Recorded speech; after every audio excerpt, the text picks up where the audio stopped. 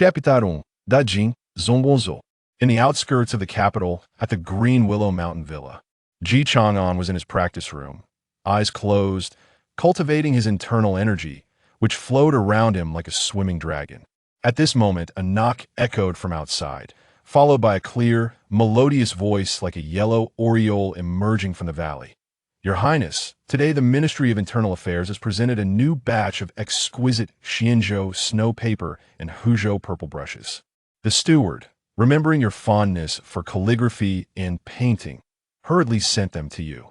Upon hearing this, Chang'an suddenly opened his eyes and commanded, "Enter."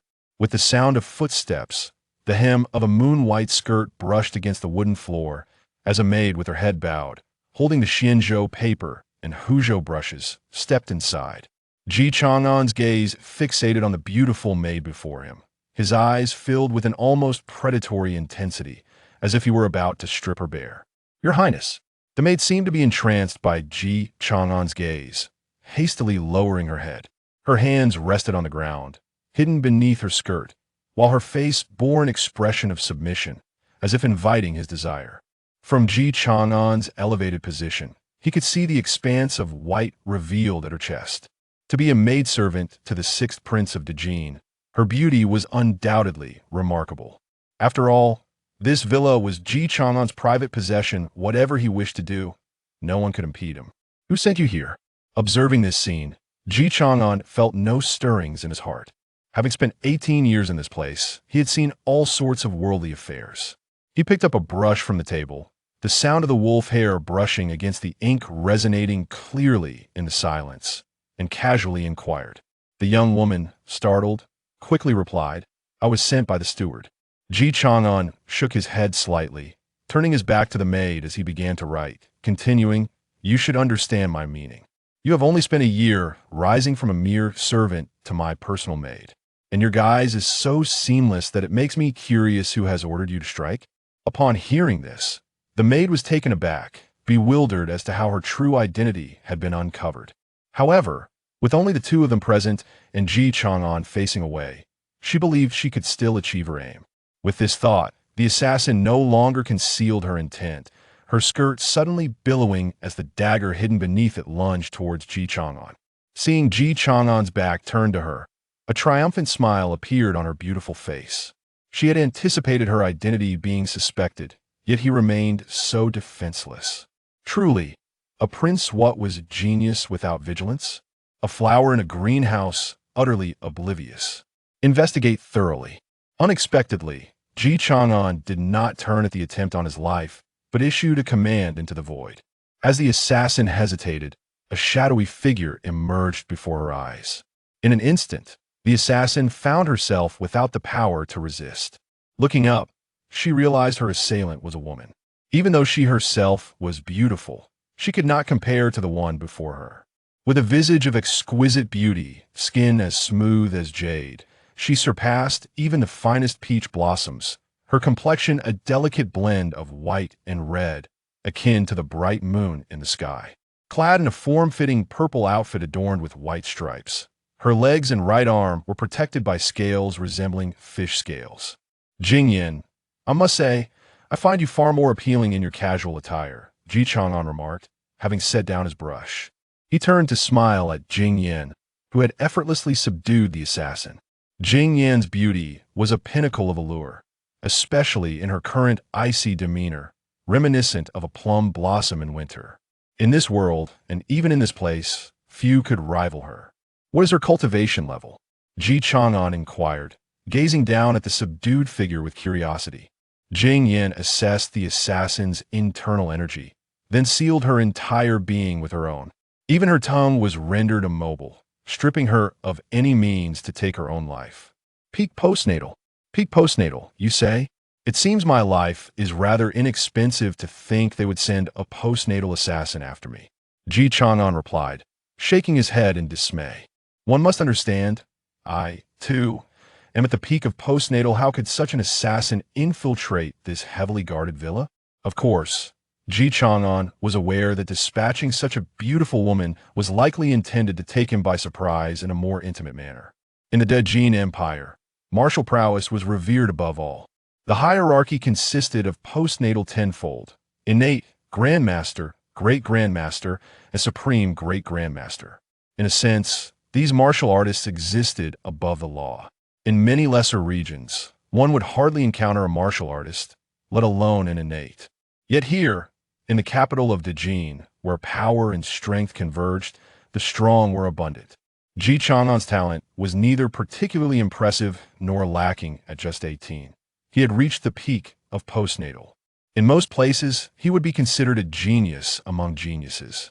However, within the palace, he needed more training. Despite being the sixth prince of Qian, he had no desire to vie for the throne. After all, claiming such a position, in a sense, was tiring and inevitably led to bloodshed. Given his original strength, he had no intention of entangling himself in such matters. Yet just days ago, upon turning 18, he had activated a system. He had received his first summoning reward, which was the organization known as the Net. The entire Net organization comprised 8 tiers: Tian, Sha, Diju, Qi, Mei Wang, and Liang.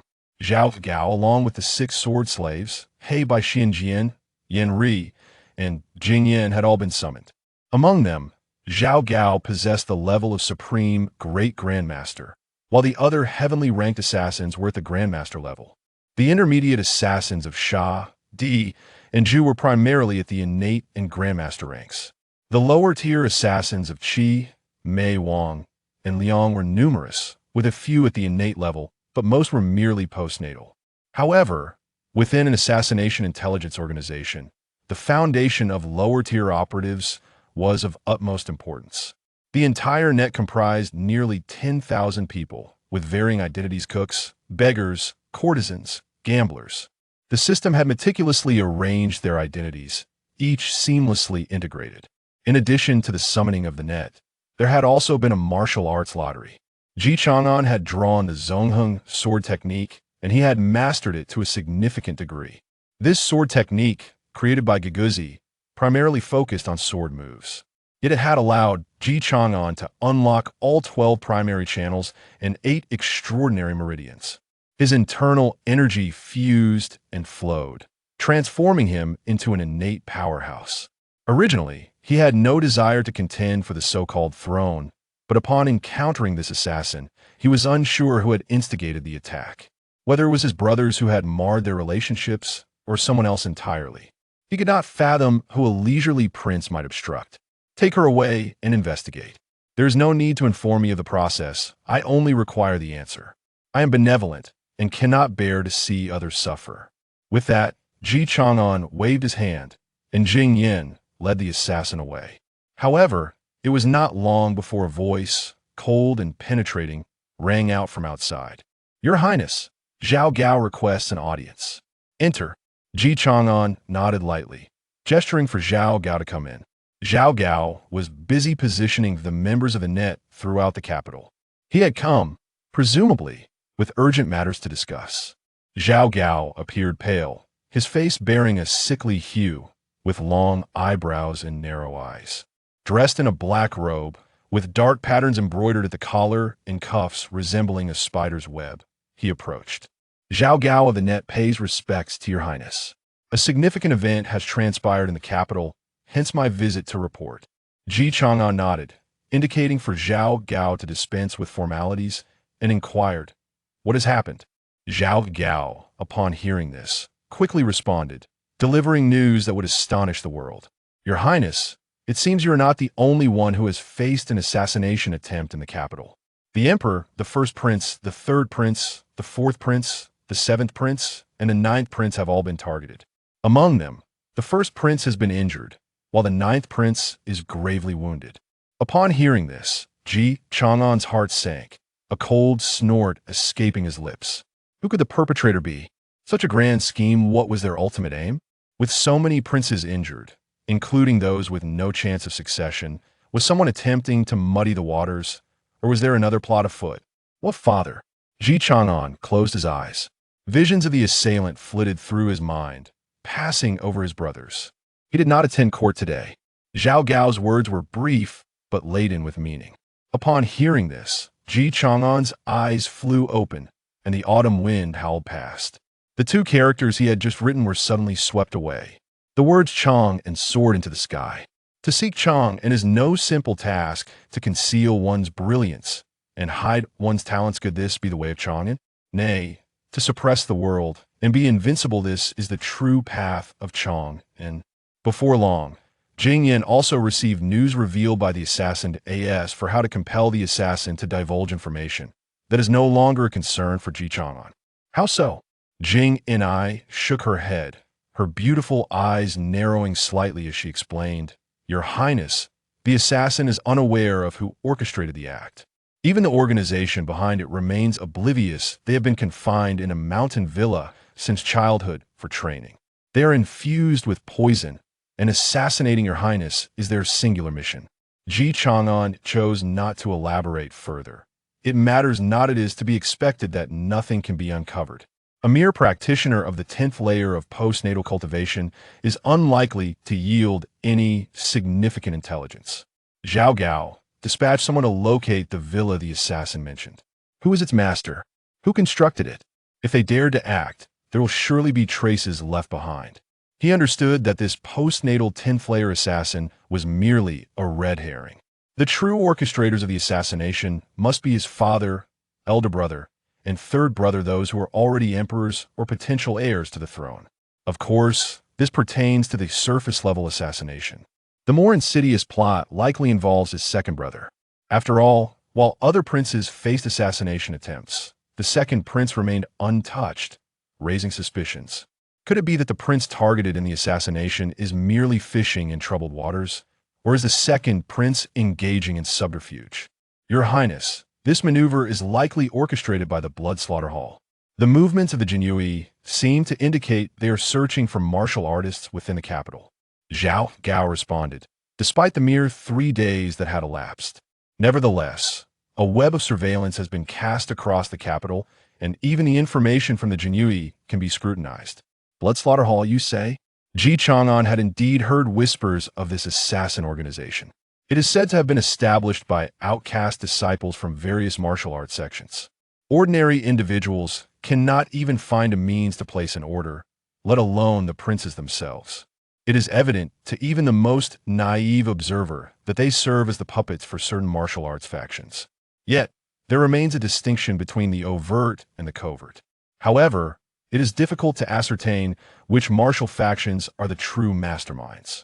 In the realm of Great Jin, and indeed throughout the 7 kingdoms, martial factions and aristocratic families represent exceedingly troublesome forces. With the righteousness of the martial arts, chaos ensues, killing and pillaging are employed without restraint. As the saying goes, in the rivers and lakes. From the Ji to the martial, the world is shared. The martial factions are immensely powerful. The formidable sects and families have deeply entrenched themselves in various regions, showing no fear even in the face of the great Jin imperial family. A single thread pulled can affect the entire fabric. Even imperial authority must tread carefully. Ding. System activated. This is the conquest and destruction system. For each significant faction or family you conquer or annihilate, you shall receive 1 opportunity to summon a faction, 1 opportunity to summon internal martial skills, and 1 special summoning opportunity which may summon an individual or item. The stronger the conquered or destroyed faction, the more formidable the summoned faction will be. Currently, you have a novice task. Simply destroy any faction or family size unimportant to gain a summoning opportunity.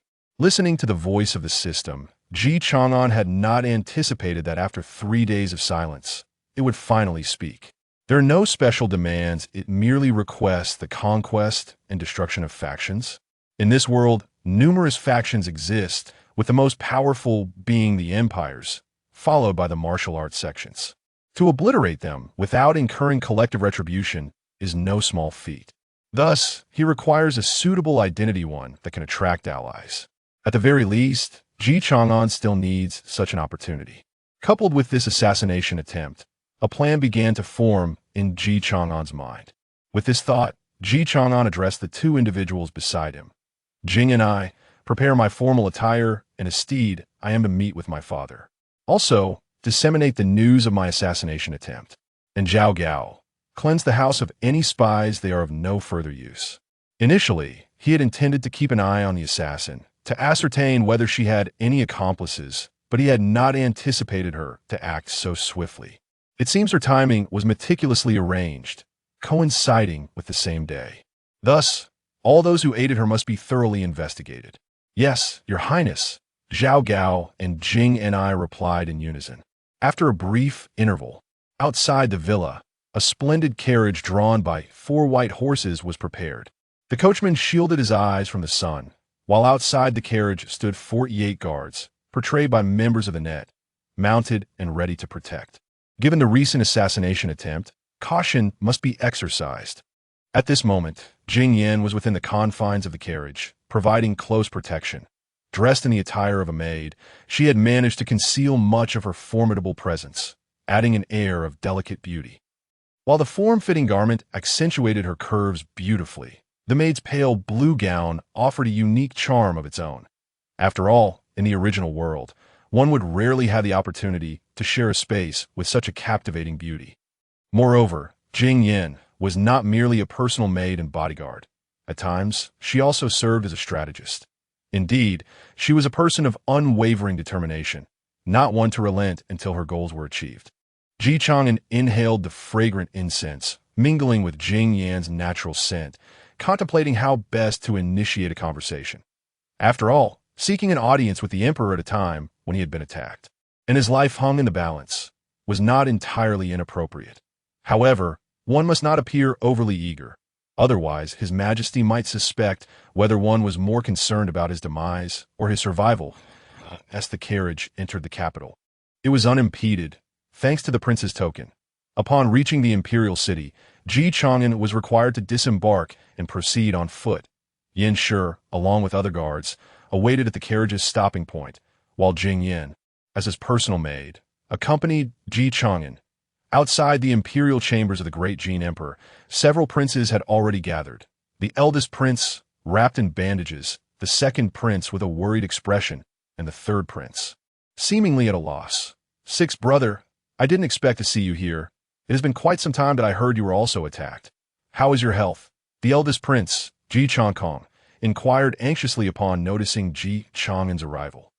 Chang'an regarded his royal brothers with an expression of calm neutrality. He revealed no trace of emotion. In such times, with the emperor's fate uncertain, one could neither smile nor weep. Maintaining a composed demeanor was an essential lesson learned over his 18 years as a prince.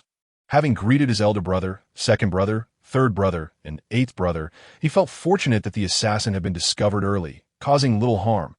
"But what of you, elder brother? How is your injury?" "Not serious, just a minor wound. I'm yet to ascertain who dared to strike at our royal family. There have been numerous assassination attempts against royal members, not just us. The ninth brother remains in a coma."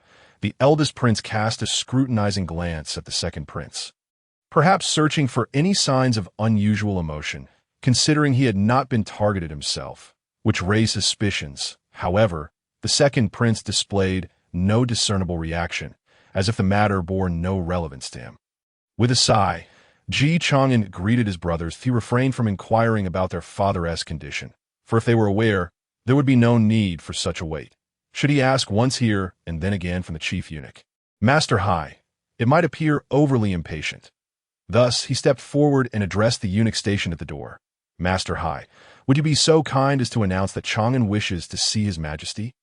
The other princes had already come and made similar inquiries, yet it was evident that they had not gained an audience with the emperor. However, Chang'an was different. He had not sought an audience with the Jin Emperor in quite some time. Now that he had returned to the capital, the likelihood of being received by the emperor seemed greater. Upon hearing Chang'an's request, Master Hai promptly nodded. "Your Highness, please wait a moment. I shall inquire immediately." Master Hai then entered the imperial chambers. The eldest prince fixed his gaze intently on the youngest, suddenly addressing the second prince. "Do you think father will see the sixth?" "He will not," the second prince, Changming, replied succinctly, then fell silent once more. The eldest prince, upon hearing this, shook his head at the other princes present. He should not have come. The sixth prince, Chang'an, had once been renowned as a royal prodigy.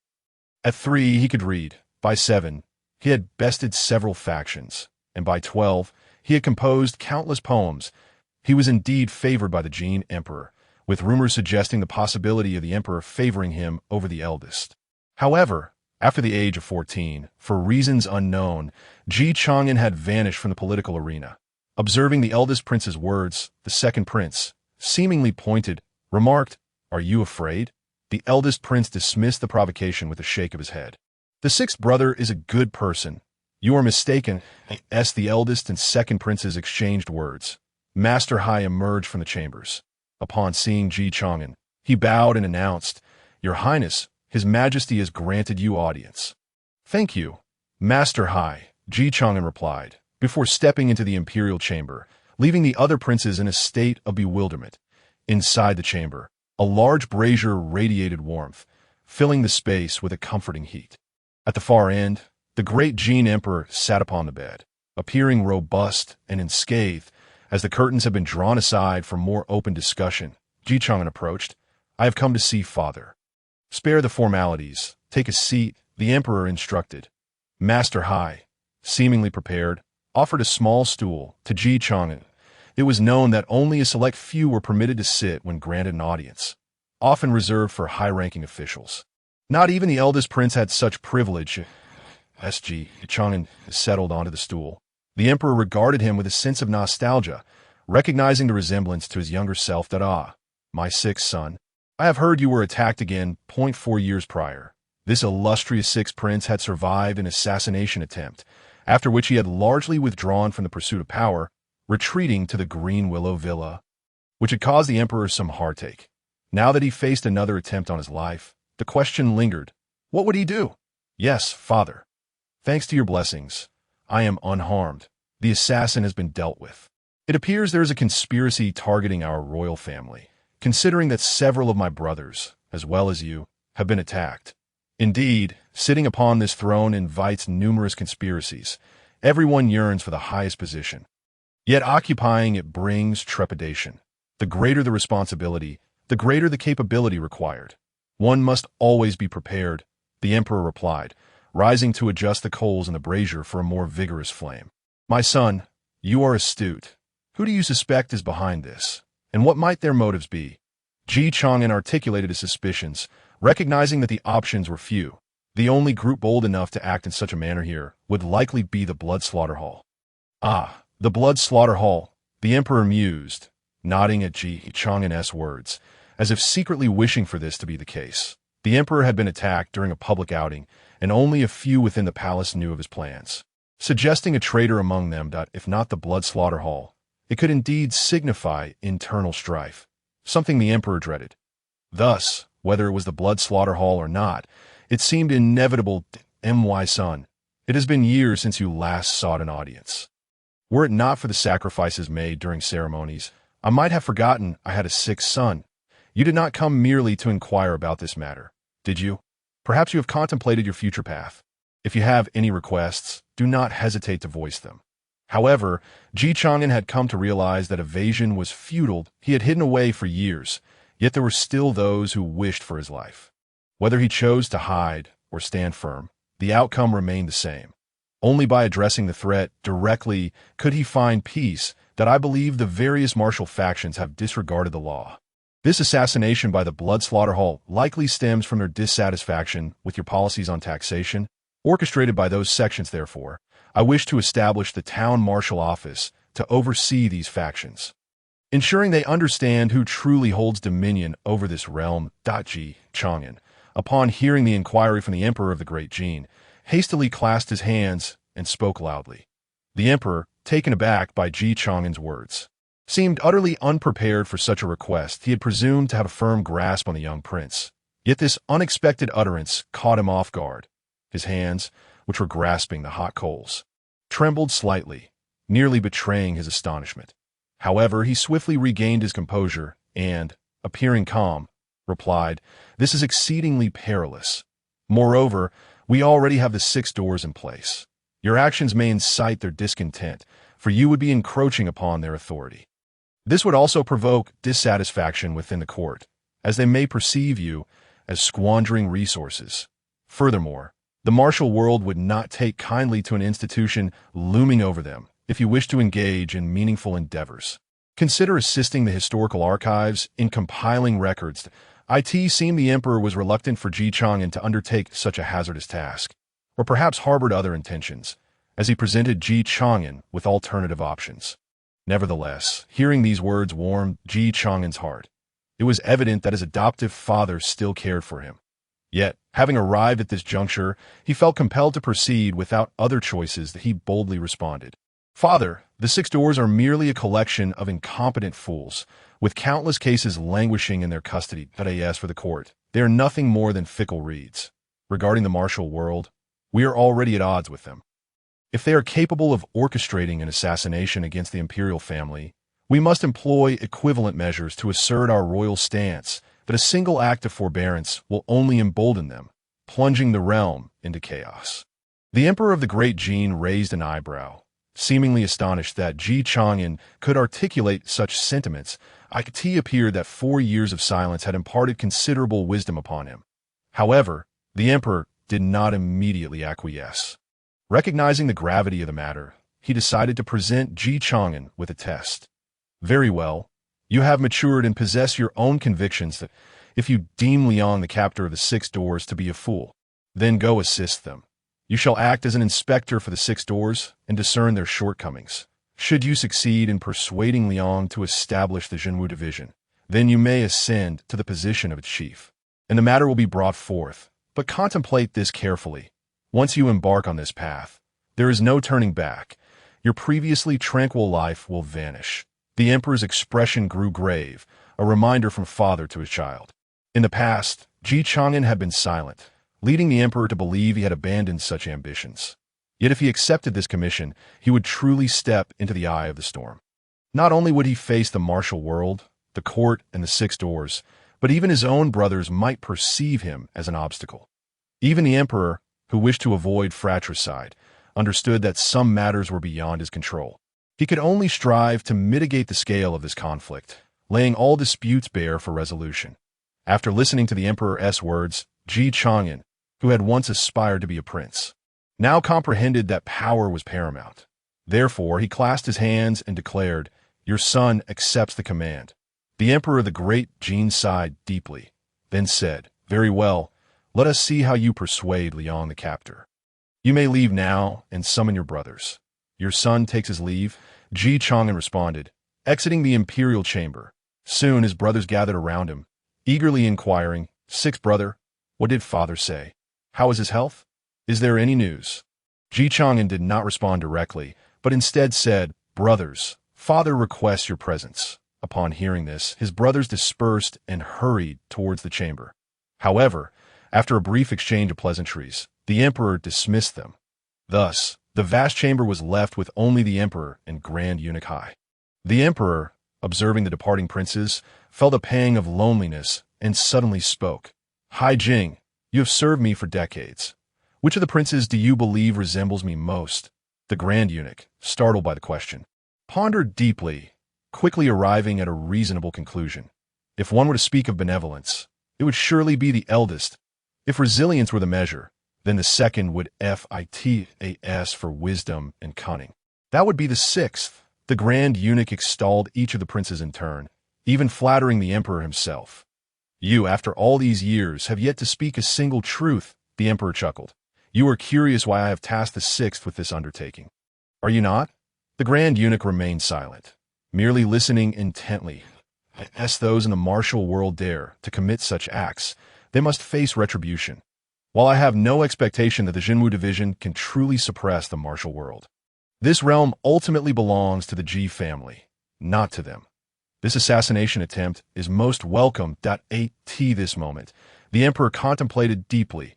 Of course, if he cannot even persuade Liang, the head of the six doors, then he is ill-suited to wade into these murky waters. Yet this placed the sixth prince in direct opposition to the martial world, which seemed perilous. The Grand Eunuch could not help but voice a warning. "Perilous? I have already endured an assassination attempt. Where is there no danger? If one desires this position, risk is an inherent necessity." The emperor coughed twice and then added, "Stoke the fire more vigorously." That moment, The emperor appeared to have aged 20 years, and he mused aloud, "I wonder who orchestrated this assassination." After receiving the imperial decree, Chang'an ascended into his carriage. With a flick of the whip, he inquired, "Your Highness, shall we return to the mountain villa?" "Yes, let us return to the villa first." Chang'an chose not to approach the six doors directly, but opted to strategize first. His objective was not merely to persuade the six doors, but to seize control of them entirely. Upon returning to the villa, Chang'an summoned Zhao Gao and asked, "What cases are currently pending at the six doors?" "No need for overly detailed records. Have the personnel from Illuminated Network provide me with the names of the defendants and the reasons for their charges." "Yes, Your Highness." Zhao Gao nodded and promptly set to work. Soon, the table was cluttered with a mountain of recent cases from the six doors, a staggering number. This was merely a fraction of what the Luo network had compiled. The six doors certainly had more. There was little choice. This was the foundation of the Great Jin dynasty, established without a thorough cleansing at its inception. Now, eradicating the pests proved exceedingly difficult. Jing and I. "Come and take a look. See if there is anything verifiable," Chang'an instructed, and the two began to sift through the documents. Before long, Chang'an identified the materials he sought among the cases and meticulously examined them. The following day, Chang'an, unusually early to rise, boarded his carriage and set off towards the six doors. However, he received word that his father had once again not attended court, based on his previous encounters. Although he was uncertain if his father had sustained injuries, it was clear he was capable of attending court. Chang'an speculated on his father's intentions for remaining absent. The six doors served as the administrative body overseeing martial affairs within the Great Jin dynasty.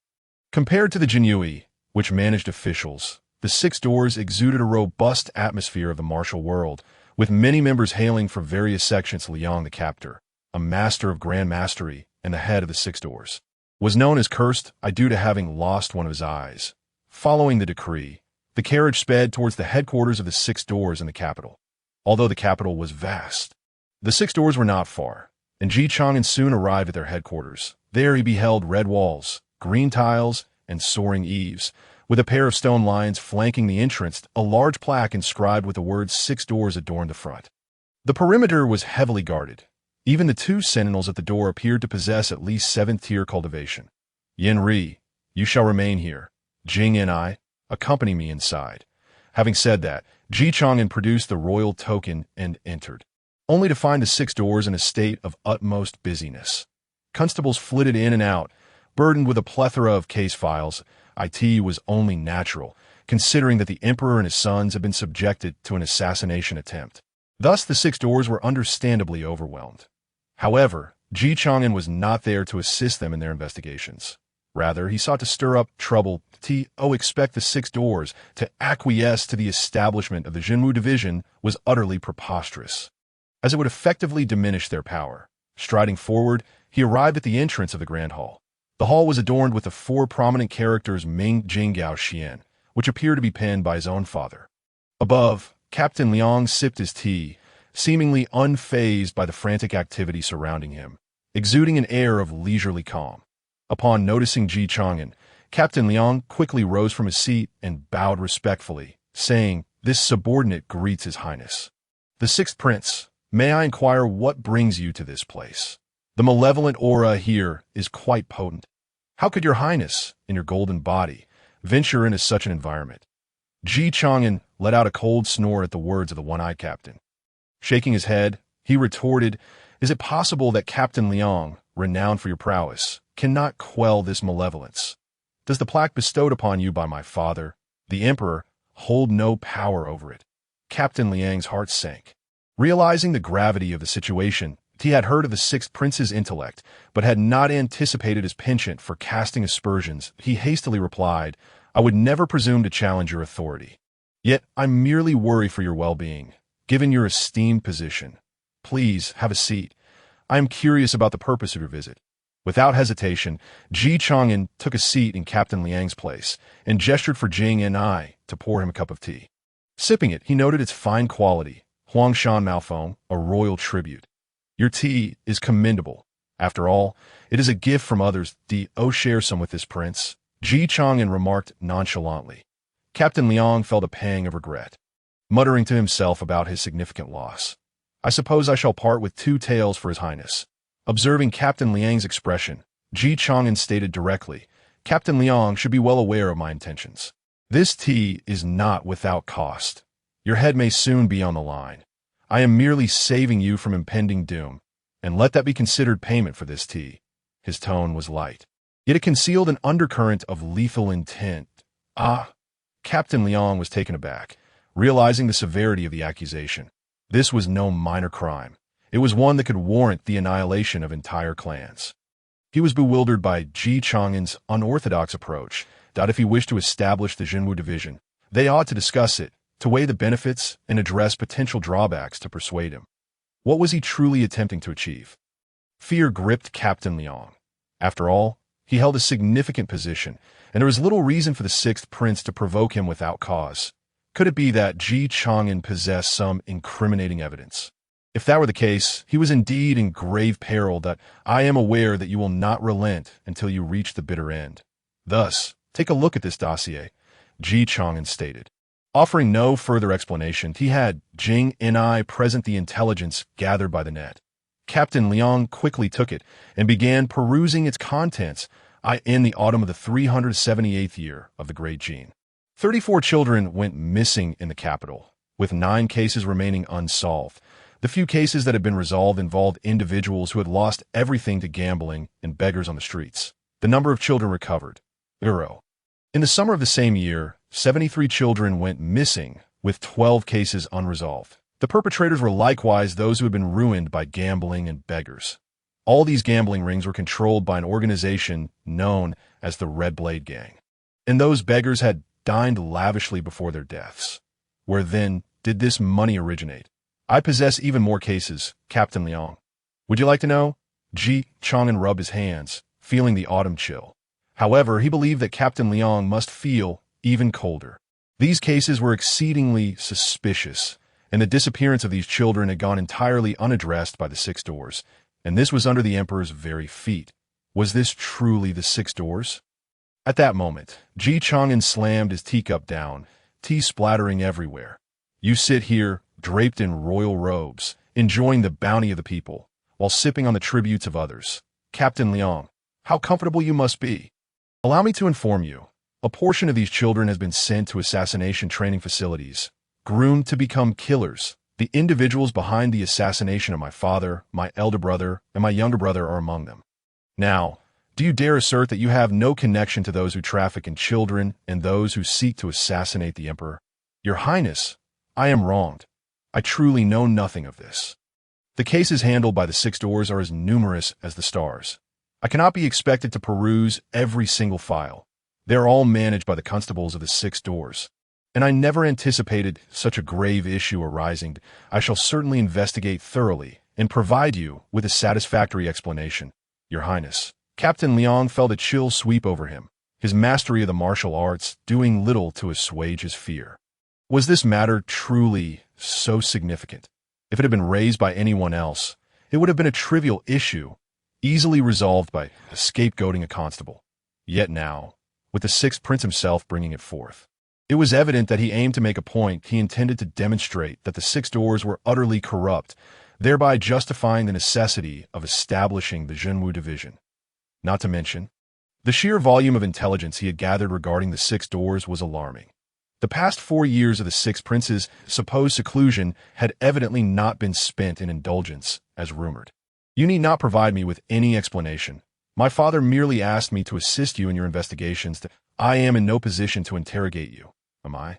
After all, you are a high-ranking official of the court. Not even I, the 6th prince, can investigate you without permission.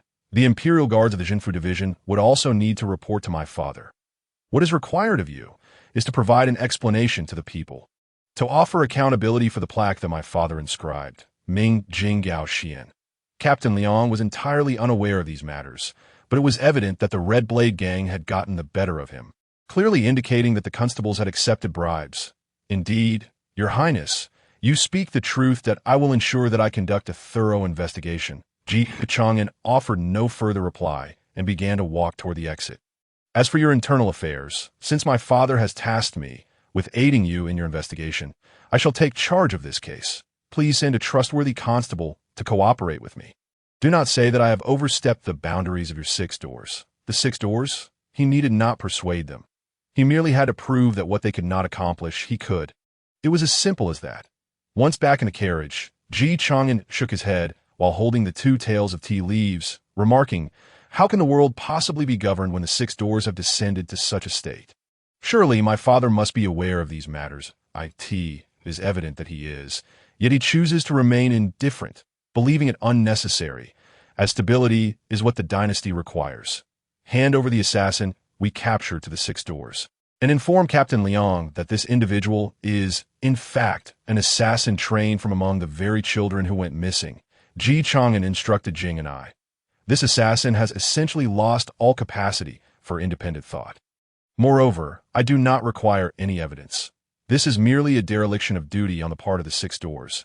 Jing and I, with her lips slightly parted, suddenly reminded him, "Yes, Your Highness, but Captain Liang is also a Grandmaster, and it is said that he maintains close ties with the Crown Prince. Should the Crown Prince become aware of these matters, he may very well attempt to thwart your establishment of the Zhenwu division. If it becomes necessary to forcefully advise Captain Liang to intervene, should I take action to inform him? That is unnecessary. My objectives extend beyond merely Captain Liang. His refusal shall not impede my plans." Contemplating this, Chang'an scrutinized Jing and I, assessing, if it comes to a confrontation between grandmasters, how confident are you in your chances? Having never crossed swords, it is indeed challenging to make a judgment. However, I firmly believe that our esteemed organization, the Luo Wang, boasts the finest assassins and shall not be outmatched by anyone. Jing and I straightened her chest, exuding confidence as she spoke that I trust in you all. This world still requires our intervention for transformation. Chang'an nodded in agreement, acknowledging that the current state of affairs had deteriorated beyond repair. Tomorrow, summon the parents of the missing children and instruct the Luo Wang members to prepare for the net to be cast. While the 6 doors may be able to uncover the truth behind this case, their existence has become increasingly superfluous. Understood, Your Highness, Jing and I replied, promptly returning to the manor to make arrangements. Major undertakings of the Luo Wang were primarily executed by Zhao Gao, such as infiltrating the residences of officials or gathering intelligence on various martial arts sections. Additionally, there was concern for the well-being of his comrades. Jing Ni's role was to manage matters necessitating the Luo Wang's involvement, while simultaneously strategizing for her own interests, akin to a personal secretary. Meanwhile, Chang'an was engaged in investigations, but within the Grand Prince's residence, a different scene unfolded. Presently, the great Jin dynasty boasted 4 princes, with the eldest naturally among them. Holding the title of Prince Wei, he possessed the authority to establish his own court and summon advisors. In the study of the Prince Wei's residence, 2 figures emerged. One was the eldest prince, while the other was Liang Bujing, the inspector whom Chang'an had recently encountered. At this moment, Liang Bujing had meticulously reported all matters and Chang'an's words and actions from the day to the eldest prince. "Are you saying that the 6th brother wishes to establish the Zhenwu division, and that our father seeks your opinion on this?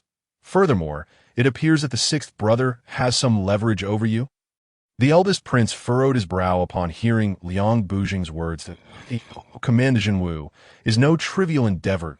It would place one in a perilous spotlight, fraught with danger. The 6th brother was nearly assassinated 4 years ago and has since remained in obscurity.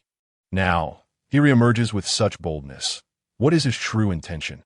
He understood that should Chang'an succeed, the power of the Zhenwu division would be immense. It would serve to suppress the martial world, acting as an organization unbound by court constraints, only answerable to the emperor himself. Given the current turmoil within the martial realm, it was perplexing why the 6th prince would seek to incite further chaos. The waters of this world run exceedingly deep. Although the 6th prince is astute, without strength, how can he maintain control? Liang Bujing sighed. In that moment, he no longer appeared as anxious as he had before Chang'an. As if the earlier fear had been a fa, he began to evaluate Chang'an. "Your Highness, Prince Wei, what course of action should I pursue?" Before him stood Prince Wei, who, although the emperor had yet to designate a crown prince, was undoubtedly a leading contender for the throne. Heaven does not have two sons, and this one shall surely rise as the future son. I must curry favor with him. To impede him would be futile. The sixth prince holds little power in the court. Your transgressions are but minor oversights and do not warrant your demise. The emperor would not execute a grandmaster over such trivial matters. You need only staunchly oppose the establishment of the Zhenwu division, and I shall manage the rest. We cannot allow the sixth prince to create this so-called Zhenwu division. Upon hearing this, Liang Bujing was taken aback. Realizing that Prince Wei was disregarding any fraternal bonds that urge him to vehemently oppose the proposal would likely lead to Liang Bujing's own downfall. Suddenly, the eldest prince cast a glance at Liang Bujing, seemingly reading his thoughts. The sixth brother is my blood relation. I felt a sense of guilt when he was nearly assassinated 4 years ago. It is preferable for him to lead a carefree life at Green Willow Manor than to establish the Zhenwu division, which would bring unending turmoil. As the eldest son, it is my duty to shield my brother from a storm. Liang Bujing nodded vigorously at the eldest prince's words, wary of saying too much lest he be perceived as mocking. Who do you intend to assign to assist him in the investigation? The eldest prince suddenly inquired. Should we dispatch disciples from the six doors? They may encounter difficulties with the sixth prince. The daughter of the Yin family is also a silver badge inspector within the six doors. Let her collaborate with him, Liang Bujing suggested after a moment contemplation. The six doors encompass 4 ranks: bronze badge inspectors, silver badge inspectors, gold badge inspectors, and the inspector general. The Yin family's daughter would indeed pose a considerable headache for him. With these two signs paired together, any ensuing conflict would not require Liang Bujing's concern. However, your six doors must also cleanse themselves of the flies. The atmosphere is utterly foul. Should this continue, I cannot guarantee your safety. If the Zhenwu division is not established, the emperor may consider expanding the six doors. Should you fail to maintain order, others will take it upon themselves to rid you of your pests. The eldest prince had no objections to this arrangement, but still delivered a warning to Liang Bujing. Yes, your highness, I assure you that I shall not be lenient this time. Liang Bujing quickly responded, then set about preparing for action. As the eldest prince watched Liang Bujing depart, he gazed out the window with a deep sigh. Sixth brother. At this moment, within the expansive redwood hall of the Red Blade Gang's residence, the gang leader and the deputy leader had received alarming news through special channels regarding impending actions against them. Leader, what shall we do now? Should we flee? The deputy leader inquired anxiously, his heavy-set figure pacing back and forth. Flee? Where would we run? Escaping would only seal our fate. Those inspectors from the six doors are insatiable. We have shown them our respect year after year and even assisted them in closing cases. Now, they are investigating us. The gang leader, adorned in luxurious garments, yet appearing affable and cultured at over 40 years of age, bore little resemblance to a leader of an underground faction, but rather that of a wealthy merchant. There is no need for concern. I've already sent word to my son. He is now a direct disciple of the Seeking Sword sect, having attained innate mastery at a young age. Even the sect's founder considers his talent commendable. Moreover, our actions are not solely for our benefit. The Seeking Sword sect will safeguard us at the very least. We shall not fall into the hands of the court. The gang leader spoke with a hint of pride, acknowledging that his ability to maintain a foothold in the capital was due to the support of such a capable son. That is reassuring. The deputy leader sighed in relief, recognizing the connection between their leader and the Seeking Sword sect. Even if the head of the six doors were to come personally, he would still need to show deference to the sect's leader. However, the gang leader refrained from mentioning that he had his son as a safeguard. Your words may lead to your own demise. Furthermore, these cases have already been closed. What reason does the six doors have to reopen them? What of those who have already been killed? Would they be deemed victims of wrongful convictions? Such a notion would severely undermine the authority of the six doors. You should procure a banknote for 50,000 taels of silver as a gesture of goodwill. With all these justifications in place, he has made ample preparations. The Red Blade Gang leader felt little concern, as the six doors had investigated them before, and he had managed to survive for over 30 years. Just as he pondered, an uproar erupted outside that, in accordance with the decree of the court, the Red Blade Gang is to be sealed off. Anyone entering or exiting shall be killed without mercy. Surrender immediately. At this moment, the radiant sun was obscured as Ji Chang'an's guards stormed in, surrounding the entire Red Knife gang in an impenetrable blockade. Some of the more brazen gang members, accustomed to their arrogance, attempted to curse, only to find their words lost, for their heads had already tumbled to the ground. Soon, the courtyard was filled to capacity with every member of the Red Knife gang. The gang leader, initially intending to step outside and greet the newcomers, fell silent upon witnessing this scene, realizing that those who had arrived were likely formidable individuals, that he patiently awaited the approach of their captors. Before long, 3 figures entered the hall, 2 women and a man, with the latter leading the way, though his identity remained a mystery. Ji Chang'an, upon seeing the Red Knife gang leader and his countenance, could detect no trace of malice. It seemed to embody the age-old adage of knowing a person's face, but not their heart. Do you acknowledge your crimes? Ji Chang'an inquired coolly. I am but a commoner, unaware of any wrongdoing, Wen replied, shaking his head upon noticing Ji Chang'an's youth, dismissing him as merely a boy yet to fully mature. What had he to fear? This official, regardless of the alleged transgressions of the common folk, had yet to pass judgment. He professed his willingness to cooperate with the investigation, humbly requesting that the weapons be sheathed. Wen was well-versed in the laws of the Great Jin and did not consider himself a match for those present.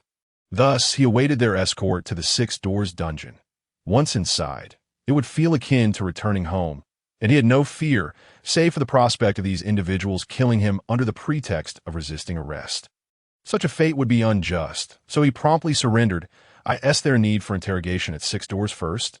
Ji Chang'an suddenly turned to Yanjichi. She nodded, slightly exasperated by the question. Only the Jinyui had the authority for summary executions, and even they had their prerequisites. The laws of the Great Jin indeed contained such provisions that, my lord, we should detain him and confine him within the 6 Doors prison for proper trial. Only after he confesses and signs the documents can we consider the matter resolved, Yanjichi replied, her familiarity with the legal system evident. Upholding the law was essential for true justice, and she feared Ji Chang'an might act impulsively, neglecting the procedural norms. Wen, listening to Yanjichi's words, recalled how this young lady had investigated him numerous times, yet had never managed to hold him accountable. Although the man before him might possess a noble identity, even the most distinguished must adhere to the laws of the Great Jin. What this beautiful captain says is true. I am entirely cooperative. That's so. But what would be the consequence if I were to slay you? Ji Chang'an replied, extending his hand for Jingyu to present a long sword. The leader and deputy of the Red Knife gang stepped back in trepidation, fearing Ji Chang'an's imminent assault. Observing this, Yanjichi furrowed her brow and interjected, deeming Ji Chang'an's actions inappropriate. My lord, to act without a trial contradicts the laws of the Great Jin. Even with your status, such an act would be unwise. Is that so? If the laws of 6 Doors were effective, why then has he been imprisoned multiple times without suffering any consequences? Ji Chang'an unsheathed his sword, a flash of light slicing through the air as he severed Wen's arm. Ah! A scream echoed, blood staining the redwood hall and rendering the floor even more resplendent. I could see that moment. Wen's eyes were bloodshot, unable to fathom Ji Chang'an's sudden aggression. How dare you? This is the Emperor's domain. Do you not fear the law? Fear the law? Ji Chang'an found his words amusing. You have committed such heinous acts. How can you still expect the law to shield you? Yanjichi was momentarily stunned, unable to believe that Ji Chang'an had disregarded the law so brazenly. As a prince, he was expected to uphold the law, and such an action, if publicized, could lead to impeachment by other princes, jeopardizing his standing. This could potentially result in a complete loss of favor from the emperor. You should not act thus. Even if he is at fault, it should be, before Yanjichi could finish. Ji Chang'an's sword moved again, this time targeting Wen's other arm. Seeing this, Yanjichi attempted to intervene, but found herself powerless, her arm firmly restrained by Jing Yu's inner moment of fear. She realized that this seemingly ordinary maid possessed remarkable strength that surpassed her own. Given her innate abilities, was this woman perhaps a master? My prince has his own judgment. I implore you not to interfere. She heard Jing Yu say against the backdrop of Wen Yu's agonized cries that Ji Chang'an stepped forward, treading upon the blood-soaked floor, creating ripples with each movement, and pointed his sword at the deputy leader of the Red Knife Gang. "Where are the children? If you disclose their location, I may spare your life. If you refuse, this will be your fate." Ji Chang'an's voice, though not loud, resonated with the ferocity of thunder, instilling the deputy with profound fear. "I will tell you. Please, do not kill me. The children are in the cellar beneath here. They have not been transported out of the city. Once this matter is settled and the commotion dies down, we will move them. And those already taken, where have they been sent? They have been sold to affluent families in need of children. The gang leader handled all the arrangements that I know not the specifics. I am merely an accomplice. If I did not comply, the leader would have killed me. Please, spare me. I wish to make amends." The deputy bowed repeatedly, desperate to appease Ji Chang'an, not anticipating the decisiveness of the Six Doors official. "Cellar, open it," Ji Chang'an commanded. The deputy, fearing delay, quickly activated a mechanism, revealing a large cellar beneath the hall. To his astonishment, the missing children had not been hidden elsewhere, but right beneath the Red Knife Gang's gathering place. To guard against hidden dangers, Ji Chang'an instructed the deputy to lead the way. Moments later, a string of ragged children emerged, their faces pale and drawn at a quick glance revealed over 30 of them. Having endured a long confinement under strict control, too numbed by their plight to even weep, upon witnessing this, Ji Chang'an's murderous intent deepened. Whether in this world or the one he had left behind, human traffickers were utterly unforgivable, preying upon the most vulnerable. They were not merely villains but the lowest of beasts. "Take these children out first. I will handle the rest." He gestured, and his guards ushered the children away. "With both eyewitnesses and evidence present, do you have anything left to say?" Ji Chang'an pressed the bloodied sword against the groaning Wen Yu, but received no response. With a swift motion, he severed Wen Yu's head from his body. The act deceptively simple in a world governed by martial prowess. "You have enacted private justice. Should those above learn of this, you shall not escape unscathed." Yin Jiqi, witnessing this scene, took a deep breath. Her intention was not to defend the human trafficker Wen Yu, but rather to uphold the law of Djit this moment, as she observed Ji Chang'an's expressionless countenance and saw him gently wiping the blood from his sword. A sense of unfamiliarity washed over her. Such a person was indeed a stark contrast to the brilliant prince she had known years. "You think I am in the wrong? How would you act in my place?" Ji Chang'an did not respond to Yin Jiqi's queries, but instead remarked coolly, "Are you waiting for the Six Gates to conduct a slow trial? Waiting for his connections to extricate him? Or perhaps you intend to wait until those children have starved to death? Is this how you envision your sense of justice being fulfilled?" Upon hearing his words, Yin Jiqi wanted to retort, but found herself silenced by Ji Chang'an's assertions that it seemed that the facts spoke for themselves. "I understand your perspective well. Yet some rules are meant to bind others, not oneself. In chaotic times, one must shatter the old rules to establish new ones. If you are dissatisfied with my methods, feel free to present your grievances in court."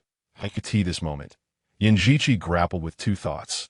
First, Ji Chang'an's actions were in violation of Djin's laws, conflicting with the education she had received since childhood. Second, if Ji Chang'an had committed such an error, it could not be concealed, and he would inevitably face impeachment from the censors, which would be severely detrimental to him.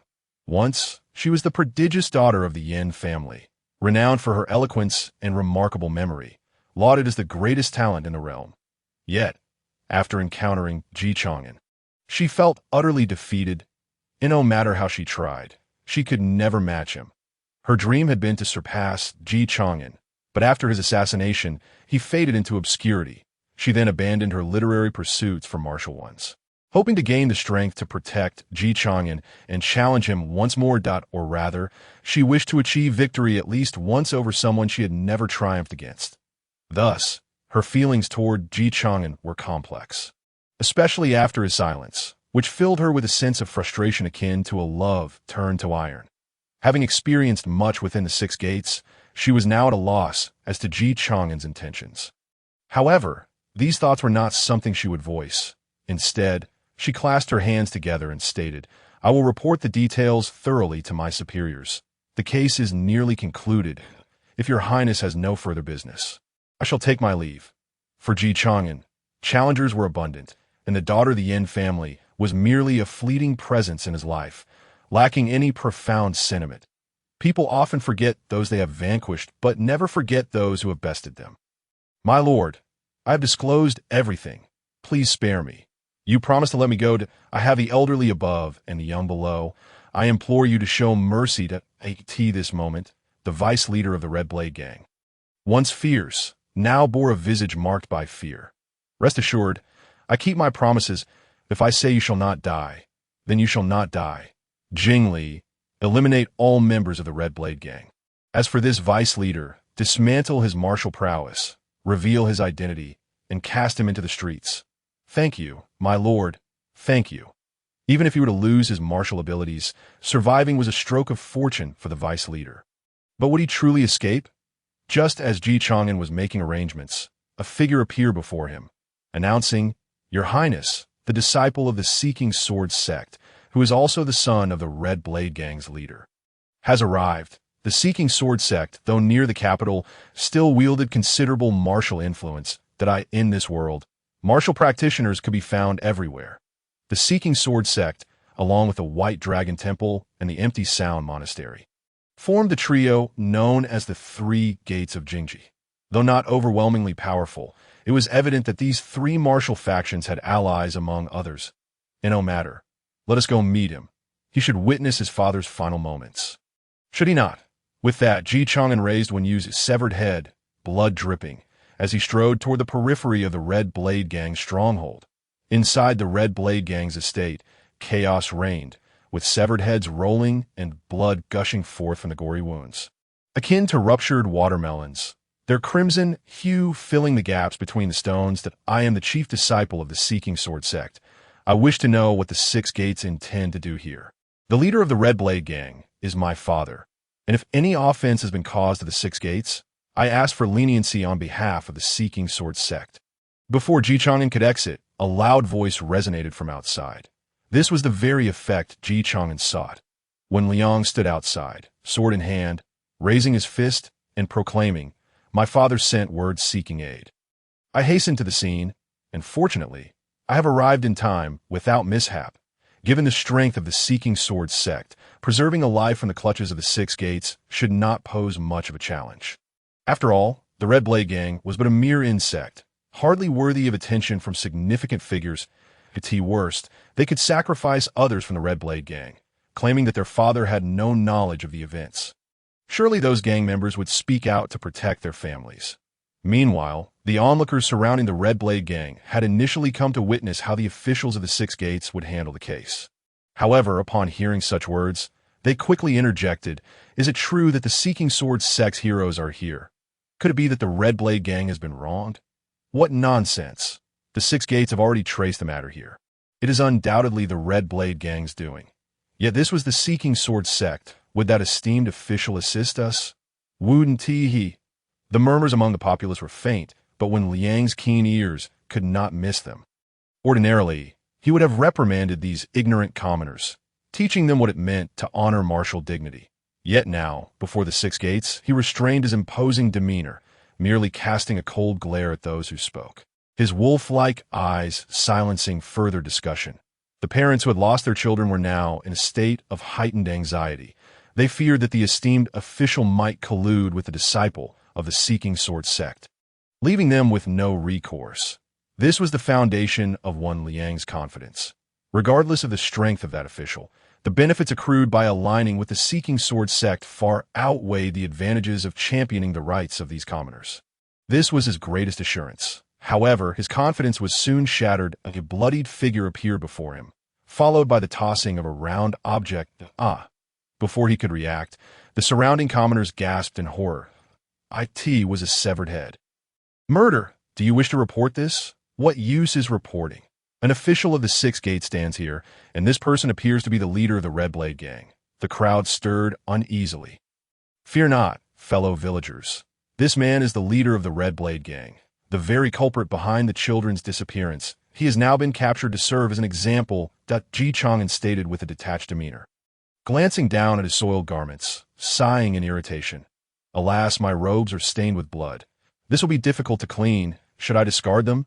I am quite frugal. What a pity. Hearing this, the onlookers, though filled with dread, began to scrutinize the head. They were not afraid of the dead. After all, the execution at noon was generally a crowded affair. Some parents, however, shielded their children's eyes, for the sight was not suitable for the young. When Liang stood rooted, trembling, the rolling head finally came to a halt, its face smeared with earth and blood. That familiar visage, those despairing eyes, stared intently at Wen Liang, as if to say, "Child, I died a tragic death. Why did you not save me?" He recalled his amiable father and pondered why such events had transpired. A wave of chaotic energy surged through Wen Liang, causing him to violently expel a mouthful of blood.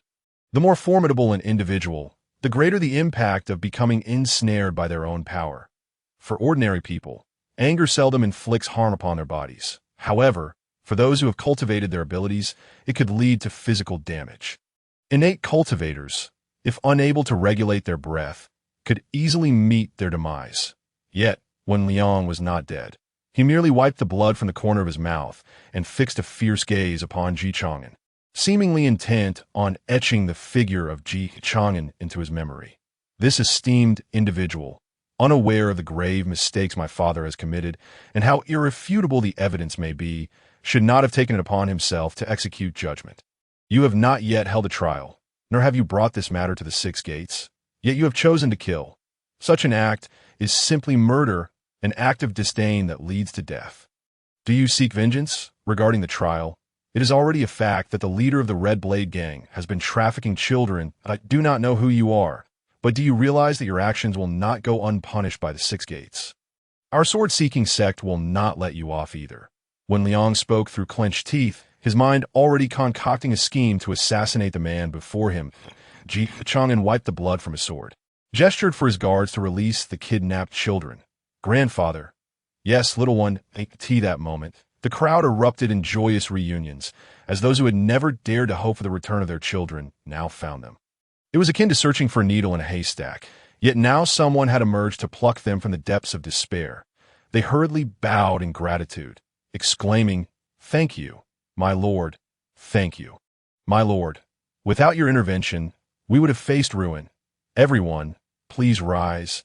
There is no need for thanks. It is my duty. Even if it means offending the so-called sword-seeking sect and incurring the wrath of the six gates. Losing my position as an inspector, there is of no consequence for this gentleman.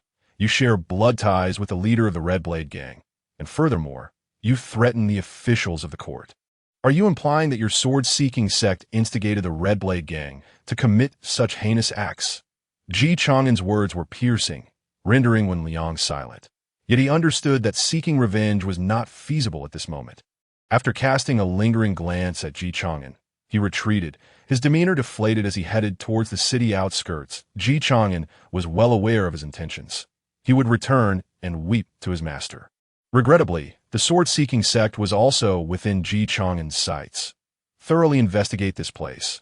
Leave no stone unturned, and gather the records of the Red Blade Gang, that we must ascertain the whereabouts of the missing children. Ji Chang'an commanded, before ordering that the incapacitated leader of the Red Blade Gang be unceremoniously discarded from the courtyard. This is the deputy leader of the Red Blade Gang. I have certain matters to address. For now, let him remain here under the watch of the villagers, as the constables of the six gates have already been summoned. However, when they will arrive is uncertain. Entrusting the villagers with his custody is akin to allowing wolves to guard sheep. The deputy leader, having lost his powers, was in a state of vulnerability, and he perceived the fearful gazes of the onlookers as if they wished to devour him whole. "My lord, spare me. Take me with you. I could do anything for you.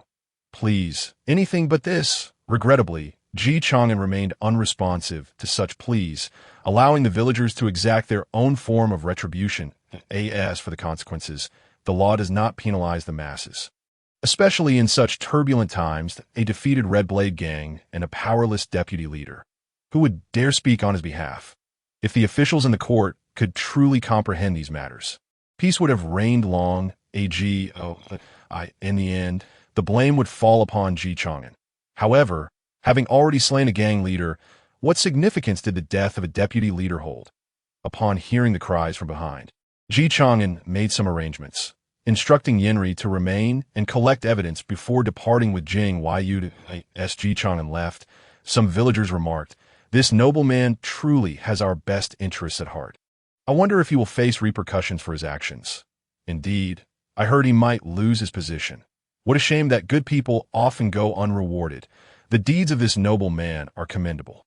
Our sovereign is wise, and I trust he will not face any fallout. I shall return home and honor him with a longevity tablet." Ding! Congratulations to the host for completing the beginner's conquest and destruction task. Annihilate any sect. The Red Blade Gang has been destroyed. You have earned one opportunity for faction summoning. It appeared that Ji Chang'an's expectations were met. The beginner task was indeed not difficult to accomplish. Even a minor faction like the Red Blade Gang sufficed. Yet, regrettably, this reward only included faction summoning, lacking internal skills or special summoning opportunities. Nevertheless, Ji Chang'an felt content.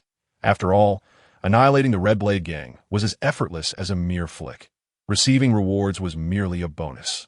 The next target was undoubtedly the sword-seeking sect. That was where the real challenge lay. Eradicating the sword-seeking sect would yield techniques, power, influential figures, and items. Everything one could desire. System, summon faction, present, Ji Chang'an was in dire need of manpower. Although the net had numerous members, he still lacked many resources to execute his plans. Given the chance to summon a faction, Ji Chang'an would not remain idle as a mere ornament. He was not one to collect for the sake of collecting. Faction summoning. Congratulations to the host for acquiring the Shunsheng House. The Shunsheng House? Ji Chang'an was momentarily taken aback. He was indeed in need of personnel for handling cases. The Shunsheng House emerged from the ranks of the 4 great constables, among whom was also a member of the 6 Gates. If a case was beyond the capability of the 6 Gates, it would be referred to the Shunsheng House for resolution, led by Zhuge Zhenhua, also known as Zhuge the Divine Constable, along with the remaining 4 great constables, Wu Qing, Zhui Ming, Tai Shou, and Long Shui. Aside from the primary figures, the Shunsheng House also possessed intelligent sources and constables under its jurisdiction. The numbers were not particularly vast, only around 10 to 20,000, which was indeed a modest count for a department spanning the entire nation. After all, the Shunsheng House only addressed matters that the 6 Gates could not resolve. Perfect. After pondering for a moment, Ji Chang'an realized the most crucial point. Since he aimed to establish the Zhenwu division, he required a loyal force. Originally, he had considered having Zhao Gao from the net take on this role. However, that was not suitable. Zhao Gao's character, as well as the nature of the net, was more fitting for shadowy operations that he needed the net to work clandestinely on his behalf. Having 2 top-tier assassins protect him felt wasteful. But there was no alternative. Ji Chang'an had no other trustworthy personnel to deploy. The emergence of the Shunsheng House, however, resolved Ji Chang'an's pressing dilemma. Moreover, it was a perfect fit for his needs. Once established, he intended to use the Shunsheng House as the foundation for forming the Zhenwu division. However, at this moment, on the road, Ji Chang'an did not immediately extract the faction, but planned to wait until he reached his territory at the Green Willow Villa to discuss it further. Jingyu, what do you think our next course of action should be? Ji Chang'an inquired after contemplating for a moment. Fixing his gaze on Jingyu, he already had a plan, but understood that listening to others could provide clarity.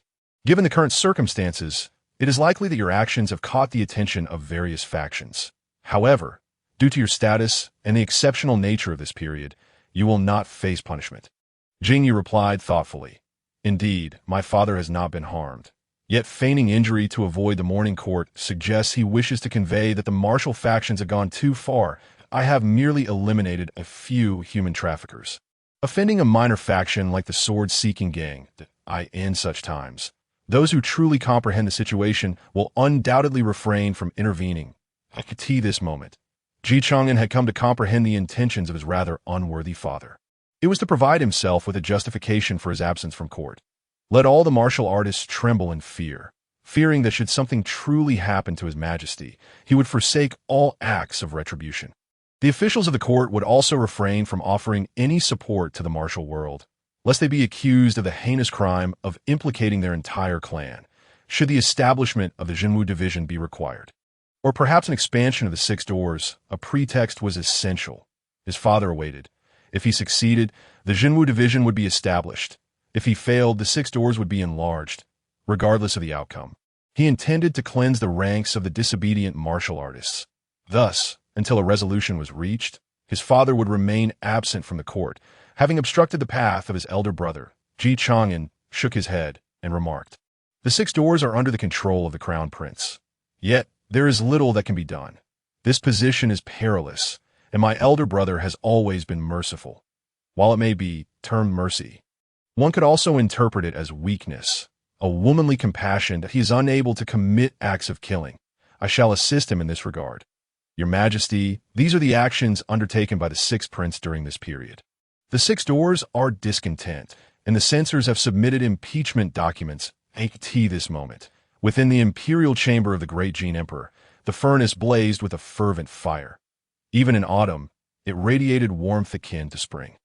The emperor's absence from court did not equate to negligence. These were two entirely different notions. Even if the members of the cabinet were aware that the emperor was in a fit of temper, they had no means to intervene. The emperor had been attacked, and several princes had also been assassinated, one of whom was gravely injured. It was only natural for the emperor to be enraged. His absence from court was of little consequence under such circumstances. However, for the censors, impeachment was their duty. Such was the role of the officials. Merely uttering words in a quarrel, should the Sixth Prince be found abusing his authority in front of the populace. Failing to impeach him would render their salaries meaningless. The great Jin Emperor perused the deeds of Chang'an within the Six Doors, a smile gracing his lips. Well done. It seems these 4 years have led him to clarity. 4 years prior, though Chang'an was intelligent and quick-witted, he exhibited a degree of hesitation. Such a person may well be a genius. Unfortunately, to ascend to the throne of emperor, one requires more than mere cleverness. Throughout history, countless prodigies have met untimely ends. How many have truly achieved a good conclusion? He is indeed my son, and has provided me with a delightful surprise that we anticipated he would employ his eloquence to persuade the Six Doors. Yet it appears he understands that mere words bear little weight. The great Jin Emperor laughed heartily. As for the minor transgressions he had committed, one could only say that when the emperor chooses not to act against you, such trifles are pathetically insignificant. Princes are equal to commoners in crime, a phrase uttered for countless years, yet which dynasty has ever truly adhered to it? Even those martial sects that pride themselves on righteousness. When their core disciples err, can they truly show no mercy? We are all merely crows. Who among us has feathers less black than the others? The great Jin Emperor scrutinized the intelligence in his hand, suddenly narrowing his gaze upon discovering a point of suspicion. Pray tell, from where does this wretched boy acquire his intelligence? Has he planted pawns within the Six Doors as well, to discern suitable cases amidst so many, and to identify the right candidates to address such matters? It is evident that, apart from luck, there lies a measure of capability. Eunuch Hai listened intently, maintaining a contemplative silence. 4 years prior, the Sixth Prince had secluded himself at the Green Willow Villa, and few were privy to this intelligence that in the subsequent period, it would have been impossible to dispatch too many personnel to monitor a prince who seemed to have abandoned his ambitions. It appeared that during these 4 years, he had not been idle, but rather had been accumulating strength for a significant outburst. Let us not act against them. We shall refrain from intervention, for the divine catchers of the Six Doors have yet to make their appearance. This indicates they harbor other intentions. We shall observe. The great Jin Emperor reclined against his bed. This assassination attempt had afforded him a moment of respite. Meanwhile, the struggles below could still be controlled to a certain extent. Yes, Your Majesty. Eunuch Hai acknowledged the command. However, the Seeking Sword sect may take action against the Sixth Prince. Should we not issue a word of warning? No need. The assassination has already transpired. The Seeking Sword sect would not dare to act against the Sixth Prince. As his father, I have already bestowed upon him a protective talisman. Should he provoke the Seeking Sword sect without any assurance of success, it would merely indicate a lack of foresight on his part. The great Jin Emperor had just praised his son, yet his next words were frigid. This was the royal family, particularly as the current great Jin Emperor sought a successor. He wished to ascertain how far the sixth prince could go. Of course, he was aware of an intelligence even eunuch Hai did not know, that a formidable protector seemed to stand by the sixth prince's side. The seeking sword sect could not touch him. Eunuch Hai nodded, intending to depart and make arrangements. However, he was halted by the great Jin Emperor's command. Go, burn these worthless papers. These impeachment documents from the officials do hold some value, at least enough to warm the room for a moment. Eunuch Hai complied, casting the censor's impeachment documents against Chang'an into the furnace within the imperial chamber. Instantly, the flames surged, burning high, and indeed, just as the great Jin Emperor had said, they would warm the space for a brief time before turning to ash. Once Eunuch Hai had departed, the great Jin Emperor rapped on the table and spoke to the shadowy guards in the darkness. Go investigate the identity of the formidable individual appearing beside the sixth prince, and discern their intentions. The great Jin Emperor had not only the six doors to inspect the martial world and the Jinyui to oversee the officials, he also commanded the true assassins lurking in the shadows, those who existed solely to slay for the royal family. They were far more terrifying than the publicly renowned Jinyui. Meanwhile, Liang Catcher, head of the Six Doors, had obtained the truth from Yin Jiqi. He had also apprehended the officer from the Red Blade Gang, who had accepted bribes. Yet, the winds had begun to stir. How could the killing of this officer be suppressed? Catcher, what fate awaits the sixth prince for such actions? Yin Jiqi inquired, feeling conflicted that on one hand, she was steadfast in her commitment to uphold the law. Yet on the other, reality had swayed her perspective. Moreover, she was concerned for Ji Chang'an's safety, not out of genuine worry for him, but fear that he might be punished to the point of despair. Defeating a fallen version of him would hold no merit. Liang Catcher listened to Yin Jiqi's words, remaining silent. Had it been anyone else posing that question, he would have long since dismissed them. Yet, regrettably, this young lady was akin to a great Buddha. He could not simply send her away. He could only respond, let everything be decided by His Majesty. Also, ensure there is no self-investigation within the sect to avoid gossip. Transfer those officers who accepted bribes from the Red Blade Gang to the Ministry of Justice. Since such matters have arisen within the sect, I cannot possibly protect these officers. The Ministry of Justice will come to us anyway. By sending them now, we can spare others a trip and maintain some civility. Understood, Yin Jiqi replied, proceeding to manage these affairs. Though those officers were her colleagues, there were no feelings of camaraderie.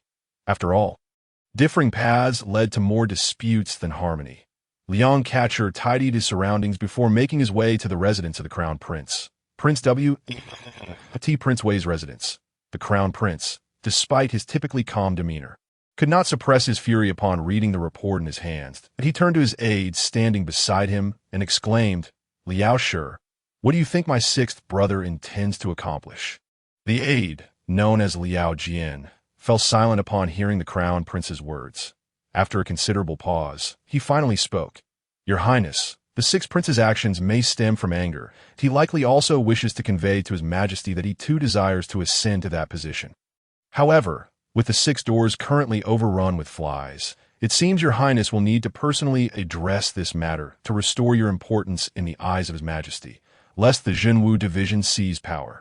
Since you are an aide, it follows that you are subordinate to the Grand Prince. Here, there are no outsiders, hence the discourse is rather candid. In summation, your sixth brother aspires to ascend the throne, seeking to utilize your six gates as a stepping stone.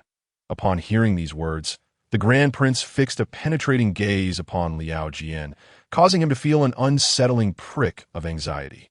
The usually mild-mannered Grand Prince, why would he exhibit such a countenance? He pondered where his recent statements had faltered. The sixth brother is also a child of the Emperor, my own flesh and blood. Naturally, he possesses the right to inherit the throne. I do not wish to hear words that sow discord among our fraternal bond from your lips.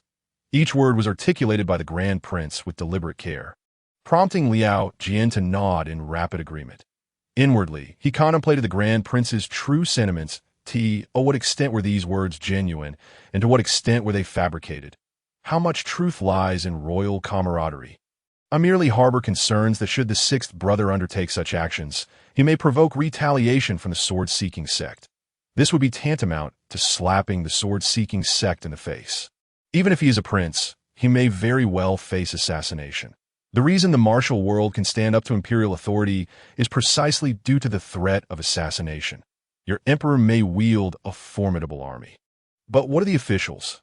I could eliminate one official each day, and soon enough, the framework of the gene would inevitably collapse that we cannot allow martial artists to ascend to officialdom. That would create an exceedingly bizarre world. The terrifying forest, the army suppressing the martial world, and martial artists targeting officials would plunge us into a true state of chaos. Both the Jin dynasty and the martial world have suppressed their desires for power to prevent such turmoil from erupting. However, as time passes, such suppression becomes increasingly untenable. Assassination cases serve as the most significant evidence that some can no longer contain themselves at this critical juncture, even if the sixth brother wishes to vie for that position. He cannot resort to such perilous gambits. This is my concern, the Grand Prince reiterated. Liao Jin quickly nodded in agreement. Your Highness speaks wisely. I have been remiss in my considerations. Soon after, a voice came from the door. Your Highness, Captain Liang requests an audience. Let him enter. Before long, Captain Liang arrived in the Grand Prince's study. After paying his respects, he promptly reported his missteps. Your Highness, I have already sent those errant constables to the Ministry of Justice. Upon hearing this, the Grand Prince sighed. Alas, I have already turned a blind eye and warned them numerous times. Yet, such occurrences persist. Let the Ministry conduct a proper investigation. By the way, you should also conduct a self-examination within the 6 gates. Should any errors arise, they too must be sent to the Ministry. Captain Liang fell silent for a moment. The Grand Prince was still too lenient. Those constables connected to the Red Blade gang had already come to light and could not be executed. However, the others, now unaccounted for, perished during their missions, and no one could raise an objection that, of course, Captain Liang was not there to instruct the Grand Prince on matters of assassination, nor would he voice such thoughts. Instead asking, and what of His Majesty? What he sought to ascertain was how he should respond if His Majesty were to inquire about the establishment of the town guard. Refuse, the Grand Prince stated with unyielding certainty, leaving no room for negotiation. That I do not know how my sixth brother acquired intelligence regarding the 6 gates. There may be some who assist him. However, the waters of the martial world run deep. He cannot grasp its complexities. Should the town guard be established, it would become a foe to the world. Far too perilous. By the way, you should investigate how the sixth brother came by this information. Ensure he is not deceived. Understood, Your Highness. Should His Majesty inquire, I shall respond truthfully, Captain Liang promptly replied. He did not concern himself with whether the Grand Princess' words were genuine or feigned. Such matters were of little importance. His sole obligation was to fulfill his duties, as there remained only a single eye to see with. Being unable to discern was indeed the best course. Meanwhile, Chang'an and the others returned to the Green Willow Villa. Standing in the pavilion outside the villa, he observed the golden koi swimming in the pond. Even in autumn, the garden was suffused with floral fragrances. Evidently, a significant investment had been made. System summoned Zhuge Jinghua from the Divine Marquis Manor. Chang'an summoned but one individual for now, lest too many people crowd the courtyard. Soon, an elderly man clad in a moon-white robe, with a light blue ribbon at his waist, materialized before Chang'an. Though the man bore some wrinkles upon his face, he still possessed a youthful countenance, appearing hardly aged. Upon witnessing this, Jingyu subtly inched closer to Chang'an, ready to intervene should this individual pose any threat to the young master, even if it meant only delaying for a moment. However, Chang'an felt no trepidation. Those summoned were inherently 100% loyal. Zhuge Jinghua, I pay my respects to the young master. The elder bowed respectfully. I also greet the Divine Marquis. Please take a seat. We must rely on the Divine Marquis's counsel. Indeed, the world is currently beset by suffering and chaos, rendering even imperial authority incapable of execution. Chang'an invited, and the two soon seated themselves in the pavilion. Chang'an accepted the teapot from Jingyu and poured hot tea for Zhuge Jinghua, subsequently serving himself a cup to savor. Indeed, the tea from the Divine Marquis was far superior. The leaves procured from Captain Liang were distinctly less fragrant. I trust the Divine Marquis is aware of my current predicament. I wonder what insights you might offer, Ji Chang'an inquired after outlining the prevailing situation. Zhuge Jinhua promptly accepted the teacup, responding with reverence. Thank you, young master, I have gained some understanding of the current circumstances. If you wish to establish the town guard and eliminate the sword-seeking sect, you must do so with legitimacy. In the face of absolute power, legitimacy is of utmost importance. Imperial authority wields the strongest apparatus of violence. Yet this apparatus rests solely in the emperor's hands. Even with casual use, it may invite backlash. Should Ji Chang'an wish to utilize this apparatus of violence, he must ensure it is justified. Command the respect of the martial world. It must be above reproach. However, once sufficient strength is attained, such justification may no longer be necessary. We have acquired the account books of the Red Blade Gang. Yet Ji Chang'an was unperturbed by this matter. There exists no sect without its share of misdeeds, nor any without greed. The sword-seeking sect protection of the Red Blade Gang cannot simply stem from the fact that one of its disciples is the son of the gang's leader. There must be deeper motives at play. Initially, he had intended for them to investigate, but since the Divine Marquis is an expert in such matters, he felt it prudent to enlist his ASU command. Young master, Zhuge Jinhua, responded promptly. Accepting the task, following his words, Ji Chang'an summoned the 4 great constables. Wu Qing, a cripple known for his aerial prowess and expertise with hidden weapons. Tai Shou, renowned for his internal strength. Zhue Ming, famed for his leg techniques. And Long Shui, distinguished for his swordsmanship. Each possessed unique attributes, yet all harbored a deep-seated hatred for evil. Moreover, all were grandmasters, while Zhuge Jinhua stood as a supreme grandmaster. Their skills far surpassed those of the Six Gates.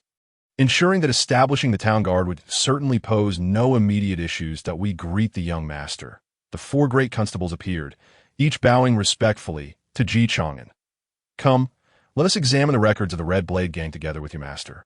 Ji Chang'an instructed, directing that all materials pertaining to the Red Blade Gang be presented to the 4 great constables and Zhuge Jinhua for their scrutiny in the adjoining chamber. These individuals were astute thinkers. He believed they would uncover the truth of the matter. Having arranged everything, Ji Chang'an reclined leisurely in his chair, watching as Jing Yu poured him a cup of hot tea. Killing has grown somewhat tiresome. Jing Yu, would you be so kind as to massage my shoulders? Certainly, young master.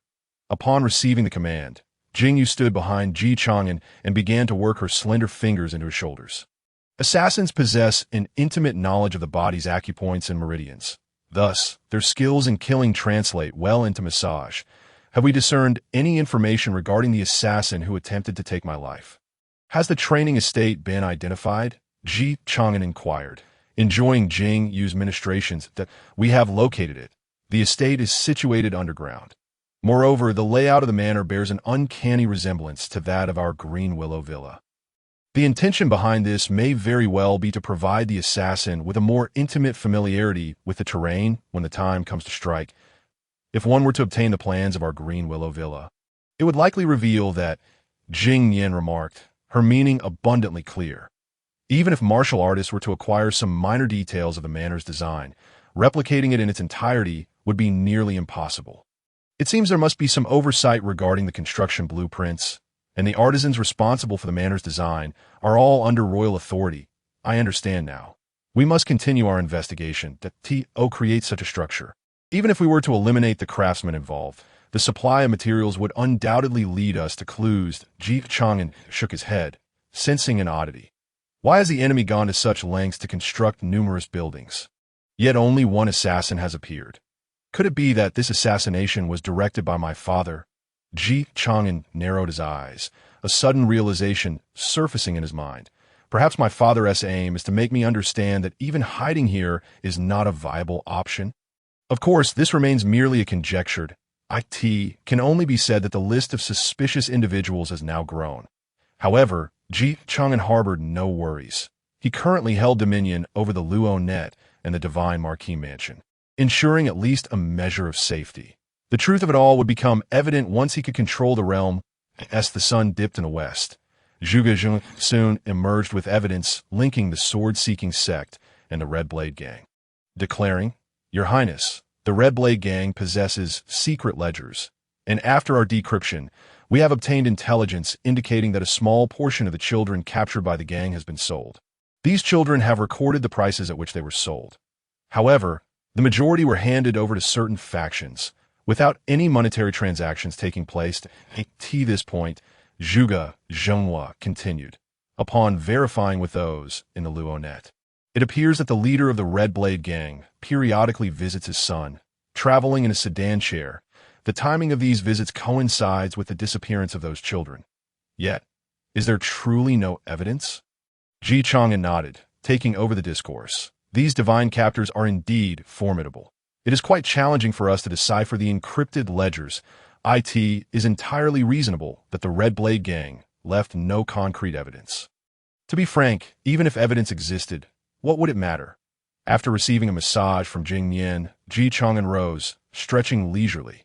"Sometimes, even with evidence, one may not be able to bring the sword-seeking sect to justice. Conversely, sometimes the absence of evidence is equally inconsequential. Accusations can always be fabricated, especially since these are the deeds they have committed." Chang'an spoke. He gestured for Jing Yan to produce a letter. "This is a forgery. It is a letter written by the leader of the Red Blade Gang, fearing that the sword-seeking sect would eliminate him to silence him. In the letter, the leader explicitly states that the sword-seeking sect is responsible. Tomorrow, the Luonet will disseminate this letter throughout the capital, and I shall personally ascend Sword-Seeking Mountain to demand an explanation for those children." Chang'an paused momentarily. "I shall not seek counsel from anyone regarding this matter. They possess no authority to impede my actions. Once public opinion swells, the sword-seeking sect will undoubtedly face ruin." Zhuge Zhenghua took the letter from Chang'an's hand, which read, "I, Wen Liang, the leader of the Red Blade Gang, write this letter to prevent the sect master of the sword-seeking sect from committing murder to silence me, in order to expose their heinous crimes and spare me from dying with regrets. Ever since I took control of the Red Blade Gang, I have become a puppet of the sword-seeking sect, serving their malevolent ends.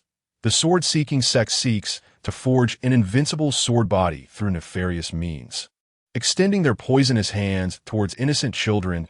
I am acutely aware of my grave sins. Yet I am also coerced by the sword-seeking sect, but I can only hope that this letter may be made public, revealing the sword-seeking sect's atrocities to the world. Each word in the letter is meticulously crafted, as though it were genuine. Were it not for Zhuge Zhenghua's knowledge of the truth, one might easily be deceived. As for what comes after the destruction of the sword-seeking sect and the potential absence of evidence, it matters little. The dead cannot argue.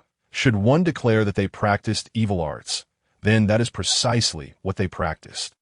This is not mere speculation, but rather the likelihood that the sword-seeking sect would find it impossible to justify the abduction of children, that if their intention was to recruit disciples, they could easily fill the mountain with candidates.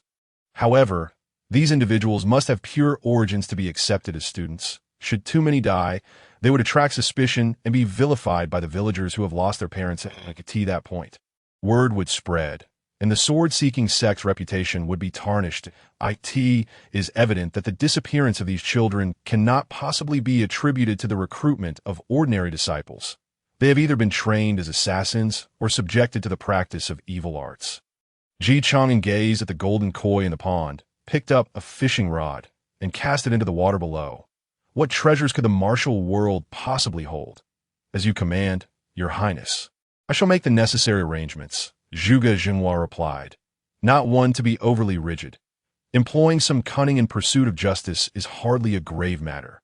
Meanwhile, within the grand hall of the sword-seeking sect, Wen Liang divulged all he had witnessed and experienced, his eyes brimming with hatred for Chang'an.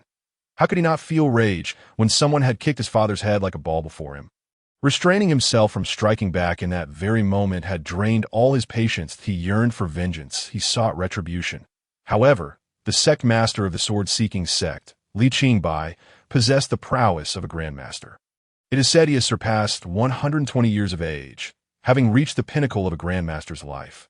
Yet, his vitality remained robust. Stroking his beard, he regarded the furious Wen Liang with little more than a stoic expression. The downfall of the Red Blade Gang is of little consequence. What matters more is to ensure the flames do not spread to them that it is not his father who lies dead. Observing the elders seated on either side, he inquired, "What do you believe should be done about this situation?" An elder spoke up, "Sectmaster, according to our intelligence, the assailant appears to be the sixth prince of the Great Gene." "And what of the sixth prince?"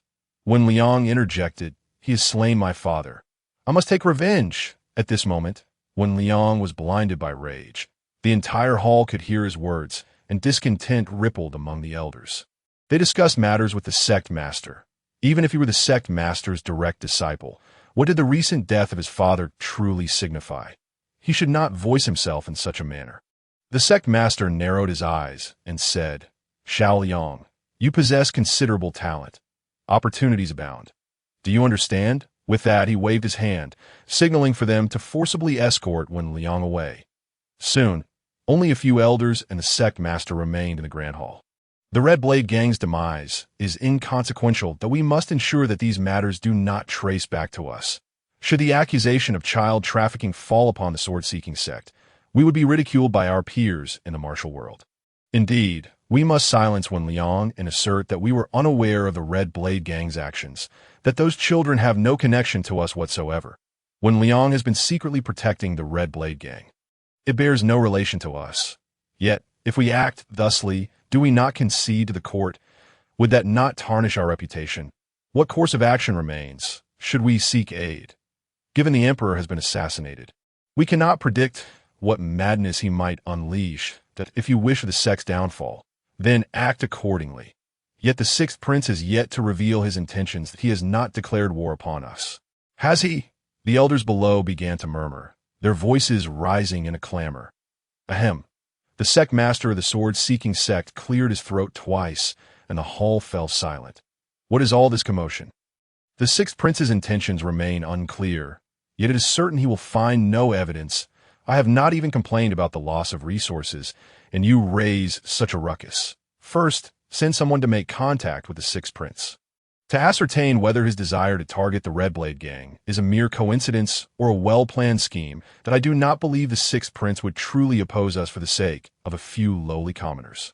To oppose us is to oppose the entire martial world, and there is no benefit in doing so for a prince. If the sixth prince is willing to relent, we may consider offering him a measure of goodwill.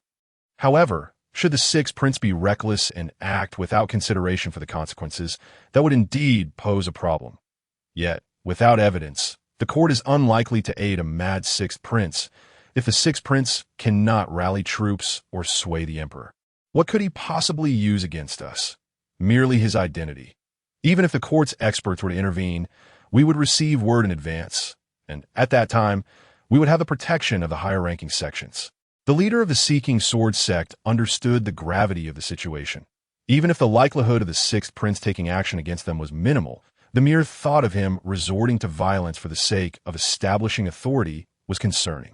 Yet, without the emperor's backing, what could a single individual accomplish?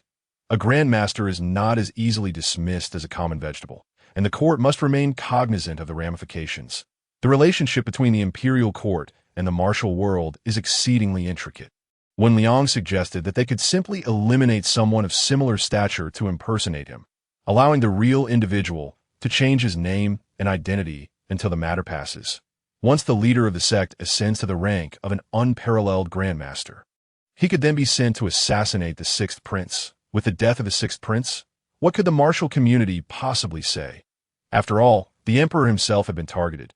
Once enough time had elapsed, who would be able to trace the act back to them? The leader of the Seeking Sword sect spoke with remarkable sagacity. The sixth prince must not perish at this moment, but the future remains uncertain. Wen Liang, possessing commendable talent, would be too valuable to kill outright. Thus, it would suffice to merely deceive the sixth prince. However, to mitigate any unforeseen consequences, they must send individuals to seek assistance from the neighboring sects and also reach out to Ling Xiao's sect in the Central Plains, informing them of the situation to apply pressure on the court. The leader of the Seeking Sword sect reiterated the necessity of caution, instructing his disciples to fortify defenses at various locations on the mountain as a precaution against any potential aggression from the sixth prince. After these arrangements were made, a sense of relief washed over the sect. What was a mere child, even if once a prodigy, in the face of their formidable presence? Even if he set his sights on them. Without strength, he could only engage in schemes. Could mere scheming lead to one's demise? What is intelligence without the foundation of power? If a peaceful resolution could be reached, it would be preferable. Yet should the sixth prince wish to use the Seeking Sword sect as a stepping stone to seize the throne, he must tread carefully to avoid a disastrous fall. Their sect's formation could easily claim the life of even a grandmaster, and as for an unparalleled grandmaster, how could a prince of little influence possibly entice such a being? Even a grandmaster would prove difficult for the sixth prince to recruit. Regrettably, without the necessary bloodshed, it would be challenging to break through. The leader of the Seeking Sword sect sighed, seemingly lost in contemplation about future actions. The following day, letters from the leader of the Red Blade gang circulated throughout the capital, startling the populace and igniting fervent discussions to their astonishment. The Red Blade gang was revealed to be backed by the Seeking Sword sect. What a revelation! How fortunate that my son did not join the Seeking Sword sect, for they are practitioners of nefarious arts but your son simply lacks the talent. I heard it was the sixth prince who annihilated the Red Blade gang and rescued those children. Having learned of the situation, the sixth prince himself ventured to Seeking Sword Mountain to seek justice for the children. Indeed, it was the incompetence of the six doors that misled His Majesty the Emperor. Now that the Emperor has unleashed the sixth prince, justice will surely be served. Yes, indeed. The six doors have been investigating for so long, yet the sixth prince accomplished more in just 2 days. A scoff. Why not let the sixth prince manage the martial world himself? At this moment, within taverns and tea-houses, and even in the streets, the matter was fervently debated. The extent to which the web of influence was orchestrating the narrative remains unknown. Yanjishi listened intently, suddenly struck by a realization. The leader of the Seeking Sword sect is a grandmaster, accompanied by several masters. Even the God-catcher would not dare confront them alone. Had Chang'an lost his mind? With this thought, Yanjishi intended to rush back to the six doors to summon Liang God-catcher. However, recalling Liang God-catcher's close ties with the first prince, she ultimately chose to return home, hoping her father would lend support to the sixth prince. Meanwhile, within the Wei King's residence, the first prince furrowed his brow as he scanned the letter. Has he gone mad? Destroying the Red Blade gang might not provoke a severe response from the Seeking Sword sect, leaving ample room for maneuvering. Yet, should this action escalate into enmity with the sect, even if he were to annihilate them? If the leader were to escape, it would result in a relentless cycle of assassination attempts. To this point, the first prince glanced over at Liao Jian and instructed, have Liang God-catcher go to the Seeking Sword sect to see if there is any opportunity for my younger brother to negotiate. If not, have Liang God-catcher take all the constables and eradicate the Seeking Sword sect without leaving a single soul. Understood, Your Highness, Liao Jian promptly replied, observing the first prince's difficulty in issuing orders. It appeared he had lost his usual composure. What could this mean? Is he seeking credit, or is he genuinely worried for his brother? The motives remain unclear. Chang'an's actions stirred quite the uproar in the capital. After all, annihilating the Red Blade gang is a minor affair, even if the sixth prince acted without proper protocol. However, these matters are none of their concern. Merely words exchanged. Claimed the Red Blade gang as a martial sect would be an affront to genuine martial factions. Even if the Red Blade gang were indeed backed by the Seeking Sword sect, that remains speculative. It is crucial to note that there has not been a significant clash between the court and the martial world for far too long. No one would have anticipated the sixth prince's sudden aggression towards the Seeking Sword sect. Yet, with such news emerging in the capital, it amounts to a declaration of war. Even the Seeking Sword sect, the party in question, could not have foreseen the rapid developments that, of course, the sixth prince's actions kept those who were previously hesitant due to the absence of the great Jin Emperor from attending court in a state of ambivalence. Observing from the sidelines is their expertise. They must ponder whether the sixth prince's actions were sanctioned by His Majesty, or if he acted impulsively, driven by a momentary whim, or perhaps even madness. At this moment, within the Yin family estate, Yin Fuchun, the prime minister and the most powerful figure in the outer court, overseeing the promotion of all officials in the great Jin dynasty, awaited this opportunity. His name, Fuchun, signifies his purpose, born to serve in governance. This was the expectation his parents had for him, and he is the most unyielding and efficient political machine of the great Jin dynasty. Thus, even when his most cherished youngest daughter, Yanji Shi, who was a late-born blessing, appeared before him, he remained resolute. "Father, I heard the sixth prince is going to the Seeking Sword sect. You, bring the young lady away," he commanded, "and if this matter is not concluded, do not allow her to emerge." Before Yanji Shi could finish her sentence, Yin Fuchan waved his hand, impatiently pointing two elderly women, possessing formidable skills, swiftly approached and firmly restrained Yanji X. And no matter how fiercely she struggled against her captors, she was forcibly returned to her chamber, that he was fully aware of the sixth prince's intentions. However, he remained uncertain of the emperor's motives. Thus, he could not allow Yanji Shi to meddle in affairs, nor could he assist the sixth prince in approaching the Seeking Sword sect. To do so would mean taking a side. And what would it signify for a minister of his rank to align himself? That need not be elaborated. As Yin Fuchan sat in contemplation, a maid hurriedly approached and whispered, "Master, Liang Godcatcher has arrived." However, he remains at the entrance and has not entered, stating this is a mission from the six doors, requiring the participation of all constables. The young lady should not be surprised. Liang Godcatcher? Yin Fuchan furrowed his brow, only to gradually relax moments later, inwardly lamenting, as expected of an old fox. Now that the first prince is at the helm of the six doors, Liang Godcatcher can freely command the constables without needing to consult the emperor. Yet, he pondered the reasons behind this decision. Was it to protect the sixth prince? To mediate? Or perhaps to let the sixth prince falter and then seize the opportunity for the six doors to reap the rewards? Then let the young lady out. Since she has taken on a role of a constable, she must fulfill her duties. Also, send some people to protect her. Yes, master. Indeed, the words of officials are tantamount to empty rhetoric. Why would Yin Fuchan utter such words? It is because Yin Jishi is a constable of the six gates. If one were to remain confined, resentment would surely brood be why releasing her to accompany the six gates. The danger would be considerably mitigated. Furthermore, this would enable the completion of the task at hand, leaving no grounds for anyone to hold against her. Additionally, should Yin Jishi find herself in peril, assistance could be rendered, simultaneously aiding the sixth prince. If His Majesty indeed intends to test whether the sixth prince possesses the qualities befitting an emperor, then I too may strategize accordingly. As for why Captain Liang seeks Yin Rushi. It is undoubtedly because with such a formidable figure present, any actions taken would likely evade censure from the officials, thus providing a measure of protection for the first prince. Both parties, in essence, are fulfilling their respective needs.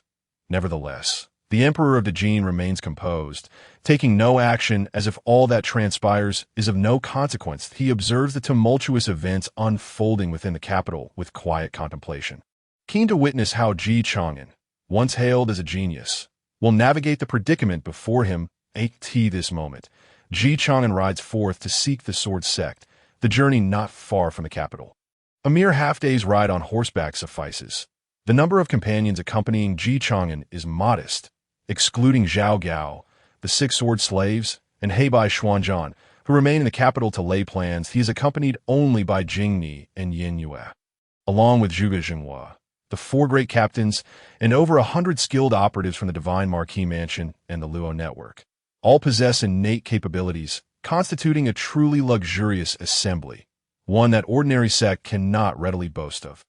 Based on the intelligence from the Luo Network, the Sword Sect currently counts only 21 innate experts, and even accounting for possible hidden talents, they would not exceed 25. Furthermore, our side boasts 1 Supreme Grandmaster and 6 Grandmasters.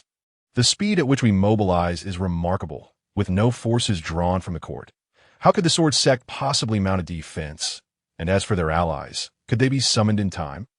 100 steeds gallop across the fields surrounding the capital of Djin, where vast plains are enclosed by towering mountains, creating a self-sufficient natural fortress. Meanwhile, within the Sword Sect, a disciple responsible for the carrier pigeons suddenly acquires alarming news. His face paling as he rushes to report. Not good! Not good! Sect Master, a grave matter has arisen. Hearing the frantic cries, the sect master furrows his brow, scolding the reckless disciple who barges in. What is the hurry? Have you no decorum? Is your father dead? The disciple, taken aback by the sect master's rebuke, stiffens and respectfully presents the letter he bears. Upon receiving the letter, the sect master initially schemes through it casually. But as his gaze descends, his brow furrows deeper. Soon, his expression hardens, replaced by a chilling aura of murderous intent. The four elders below, witnessing the sect master's demeanor, dare not speak, instead waiting in silence for his command. Look for yourselves, he says, tossing the letter to them. It naturally contains the correspondence spread by the sixth prince within the capital. This sixth prince dares to insult us so brazenly, pushing us too far. Does he truly wish to make enemies of us? Is he mad, or does he harbor some ulterior motive? One elder breaks the silence, fuming with indignation. Regardless, the prospect of a prince acting against us is a serious matter. We should dispatch someone to urge the experts of Ling Xiao's sect to come forth. They are merely apprehensive until it is certain that the sixth prince intends to take action against them. However, should he truly act recklessly, forsaking his princely privileges and wealth, the annihilation of the sword sect is indeed within the realm of possibility. Yet, the letter does not indicate any other movements from the court, merely suggesting that the six gates appear poised to act. Sect Master, what should we do now? Chang'an's series of maneuvers has undoubtedly thrown them into disarray. All plans have been unexpectedly interrupted.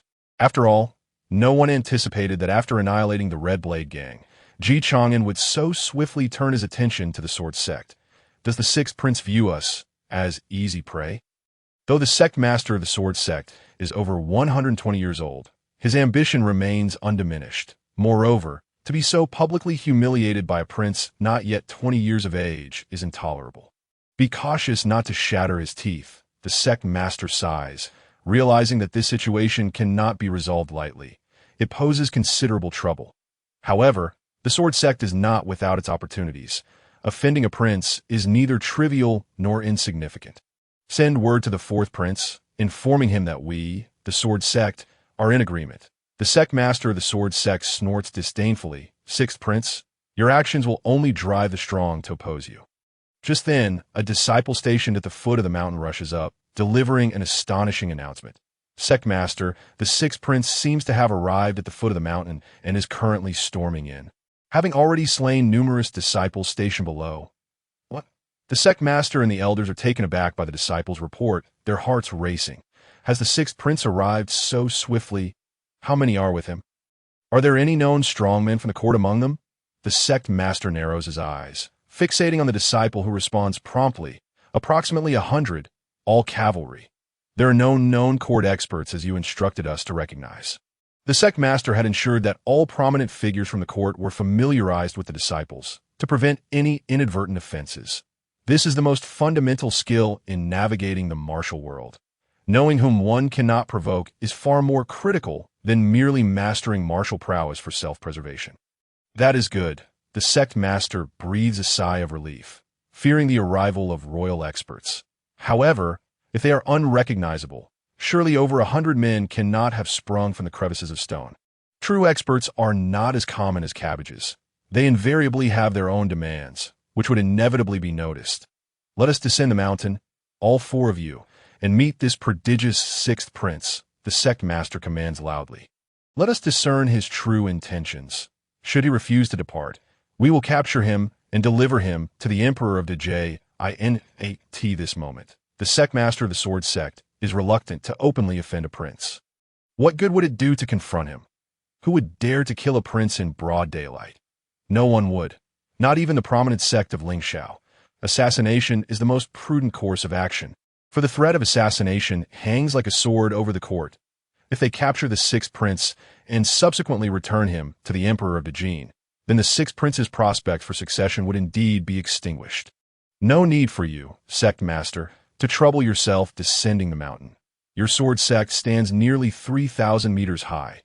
Climbing stairs is hard on the knees for an elder to die. This prince shall personally ascend the mountain to seek you. However, before the sect master can make his descent, anguish screams echo from the stone steps ascending the mountain. Chang'an, flanked by dozens of formidable figures, has already reached the summit. Meanwhile, some strong men linger at the foot of the mountain, observing for any who might escape the sword sect. The steps leading up are drenched in blood, scattered with corpses. Ancestor, save me. A disciple of the sword sect cries out in desperation, spotting the sect master as if he were a beacon of hope. But little does he know, Yinyued delivers a swift kick, sending him crashing to the ground, his head severed by a single stroke of the blade. In his final moments, despair fills his eyes, coupled with loathing for the sect master who failed to intervene. Sixth Prince, upon witnessing this maneuver, the leader of the Sun Jian sect felt a flicker of murderous intent in his eyes, but it was swiftly suppressed. He had genuinely contemplated taking action, yet the speed of the assailant was astonishingly swift. He found himself momentarily stunned, leading him to surmise that this individual was indeed a grandmaster. To his astonishment, the Sixth Prince had somehow managed to procure a grandmaster. Was this the source of his reckless confidence? In the realm of martial arts, discerning an individual's cultivation level is not easily achieved through mere observation. However, certain details can reveal much, provided there are no special disguises in play. The rhythm of one's breath and the cadence of their steps can offer insights into their prowess. Yet, to ascertain the realm of the opponent, the most telling sign is the swiftness of their strike. Clearly, the movements of the individual before him indicated that 90% of them were characteristic of a grandmaster. As for who was stronger, until a confrontation took place, neither could be certain. Thus, upon realizing that there was a grandmaster in front of him, the leader of the Sun Jian sect abandoned his previous plans to capture the Sixth Prince. The only remaining option was to negotiate. Engaging with this madman would yield nothing but harm in due time. Assassination would suffice. He did not believe that a grandmaster could remain as his personal bodyguard indefinitely. One moment of carelessness could cost him his life. Having lived for over 120 years, the leader of the Sun Jian sect had cultivated a remarkably thick skin. Even when Chang'an killed his disciple right before him, he maintained his composure and remarked, "I wonder why the Sixth Prince has ascended the mountain. Have we offended you in any way? If there has been any disrespect, I sincerely apologize for the letter from the leader of the Red Blade Gang. It is likely a fabrication born from his resentment towards me. I ask that your highness sees through the deception for the missing children. I am unaware of the circumstances surrounding their disappearance. However, I acknowledge our lax supervision, and I bear responsibility for this heart-wrenching incident. Those slave traders deserve to be punished, and we are willing to compensate the families affected by this tragedy, that we assure you that everyone will be satisfied. What say you, your highness? This way, you will earn a commendable reputation, and I shall speak favorably of you within the martial world. Our collaboration could be mutually beneficial, don't you think?" The leader of the Sun Jian sect refrained from accusing the Sixth Prince of forging the letter, thus preserving face. Resentment? Why would the Red Blade Gang harbor animosity towards him when he had taken their son as a disciple? He should be grateful instead. Maintaining a calm demeanor, the leader of the Sun Jian sect explained. Perhaps the leader of the Red Blade Gang has discovered that Wen Liang is not his biological son and seeks revenge for that reason. He then commanded, "Bring Wen Liang to me at once. Do not engage in any tricks." Having reached this point, the leader of the Sun Jian sect had fully capitulated, even abandoning the plan regarding Wen Liang's feigned death. Now, he could only allow the real Wen Liang to face his demise. As for whether Wen Liang was the son of Wen Yu, that was merely a casual remark. Who could truly know? Fabricating excuses is second nature for individuals of their stature. Before long, a bloodied Wen Liang was brought forth, his mouth gagged to prevent him from speaking. His injuries were freshly inflicted, intended to convey a clear message. He must not utter any reckless words that would offend the Sixth Prince. Chang'an found this scene somewhat amusing. The Sun Jian sect truly had a penchant for preying on the weak. Even now, they still acted like a turtle retreating into its shell. It was a pity. For what he desired was not the shell of the turtle, but its flesh that he intended to smash the shell and stew it for broth. Sect leader, I have heard you have a daughter. If someone were to abduct her, how would you feel? What would your emotions be then? Those parents whose children you have taken live in eternal remorse.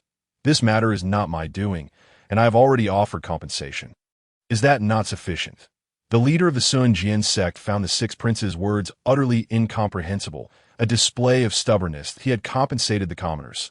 That should suffice for them to live comfortably for the rest of their lives. What more could they possibly want? Compensation.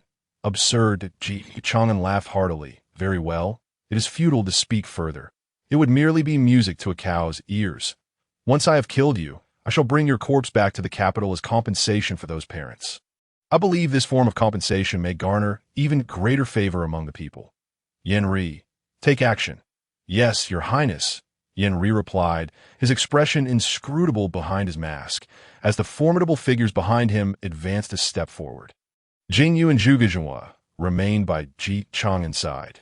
Do not be so brazen, sixth prince. Do not presume that because you have enlisted a grandmaster and gathered a few strong fighters, you can dictate terms to the Sun Jian sect. Allow me to show you what constitutes a true martial arts sect. Come forth, prepare the formation, as a sect of considerable renown in the martial world. The Sun Jian sect had a substantial number of members. Although some had been slain during their ascent, over 1,000 inner and outer disciples with varying levels of cultivation still remained, most at the mid to late stages of acquired cultivation. Additionally, there were about 10 innate strong fighters for masters and the grandmaster leading them. This formation, particularly in the rugged terrain where military formations are difficult to execute, would likely require an army of thousands to completely eradicate, and even then, the losses would be substantial. Seeing the disciples of the Sun Jian sect closing in, Ji Chang'an shook his head. It was a pity they had to encounter him. He issued a loud command. Engage! With this order, the four great captains immediately confronted the four elders, while Yenri faced the leader of the Sun Jian sect. Meanwhile, the innate fighters and masters from the Luo Network and the Divine Marquis Mansion charged towards the disciples of the Sun Jian sect. Although the disciples were numerous, and their sword formation appeared imposing, perhaps capable of resisting opponents stronger by 50%, Ji Chang'an's lineup was far superior by more than that margin. In an instant, the sword formation that the Sun Jian sect prided itself on was shattered by the sheer force of numerous strong fighters. What followed was akin to a tiger entering a flock of sheep, a slaughter devoid of suspense. Similarly, the four great captains possess cultivation levels a whole tier above the four elders. While it is true that a few prodigies in this world might defy the odds and fight beyond their level, it was evident that these four elders lacked such capability. Furthermore, the four great captains were not the sort to be easily overpowered by those of a lower tier. Almost as soon as the battle commenced, the four elders were subdued, leaving behind four lifeless bodies. The leader of the Sun Jian sect stared in disbelief at this scene, unable to comprehend how the sixth prince had managed to rally such formidable allies. What had he done to offend such powerful beings? However, he soon found himself devoid of the luxury of contemplation. Yenri, masked and wielding the Yenri sword stained with crimson, advanced. Aim prevails, yang extinguished. Day darkened, the sun obscured. This is Yenri. Having lived for over 120 years, the leader of the Sun Jian sect had practiced sinister arts that allowed him to absorb the vitality of the young to heal himself. Thus, he was still in a near-peak state as a martial artist. Furthermore, the Sun Jian sect's 8 sword techniques were formidable. Not to mention, the leader's extensive combat experience from his long life was profound. Fixating on Yenri, he considered how to swiftly defeat him and capture Ji Chang'an as leverage for his escape. Perhaps then, he could compel the martial sects to intervene on his behalf. Little did he know, Yenri had already made his move. With a sudden swing of the Yenri sword, it erupted with a blinding flash of red light.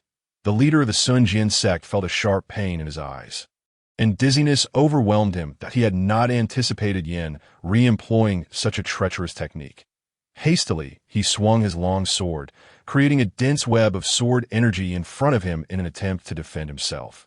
Yet, tragically, as Yenri's sword flicked again, the sky itself seemed to darken in the leader's eyes. Was it an eclipse or an illusion? What manner of technique was this? The master of the Seeking Sword sect was suddenly engulfed in darkness, desperately seeking the whereabouts of Yenri amidst the shadows. Little did he know, Yenri emerged from the obscurity, wielding his sword, leaving the master with no means of evasion. By the time he sensed the sword's intent, Yenri's blade had already swept past his head. Although both were grandmasters, the disparity between them was palpable. Moreover, Yenri, as an assassin, was adept at leveraging his advantages and bore no sense of shame. Well done. Yenri, are you on the verge of a breakthrough? Ji Chang'an praised. observing Yinri's decisive actions with curiosity. Such prodigies naturally gleaned different insights in varying realms, and a breakthrough was not entirely out of reach. Your Highness, I am currently facing a bottleneck. It may take several more months before I can achieve a breakthrough. Yinri replied with a bow, his tone devoid of any emotional fluctuation. Yet his words were sufficient to instill fear in all present. For a Grandmaster to ascend to the unparalleled Grandmaster level was no simple feat. Even among 10, there might not be one who could succeed. However, he seemed remarkably confident, even calculating when his breakthrough would occur. As Yinri concluded his assault, the disciples of the Seeking Sword sect lay scattered, their bodies strewn across the ground, marking the near end of the battle, of course. Many disciples fled in terror down the mountain. But alas, Chang'an had already laid a web of traps, dispatching experts to guard various locations, making escape impossible. Noticing Wen Liang kneeling on the ground, covered in wounds, Chang'an gestured for someone to remove the gag from his mouth.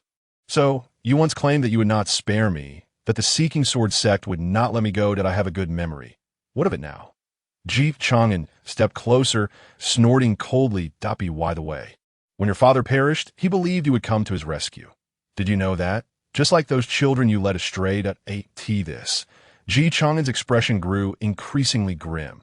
The atrocities committed by the Seeking Sword sect were beyond measure. The scene before him was merely the tip of the iceberg. If the master of the Seeking Sword sect practiced malevolent arts, then all disciples of the sect were complicit in his tyranny, equally benefiting from his protection. It's merely the victors and the vanquished. Were you not a prince, would you have found yourself in this predicament?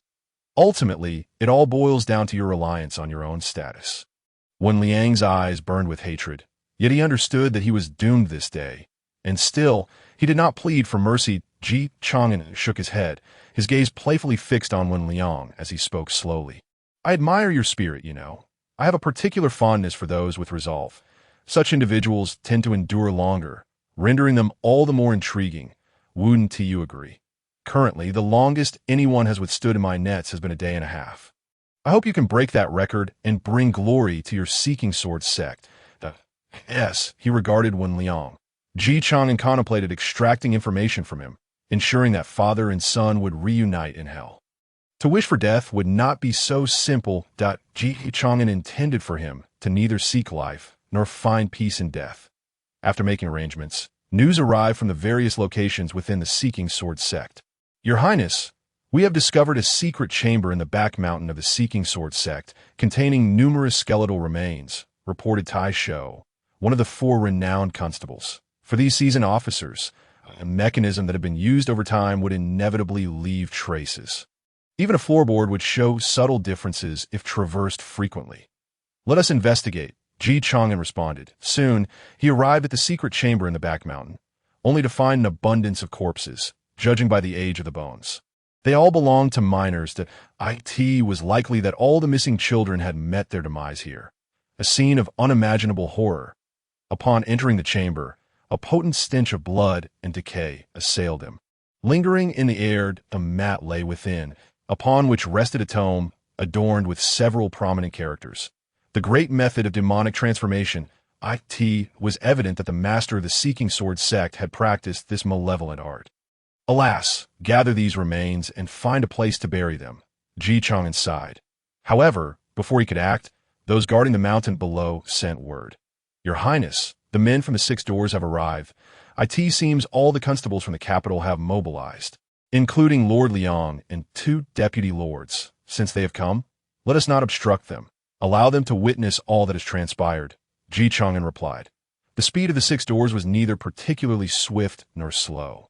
At the very least, Lord Liang felt he was not delayed. By this time. Even if the 6th prince had arrived at the Seeking Sword Mountain, he was likely still in negotiations with the master of the Seeking Sword sect. As he contemplated this, Lord Liang cast a glance at the anxious Yanjichi. He hoped that she would fulfill her responsibilities. The 6 doors had acted without the emperor's command to rush to Seeking Sword Mountain, which was undoubtedly a significant event. As the head of the 6 doors, Lord Liang possessed complete authority, yet having authority did not exempt him from accountability. In the face of major events, consultation was imperative. Failure to do so could lead to dire consequences. This time, Without seeking approval, he had acted solely on the command of the Crown Prince, with only one rationale: to rescue the sixth prince or to eradicate the Seeking Sword sect. In the end, he would have to rely on the Yin family to provide justification for his actions. "Master, it appears we're being blocked ahead," a scout from the Six Doors reported, riding swiftly. Lord Liang noted that they had reached the foot of Seeking Sword Mountain, where a considerable number of individuals awaited. Were they disciples of the Seeking Sword sect? It seemed not, as he did not observe the sword patterns on their garments. "Lord Constable, please dismount. Our prince requests your presence." One of those guarding the mountain gate stepped forward, clasping his hands in greeting. Hearing this, Lord Liang couldn't help but furrow his brow. Clearly, the prince referred to the sixth prince. Who were these individuals, and from where did they emerge? Were they perhaps the sixth prince's hidden cards? How formidable were they? Would they pose any threat to the Six Doors? More importantly, what was the current situation of the Seeking Sword sect? Would it have any repercussions for Prince Wei? Although Lord Liang's mind raced with thoughts, he refrained from expressing them. Fixing his solitary eye on the speaker, he promptly dismounted, saying, "Very well, I shall ascend at once. Do not keep the prince waiting. You will accompany us to the mountain. The rest shall remain here." He then selected a cadre of several capable men, instructing the remaining constables to stay on standby, before following the man up the steps of Seeking Sword Mountain. All around him, the scene was one of carnage. Bodies lay strewn across the ground, blood flowing down the stone steps, staining them crimson. Upon closer inspection, all the deceased were disciples of the Seeking Sword sect. What calamity had befallen this place to transform it into such a hellish landscape? Liang Buchan, along with the group of constables from the Six Doors behind him, felt a shiver run down their spines at the sight of the gruesome scene before them. Occasionally, they could recognize a few familiar faces among the deceased disciples of the Sun Jian sect. Fortunately, Liang Buchan, seasoned in the trials of battle and well-versed in the ways of the world, managed to maintain his composure and not succumb to panic. However, before they could fully grasp the situation, an even more astonishing sight suddenly came into view. Startled, Liang Buchan instinctively rubbed his solitary eye, fixating intently on the mountain gate of the Sun Jian sect. There, the imposing gate bore the striking inscription of Sun Jian sect in silver and gold, a sign said to have endured for 2 millennia. Yet beneath this plaque, 5 bamboo poles stood erect, each adorned with a lifeless body. The faces of these 5 individuals were all too familiar to Liang Buchan and the surrounding constables. They were renowned figures even in the vicinity of the capital. The sect master of Sun Jian and 4 esteemed elders. At this moment, they hung limply like tattered puppets above their own sect sign. Blood dripped down, staining the words Sun Jian sect in increasingly vivid REDAS. If sensing the astonishment of the onlookers, the individual who had accompanied the Six Doors spoke in a matter-of-fact tone. "His Highness has decreed that these 5 corpses be taken back to the capital. However, given the excessive bloodshed, we fear it may offend the eyes of the public, so they shall remain here to dry for a while. Let their ancestors see that these individuals have shed their last drop of blood for their sect." This darkly humorous remark caused the crowd to swallow hard, feeling a profound strangeness in the current demeanor of the Sixth Prince. Though the former Sixth Prince had been a prodigy, somewhat unforgiving in his pursuits, he was nothing compared to the ruthless nature of the current Sixth Prince. Liang Buchan understood that the Sun Jian sect was likely finished, as the power wielded by the Sixth Prince was not to be underestimated. His intentions for the throne were glaringly evident. The speed at which the Sun Jian sect was dealt with was astonishing. However, could one indeed occupy that position after offending the martial world? "Prince Wei, what should we do?" Yet the constables were not afforded much time for contemplation, as they soon arrived outside the secret chamber. There, they encountered the expressionless Chang'an, amidst a sea of corpses, all belonging to missing children. "We have seen the prince," they all hastily bowed.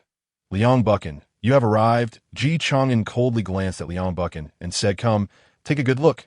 This is the Sun Jian sect beneath your very noses. Such a horrific tragedy occurring under the emperor's feet. What is your explanation?" Liang Buchan fell silent, unable to utter a word. The corpses strewn about, upon rough estimation, numbered no less than 1,000, with so many missing children. Even if the Six Doors had not participated, they bore the weight of negligence.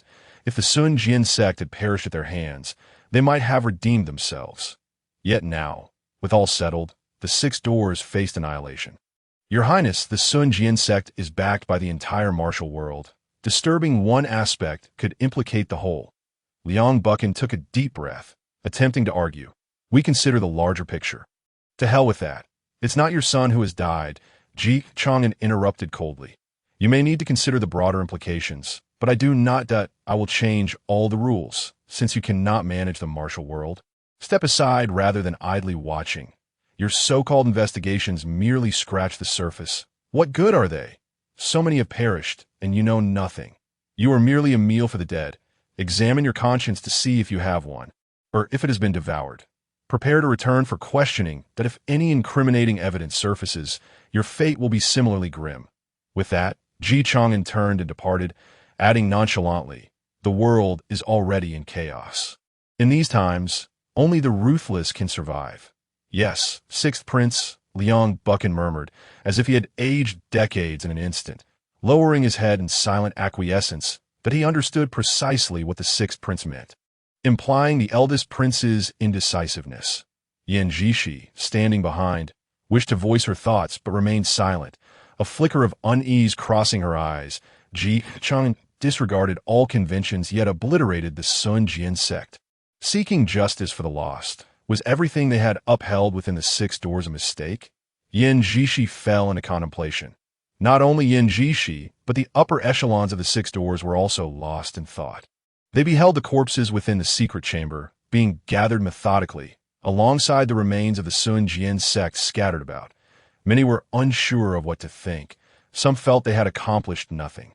The constables, who adhered to the philosophy of turning a blind eye whenever possible, aimed to conclude cases without provoking martial forces or inciting conflict. However, confronted with the stark reality of so many children's corpses, their beliefs began to crumble. Moreover, those with ulterior motives were even more terrified that Ji Chang'an's actions were not merely acts of murder, but strikes against the very hearts of the six doors. The existence of the six doors had become unnecessary. Likewise, the sixth prince of Dajin had extinguished the Sun Jian sect. This event sent shockwaves throughout the realm. Your Majesty, a crisis has arisen. At that moment, within the imperial chamber of the Dajin emperor, the charcoal fire blazed warmly. The emperor lounged by the fire, only to be abruptly greeted by the sound of hurried footsteps. Soon after, the anxious voice of Eunuch Hai shattered the tranquility of the room. Having served the emperor for many years, Eunuch Hai had long cultivated a calm demeanor, never losing his composure or decorum. Nevertheless, the Dajin emperor could discern the turmoil within him. Speak, the emperor said, not lifting his head, uttering the word with a hint of authority. Upon hearing this, Eunuch Hai quickly knelt, respectfully reporting, Your Majesty, according to urgent news from the Jinyue, the sixth prince has led his men to obliterate the Sun Jian sect. Upon inspection, it appears that not a single soul from the sect remains alive. Moreover, the sixth prince has commanded that the corpse of the sect master be brought back and displayed in the marketplace, where it is likely already devoured by the townsfolk. That a glimmer of light flashed in the Dajin emperor's eyes as he inhaled deeply, eagerly inquiring, What do you make of the sixth prince's actions? Eunuch Hai lowered his head, promptly responding, The sixth prince's actions are bold and decisive, unmatched by ordinary men. However, such behavior may incite the wrath of the martial world, creating numerous enemies, even if the Sun Jian sect is deserving of its fate. The major sects may not openly seek retribution, but will undoubtedly send assassins to exact vengeance in the shadows. In Eunuch Hai's view, those so-called righteous sects were uncertain elements, leaving only assassination as a viable option. The six princes' swift and forceful measures seemed somewhat hasty. Humph, a mere Sun Jian sect, the emperor scoffed. I have faced assassination attempts myself. If I were to remain silent, those ruffians of the martial world would surely think me a soft target. A trivial sect like the Sun Jian is hardly a cause for concern, and no matter. As long as I'm alive, I can shield Dajin for a few more years. Stirring the pot is welcome. The corners of the emperor's mouth curled upward, his expression betraying a hint of satisfaction. The sixth prince's actions align with my desires. It seems he has gained much insight over these for years. In that case, there is no reason to refuse the establishment of the Zhenwu division. Initially, The emperor had contemplated sending Liang Buchan from the Six Doors to assess the feasibility of establishing the Zhenwu division. Now, however, the Six Doors were on the verge of disbandment due to the Sixth Prince's machinations. Look at what this rebellious son has done. Despite his words of reproach, the Dejin emperor harbored immense satisfaction with Ji Chang'an's actions. After all, among his many sons, not many possessed such audacity. Although the eldest prince was closely allied with the Six Doors, the emperor was now acutely aware of the management issues plaguing them. Yet he pondered where the exceptional talents capable of annihilating the Sun Jian sect had emerged from. The ability to effortlessly dismantle a sect of such stature was not to be underestimated. Eunuch Hai, upon hearing this, responded repeatedly, "It is likely that the Sixth Prince has gathered these individuals over the past 4 years. His wit and intelligence have earned him the title of a reincarnated literary star. It is possible that some powerful figures have chosen to ally with him. Is that so?" The Emperor of Dejin felt a measure of perplexity, yet he refrained from probing further. After all, everyone harbors their own secrets, and, as the sovereign, it would be unbecoming to press his own son too rigorously. Very well, following this incident, I fear the number of memorials to impeach the Sixth Prince will surely accumulate like mountains. Please gather them for me to incinerate. Furthermore, prepare to disseminate the word that my health has significantly improved, and I shall attend court in 3 days. As you command, Your Majesty. Eunuch Hai hastily withdrew upon receiving his orders. The emperor lightly tapped his fingers on the table, and in a moment, a shadow appeared as if conjured by a specter, revealing the presence of an undercover guard. Have you uncovered the truth? What is the origin of those individuals? What is their strength? The emperor's gaze was icy, piercing into the guard. The guard knelt on one knee and replied in a hushed tone, "Your Majesty, through my investigation, it is said that they're disciples of the elusive sect known as the Divine Captors. Their leader is named Zhuge Jinghua, a master of at least the Grand Master level. Divine Captors? What sort of sect is that? A martial arts faction? Or perhaps a guild for training captains? Is it affiliated with the martial world or the court?" Upon hearing this response and the name, the Emperor of Dejin felt a twinge of curiosity. What sort of sect would specialize in captains, as if they were ensnaring their own?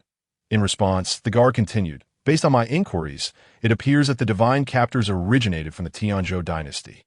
It was a place dedicated to training constables for the Tianzhou, which has since fallen into obscurity. Hence, their existence is largely unknown. Members of this sect are reputed to possess chivalrous hearts, often concealing their identities while traversing various locales in the martial world to investigate and apprehend criminals. Presently, they may have recognized the Sixth Prince as a benevolent sovereign, or perhaps the Sixth Prince employed some means to persuade their leader, prompting their emergence to offer assistance." The guard divulged all the information he had gathered, though it was evident that this was merely what Ji Chang'an wished them to know. This narrative was undoubtedly a fabrication. The Tianzhou dynasty had crumbled many years ago, and the passage of time rendered any records untraceable and unverifiable. Summon the historians to investigate this so-called divine captors, and continue to keep watch. Any developments must be reported immediately. The Emperor of Dejin waved his hand to dismiss them. Soon, the guard transformed into a fleeting shadow and departed. Despite having concluded these matters, the emperor remained preoccupied with the guard's words, "A sect lingering from the Tianzhou dynasty.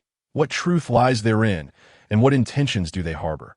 Fortunately, the strength of these so-called divine captors remains within a controllable range and will not disrupt his plans. In contrast to the emperor's puzzlement, the crown prince's expression was one of deep concern. Liang Buchan stood awkwardly to the side, his face flushed with embarrassment, while strategist Liao Jian wore a furrowed brow. After a prolonged silence, Liang Buchan finally spoke, "Your Highness, we have lost all credibility in the Six Gates. The public's expectations of us have plummeted to an all-time low.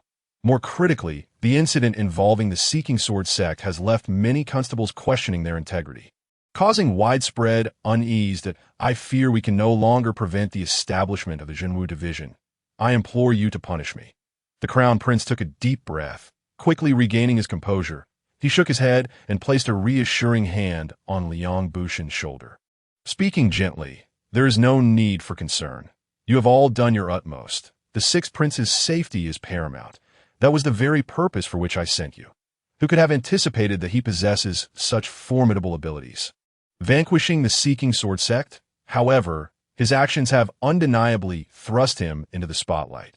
The formation of the Jinwu division will likely make him a thorn in the side of all martial factions. A source of grave danger. Your Highness, shall we compel Liang Busen to adamantly oppose the establishment of the Jinwu division? Liao Jian suddenly proposed. He was now somewhat agitated. If the Sixth Prince were to establish the Jinwu division, would it not imply that the Emperor genuinely contemplates allowing the Sixth Prince to ascend the throne?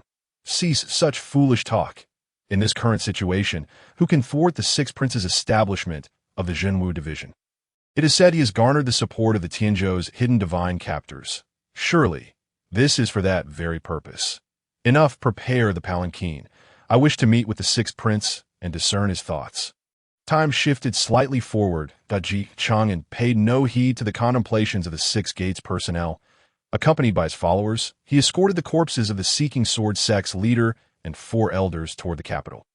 Meanwhile, in the capital, under the subtle instigation of the net, a throng of eager citizens had gathered outside the city, whispering amongst themselves, you think the Sixth Prince will succeed in avenging us against the Seeking Sword sect? An elderly man asked, his voice tinged with worry. What need is there for doubt? A young man interjected with fervor. You have not heard. The Sixth Prince was once a prodigy renowned throughout the capital. Moreover, as a prince who cares for the common folk, how could the heinous crimes of the Seeking Sword sect withstand the might of the Sixth Prince? Indeed, the Six Gates have investigated for so long without a clue. Now that the Sixth Prince has taken action, the true culprits are unveiled. It seems that only the Emperor and the Sixth Prince genuinely advocate for us commoners. A woman wiped her tears, filled with emotion. I suspect that the folks in the Six Gates have long been aware of the Seeking Sword sect's nefarious deeds, yet they were too cowardly to investigate thoroughly, perhaps even accepting bribes. A burly man exclaimed, his eyes wide with indignation, that if these treacherous individuals are indeed guilty, they deserve the harshest of punishments. The crowd echoed in agreement, their voices rising in righteous anger. Amidst this chorus of grievances, the distant sound of urgent and clear hoofbeats suddenly approached, reverberating like thunder. Look, the Sixth Prince is returning. The Sixth Prince is returning. Someone in the crowd shouted, and in an instant, everyone fell to their knees, collectively exclaiming, We pay our respects to the Sixth Prince. Chang'an reined in his horse, casting a cold gaze across the gathered multitude, and proclaimed, Today, the leader of the Seeking Sword sect has acted against the righteous, practicing dark arts and cruelly devouring flesh, leading countless families to ruin and despair. I intended to ascend the mountain to seek the truth, yet this scoundrel, oblivious to his impending doom, dared to launch an open attack against me. At present, I have executed him on the spot. Here lies his corpse, and the missing children were all slaughtered by his hand. These individuals are the elders of the Seeking Sword sect who assisted in his tyranny, and they have all met their just end. With a grand gesture, he let 5 corpses tumble to the ground. Upon hearing his words, tears streamed down the faces of the onlookers, their hearts overwhelmed. They had never anticipated that this long-standing case, which had caused them such anguish, would be resolved by the Sixth Prince's decisive action. The Sixth Prince truly kept his word. He is genuinely here to champion our cause. Dear citizens, please rise. This is merely my duty as a prince. I have come a bit late, and I apologize for the suffering you have endured. Chang'an bowed respectfully, his tone earnest. He then proceeded to orchestrate the arrangements for the aftermath with meticulous care before returning to the Green Willow Villa. Soon, he received word that the Emperor of Djinn would attend court in 3 days. It was clear that the establishment of the Jinwu division was imminent. Having eradicated the Seeking Sword sect, the system's rewards awaited him. This included an opportunity to summon a faction, an opportunity to summon martial arts, and an opportunity to summon special individuals and items. Although the Seeking Sword sect he had obliterated was not particularly formidable, there remained the possibility of summoning valuable items. Perhaps fortune would smile upon him. After a moment of contemplation, Chang'an decided to summon items or individuals first. I end the special summons. Congratulations to the host for acquiring the item. The heavenly sword. A sword? I wonder if the heavenly sword contains the essence of the 9 manual and the principles of the 18 dragon-subduing palms. With this thought, Chang'an retrieved the heavenly sword from the system and drew it forth. Discovering its ability to slice through iron like immunity was evident that this was indeed a divine weapon. Quite fortunate, as I lack a decent sword. However, I remained curious about the presence of martial manuals within it. Hence, he glanced at the swords of Jing Li and Yen Ri, uncertain whose weapon was more formidable. After pondering for a moment, Chang'an ultimately opted to forego the comparison. Although the 9 manual and the 18 dragon-subduing palms were impressive, he chose to set them aside for the time being. However, in order to obtain the treasures within, sacrificing 1 or even 2 divine weapons seems rather unwise, at least until I summon the blacksmith. I won't entertain such thoughts. Yet, should I summon the existence of the 9 manual and the 18 dragon-subduing palms, there would be no need to covet the secrets contained within. Moreover, both the Luoyang and the Divine Marquis Mansion possess their own cultivation techniques. The 9 manual might indeed enhance my understanding of martial arts, yet the concept from 2 different worldviews may not prove particularly advantageous. After pondering for a while, Chang'an decided to temporarily wield it as a sword. Next, it was time to summon martial arts. The skills summoned by the system are typically delivered at their peak. Ding! Martial arts extraction in progress. Congratulations, host, you have acquired the Taiji sword technique in an instant. The essence and applications of the Taiji sword technique surged into Chang'an's mind. Grasping the Tianjin sword, he felt as though he had practiced the Taiji sword technique for 60 years. More importantly, the original Zhongheng sword technique and the Taiji sword technique inherently share similarities. The Zhongheng sword technique of the Gigu sect emphasizes both horizontal and vertical movements, while the Taiji sword technique from Wudong focuses on the interplay of yin and yang. The two complement each other perfectly. Within this brief moment, an abundance of innate qi flowed into Chang'an's internal sea, ceaselessly invigorating him, while his mind cleared, allowing him to perceive the world with newfound clarity. Is this what it means to reach the master realm? Chang'an murmured that if the hallmark of innate mastery lies in the ability to project qi beyond the body, forming sword and blade energies that can harm, then the qi of a master is the unending force capable of sustaining a barrier of energy externally for an extended period. Feeling the surge of his newfound power, Chang'an initially intended to find an opponent for practice. However, he still had serious matters to attend to, especially with a significant force yet to be summoned at this moment. Chang'an speculated that the martial arts he acquired when summoning Luoyang were also from the world of Qin Shi Mingyu. Currently, both the Tianjin sword and the Taiji sword technique are derived from the Heaven sword and the Dragon saber, suggesting that the summoning might have invoked a sect from that narrative. There are indeed many sects, including the 6 major sects aside from the Mingjiao. Among the heavyweight factions, Wudong stands out, especially with a remarkable figure within it. The Mingjiao is slightly less impressive, as summoning a lesser figure would at least be marginally worthwhile. Shaolin, however, is not without merit, particularly with the likes of Sandu making a name for themselves. Other sects among the 6 major ones seem rather lacking. Both the Amei and Kongtong sects feel somewhat underwhelming. Nonetheless, the recently defeated Sun Jian sect was not particularly formidable, leaving uncertainty about the quality of what could be summoned. Congratulations, host. You have summoned the Wudong faction. I've struck gold. Chang'an's heart leaped with joy upon hearing this, astonished that he had indeed summoned Wudong. Yet to avoid excessive elation leading to sorrow, Chang'an first examined the available candidates for summoning. After all, Wudong also appears in the smiling, proud wanderer, where although the Taoist Chongshu is not weak, he is still a consideration. At that moment, a serene array of names lay upon the system's summoning panel. Above Song Yuanxiao's name, 3 brilliant characters shone forth. Zhang Sanfeng.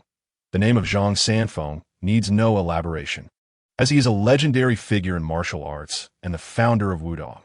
Not only is he formidable himself, but the Wudong under his command is equally powerful. Each of the 7 heroes of Wudong possesses astonishing talent, each potentially standing at the helm of any sect within the martial world. After a moment's contemplation, Chang'an chose to summon Zhang Sanfeng first. Soon, a tall figure with snow-white hair and beard appeared before Chang'an.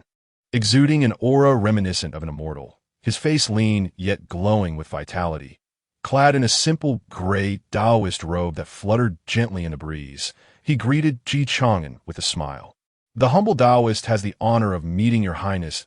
Ji Chang'an nodded in response. Extending his hand, I have the privilege of meeting Zhang Zhenren. Please take a seat. The two then settled at a stone table within the villa. Commencing their discussion, Jing and I observed the elderly figure before her, furrowing her brow. Initially, she perceived him merely as an ordinary old man, devoid of an imposing presence, yet something about him felt distinctly extraordinary. She recalled tales of strong individuals who transcended realms, achieving a state of returning to innocence. Could this elder before her be one such being? Zhang Zhenren. The situation is as follows. This world is vastly larger than the original realm. Even within the confines of the Great Gene, it encompasses many times the area of the former Central Plains.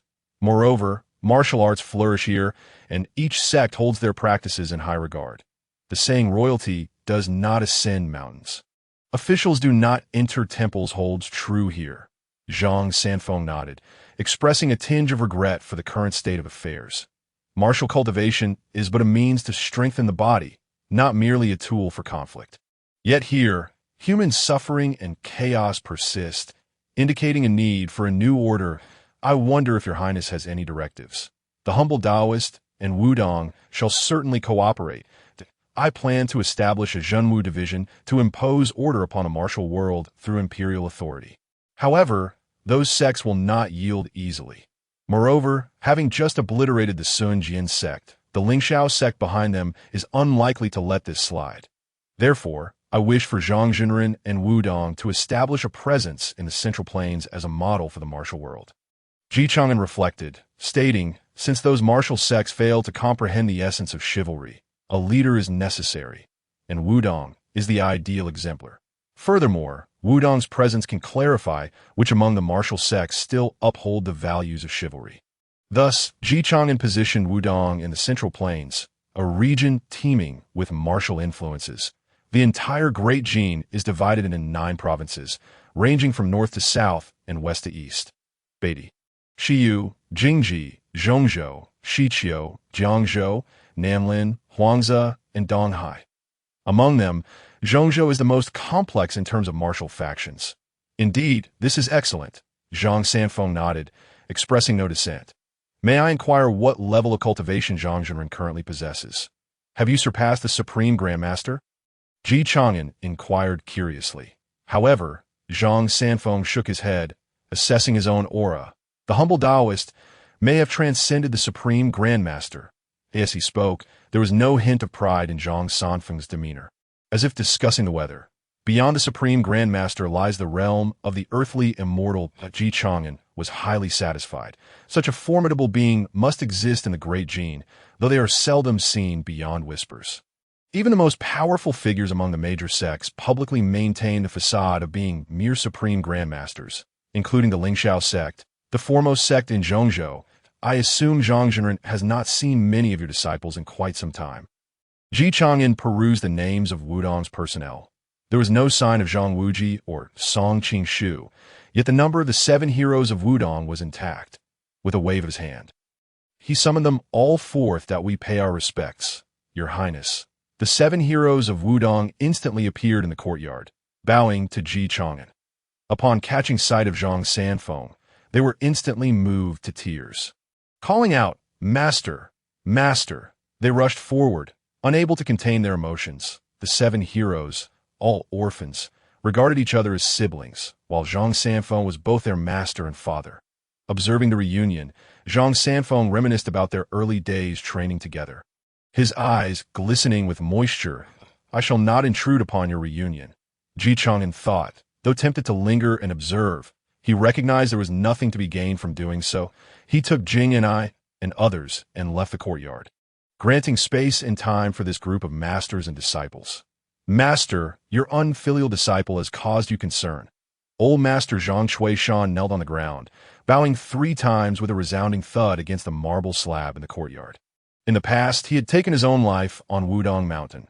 Reflecting upon it now, it seemed merely an act of evasion, a profound disservice to his esteemed mentor. It's all right. All is in the past. Behind us now, reassured Zhang Sanfeng as he hastily helped Zhang Chuishan to his feet. You have left behind that child Wuji. He is indeed a source of pride. Come, allow me to share some words regarding the boy Wuji. Zhang Chuishan nodded earnestly in agreement. Meanwhile, the eldest disciple, Song Yuan Xiao, embraced the seventh disciple, Mo Xingu. Seventh brother, I have dealt with that ungrateful son, Song Qingshu. I apologize. It was my failure to properly guide my child that brought harm to you. Mo Xingu patted Song Yinxiao's back. Understanding that his elder brother bore a heavier sorrow, he quickly replied, Master brother, the child has committed grave transgressions. It is we, as uncles, who have not guided him well. It is not solely your burden to bear. Regardless of the circumstances, the reunion of our master and disciples here is indeed a blessing from His Highness. Chang'an returned to his study. Suddenly recalling something, he instructed, prepare accommodations for the esteemed guests from Wudong in the courtyard, and arrange a banquet. We must not treat them poorly. Yes, Your Highness, Jing and I nodded, promptly setting about the arrangements, with the assistance of these formidable allies. The odds were certainly more favorable. Jing and I, what do you believe we should do about the remaining 2 sects surrounding the capital? Chang'an inquired, fixing his gaze upon Jing Ni's exquisitely beautiful face. The Bai Long Temple and the Kongwen Temple, while not particularly powerful, could be considered evenly matched with the Seeking Sword sect. However, these temples possessed not only martial attributes, but also religious significance. To eradicate them would require a compelling justification. Jing and I pondered for a moment, her enchanting eyes blinking thoughtfully. Both sects have their followers, and a forceful approach may be somewhat rash. Yet, these sects cannot be entirely untainted. Especially after operating for so many years, their internal decay will provide us with the means to exploit their weaknesses. Chang'an nodded. With one summoning opportunity already utilized for Wudong, these 2 sects would be akin to another 2 large gift packages. Moreover, situated around the capital, they were undeniably weak, products of a compromise with imperial authority. This was, after all, his beginner's gift package. It would be remiss not to partake. Sensing Chang'an's fatigue, Jing and I stepped behind him. Extending her delicate hand to massage his shoulders, Chang'an relished this brief moment of serenity. I could see that moment. However, a voice from outside interrupted. Your Highness, Prince Wei requests an audience. Elder brother? Chang'an furrowed his brow and stood up. What could he possibly want? At the Green Willow Villa, the Crown Prince sat in the parlor, inhaling the floral fragrance that still blossomed even in autumn, seated upon a chair carved from golden silk namu. He gently toyed with a warm teacup, savoring the beverage within. Observing the artificial mountain and flowing water outside, where fish frolicked, he found a semblance of tranquility, which explained why his 6th brother had been able to reside here for 4 years. The Crown Prince, experiencing the TS flavor, brought his nose closer to the cup, a flicker of confusion crossing his eyes. How does this taste so familiar, akin to what we have at home? Huangshan Malfong. I wonder where 6th brother procured IT. IT is well known that even tea of the same variety can differ in flavor due to the time of harvest and processing. Only tea from the same batch shares a similar taste. Yet, the flavor of this Huangshan Malfong was identical to his own. Lost in thought, the sound of footsteps approached, and Chang'an entered with steady steps. Cupping his hands in greeting, Elder brother, it has been a long time that I wonder what brings you here today. The Crown Prince snapped back to attention, hastily setting down his cup and rising to welcome him. 6th brother, it has indeed been a while. I have heard you have stirred quite the commotion in the martial world lately. Your royal brother. I was genuinely concerned and came to see if you were well. After scanning Chang'an from head to toe, he nodded slightly. Now that I see you are unharmed, I can breathe easy. However, the Crown Prince's expression grew serious as he continued. Yet, 6th brother, your extermination of the Seeking Sword sect, while satisfying, has irrevocably severed ties with the martial forces. You must exercise utmost caution in your actions henceforth to avoid perilous situations. Chang'an bowed slightly, his demeanor calm. Thank you for your concern. Elder brother, under the Emperor's protection, I doubt they would dare to act too recklessly. The Crown Prince sighed deeply. However, with you entangled in this, our peaceful lives may soon be disrupted. particularly if you intend to take control of the Jinwu division. Wielding power may not necessarily be a boon. Perhaps remaining here at the villa, enjoying the scenery and music, would be a greater blessing. Ji Chang'an, discerning the sincerity in his elder brother's expression, also sighed. Ninth brother is injured, and I have not yet visited him. I wonder if you have seen him. Would you accompany me? The crown prince hesitated briefly, but then nodded. I visited once, at that time. His injuries were unstable. I shall go with you to see him again. The two boarded a carriage, making their way to the residence of the ninth prince, unhindered along the journey. Soon, the carriage halted in front of a residence, and the two quickly entered the inner courtyard. Upon stepping through the door, a strong medicinal scent assaulted their senses. They found the ninth prince lying in bed, his body swathed in bandages, his complexion as pale as paper, his breath faint. The crown prince's heart tightened at the sight. He hurried to grasp the hand of the imperial physician nearby, anxiously inquiring, "Physician, how is ninth brother's condition? When might he awaken?" The physician sighed heavily. "Your Highness, sixth prince, the ninth prince has suffered a severe injury to his heart pulse. The situation is dire. With good fortune, after a year or so of recuperation, he may awaken. However, if there is even the slightest misstep..." The physician did not finish his thought, but both brothers understood the implication. Exchanging somber glances, they withdrew from the room, not wishing to disturb the patient. "Elder brother, look at ninth brother. He is not yet 16, pure of heart, and has never wronged anyone. He poses no threat to anyone. In contrast to my former status as a genius prince, ninth brother has no reason to be targeted." Yet they still struck, indicating that a tranquil life is impossible for any of us. We were born into this bloodline. It is our responsibility. The crown prince's eyes brimmed with tears, his voice trembling. "It is my fault. As the elder brother, I could not protect my siblings. Had I been more vigilant, perhaps this calamity could have been averted. Elder brother, my establishment of the Jinwu division is not driven by grand motives. It is simply to seek justice for ninth brother. I hope you can understand. Sixth brother, I only fear you may become entangled in too many affairs. There is no other intent behind my words. Since you have made your decision, I shall not hinder you.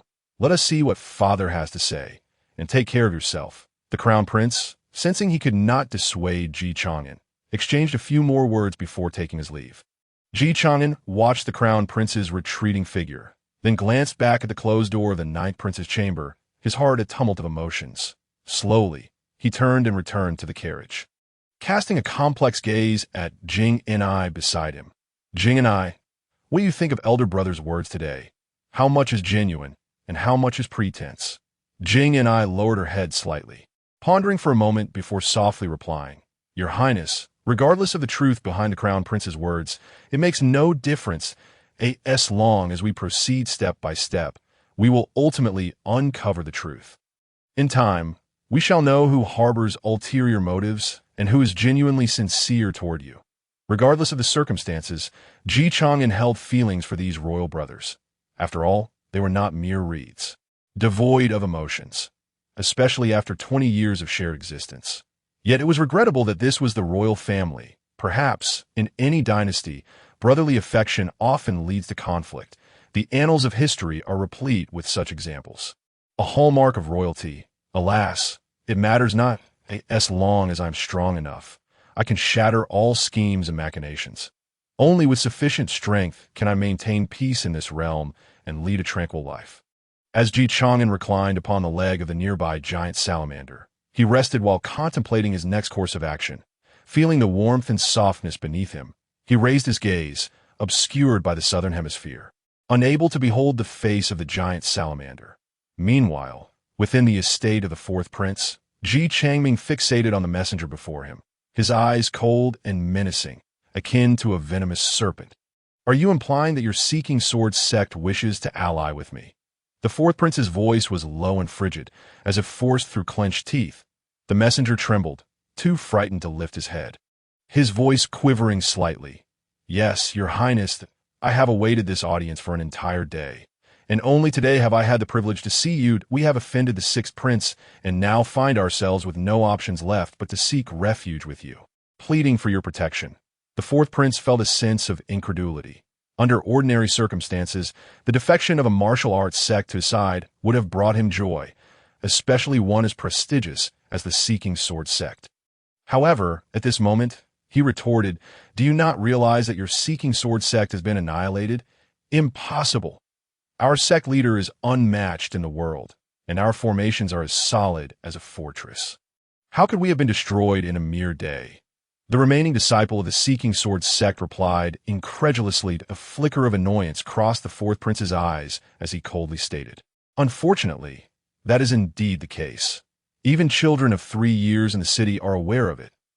If you venture to the western part of the city, you may yet encounter the remains of your invincible sect leader. Perhaps you could salvage a bone for soup, though the flesh is surely gone." After speaking, the fourth prince waved his hand dismissively.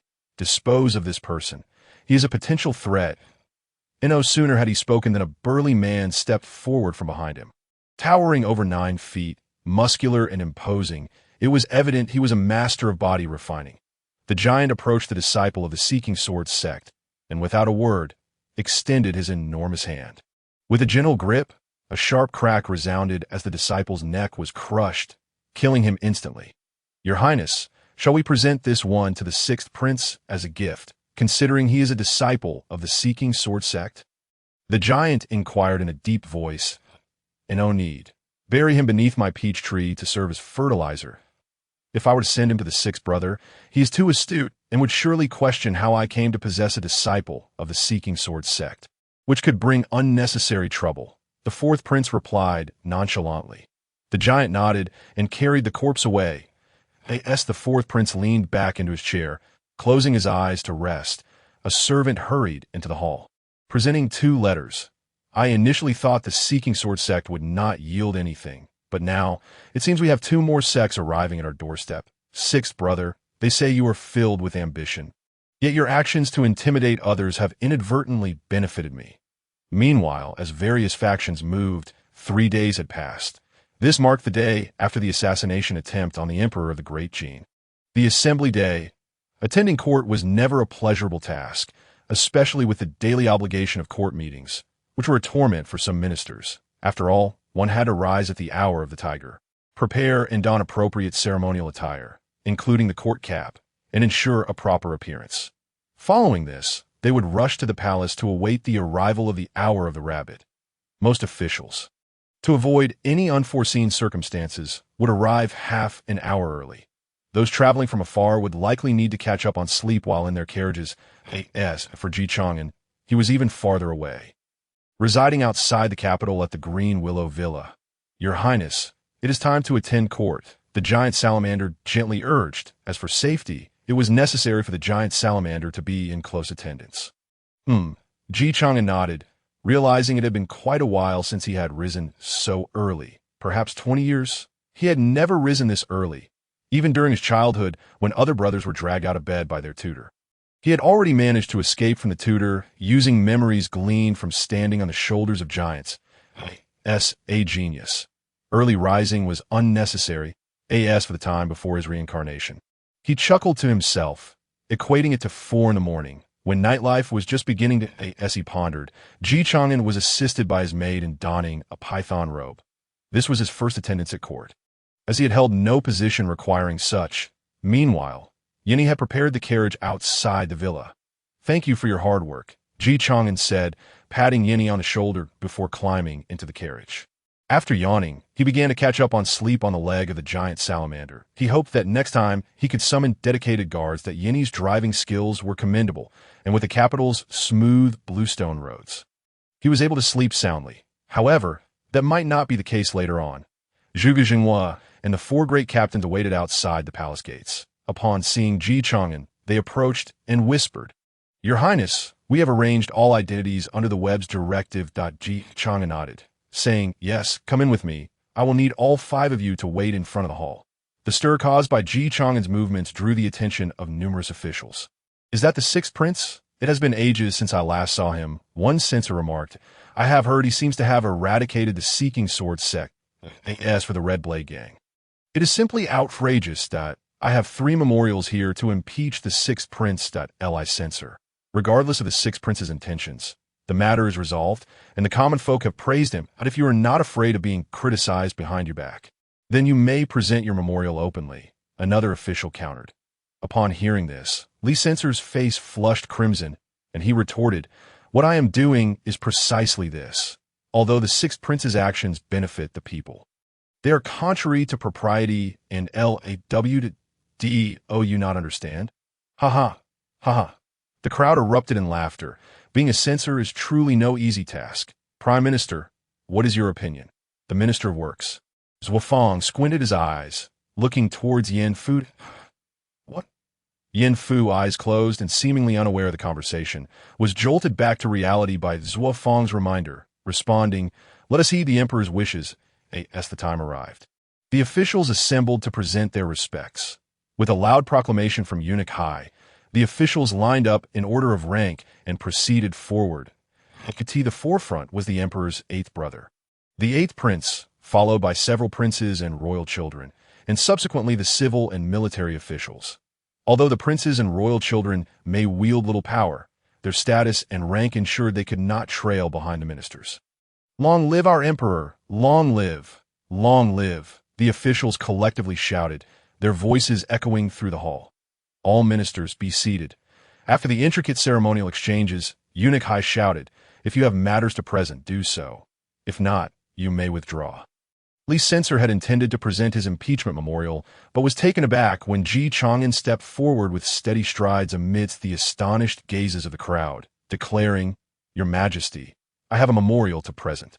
He paused briefly, surveying the assembly, and upon seeing their attention fully captured, he continued, "The martial arts of the realm flourish, which is beneficial for physical health. However, since ancient times, heroes have transgressed laws with their might.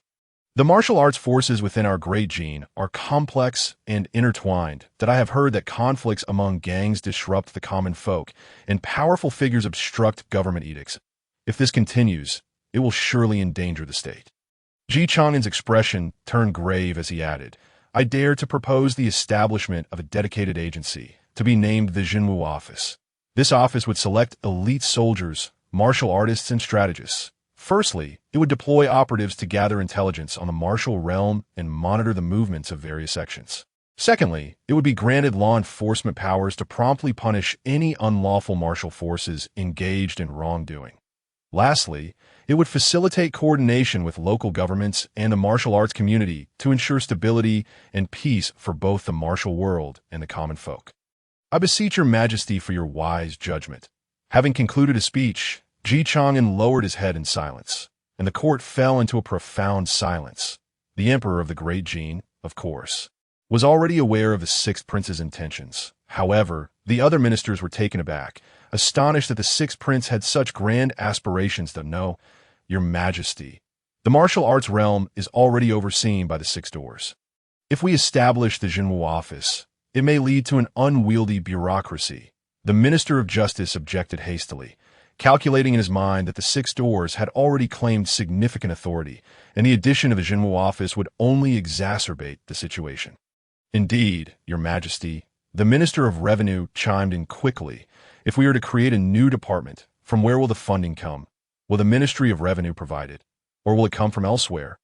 The Minister of Personnel, regarded as the celestial official, oversees the promotions of officials that in contrast, the Minister of Revenue is known as the terrestrial official, managing the salaries and finances of the bureaucrats. However, the Minister of War shook his head, saying, "Have you heard of the recent events in the capital? Even beneath the Emperor's feet, over 1,000 children have gone missing. As parents yourselves, how can your hearts be of stone? In my humble opinion, the six gates have indeed failed in their duties, and I support the proposal of the sixth prince. The matter of the six gates' negligence was something that did not require your reminder." The civil officials engaged in a heated exchange, their faces flushed with fervor. The military officials remained silent. Even those who desired to speak dared not utter a word. After all, this was a matter of great significance. Not within their purview. A misstep could lead them into peril. Enough of the clamor. Let us see what Liang, the chief of the six gates, has to say, declared the Emperor of the Great Gene. And the court fell silent, announcing the chief of the six gates, Liang Yuan, for an audience. Although the chief of the Six Gates held the rank of the third grade, he was not an official of the court and thus required the emperor's summons. He appeared haggard, his complexion tinged with a weary gray, clearly worn down by recent tribulations. Following protocol, he respectfully knelt and bowed. The emperor did not immediately bid him to rise, but instead slightly lifted his gaze. Surveying the assembly before inquiring, Chief Liang, the sixth prince, has proposed the establishment of the Jinwu division. I ponder this matter as it pertains to the future responsibilities of the Six Gates. What is your perspective on this? Upon hearing this, the courtiers exchanged glances, each aware that Chief Liang was closely aligned with the first prince. Moreover, the Jinwu division ostensibly sought to usurp the authority of the Six Gates. Would anyone acquiesce to the theft of their power? Most of the officials lacked an extensive network of information and remained oblivious to the full scope of events.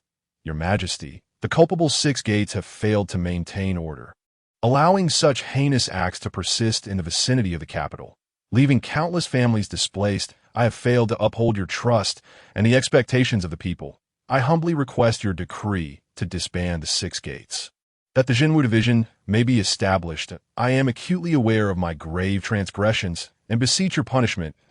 This pronouncement, an uproar erupted within the court. What? The officials exchanged bewildered glances, then turned to the impassive first prince, momentarily dazed by the implications that if such were the case, then the most pressing issues of bureaucratic redundancy and funding would be resolved. The suggestion to disband the Six Gates left some officials feeling a twinge of unease. What sort of maneuver was this? How do you view this? Eighth Prince. The emperor turned his gaze to his eighth brother, who appeared half asleep, his eyes barely open as if on the verge of slumber. Upon being addressed, he lazily returned to attention and uttered 4 words. Your Majesty is wise. Very well, considering the rampant arrogance of those martial sects. The Jinwu division shall be established immediately. Its chief will hold the second-grade rank, not requiring attendance at court, and shall report directly to me. The ministries of war, personnel, justice, revenue, and the Six Gates shall cooperate fully. Without fail, the Emperor of the Great Jin did not wait for the officials to process his command. He issued it forthwith. Originally, he had contemplated leveraging his own injuries to pressure these officials. Yet the Sixth Prince's actions had taken an unexpected turn. He had anticipated that the Chief Liang would be persuaded to agree to the establishment of the Jinwu division, thereby leaving the officials with little reason to object. However, things had unfolded differently, with the Six Gates now facing dissolution. Not only had their reputation among the common folk been tarnished, but the capable constables within the Six Gates felt the weight of their failures. While the less scrupulous feared investigation, creating an atmosphere of anxiety, in this context, the emperor's words left no room for dissent. Once the imperial decree was issued, could it be retracted? It could not. The drowsy eighth prince was the first to speak. Your Majesty is wise. The remaining officials, observing this, had no choice but to echo in agreement. Your Majesty is wise. Your Majesty, might I inquire whether the chief of the Jinwu division shall be appointed from the Sixth Prince? The Minister of Personnel, steeling himself, broke the brief silence with an inquiry. The emperor turned his attention to Chang'an, eager to hear his response. He was well aware that Chang'an had brought 5 individuals into the palace.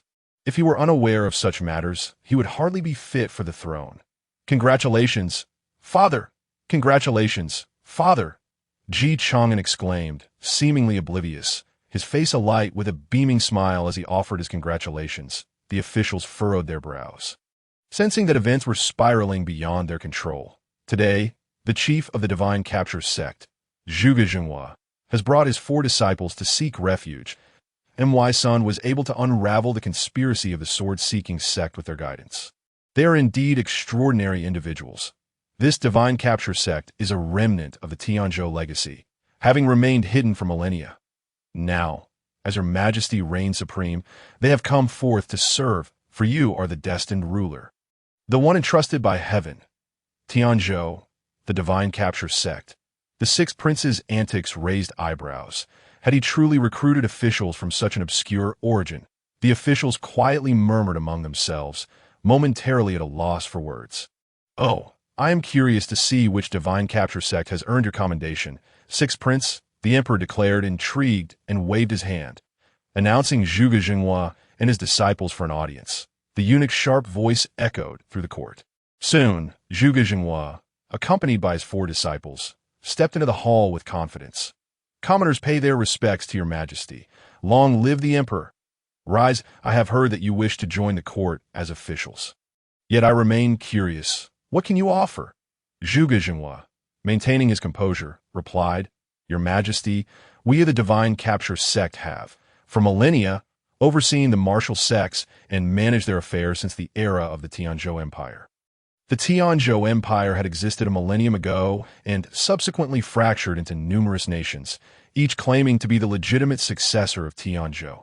Your Majesty, this cannot be. The Minister of Rites interjected, hastily stepping forward to object. Such a vital position as the chief of the Jinwu division cannot be entrusted to these individuals of uncertain origin. Chang'an narrowed his eyes, his gaze sharp as he fixed it upon the Minister of Rites. Committing his visage to memory before responding, Oh, then how did you, Minister of Rites, ascend to your position? Naturally through the imperial examinations, owing to the Emperor's great grace, I attained this esteemed rank, the Minister of Rites replied with a hint of pride, having been the top scholar of his cohort. Moreover, he continued, I merely wish to convey that such a high-ranking position ought to be earned step by step, rather than through sudden elevation. Chang'an chuckled lightly. Yet, was it not the case that before your official career, you were also an individual of uncertain status? What right do you have to participate in the examinations? Across the vast realm of Great Jin, all citizens are subjects of the Emperor. How can there be talk of uncertain status? Minister of Rites, your words are rather biased, as for sudden elevation. At this juncture, Chang'an appeared to recall something, a smile gracing his lips. As a second-grade official of Great Jin, are you aware of our laws? There exists a statute that states, those entering the court through innate talent are granted a 7th-grade rank. Masters a 5th-grade rank, Grandmasters a 3rd-grade rank, and Supreme Grandmasters a 2nd-grade rank. The chief of the Divine Capture sect is a Supreme Grandmaster. Thus, his entry into the court should naturally accord him the 2nd-grade rank. It is merely a lateral transfer. How can you call it sudden elevation? Should you question the Chief Zhuge's capabilities, feel free to inquire. Of course, this 2nd-grade rank is merely a nominal position, one with salary, but no real power, merely a farce. The title of Supreme Grandmaster carries weight. No one dares to challenge it. Supreme Grandmaster? Supreme Grandmaster. In an instant, the eyes of all present turned toward Zhuge Jinghua, filled with astonishment. Even the Emperor had previously assumed that Zhuge Jinghua was merely a Grandmaster. Little did he expect that Zhuge Jinghua was, in fact, a Supreme Grandmaster. Could it be that the Divine Capture sect, as mentioned by the 6th Prince, was indeed legitimate? If so, then perhaps I am truly the destined ruler, able to draw such talent to assist me. For the Emperor, the origin of these individuals mattered not. After all, does a clear lineage guarantee loyalty? As long as one proves useful, they may serve in the court. It was evident that Zhuge Jinghua possessed great utility. My esteemed ministers, do you have any further objections? While the Minister of Rites does present a valid point, since it is you, 6th Prince, who has recommended them, I shall acquiesce. I hereby appoint the 6th Prince Chang'an as the chief of the Jinwu division, and Zhuge Jinghua as the deputy chief. After 1 year, should you prove competent, you shall be promoted to chief. Furthermore, this arrangement was akin to removing one's trousers to fart, yet the Emperor still requires a veil of modesty. His Majesty personally voiced his thoughts, swiftly finalizing the matter. The primary task of the newly established Jinwu division is to investigate its predecessor. The 6 gates this moment. Several gazes turned towards Inspector Li, seemingly filled with anticipation. Although the 6th Prince was undeniably talented, he had vanished for a full 4 years, a period during which other princes diligently strove for progress while he languished in idleness. This was hardly a commendable situation. Consequently, they deemed him devoid of any real chance of inheriting the throne, and thus, Inspector Li's censure was seen as merely a duty, bearing little psychological burden. However, The emperor's recent declaration made it abundantly clear to all that the sixth prince had now qualified to compete for the highest position. It would not be long before he was granted a title of nobility. Thus, everyone awaited the spectacle, curious to see whether Inspector Li would muster the courage to submit his report. After all, the future son might prove even more formidable than the current one, yet it appeared he did not possess such courage. His face flushed crimson, lips tightly sealed, ultimately refraining from uttering a single word. The emperor's gaze was piercing as he slowly surveyed the officials. Noticing no one dared to speak further, he nodded slightly. Having served the emperor for many years, Eunuch Hai understood the unspoken cue and promptly proclaimed, "The discussion is concluded. Disperse." The officials withdrew in an orderly fashion, but Eunuch Hai halted Ji Chang'an. "Your Highness, the emperor wishes to see you." Ji Chang'an comprehended the situation and, with a nod of acknowledgement, hastily followed Eunuch Hai to the imperial study. "Your son greets his majesty that you have arrived. Take a seat." The emperor sat at the head of the study, gesturing for Ji Chang'an to sit. He continued, "Old Six, your recent actions were quite impressive, silencing those officials effectively. You recall the poetry and mathematics you composed in your youth? They too could silence many mouths." The emperor of Dejin reminisced fondly. "For who does not admire a clever child?" With a sigh, he added, "Do you understand why I appointed you to establish the Jinwu division? It essentially stands in direct opposition to the martial world." Ji Chang'an nodded, responding, "I have my suspicions. Indeed, your intellect has always been sharp, so you naturally deduce this. For 2 centuries, the realm has enjoyed peace, whether in Dejin or the other 6 nations, or among the various sects of the martial world. Power has reached its zenith. Internal resources are now insufficient, leaving only war as the next course of action. Regardless of the outcome, victory would yield external resources, while defeat would free up the resources of the fallen."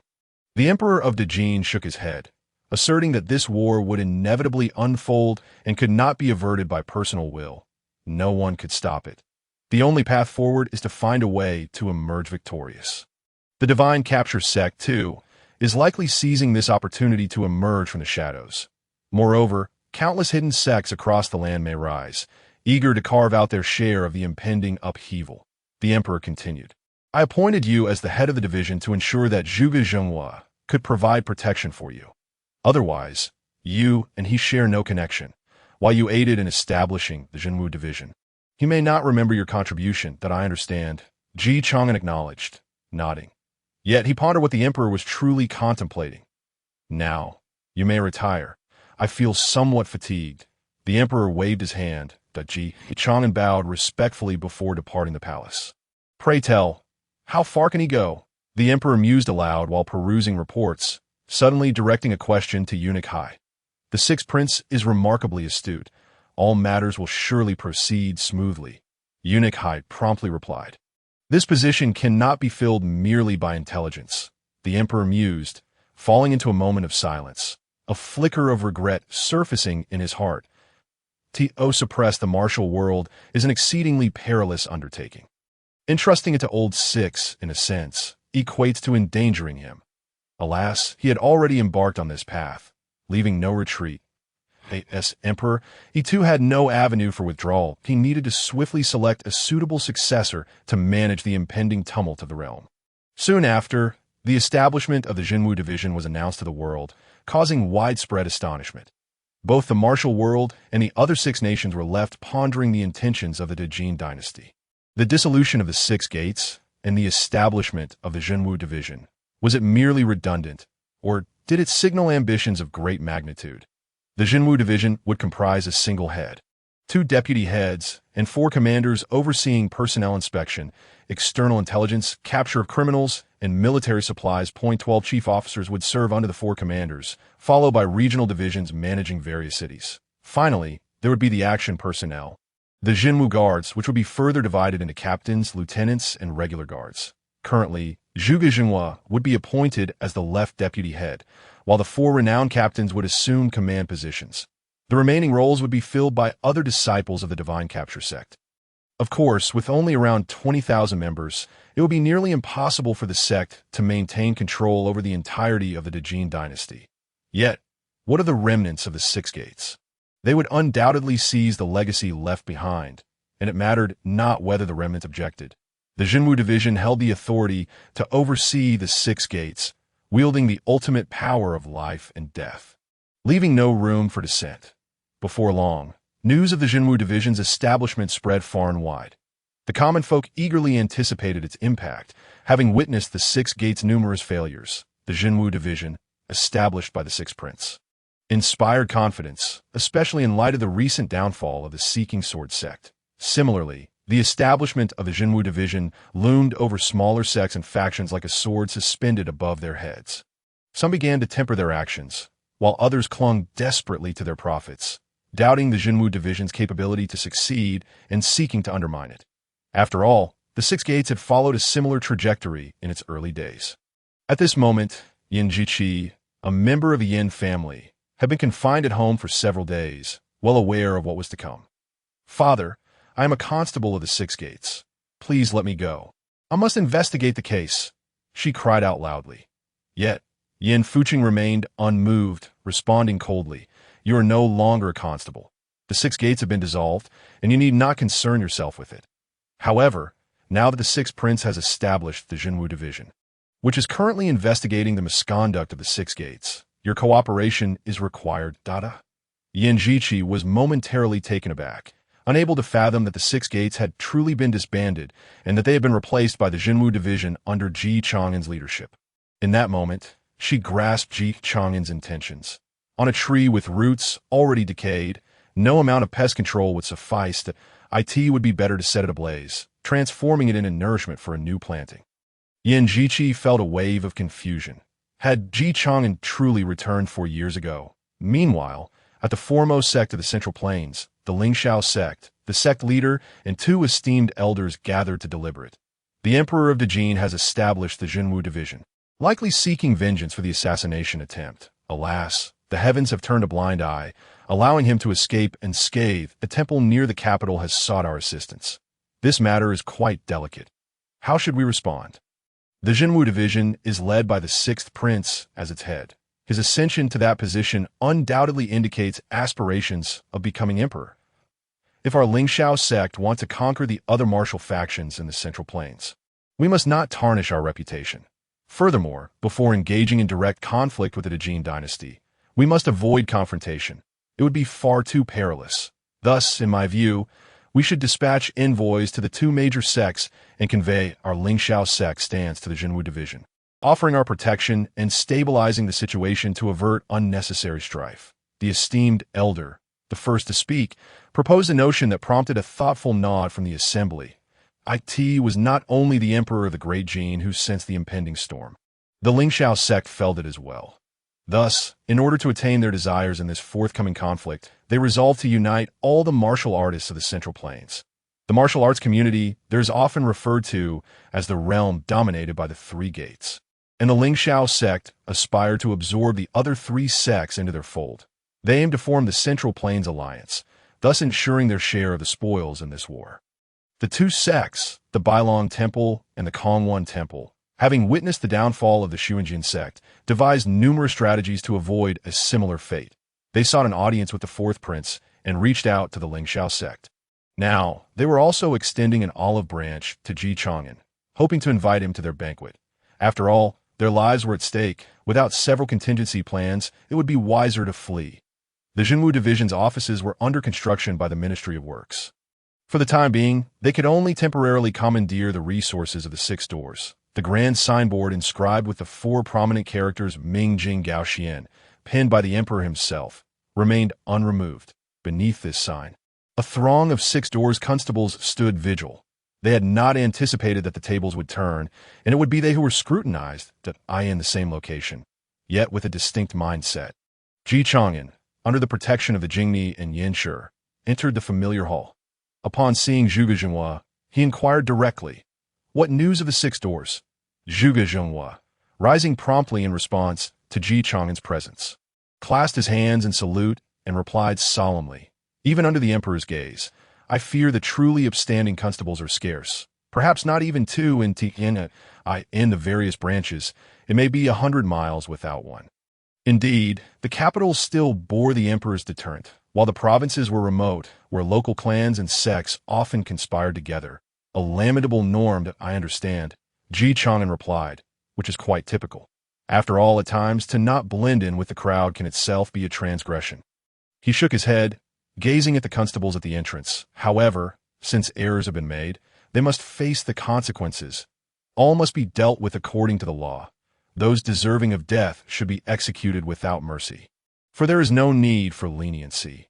Yes, Your Highness, Zhuge Jinhua nodded, not one to show undue compassion, naturally agreeing that those deserving of death should meet their fate. By the way, have there been any incriminating testimonies from the six doors concerning the Bailong Temple and the Concealing Temple? In truth, he need not have posed this question, for the Bailong Temple and the Concealing Temple could not possibly be innocent. Moreover, they possessed various pieces of evidence of bribery from the six doors. Zhuge Jinhua nodded, extracting some documents from the records. Your Highness, there are some reports, though they are insufficient. Most pertain to personal misdeeds of individuals from the Bailong Temple and the Concealing Temple, who have abused their power. To eradicate the Bailong Temple and the Concealing Temple may require more than this. Understood. No need to rush. I have already dispatched the Luo network to keep a close watch on them. Chang'an did not elaborate further. He sensed that the Bailong Temple and the Concealing Temple could potentially lead him to even greater opportunities, for he had received intelligence that these two sects were seeking out his fourth brother. The fourth prince, Zhao Changming, was not favored by the Emperor of the Great Jin due to his close associations with certain martial arts sects that, in a sense, the likelihood of his ascension to the throne was slim, prompting him to seek alternative paths. We hope His Fourth Highness can speak favorably of us in front of the sixth prince. We are law-abiding citizens, after all that, of course. There is no issue at this moment. The fourth prince, observing the grateful figures of the two sects, lifted a cup of tea. Your Highness, do we truly intend to assist them in persuading the sixth prince? Inquired a burly man behind him. Curious, the fourth prince took a sip of tea, shook his head, and replied, Of course not. Only when the realm is in chaos do I have a chance, do I not? It seems to me that the establishment of the Jinwu division by my sixth brother aims to seize power and forge alliances with the major sections. Surely, his intent cannot merely be to suppress the martial world with that so-called divine constable sect, an unparalleled Grand Master. Ultimately, he remains human, not a terrestrial deity. Such arrogance is unwarranted. As for the two sects, they appear to be paralyzed by fear, standing behind the Lingxiao sect, the foremost sect of the Central Plains, which surely warranted no such trepidation at this moment. They had dispatched disciples to convey their stance. Do you know what this signifies? What does it signify? The burly man shook his head. Your Highness, you know my mind is not sharp. That IT indicates that the Lingxiao sect does not wish to clash with the Jinwu division. However, they also do not want to tarnish their reputation, hence their willingness to negotiate. In this case, there will be no conflict between the Jinwu division and the Lingxiao sect. Without conflict, how can chaos ensue? If there is no chaos, how might I find my opportunity? The fourth prince's eyes narrowed. Thus, I prepared an assassination carried out by disciples from both sects, whether my sixth brother lives or dies. The two sects that attempt to assassinate a prince shall not survive. Consequently, regardless of who prevails, the flames of conflict between the dynasty and the martial world shall be ignited. That is my opportunity. Is it not? Your Highness is so astute, exclaimed the burly man, Iron Bear, with a hearty laugh. That if you could think of that, you would be the son of God. Not. The fourth prince's eyes sharpened. Why would he engage in dealings with the martial world that would provoke the emperor? It was not due to folly, but rather a strategy to conceal his identity as the son of God, using the martial world to mask his affiliations. This was his objective. Once conflict erupted between the great Jin dynasty and the martial world, his opportunity would arise. As for my sixth brother, I fear he may have miscalculated. The establishment of the Jinwu division is merely the first step toward my conquest of the realm. These two sects, once placed in your hands, I would trouble you to eradicate them. Do you dare? Being an official is no easy task. Chang'an sighed, observing Zhuge Jinhua and the four renowned constables busily attending to their affairs. As for himself, he could only sip tea and watch. There was little to be done. Due to a lack of expertise, Professional matters require professionals to handle them, that he merely needed to find the right individuals to execute this task. After all, the Jinwu division had only just been established. So some busyness was to be expected. Things would improve in due course, hopefully. After a while, feeling somewhat bored, Chang'an rose and returned to his carriage, heading back to the Green Willow Villa. Seated in his study, he noticed two letters laid upon the Nama desk. One was a secret missive from the Luo network, encoded with special characters, while the other was a standard letter. The missive from the Luo network revealed that Wudong Mountain had selected a peak to establish a sect, positioned within the central plains in the entire Great Jin. While many things might be lacking, desolate and uninhabited peaks were in no short supply. The other letter contained news from his fourth brother. Fourth brother? Chang'an recalled the prince with whom he had little interaction. Indeed, this fourth brother of his did not enjoy particularly close relations with the other princes, exhibiting a somewhat solitary nature. He seemed to hold great admiration for the renown within the martial world, a rather peculiar individual. Zhao Gao. Chang'an tapped the table and called out, "Your Highness, what is your command?" A voice, somewhat cold, echoed from the shadows. Moments later, Zhao Gao appeared in the room, standing respectfully to the side. "What news have the Luo network regarding those two sects? And has there been any unusual activity from fourth brother's side?" Chang'an's gaze was sharp as he inquired directly. Zhao Gao bowed slightly and replied leisurely, "Your Highness, those two sects have now sought assistance from the Lingxiao sect, which has acquiesced to their request and dispatched envoys. The envoy is the renowned Wushuang sword, the esteemed elder of the Lingxiao sect, currently en route and expected to arrive in the capital within 10 days. The ninth, ranking on the Great Jin's list? In this world, there exists a clandestine organization known as the Tianji Pavilion. They gather various pieces of intelligence and subsequently compile a ranking list of martial arts sects, one for each nation. Only the most exalted grandmasters can ascend to the prestigious list in the realm of the Jin. There are officially 27 recognized exalted grandmasters. However, Chang'an is well aware that this figure is likely far from accurate. Each sect harbors hidden powerhouses, and their numbers are not insignificant. Considering that the Jin's official population nears 1 billion, and accounting for the unregistered, it surely exceeds that mark. Moreover, the exalted grandmasters affiliated with the royal court have not been included in this tally, rendering the ranking little more than a source of amusement. Thus, it appears that Lingxiao sect does not wish to engage in open conflict with us. Chang'an nodded slightly, his expression calm, casually tossing the letter into the furnace. Finding the outcome unsurprising. This may seem counterintuitive. Why would sending a powerful figure signify goodwill rather than an intention to battle? Because this is the capital, where even an exalted grandmaster, formidable as they may be, cannot stir significant waves. If Lingxiao sect sought war, a far more strategic approach would be to wait until they have eradicated two sects, then unite with other martial factions to pressure the court. Should the court capitulate, the Jinwu division would naturally cease to exist. Conversely, if the court refuses to yield, a cataclysmic war could be imminent. The dispatch of such a heavyweight figure for negotiations clearly indicates a desire for peace and reconciliation.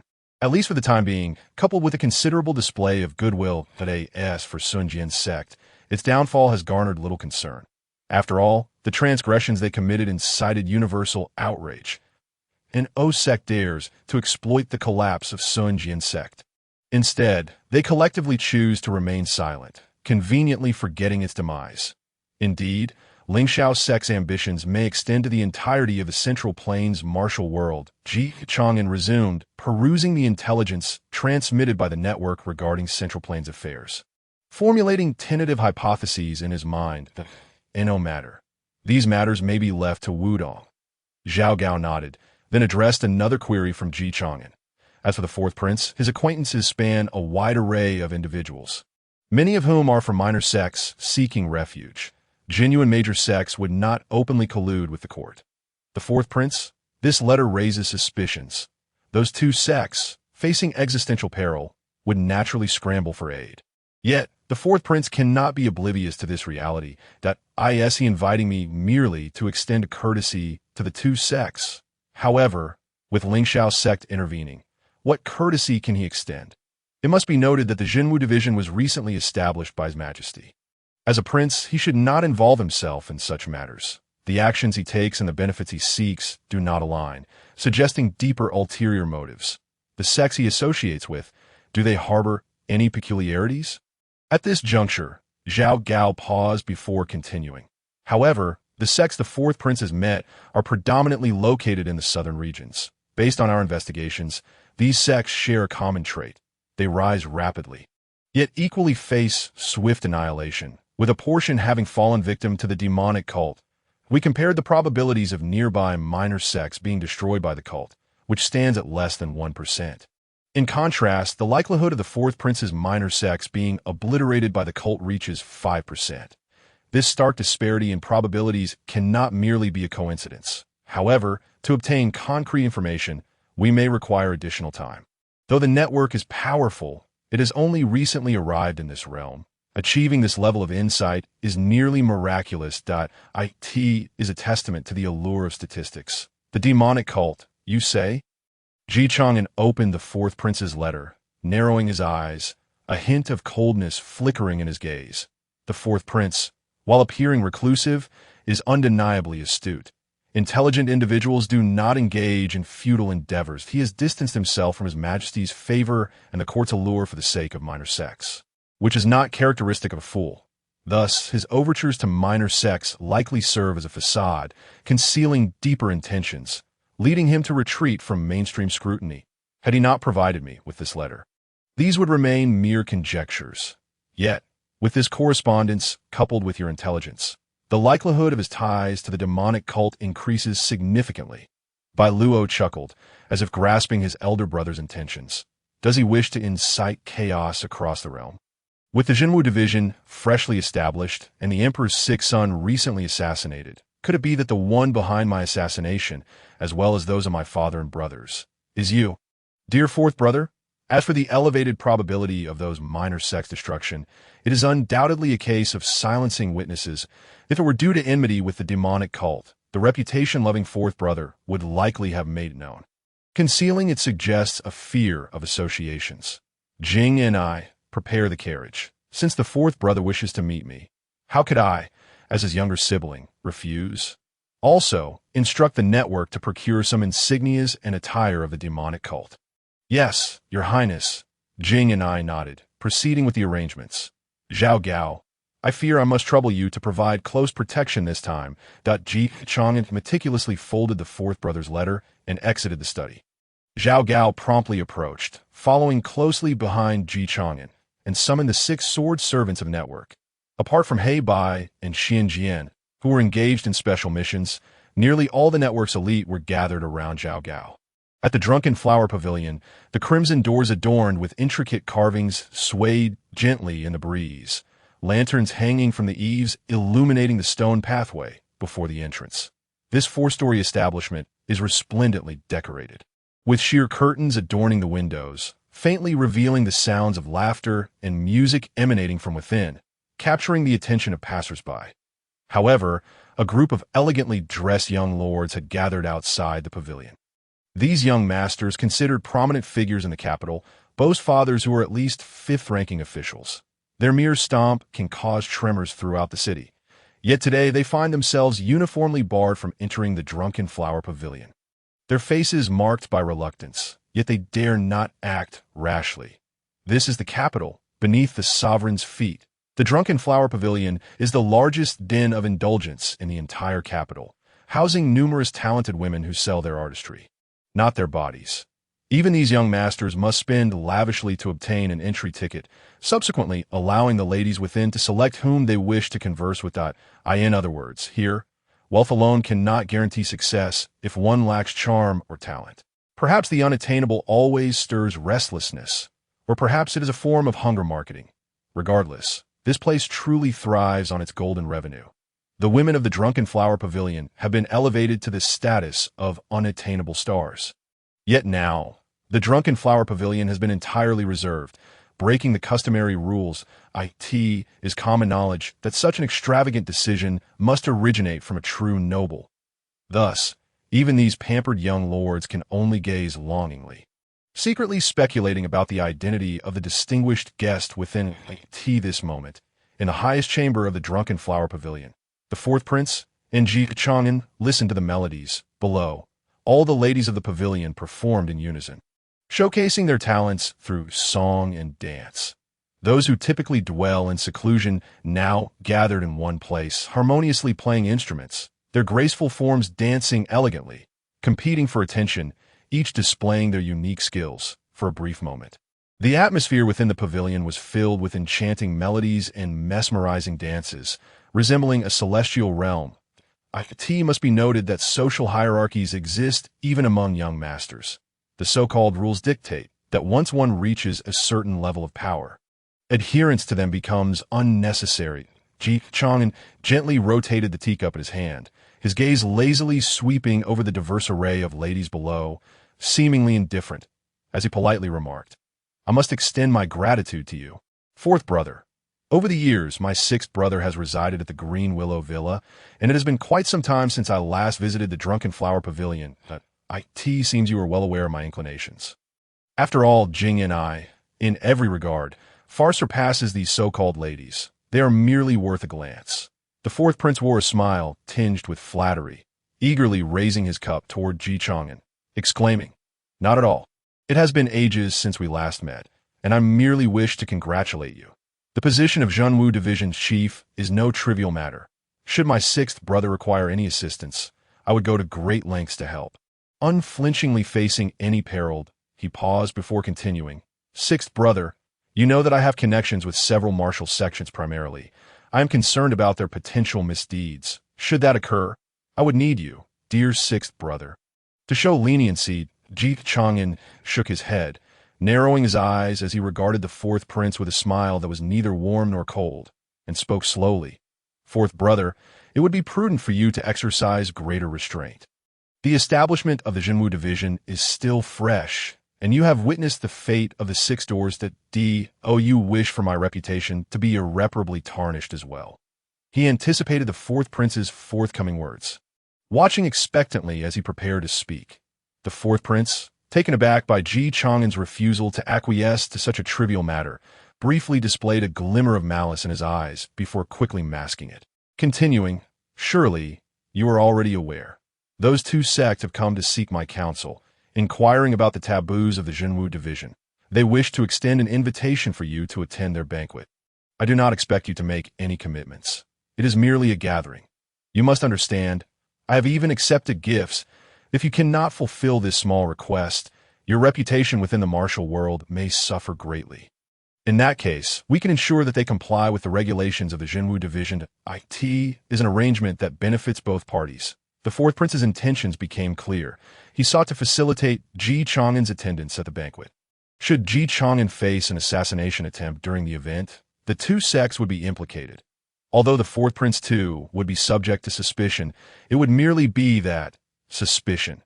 Presently, the fourth prince lacked any trust from the emperor of the Great Jin. All he needed was for chaos to reign across the realm. Then their cult could rise, and such suspicions would be trivial, not worth considering as a consequence as for the evidence. They would ensure it was impeccably clean, leaving no trail to be uncovered, just some ruffians from the martial world.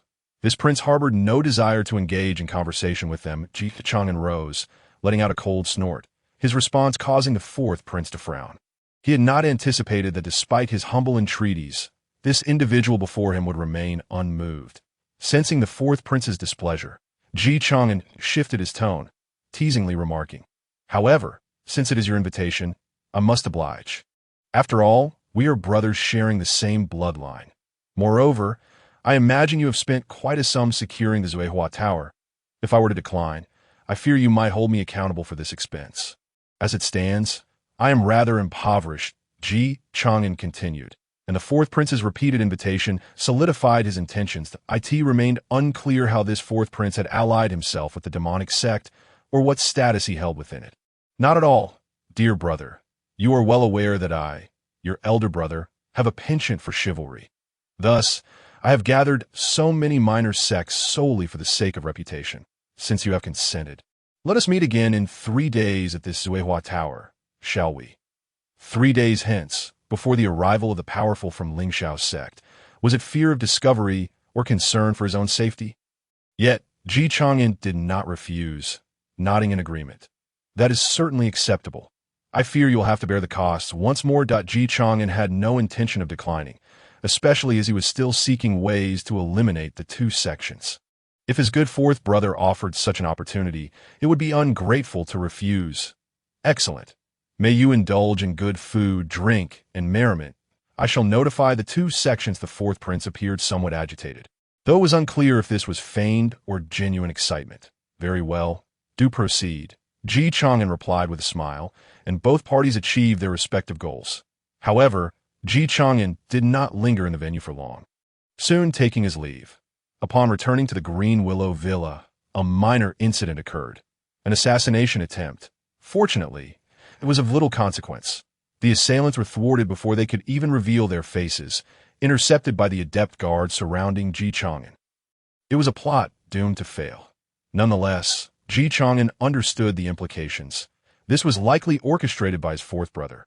What was the intent? To signal to the world that the identity of the Jinwu division stirred resentment, and that being targeted for assassination was entirely normal, unrelated to his invitation to in the grand palace of the Great Jin.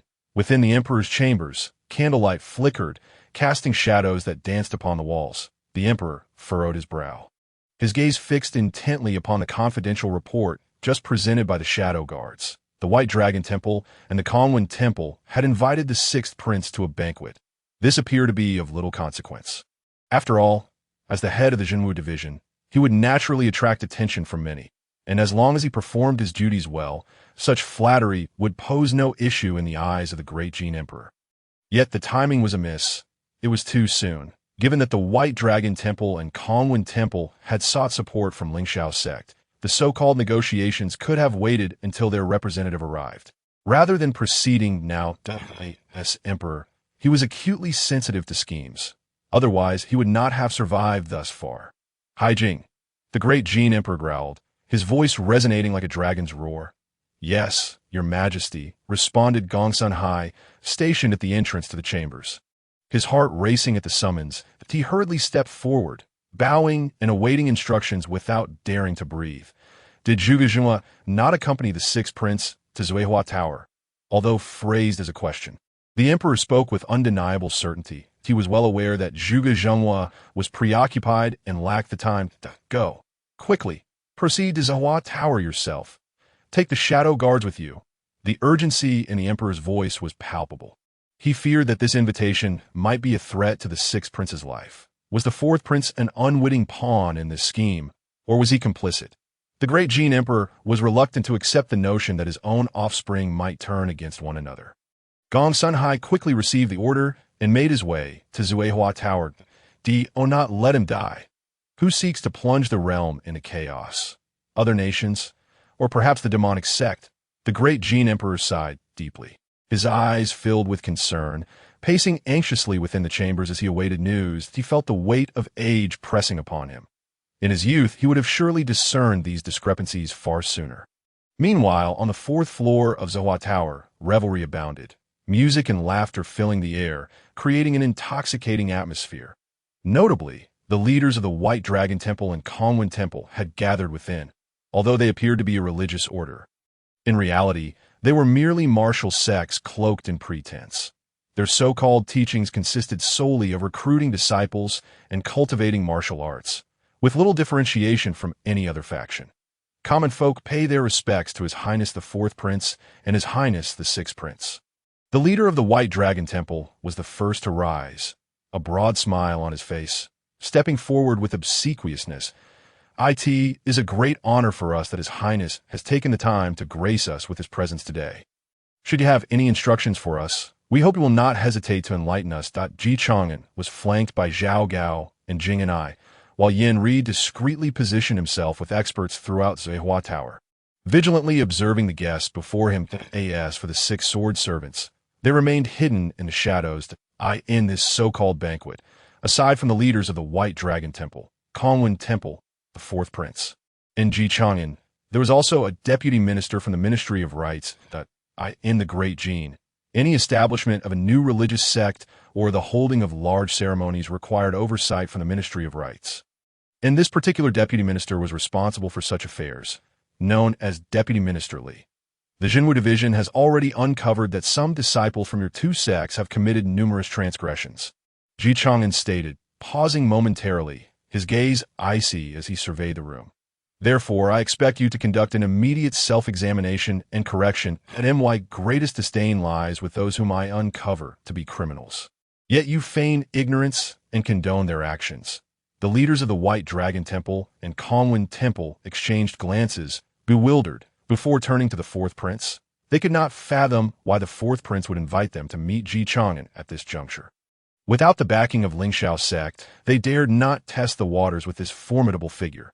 They too were ensnared by the fourth prince's insistence that the sixth prince wished to see them, leaving them no choice but to comply. Ba, indeed, the leader of Chang'an Temple replied, hands clasped in prayer, hastily responding, those disciples who have violated temple regulations were already under consideration for punishment, albeit with slight delays. Since His Highness has brought this to light, I shall ensure that upon my return, I will promptly purge the violators and not allow you any inconvenience. Faced with the pressing situation, he understood that failure to bow and concede could provoke Ji Chang'an's wrath, leading to disastrous consequences. Even amidst chaos, they could still perish. What then could they do? Ji Chang'an nodded slightly, seemingly satisfied with their response. Suddenly, his gaze was like a bolt of lightning, piercing straight towards the silent fourth prince beside him. Why had the main course not yet arrived? Engaging in idle chatter was quite pointless. The fourth prince was momentarily taken aback by the sudden intensity of that gaze. He quickly forced a couple of dry laughs and promptly said, "Congratulations, sixth brother, and to both of you, for managing to resolve the current situation so peacefully. It is indeed commendable." However, before he could finish his words, a cold arrow suddenly shot out from the shadows, aimed directly at Ji Chang'an's throat. "Sixth brother, be careful." The fourth prince feigned shock and shouted loudly that, in an instant, the banquet erupted into chaos, resembling an explosive scene. Countless assassins hidden in the darkness emerged like phantoms, surging towards Ji Chang'an. Among the disciples from the White Dragon Temple and the Chang'an Temple, one disciple, sporting an unusual expression, suddenly sprang into action, his palms flying with a powerful inner force, launching a fierce strike at Ji Chang'an. For the martial world, for the Chang'an Temple. Kill him. A Grandmaster? Why? The abbot of the Chang'an Temple stared wide-eyed at the unfolding scene, recognizing that the attacker was indeed a formidable Grandmaster. When had such a figure emerged from his sect? And why would he attempt to assassinate the sixth prince? The abbot was frantic to intervene, but it was too late. The assailant seemed to employ some secret technique, his eyes glowing red, and his palm radiating a bloodthirsty aura. It was a desperate strike from a Grandmaster. Without the presence of a Supreme Grandmaster, Ji Chang'an was undoubtedly doomed. Yet behind Ji Chang'an stood two bodyguards, who clearly could not match the might of a Supreme Grandmaster. After all, for someone like Ji Chang'an to have found a recluse like Zhuge Jinhua was already a rarity. Could he possibly find a second? The fourth prince pretended to be in a state of panic, but a trace of barely perceptible satisfaction flickered in his eyes as he squinted. Seemingly enjoying a splendid performance, he harbored no significant hatred for his talented sixth brother, nor did he possess much familial affection. Such feelings were inconsequential. Even if the sixth brother seemed to look down upon him, it mattered little. But who had obstructed his path? Witnessing this chaotic scene, the fourth prince felt confident of his victory.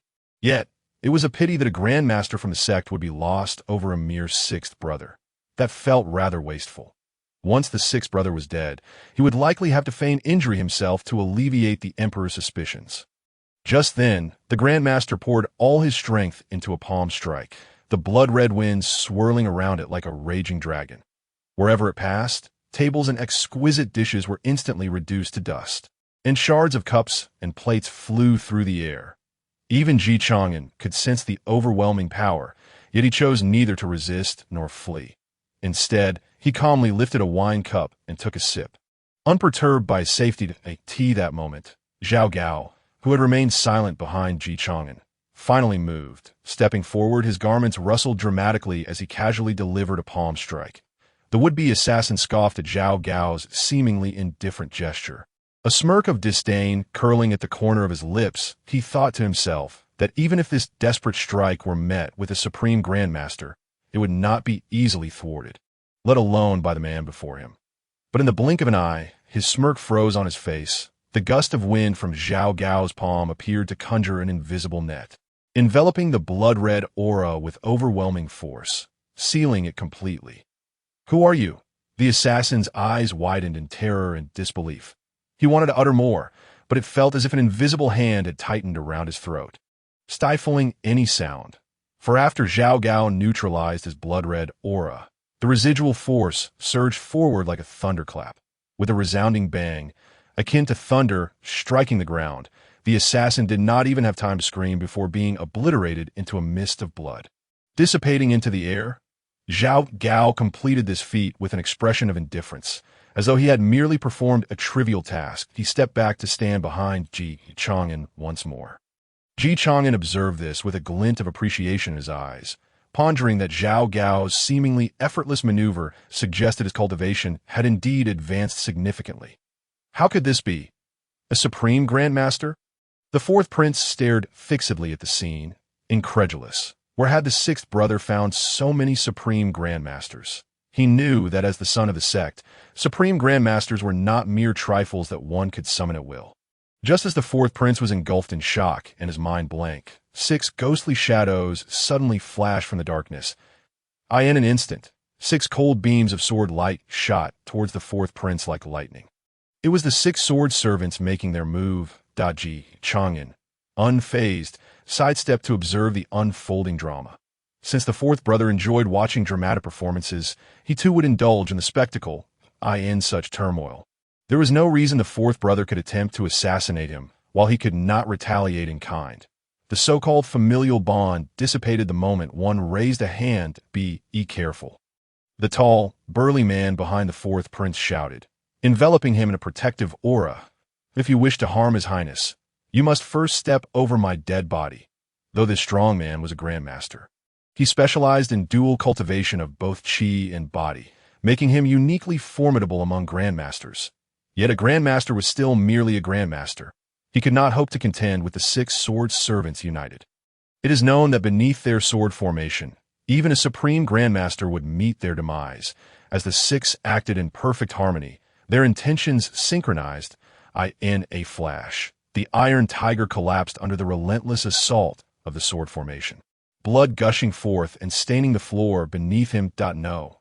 The fourth prince, seemingly driven mad, stared wide-eyed at the 6 sword servants, unable to comprehend where these assassins had come from or their connection to Chang'an.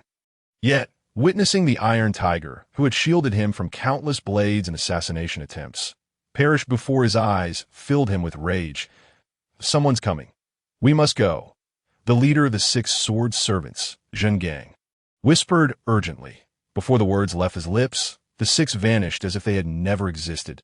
Seamlessly merging with the shadows, Chang'an refrained from killing the fourth prince, because doing so would yield him nothing. He could strike whenever he wished. However, if he could utilize this fourth prince's connections to uncover the whereabouts of the so-called sect headquarters, that would be of paramount importance. His true adversaries were never this so-called fourth prince, but the sect behind him, or perhaps the entire martial world, along with the other 6 nations. Now, the fourth prince had lost everything and would undoubtedly seek vengeance. In due time, he would merely become a puppet under Chang'an's control. Meanwhile, the battle below at Yenri had concluded. For him, on the verge of breaking through the supreme grandmaster realm, slaying the heads of the White Dragon Temple and the Conwind Temple was no more than a simple task. In a flash, he moved like a specter.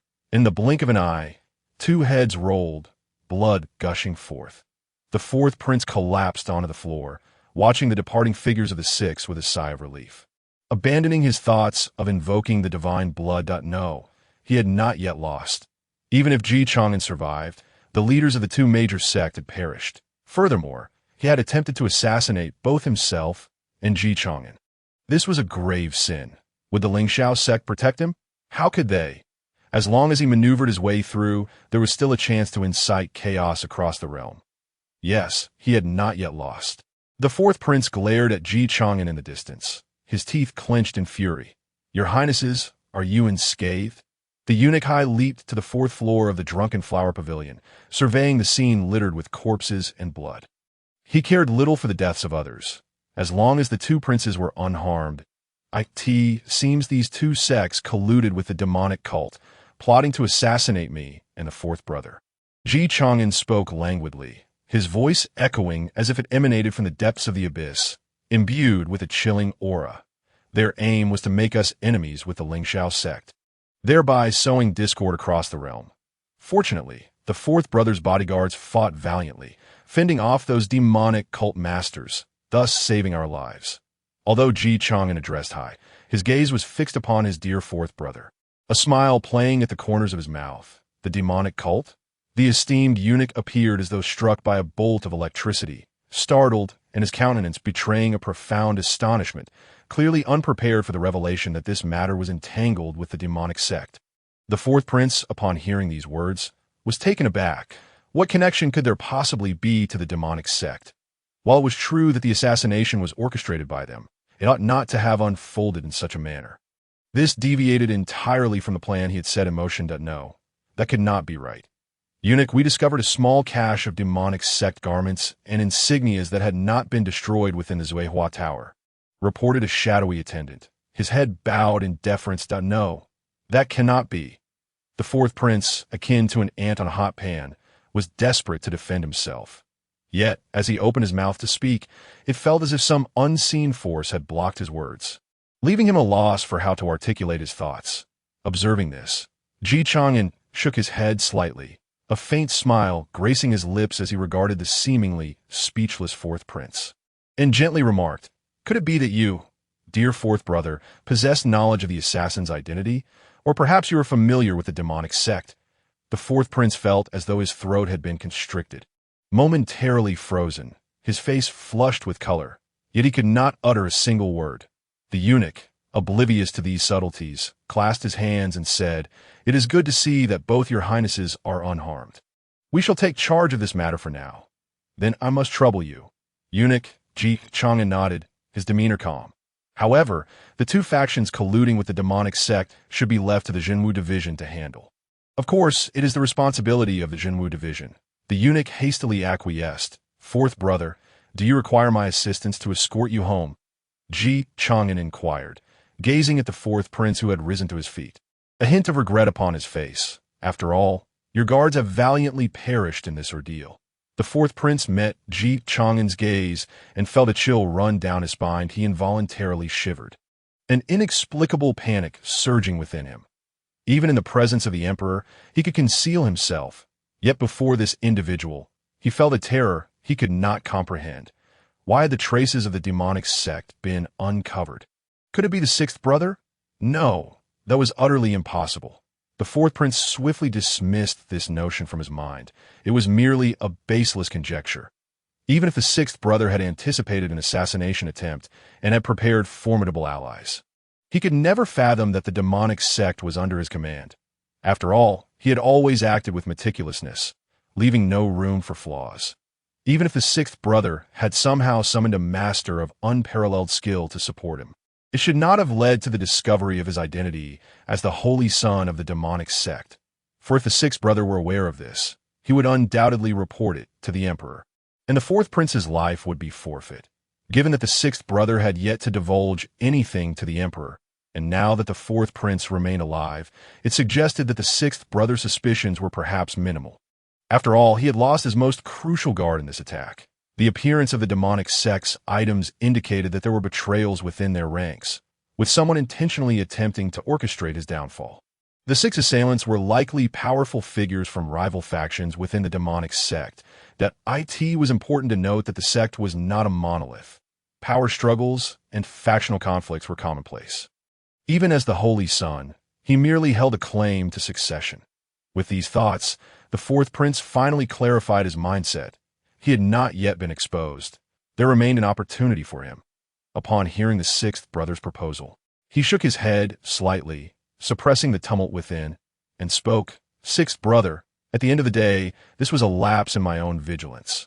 Merely in pursuit of some reputation, I never anticipated that those two factions would collude with the demonic sect. Nor did I foresee that such complications would arise that I owe you an apology. Sixth brother, please do not hold this against me. There is no need for your assistance. I shall await eunuch's escort back to my residence. As he spoke, the fourth prince raised his eyes to see not only the shadowy attendants emerging, but also the imperial guard mobilizing, methodically investigating the residences surrounding the Zuihua Tower. Before long, numerous demonic sect garments and insignias were uncovered from various locations. Witnessing this, the fourth prince felt an even stronger sense of being ensnared by traitors within the sect that a horde of insects, poised to plunge the world into chaos, had dared to obstruct him. Chang'an, seeing the fourth prince's refusal, chose not to press further. Instead, his subordinates prepared a portable step for the carriage, placing it at the door. Jingyu gently assisted Chang'an as he stepped onto the platform and entered the carriage with stability. The entourage soon set forth, returning to the mountain estate. Zhao Gao immediately dispatched the 6 sword servants to closely monitor the fourth prince. Given that he has lost all his guards and is now embroiled in such significant affairs, he is certain to have contact with the demonic sect, whether seeking their punishment or their aid. We need only bide our time and follow the trail. Chang'an calculated. It seemed that the fourth prince was presently somewhat isolated, and thus he felt the need to extend assistance. After all, within the so-called demonic sect, power dynamics were crucial. Although he was uncertain of the fourth prince's true identity, the unfolding events would undoubtedly necessitate allies. Furthermore, he ordered Zhuge Jinhua to mobilize the Jinwu division at once. The collusion between those two factions and the demonic sect, culminating in the assassination attempt on 2 princes, was an unforgivable transgression. As for the other minor transgressions, they need not be elaborated upon at this juncture. The evidence was irrefutable, and even if Ling Xiao's sect wished to shield them, they would find no means to do so. This was, after all, the inaugural operation of the Jinwu division since its establishment. It was imperative that it be executed with precision and efficiency, with assistance from the netherworld to ensure no loose ends remained.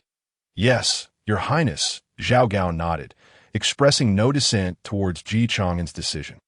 Regrettably, Chang'an shook his head slightly, a look of contemplation crossing his features, lamenting the burden of being born into royalty. Your Highness is a dragon among men, the finest ruler this realm could hope for. Only under your reign can the world be pacified, uniting the citizens of the 7 kingdoms, thus ensuring peace and prosperity for all. Therefore, your actions are solely for the benefit of the people. Zhao Gao was truly a master of flattery, and even as Chang'an recognized the sycophancy, a sense of comfort washed over him. He now understood why so many ancient emperors, despite knowing that honest words could be unpalatable, still favored the sweet whispers of flattery that brought such delight to the ear. With these thoughts, Chang'an reclined languidly in his chair, basking in the sunlight, when a sudden thought struck him. He casually inquired, Zhao Gao, have you broken through to the earthly immortal realm? Not yet, Your Highness, Zhao Gao replied with a slight bow, his tone tinged with regret. I fear it may take me a bit longer than to surpass the unparalleled Grandmaster level. Longer, you say? That merely amounts to a few dozen days, not an excessive wait. Chang'an nodded. Once Zhao Gao reaches that breakthrough, the security of my position will undoubtedly be enhanced. Then I shall await the spoils of the 2 factions' demise to determine my next course of action.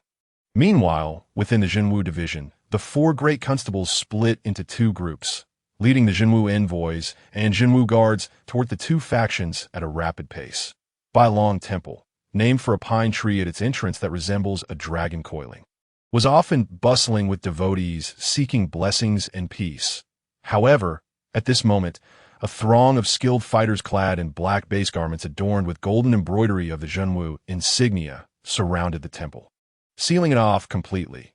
Inside Bailong Temple, several elders paced anxiously within the main hall, having already noticed the commotion occurring below. What on earth is happening? Why has the Jinwu division arrived so suddenly? Did not the abbot go to meet the 6th prince? How could the situation escalate to this extent with the 4th prince involved? One elder exclaimed. How would I know? The abbot has yet to return. What shall we do?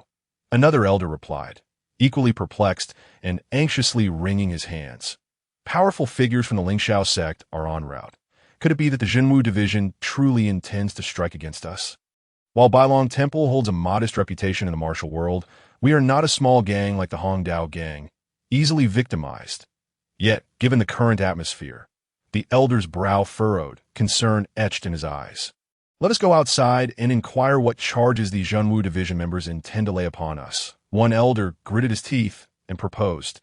Agreed, but just in case, let us arrange for some disciples to retreat via the secret passage to Lingxiao sect in the Central Plains. Even if unforeseen circumstances arise, it will preserve a glimmer of hope for our temple. After a thorough deliberation among the esteemed elders, it was ultimately decided to send several core prodigious disciples into the secret passage. Subsequently, these individuals made their way outside the Grand Hall, standing in anticipation for the arrival of the personnel from the Jinwu division. They were eager to discern the charges that this division intended to impose upon them.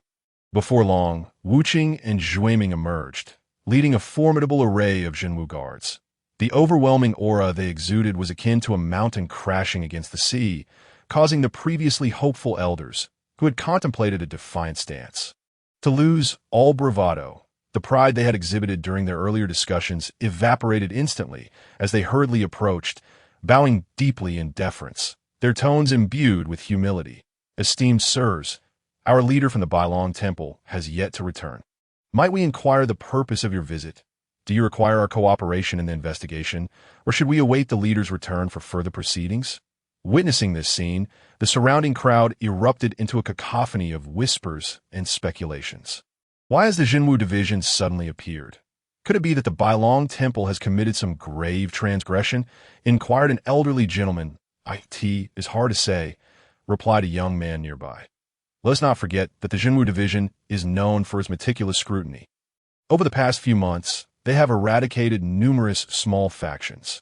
Moreover, this division is under the command of the Sixth Prince, who recently unraveled the bizarre disappearance case of the Xuanjin sect with exceptional skill. In my opinion, it is likely that the Bailong Temple has also been involved in a similar serious incident. After all, with the six doors turning a blind eye, who knows what filth has been concealed? Meanwhile, the common folk, who had been earnestly seeking blessings at the temple, were being meticulously scrutinized by the Jinwu division personnel. It appeared as though the Bailong Temple was nothing more than a mere martial arts faction rather than a legitimate temple. These supplicants were hardly devout followers. They sought merely psychological solace. Should the Bailong Temple cease to exist, the Hailing Temple or even the local Earth Shrine could serve as alternatives for worship. Most of the followers were indeed casual believers, engaging in prayer only when in need and dismissing it otherwise. The only entities capable of truly amassing faithful adherents, aside from various demonic and heretical sects, were the Buddhist orders located in the western regions. Although the Concealing Temple had some connections to Buddhism, the relationship was minimal, akin to a mere surface-level affiliation, mixing various martial arts to establish a faction. Listening to the inquiries of the elders from the Bailong Temple, Zhuiming maintained an unflappable demeanor and spoke with calm authority. The Bailong Temple has colluded with the demonic sect, plotting to assassinate the prince. An offense deserving of execution. This act aims to undermine the foundation of our great Jin dynasty. We now possess irrefutable evidence, and your temple's leader has already met their demise on the spot. We have come, under the orders of the Jinwu division's chief, to apprehend the nefarious individuals of the Bailong Temple. Those who are wise will comply and accompany us for investigation without resistance. Otherwise, they shall face lethal consequences. Upon concluding his statement, the personnel of the Jinwu division simultaneously drew their weapons.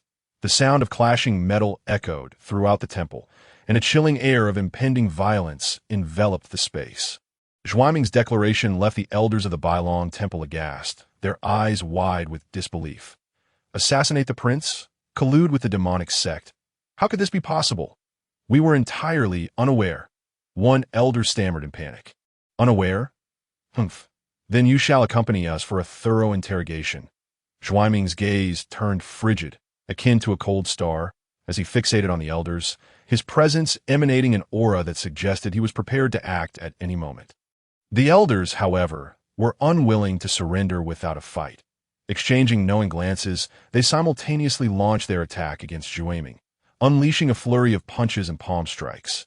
Yet Zhuiming merely snorted, his figure flickering as he called out, "The Bailong Temple scoundrels resist arrest.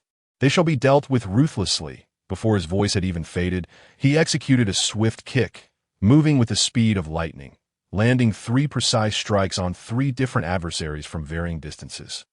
The 3 elders were sent flying as if severed from their strings, their chests punctured by gaping holes, resulting in immediate fatalities.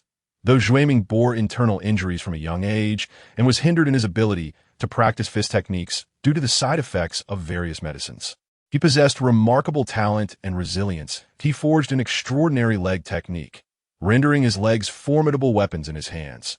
The onlookers were left astounded by the overwhelming might of the Jinwu division. In no time, the Bailong Temple was thoroughly purged by the Jinwu division. The Jinwu guards scoured the temple, leaving no corner unchecked. "Third Master, we have found something," a Jinwu guard exclaimed with excitement. Among the 4 renowned captains, Zhuiming held the 3rd rank, and the crowd often referred to him as Third Master. Zhuiming approached the recovered items, which included human skin masks and a variety of demonic sect potions, leading him to a grim conclusion. Clearly, the demonic sect had employed these items to impersonate disciples of the Bailong Temple to carry out the assassination of His Highness. "Excellent. Take these items back and report to the chief," Zhuiming commanded. The onlookers, witnessing this spectacle, became increasingly convinced that the Bailong Temple was indeed entangled with the demonic sect. The atmosphere fell silent, as none dared to utter a word. After all, if this were true, then those who sought divine favor were unwittingly implicated as accomplices of the demonic sect. Meanwhile, at a clandestine exit at the foot of the mountain near the Bailong Temple, a dozen disciples emerged. Their faces smeared with dirt, gazing up at the long-missed sunlight, collectively exhaling a sigh of relief. The foremost disciple, a young prodigy with innate strength, cast a serious glance towards the mountain and lamented, "Alas, it appears our temple has met with utter destruction. This is the doing of the Jinwu division, that we have no recourse but to seek vengeance from the Lingxiao sect." At this juncture, the eyes of the disciples ignited with flames of vengeance. This exemplifies the peril of overly powerful martial factions, leading their disciples to feel no allegiance to the greater Jin dynasty. In the eyes of many sect disciples, the interests of their sect far surpassed those of the nation.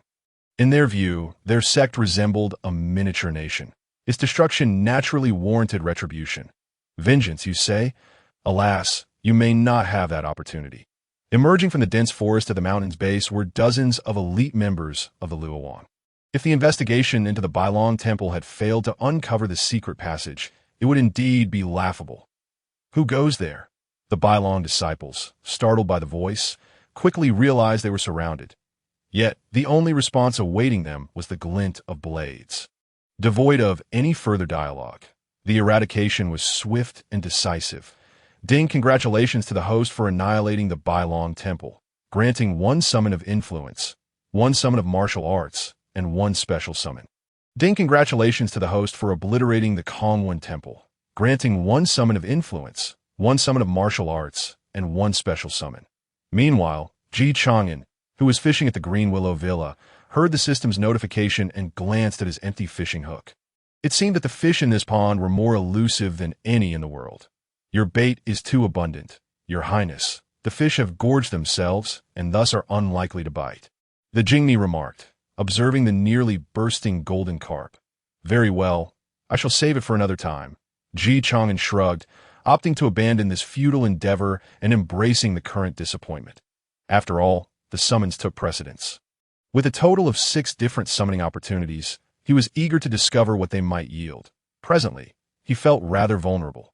While he could protect himself, he still needed a little more to dominate the world. "System, let us commence with the special summon that, in times of uncertainty, he decided to test the waters with a special summon, which could potentially yield either characters or items, should he summon an item. Truth be told, unless it was some divine artifact or miraculous elixir, the benefit to Chang'an would be minimal. Of course, if a character were summoned, he would simply keep his thoughts to himself. At this moment, Chang'an stood by the window of the study in the Green Willow Villa, enveloped in tranquility, with only the gentle breeze rustling through the willow branches creating a soft sound. During the special summon, congratulations to the host for obtaining the characters Mei Jian, Lan Jian, Zhu Jian, and Zhu Jian. Characters, indeed, and 4 maidservants at that. Ji Chang'an was momentarily taken aback, but soon a smile graced his lips, revealing a hint of satisfaction in his eyes. Although the maidservants were not the epitome of combat prowess, the current state of Luyo Villa indeed required additional hands. While Jing Yu had also taken on part of the maidservant duties, it was not her primary role. After all, Jing Yu was not only meant to serve as his maid, but also as his personal bodyguard, a liaison with the Luo network, and effectively half a strategist. With such a multitude of responsibilities resting on her shoulders, it was inevitable that even someone as capable as Jing Yu would occasionally falter. Naturally, this made it challenging for her to provide flawless service in attending to Ji Chang'an's daily needs. Conversely, Mei Lan, Zhu, and Zhu, who hailed from the Heavenly Mountain and served under the esteemed Tianshan Tonglao, would indeed provide a more intimate touch. After all, was it not permissible for him to enjoy a few comforts for the sake of the world he sought to protect? In a fleeting moment, 4 graceful figures appeared that we greet our master. They chimed in unison, their voices melodious like the song of a golden oriole, shattering the tranquility of the courtyard. Each donned distinct attire, Mei in a pale crimson garment, reminiscent of blooming red plums in spring, Lan clad in moon white, akin to frost and snow under a gentle glow, Zhu in soft jade green, evoking the fresh leaves of young bamboo, and Zhu in pale yellow, like the cheerful daisies of autumn, warm and inviting. The 4 maidens moved with elegance, their colors harmonizing beautifully, creating a visually stunning tableau. As identical quadruplets, their features were strikingly alike, oval faces, eyes like polished ebony, captivatingly exquisite, instantly endearing themselves to any observer. Yet beneath their varied garments lay unique charms. From this day forth, you 4 shall serve as my personal maidservants, Ji Chang'an declared with a slight nod, his voice soft yet resolute. These beauties surpassed the so-called stars of his past life by leagues, endowed with an indescribable grace. Furthermore, their identical appearances were far from mere duplication. To your command, master, they responded promptly, bowing deeply. Having grown up in the Lingzhou Palace, they knew little of the outside world, yet the grandeur of their mistress and the ingrained notions of hierarchy had taken root in their hearts. In their eyes, their master was akin to the heavens, while they were but the earth. Ji Chang'an's commands were not to be defied in the slightest. Master, your study appears somewhat disordered. Might we assist you in tidying it? Lan inquired gently, surveying the room with a furrowed brow. Upon hearing this, Jing Yu's expression shifted slightly, revealing a hint of embarrassment. While she would typically delegate such tasks to the maidservants, the hustle and bustle of her duties often led to occasional oversights. Very well, Ji Chang'an replied, contemplating that while they attended to the study, he might as well proceed to the stone pavilion in the courtyard to continue his summoning. Ji Chang'an rose to leave. Mei Zhu and Zhu hastily retrieved a fur cloak from the study, delicately draping it over him. They then swiftly approached the stone pavilion, carefully laying soft cushions upon the stone bench. Sitting down, Ji Chang'an couldn't help but marvel at the meticulous care with which the 4 served him. In comparison, if Jing Yu's service could be rated at 70%, the attentiveness of these 4 maidens was nothing short of perfect. At this rate, I might become utterly reliant on your care. Ji Chang'an chuckled, observing Mei peeling grapes from the fruit platter, shaking his head in amusement, and then opening his mouth to receive the prepared grapes. Master, please do not belittle us. Serving you is a fortune we've earned over lifetimes. And we only fear that our service may fall short, Zhu said, her eyes glistening with unshed tears, her voice tinged with emotion as she bowed. Enough, enough, Ji Chang'an replied, shrugging casually as he inquired about the cultivation levels of the 4. Although their skills were not exceedingly high, all were at the Grandmaster level. However, as quadruplets, they practiced the same sword techniques and shared a profound mental connection. Together, they could easily outmatch an average Grandmaster. Not overly powerful, but sufficient nonetheless. Ji Chang'an nodded, reassured that with their protection, his safety was ensured. Let us continue with the summoning. Then the special summoning commenced. The system announced, "Congratulations, host, you have summoned the Xianming Elders." Surprised, Chang'an did not expect to summon these two, disciples of the Hundred Losses Taoist and inheritors of the Xianming Divine Palm. Soon, the two figures materialized before him, He Buong and Lu Zhangke, both possessing the unparalleled cultivation of transcendent grandmasters, which could indeed aid Chang'an in his plans. "Greetings, Your Highness," the Xianming elders bowed deeply. "I have a task that requires your assistance," Chang'an said, narrowing his eyes as a scheme flickered through his mind. "Please command us. We shall exert ourselves to the utmost," they replied earnestly. After arranging matters with the Xianming elders, Chang'an extracted the martial skills they possessed. "Ding! Congratulations, host. You have acquired the 6 Meridian Divine Sword." "Ding! Congratulations, host. You have acquired the Lingbo Weibu." The memories of these two martial techniques flooded into Chang'an's mind, perhaps due to the interconnectedness of martial arts. His understanding of both the Sword of Transcendence and the Taiji Sword had deepened. Extending his pinky finger, a surge of sword energy erupted forth, a fierce blade of qi piercing the heavens. He refrained from creating a hole in his courtyard, for it was his sacred space, and destruction would be ill-advised. This the 6 Meridian Divine Sword. "Congratulations, Master, on mastering the divine skill," the 4 maidservants exclaimed reverently. Their eyes filled with admiration. Chang'an swiftly employed the Lingbo Weibu, lightly tapping on the surface of the pond, flitting across like a dragonfly skimming the water, before deftly returning to his original position. Unlike Duan Yu's sporadic mastery of martial arts, Chang'an's internal energy, while not overly formidable, had reached the level of a grandmaster through the infusion of these two martial arts. Executing these techniques posed little difficulty. However, he pondered whether the combination of Lingbo Weibu with the 6 Meridian Divine Sword could allow a weaker fighter to triumph over a stronger one. Defeating a transcendent grandmaster could provide an opportunity for practical experience. Although he had the protection of skilled fighters, it was prudent to remain capable of defending himself should the need arise. That it was acceptable for him to refrain from direct involvement, but he could not be without means. Such was the principle. As he absorbed the essence of the two martial skills, May had already taken a handkerchief to gently wipe the beads of sweat from Chang'an's forehead. Next came the summoning of forces. He wondered what factions he might invoke. Originally, he had surmised that all 3 summons would originate from a single world, but it was becoming apparent that was not the case. After all, one martial skill and character came from demigods and semi-devils, while another stemmed from the Heaven Sword and Dragon Saber, indicating a distinct variance. During the forces summoning, the system announced, "Congratulations, host, you have acquired the Flowing Sand, Reverse Flow Sand." Chang'an paused momentarily upon hearing the system's notification. Then a subtle smile graced his lips. An assassin organization. It was precisely what he desired. Though the Luo network was formidable, it was not entirely pure, and its numbers were still insufficient. This world was vast, and the capital city was the heart of the Luo network's influence, where most of its strong members were focused on gathering intelligence to ascertain whether the assassination had indeed been orchestrated by the Bloodslaughter Hall. It would require the intervention of these assassin organizations. Furthermore, this presented a suitable opportunity for the 4th prince. He hoped the 4th would appreciate the gift he intended to bestow upon him. The leader of the Flowing Sand was Wei Zhuang, accompanied by the 4 heavenly kings, Bai Feng, Qi Lian, Sangui Wang, and Wu Shuangui.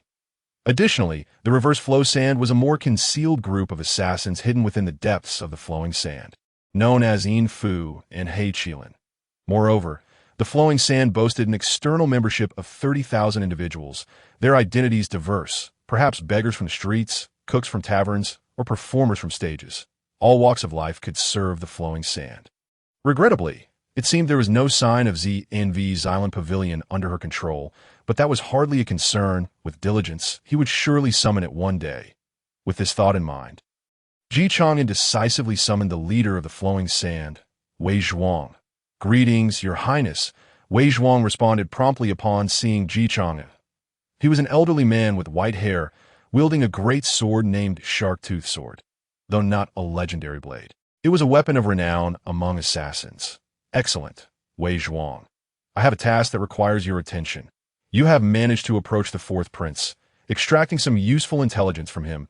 Ji Chang'an nodded and proceeded with his arrangements. The entire Laish is not solely represented by Wei Zhuang, a supreme grandmaster.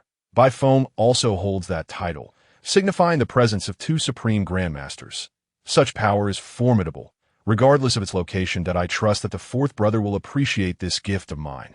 Let the summoning of forces continue. During the summoning, congratulations to the host for acquiring the force of Wei Qigong and his command of 5,000 Xuanjia soldiers in army. Ji Chang'an was taken aback. He was well aware of who Wei Qigong was, an esteemed protector of Li Shimin, often regarded as the legendary guardian deity. The Xuanjia army, composed of elite cavalry, selected by Air Feng, initially numbers only a few. After all, maintaining a large contingent of heavy cavalry could lead to financial ruin. Why the Mid-Tang dynasty, at the pinnacle of its glory, the Xuanjia army would grow to approximately 100,000 strong. Becoming the imperial guard of the Tang dynasty. Ji Chang'an took a deep breath. For those factions within the martial world, this was not an insurmountable issue. Historically, countless forces have sought to bet on the imperial princes. Moreover, amidst the onset of chaos, having forces pledge allegiance to oneself is not an overwhelming concern.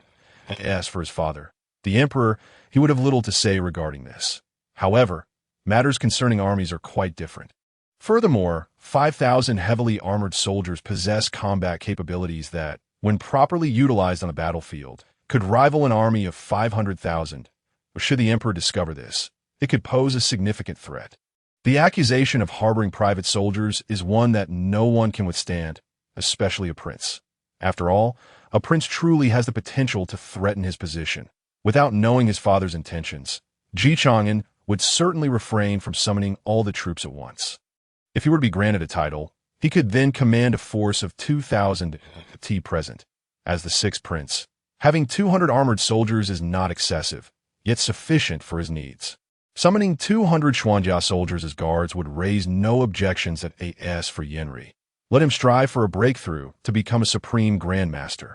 Attending to certain matters would then be much more convenient. Summoning Wei Qigong was next. Soon, a figure emerged, standing a height of 10 feet, robust and imposing, features akin to blackened charcoal, with broom-like brows, a lion-like nose, and copperbell eyes, adorned with a row of tiger whiskers along his jawline. Clad in dark garments of Xuanjia, he wielded two steel whips fashioned from polished bamboo. Ji Chang'an then summoned over 200 additional soldiers, similarly attired in Xuanjia armor. Among them, Wei Qigong stood as a peak supreme grandmaster, while the Xuanjia soldiers were formidable warriors of the 5,000 strong. Commander Wei Qigong, at your service, your highness. That I am not in full armor to pay my respects, and I hope for your forgiveness, he declared, bowing his hands in a gesture of respect. As illegitimate military general, despite his military background, his etiquette far exceeded that of other martial artists. Of course, those martial practitioners are equally loyal, yet their understanding is different, leading them to overlook such matters. A.S. Wei Qigong's words concluded. The 200 Xuanjia soldiers echoed in unison. We pay our respects to your highness. Ji Chang'an nodded and assigned them to various posts throughout the villa, serving as its guardians. That he felt quite satisfied with this summoning, having essentially called forth everything he needed. With the obliteration of the three major martial factions surrounding the capital, the reputation of the Jinwu division had reached its zenith. The envoy from Lingxiao sect, aware of these events, could only frown, intending to visit the imperial city for further clarification. Meanwhile, within the palace, the emperor of the Great Jin wore a grim expression as he listened to reports from the Dark Guards and Unikai. The demon sect, you say? The emperor inhaled sharply, a surge of anger coursing through him. The existence of the demon sect is pervasive across the seven kingdoms, having been defeated in the past by a coalition of the seven courts and martial factions. He had believed the sect to be unable to rise again, yet now a plot to assassinate a prince had emerged, and the fourth prince. The fourth prince invited the sixth prince to the Drunken Flower Pavilion, after which the sixth prince was assassinated. While it appeared that the Jinwu division benefited, the fourth prince had maintained the initiative throughout. Point 1, can only hope he harbors no ulterior motives. After all, even the emperor, whose ascendancy to the throne was not without its murky methods, could not bear to witness his own sons turning against one another. Has the Supreme Grandmaster by the Six Princes' side clarified the situation? The emperor shook his head and posed another question. The origins of Zhao Gaoit is crucial to note that if Zhuge Zhengma is deemed a Supreme Grandmaster within the Six Princes faction, then with this individual included, he would possess two Supreme Grandmasters. It is known that the Sixth Prince lacks substantial authority. Most of the other princes who have been bestowed titles manage their own departments, serving as a form of training. Only with power can one attract more formidable allies. The mysterious strong individuals recruited by the Sixth Prince exceed the Emperor's original plans, reporting to your Highness. This individual is said to be named Zhao Gao, a strategist in your household. Prior to his involvement, we had no knowledge of his extraordinary strength, and there is little intelligence available. It seems that your Highness has some favor with this Supreme Grandmaster. Eunuch Hai respectfully replied, subsequently offering a towel to gently wipe the beads of sweat from the Emperor's brow. Yes, that's so. The Emperor did not pursue the matter further. One or two Supreme Grandmasters would not significantly threaten the rule of the Great Jin. No wonder the Sixth Prince dared to challenge the Jinwu division without fear of assassination. He must have such a strong ally already on the other side. The Fourth Prince had returned to his residence. Unable to contain his fury any longer, he watched as a trembling maidservant presented him with tea. However, like a powder keg ignited, the Fourth Prince suddenly rose, forcefully flinging the teacup across the room. The exquisite porcelain shattered upon impact, the crisp sound echoing throughout the silent study, causing the maidservants to pale in terror. Get out! The Fourth Prince bellowed, his voice booming like thunder, shaking the beams of the room. The maidservants, frightened into silence, dared not utter a word, hastily crouching to gather the shards scattered across the floor. Even as the sharp porcelain cut into their delicate skin, blood flowing freely, they gritted their teeth. Unwilling to emit a single sound, fearful of further inciting the wrath of their furious master, in the blink of an eye, the dim study was left with only the Fourth Prince. That he stood there, his chest heaving violently, gasping for breath as he struggled to calm the tumult within. Moments later, his gaze sharpened like a hawk, fixed intently on the shadowy corner, and he spoke coldly. Left Guardian, I know you are here. Step forth. As his words fell, a gaunt figure clad in black emerged from the shadows like a specter. He glanced at the Fourth Prince and spoke in a dispassionate tone. Your Holiness, your actions are ill-conceived. Not only have you failed to achieve your intended objectives, but you have also exposed our sect to public scrutiny.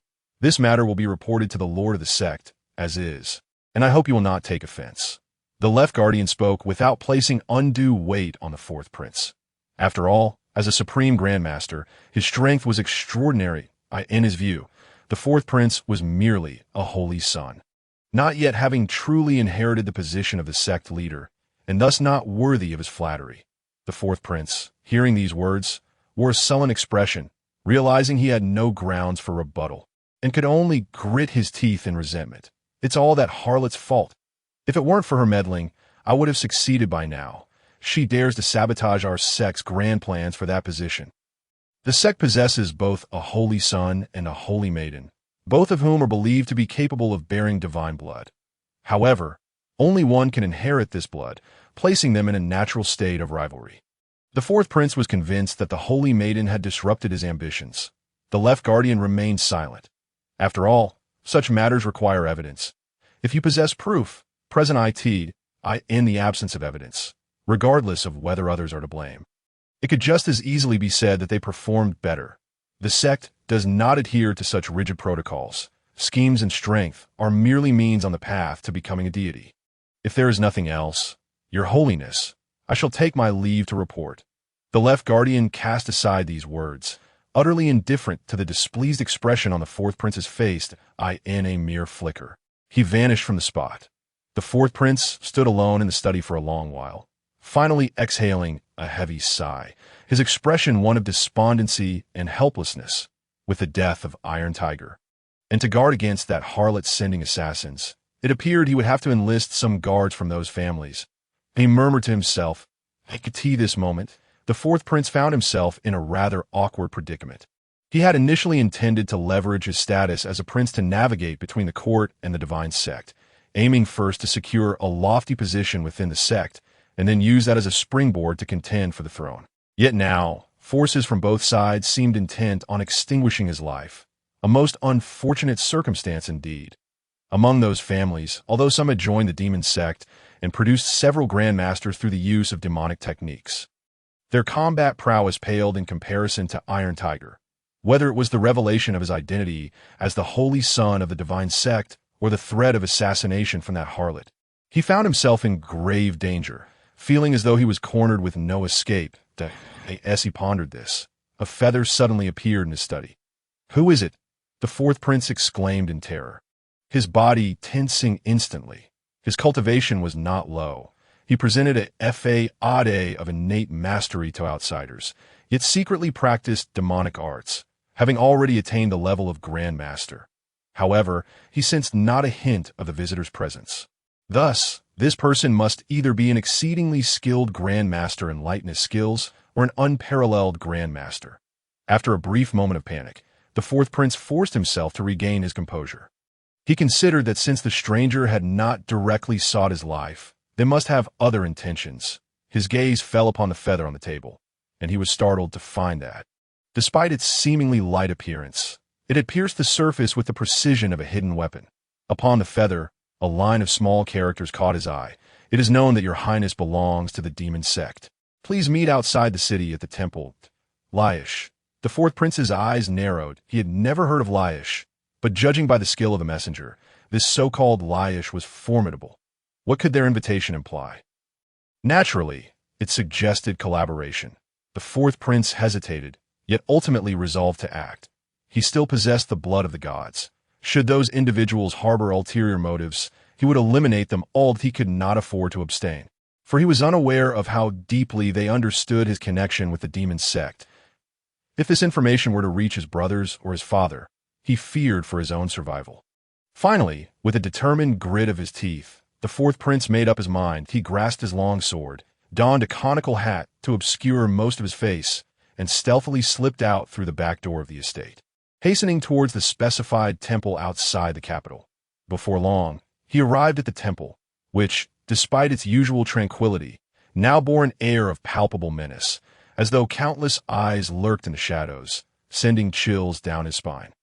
Upon entering, he immediately spotted a white-haired man standing before the statue of Buddha.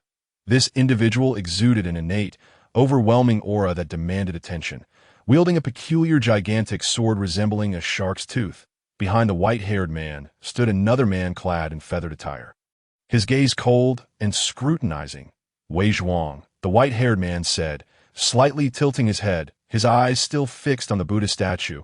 Merely uttering these two words as a self-introduction, he seemed in no hurry to speak further. Maintaining his gaze, the fourth prince, feeling a sense of urgency, could not help but interject. "I presume you are already aware of my identity, hence there is no need for further introduction. I am curious about the purpose of your invitation." This was a subtle negotiation tactic, compelling the more anxious party to speak first, thereby gaining the upper hand. Yet, Wei Zhuang appeared unperturbed, continuing to stand silently, his attention directed at a corner of the dilapidated temple. After a moment, he slowly spoke, his tone laced with authority. To kill, he paused, turning his head to face the fourth prince, and continued. "We Laish are an organization of assassins. Our objective is, naturally, to kill an assassin organization." The fourth prince was taken aback. "I fear I have been rather uninformed, for I have never heard of Laish. Had you heard, you would be of no use to us, would you? There are 3 major assassin organizations in this realm, and the most active in the Great Gene is the Blood Slaughter Hall, rumored to be comprised of various martial arts sections." Wei Zhuang paused before adding, "As the world stands on the brink of monumental change, we, Laish, seek to ascend to the foremost position to combat the Blood Slaughter Hall. Your alliance with the demon sect, which is equally at odds with the martial world, would be most advantageous. Furthermore, as a prince, you can provide us with considerable assistance. Would you, fourth prince, be willing to collaborate with us?" Upon hearing this, the fourth prince's eyes brightened. The feather he had received seemed to belong to the individual behind Wei Zhuang. This implied that Wei Zhuang, as the leader, was likely stronger than the feather's owner. After all, this was an assassin organization, not an academy. The strongest would naturally assume leadership. This indicated that Laish possessed at least two unparalleled grandmasters. Currently, the fourth prince was in dire need of combat strength. Very well. What do you require? He inquired softly. Yet in his heart, he brooded over the assassination at the Drunken Flower Pavilion, where he had been disregarded. Had the unparalleled grandmaster behind the sixth assassin intervened, Iron Tiger would not have perished in the future. When collaborating with Laish to seize the position within the divine sect, he would ensure that the sixth assassin faced 1,000 tortures to assuage his resentment. My prince, a letter has arrived from the Jinwu division. As dawn broke, Zhu Jian attended to Ji Chang'an, helping him dress, wash, and rinse his mouth, all with seamless efficiency. Mei Jian gracefully approached, bowing and presenting a letter with both hands. Ji Chang'an took the letter, his eyes scanning its contents, and quickly grasped its message. The Grand Elder of Lingxiao sect had already arrived and was currently awaiting the presence of this division leader. The assassination case at the Drunken Flower Pavilion had transpired 7 days ago. While it had seemingly reached a temporary conclusion, its aftermath continued to reverberate. Inform Zhuge Jinhua that I shall meet him shortly to discuss matters. As this is my duty, tell that peerless sword to wait a moment. I have pressing affairs to attend to. Ji Chang'an did not wish to eliminate Lingxiao sect immediately, as doing so would likely provoke a backlash from the entire martial world. His influence still had ample room for growth, and having just laid the groundwork, it was not prudent to instigate a so-called world war at this moment. However, he could not afford to extend too much goodwill to Lingxiao sect either. Thus, he chose to let the venerable elder wait for a while. After all, he had just risen from his slumber and had yet to partake in breakfast. As the saying goes, the plan for the day is made in the morning. Skipping breakfast would leave one famished for the entire morning, which is hardly a commendable habit. Although in his previous life, he typically arose just in time for lunch, rendering breakfast unnecessary. This moment. The dining table was adorned with a splendid array of dishes, boasting no less than 28 exquisite culinary creations for breakfast. Neither too many nor too few, for Ji Chang'an was not one to indulge in extravagance. Within the web of the organization, there were several skilled chefs, whether they were simply adept or had been assigned to various noble households by the organization. They were undoubtedly well-versed in the art of cuisine. Their placement within the household served a dual purpose. Should anyone seek to win over these chefs, those within the organization, equipped with the skills of spies, could unearth a wealth of intelligence. Ordinary cooks, no matter how loyal, would find it challenging to manage professional matters without raising suspicion.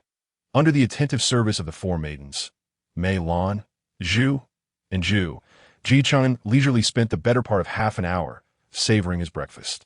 Subsequently, he strolled into the courtyard, taking a leisurely walk to aid digestion.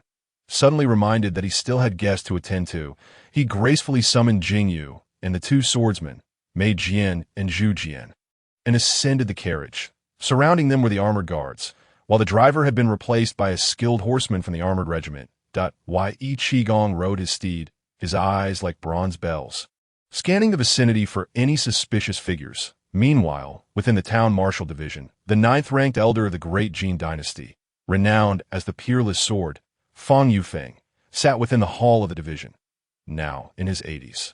He appeared remarkably youthful, bearing no resemblance to the robust men in their 30s surrounding him. Although he was indeed over 80, his age did not equate to his wisdom. A person's mental maturity is less tied to age than to the experiences they have endured. Particularly for those who practice martial arts. Much of their time is spent interacting with fellow disciples and masters, coupled with lengthy periods of seclusion for breakthroughs, making it difficult to claim their experiences surpass those of others. At this moment, Fang Yufeng's gaze was fixed intently on Zhuge Jinhua, who was engrossed in handling documents, his impatience growing more palpable by the second. Unable to contain his inner frustration, he finally spoke. Mr. Zhuge, may I inquire when the head of the town marshal division is expected to arrive? I've already been waiting here for over an hour. Is this how you entertain guests of the town marshal division? As a prodigious disciple of the foremost sect in the Central Plains, his journey had been remarkably smooth, from birth to becoming a direct disciple, then an elder, and ultimately ascending to the position of venerable elder. Yet he had never waited for anyone in such a manner. Zhuge Jinhua's pen continued to glide over the documents, unhurriedly processing each one. Only after a brief pause did he place his pen down and, with a calm demeanor, replied, "The Town Marshal Division has only recently been established, and the head is inevitably occupied with many pressing matters. Not only must he manage the affairs of the division, but he is also the sixth Prince of Deqian, bearing heavy responsibilities for the nation. If Brother Fong is in a hurry, perhaps you could return tomorrow or share the details with me, and I shall convey your message." Zhuge Jinghua's words were delivered in a flat tone, and after speaking, he resumed his work on the documents. He also offered two options for Fong Yufeng to consider. Upon hearing this, Fong Yufeng felt momentarily stifled, his fury suppressed. After all, the man before him was also a supreme grandmaster. Furthermore, he bore the orders of Ling Shao sect, making it impossible for him to simply storm out. Reluctantly, he chose to continue waiting. Another half-hour passed, and Fong Yufeng's ears perked up, keenly detecting the distant sound of galloping hooves, likely indicating the arrival of the sixth prince. He took a deep breath, suppressing his simmering irritation, and upon seeing Chang'an enter the hall, he clasped his hands in greeting. "I am Fong Yufeng. It is an honor to meet you. Sixth Prince Dao, you are the famed peerless sword? I have heard of your illustrious reputation since childhood. It is indeed resounding," Chang'an remarked with a smile, attempting to lighten the atmosphere. Fong Yufeng's expression softened slightly, poised to respond when Chang'an's tone shifted.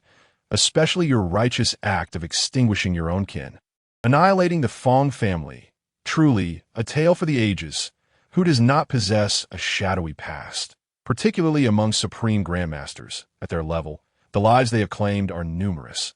This peerless sword earned his title because he belonged to the martial lineage of the Fong family in the Central Plains. Upon entering the sect, he naturally could not inherit his family's legacy. Yet, in pursuit of the Fong family's treasured possession, the sword known as the Peerless Sword, he falsely accused the Fong family of colluding with the demonic sect and slaughtered all his relatives, thus earning the moniker "At this moment." Fong Yufeng's previously softened countenance darkened, his eyes fixated on Chang'an, filled with a fierce intensity as if he wished to consume him whole. "What do you mean by this? Your Highness, do you intend for the Town Martial Division to become adversaries of our Ling Shao sect? Or do you seek to oppose the entire martial world?" He abruptly stood, his body trembling slightly, both in anger and as a form of intimidation, glaring at the head of the Town Martial Division and the sixth Prince of Deqian. While others might fear the so-called Town Martial Division or the Deqian court, the Ling Shao sect held no such trepidation. They were not akin to the minor factions in the capital. Those factions could be extinguished without consequence. However, even if they were to slay a prince, the emperor would not dare retaliate against them. To do so would upset the delicate balance of power between the court and the martial world, which other sects would never permit, inevitably leading to widespread conflict. Moreover, if the court chose not to intervene, how formidable could the Town Martial Division truly be? Others may fear supreme grandmasters, but did they? The former Six Gates had proven ineffective precisely because it was a compromise born of the court and the martial world. Was the current Town Martial Division significantly different? Thus, Fong Yufeng did not harbor much fear of the Town Martial Division. Otherwise, the two factions would not have sought their assistance for negotiations. Chang'an's words, however, instilled a sense of chill in him. "I presume you have come for the matter of those two factions." He mused. "Humph. It is well known that those two factions colluded with the demonic sect, daring to assassinate a prince. Is it possible that such nefarious actions are being orchestrated by your Ling Shao sect as well?" Chang'an was in no mood to probe the thoughts of the man before him. Upon hearing the term demonic sect, the cold glint in Fong Yufeng's eyes slightly receded, his expression softening. While martial sects might not fear the court, they could not afford to disregard their reputation. After all, internal strife within the martial world was of no concern to other factions. Presently, the Ling Shao sect was plotting to absorb the other three factions. At such a critical juncture, any association with the demonic sect would be tantamount to self-sabotage, with endless repercussions for the White Dragon Temple and the Congyuan Monastery colluding with the demonic sect. Our Ling Shao sect has no alternative. However, regarding the actions of your Town Martial Division in the Central Plains, we wish to offer our cooperation, albeit in a modest capacity. The current situation in the Central Plains is tumultuous, with chaos rampant. Should bandits and marauders emerge, it would undoubtedly pose a considerable inconvenience for the town marshal division. Would it not? Fang Yufeng spoke unhurriedly. Now that the two factions had been eradicated, he did not wish to dwell on the topic, as the matter of the demonic sect was too fraught with danger. Even a hint of association could bring calamity at this juncture. The Ling Shao sect sought nothing more than for the town marshal division to refrain from hastily engaging martial forces during their operations in the Central Plains, allowing both sides to coexist peacefully without interference. His words carried a subtle hint of menace. After all, the Central Plains were vast, with intricate and tangled factions. How many strong individuals could the town marshal division dispatch to maintain order? In the end, they might find themselves facing the same fate as the Six Gates, thwarted by martial forces until rendered ineffective. Should they refuse, then assassination might become the path to elevate those willing to collaborate. Chang'an, upon hearing this, slowly shook his head. Your words are gravely mistaken. The very purpose of our town marshal division's establishment is to rectify those rogue elements within the martial world. How can we turn a blind eye and harbor malfeasance? If you have no business here today, I kindly ask you to take your leave, if you wish to avoid enmity with the town marshal division.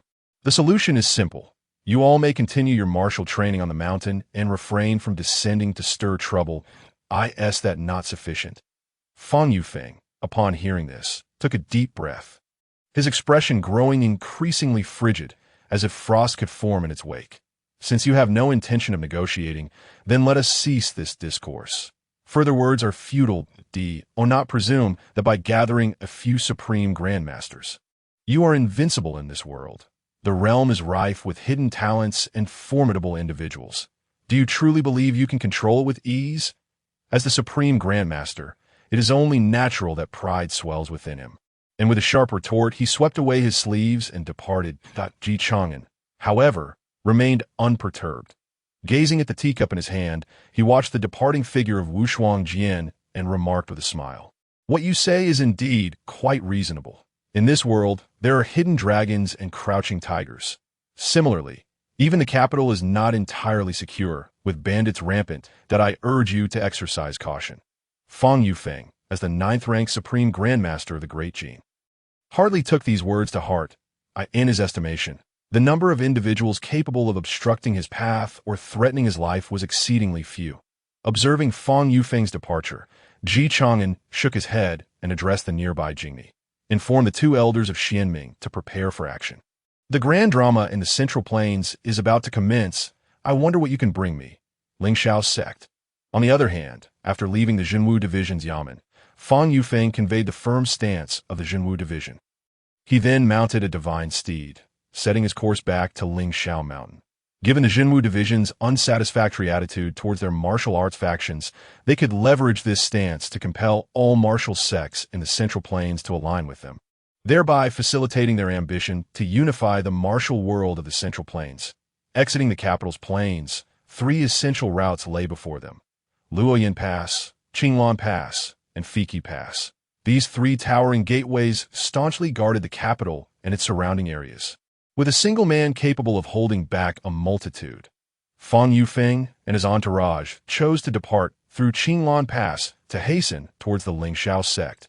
After traveling for a while, both men and horses grew weary and chanced upon a tea station.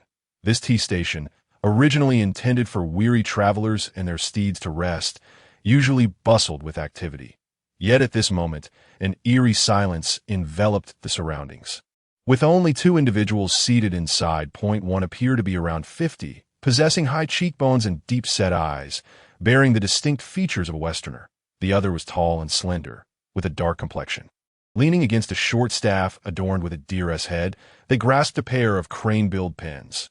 Even without engaging in combat, Fang Yufeng could discern that the two were undoubtedly formidable masters, at least as powerful as grandmasters, if not supreme grandmasters. However, without a confrontation, it remained challenging to gauge their true strength. Fang Yufeng, reluctant to provoke trouble, found himself with no alternative but to pause here, as his disciples' steeds were parched and fatigued. After a moment of contemplation, he signaled for one of his disciples to inquire, "May I ask where the owner of this tea station is?" What has transpired here? I'll let them go. I have purchased this tea house, replied the dear staff guest with indifference. The crane pin elder shook his head in disapproval, muttering, in my opinion, it would be better to save that money for wine rather than squander it on them. My brother and I are here awaiting your esteemed arrival from Lingxiao's sect. The dear staff guest slowly rose, fixing his gaze intently on Fang Yufeng, a subtle chill flickering in his eyes. Upon hearing this, Fang Yufeng instinctively tightened his grip on the sword at his waist, an alarm ringing in his mind. These two were not here with benign intentions. They likely came prepared for a confrontation. Someone has put a price on your head, although my brother and I do not wish to be adversaries of the Lingxiao sect. Alas, the crane pin elder chuckled coldly, his laughter echoing ominously in the still tea station. His words sharp as ice. Just the two of you? You dare attempt to take my life? How presumptuous! Fang Yufeng retorted. If you wish to avoid a bitter fate, you would do well to depart swiftly. I shall not hold it against you. Otherwise, neither I nor the Lingxiao sect will rest until we have settled this. Fang Yufeng's vigilant gaze swept over the two, concern stirring within him, although he did not believe they could truly pose a threat. The safety of his disciples compelled him to be cautious, fearing that a moment's negligence could lead to their unwarranted demise. Without further ado, the crane pin elder seized his pins, his form a blur as he surged toward Fang Yufeng with a fierce gust of wind. Taken by surprise, Fang Yufeng found himself momentarily at a loss. Fortunately, his reflexes were sharp. Having reached the Grandmaster level, he could sense the energy around him. As a supreme Grandmaster, he could even wield mental attacks, manifesting true intent, thus possessing unparalleled mental acuity. In an instant, he drew his long sword, barely managing to parry the assault. The clash reverberated like the tolling of a great bell, causing the air to hum with tension. The sheer force of their energies clashed, sending shockwaves that toppled the once sturdy tea station. The disciples of Lingxiao's sect bore the brunt of this chaos. Those with lesser cultivation were flung away like broken kites, crashing to the ground, lifeless. Those slightly stronger sensed the impending doom and sought to flee. Yet the dear staff guest would not allow their escape. Instead of aiding the crane pen elder in subduing Fang Yufeng, he pivoted like a specter, pursuing the fleeing disciples. The disparity in strength was stark. With a seemingly casual tap of his deer-headed staff, the disciples shattered like fragile porcelain, blood erupting in a gruesome display. In the blink of an eye, the scene was littered with lifeless bodies, the stench of blood permeating the air. Brother, why are you still standing there? Come help me. This fellow is quite troublesome. I cannot handle him alone. The crane pin elder shouted in a frenzy as the dear staff guest dispatched the remaining disciples. Do not rush. Junior brother, the dear staff guest replied coolly, remaining unhurried as he stealthily circled around to Fang Yufeng's back, while the latter was locked in combat with the crane pin elder. Suddenly, he struck his staff imbued with chilling inner force, aiming directly for Fang Yufeng's skull. Fang Yufeng sensed the imminent peril and swiftly turned, barely managing to deflect the insidious attack. Two supreme grandmasters. The realization dawned upon him that he faced not one, but two formidable foes of the highest caliber. The wave of dread washed over him. He had not anticipated encountering such lethal adversaries on this journey. Could they be agents of the sixth prince of Great Jin? No, that could not be right. If he were to perish, what would become of the conflict between the court and the martial world? Who are you? Why seek to take my life? Fang Yufeng demanded, employing the secret arts from the Lingxiao sect's top-tier heart method, exerting his utmost to face the two attackers. This moment, he was no longer the composed figure he had been earlier, nor was he overtaken by fear. After all, while the two before him were supreme grandmasters, he was not necessarily at a disadvantage. Yet, defeating a person and killing a person were two vastly different endeavors. Defeating someone was relatively straightforward. However, killing them proved exceedingly challenging. One could simply flee, and without 3 or 4 opponents of equal strength, capture was unlikely, which constituted Fang Yufeng's confidence. The crane pin elder chuckled coldly, shaking his head. Since you wish to know, let me enlighten you to you remember 47 years ago, when you, with the Lingxiao sect and the so-called righteous sects of the Central Plains, annihilated the Fang family? Unfortunately, the Fang family did not perish entirely. The remnants of that family owe us a debt of gratitude. Thus, we have come to collect your head. How does that answer sit with you? Impossible. Fang Yufeng's eyes widened in disbelief. His voice rising in anger, I clearly eradicated every last one of them. How could any remain? He recalled with vivid clarity the thoroughness of his actions. The entire Fang clan, young and old, had met their demise. And he was certain of his meticulousness that, yes, that's so. Perhaps you should ponder it a bit longer. The crane pen elder sneered, offering no further reply as he swept his pens forward once more like a tempest. Fang Yufeng, with a fierce swing of his Wushuang sword, now wielded not the techniques of the Lingxiao sect, but rather the unique swordsmanship of the Fang family.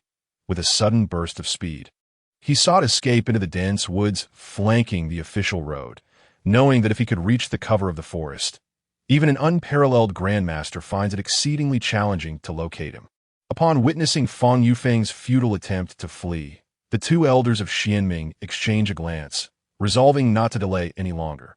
Having collaborated for numerous years, they were well aware of each other's intentions. In unison, they unleashed a formidable shout, their palms striking forth as a potent force surged directly towards Fang Yufeng. Sensing the overwhelming gale of palm energy approaching from behind, Fang Yufeng found himself with no means of evasion. Reluctantly, he braced himself and retaliated with a palm strike, hoping to counter the impending assault with his inner strength. However, he soon realized that the depth of the two elders' power was akin to a mountain crashing down upon him, accompanied by an intensely frigid inner force that permeated his entire being in an instant. The chilling sensation seeped into his bones, rendering him momentarily unsteady as he staggered backward several steps. The Xianming divine palm, crafted by the 100 Damages Taoist, had been imparted in its true form to his two disciples. Those struck by its force would immediately be engulfed in a bone-chilling cold, with green handprints appearing upon their skin, as the icy poison rapidly infiltrated their bodies, spreading through their meridians and inducing unbearable agony. Should one succumb to this icy poison, the remedy would prove to be a daunting task. After all, when Zhang Wuji had fallen prey to this palm technique, even the venerable Zhang Sanfeng, with his Wudong 9-yang skill, could not entirely dispel the cold toxin, even in later stages. The martial prowess of the two Xianming elders, along with the Xianming divine palm, remained formidable enough to rank among the top 10 in strength at this moment. Fang Yufeng had initially assumed he was merely facing an ordinary palm strike, preparing to flee immediately after deflecting it. Yet he was taken aback to find his meridians fully eroded by the chilling force, his inner energy seemingly frozen solid. Even his very soul felt as though it were being penetrated by this intense cold, rendering his thoughts sluggish and numb. Within this palm technique lay a profound essence that in such a state, escape was utterly impossible for Fang Yufeng. The two Xianming elders, calm and unhurried, retrieved the fallen Wushuang sword from the ground. With a swift flash of cold light, they severed his head from his body, ninth on the great Jin's list of martial prowess. The rankings seem rather dubious, yet it is indeed a fine sword. Lu Zhanke lightly flicked the sword's body, producing a resonant hum, akin to a lament. I shall take it back as a gift for His Highness. After a moment's contemplation, He bent down to pick up Fang Yufeng's head, casually tying it to the neck of his magnificent steed. The old horse, wise in its ways, would surely find a path home. Subsequently, He with his blood-stained fingers, inscribed 16 ominous characters upon a piece of white cloth. Fang family's vengeful spirit seeks retribution. Not a single soul shall remain in Lingxiao. He then released the steed. The horse, sensing the ominous aura, neighed in terror and galloped away towards the central plains. Fang Yufeng's visage was still somewhat recognizable, and those within the martial world, upon encountering this severed head, would undoubtedly convey the news to Lingxiao's sect. We too must set forth. After completing their grim task, the two Xianming elders made their way towards the central plains. Meanwhile, within the halls of Lingxiao's sect, the sect leader and another elder bore grave expressions. After a shared glance, the sect leader furrowed his brow and spoke first. Junior brother, it seems an entity resembling Wudong has unexpectedly emerged in the central plains, with its leader likely being an unparalleled grandmaster. If they aspire to partake in the spoils of the martial realm, We must reconsider our intentions to annex the other sections Wudong. You say, I have not heard of them before. Yet it appears their disciples are engaged in subduing demons that a grandmaster has already been slain. This may indeed be true. Perhaps they are a hidden sect that has recently emerged, given the current state of affairs. It is only natural that they wish to claim a share. However, they too have sprung forth suddenly, lacking any substantial foundation. Once Fong returns, we shall unite the strength of our three sects to either eradicate them or devise a means to incorporate them into our alliance. Only thus can we truly seize control of the Central Plains. The forthcoming upheaval will grant us the right to a seat at the table. Your words resonate with wisdom. Let us proceed accordingly. I shall dispatch someone forthwith to probe the intentions of Wudong. Should they fail to recognize their place, they shall not blame us for our lack of courtesy. This moment, atop a mountain in the Central Plains. The original name of this perilous peak has been lost to time. With the establishment of Wudong here, it has been renamed Wudong Mountain. The palaces atop the mountain are currently under construction. Despite the height and steepness of the terrain, it is not an easy task to undertake in the original world. However, here things are different.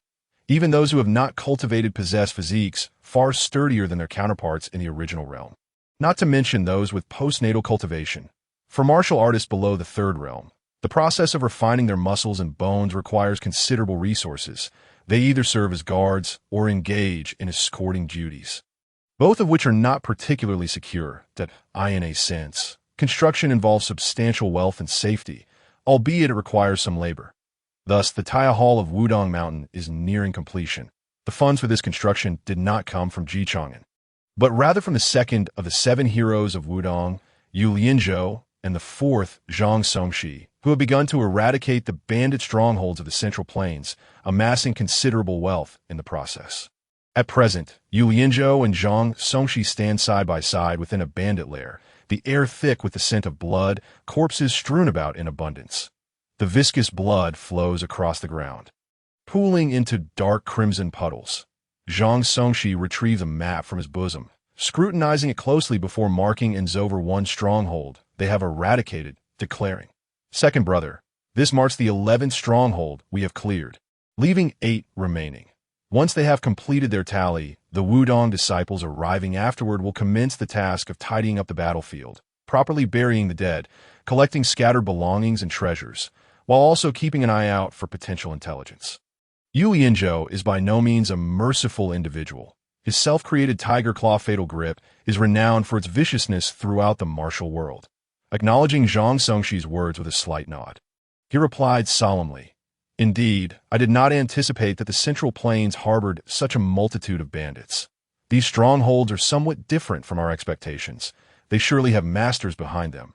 Among the 7 heroes, Zhang Songshi is regarded as the most astute strategist. The locations of these strongholds are not difficult to locate, whether by the authorities or the martial community, if there was a genuine desire to eradicate them. They would have long been extinguished. However, the fact that they remain for us to uncover treasures indicates that there are indeed individuals behind them, as for who they might be. It is evident they belong to one of the sects in the Central Plains. Yu Lianzhou, however, pays this no mind, scoffing dismissively. No need to concern ourselves. They are merely nests of filth. Today, encountering us is merely their stroke of luck. Should our master intervene, these individuals would likely leave not even a complete corpse behind. Before long, the 2 of them had eradicated a total of 19 significant bandit strongholds, some of which had gathered formidable forces attempting to intercept them or entice them. Nevertheless, with their cultivation levels, such schemes proved utterly ineffective, and they were swept aside effortlessly. Yu Lianzhou, the highest among the 7 heroes of Wudong, had already ascended to the realm of an unparalleled grandmaster. Though Zhang Songshi lagged slightly, he too stood at the pinnacle of grandmasters, poised for a breakthrough at any moment. Unless a leader of one of the sects intervened, or the sect leader of Lingxiao took action, none of the so-called mountain bandits could hope to impede their progress.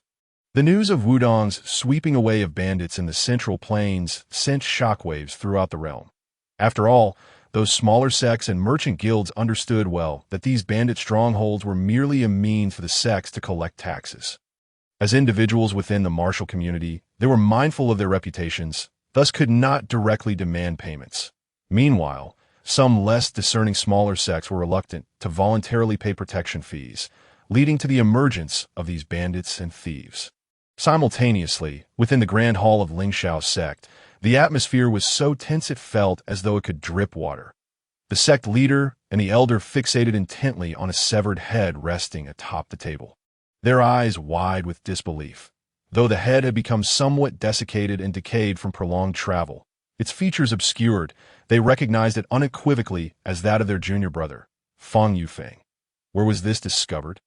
The sect leader suppressed the tumult of emotions within, directing a steely gaze at the disciple who had come to report, his voice cold and devoid of warmth. The disciple hurriedly responded, "Sect leader, it was spotted by our branch disciples down the mountain. At first, they thought it was a mad horse. Upon closer inspection, they realized it was, at this point, the disciple instinctively swallowed hard, unable to continue." The sect leader took a deep breath, a multitude of thoughts flashing through his mind in an instant. Moments later, he made a decisive command. "Seal the news. This matter must not be disclosed even in the slightest. This is a critical juncture. Should it come to light that Brother Feng has been slain and that they have also incurred the wrath of other adversaries, the three gates would undoubtedly refuse any alliance. They must first secure the three gates to their chariot of war, and this matter cannot be delayed." As these thoughts crossed his mind, he gazed upon the ominous words. "The vengeful spirits of the Feng family come to claim their due.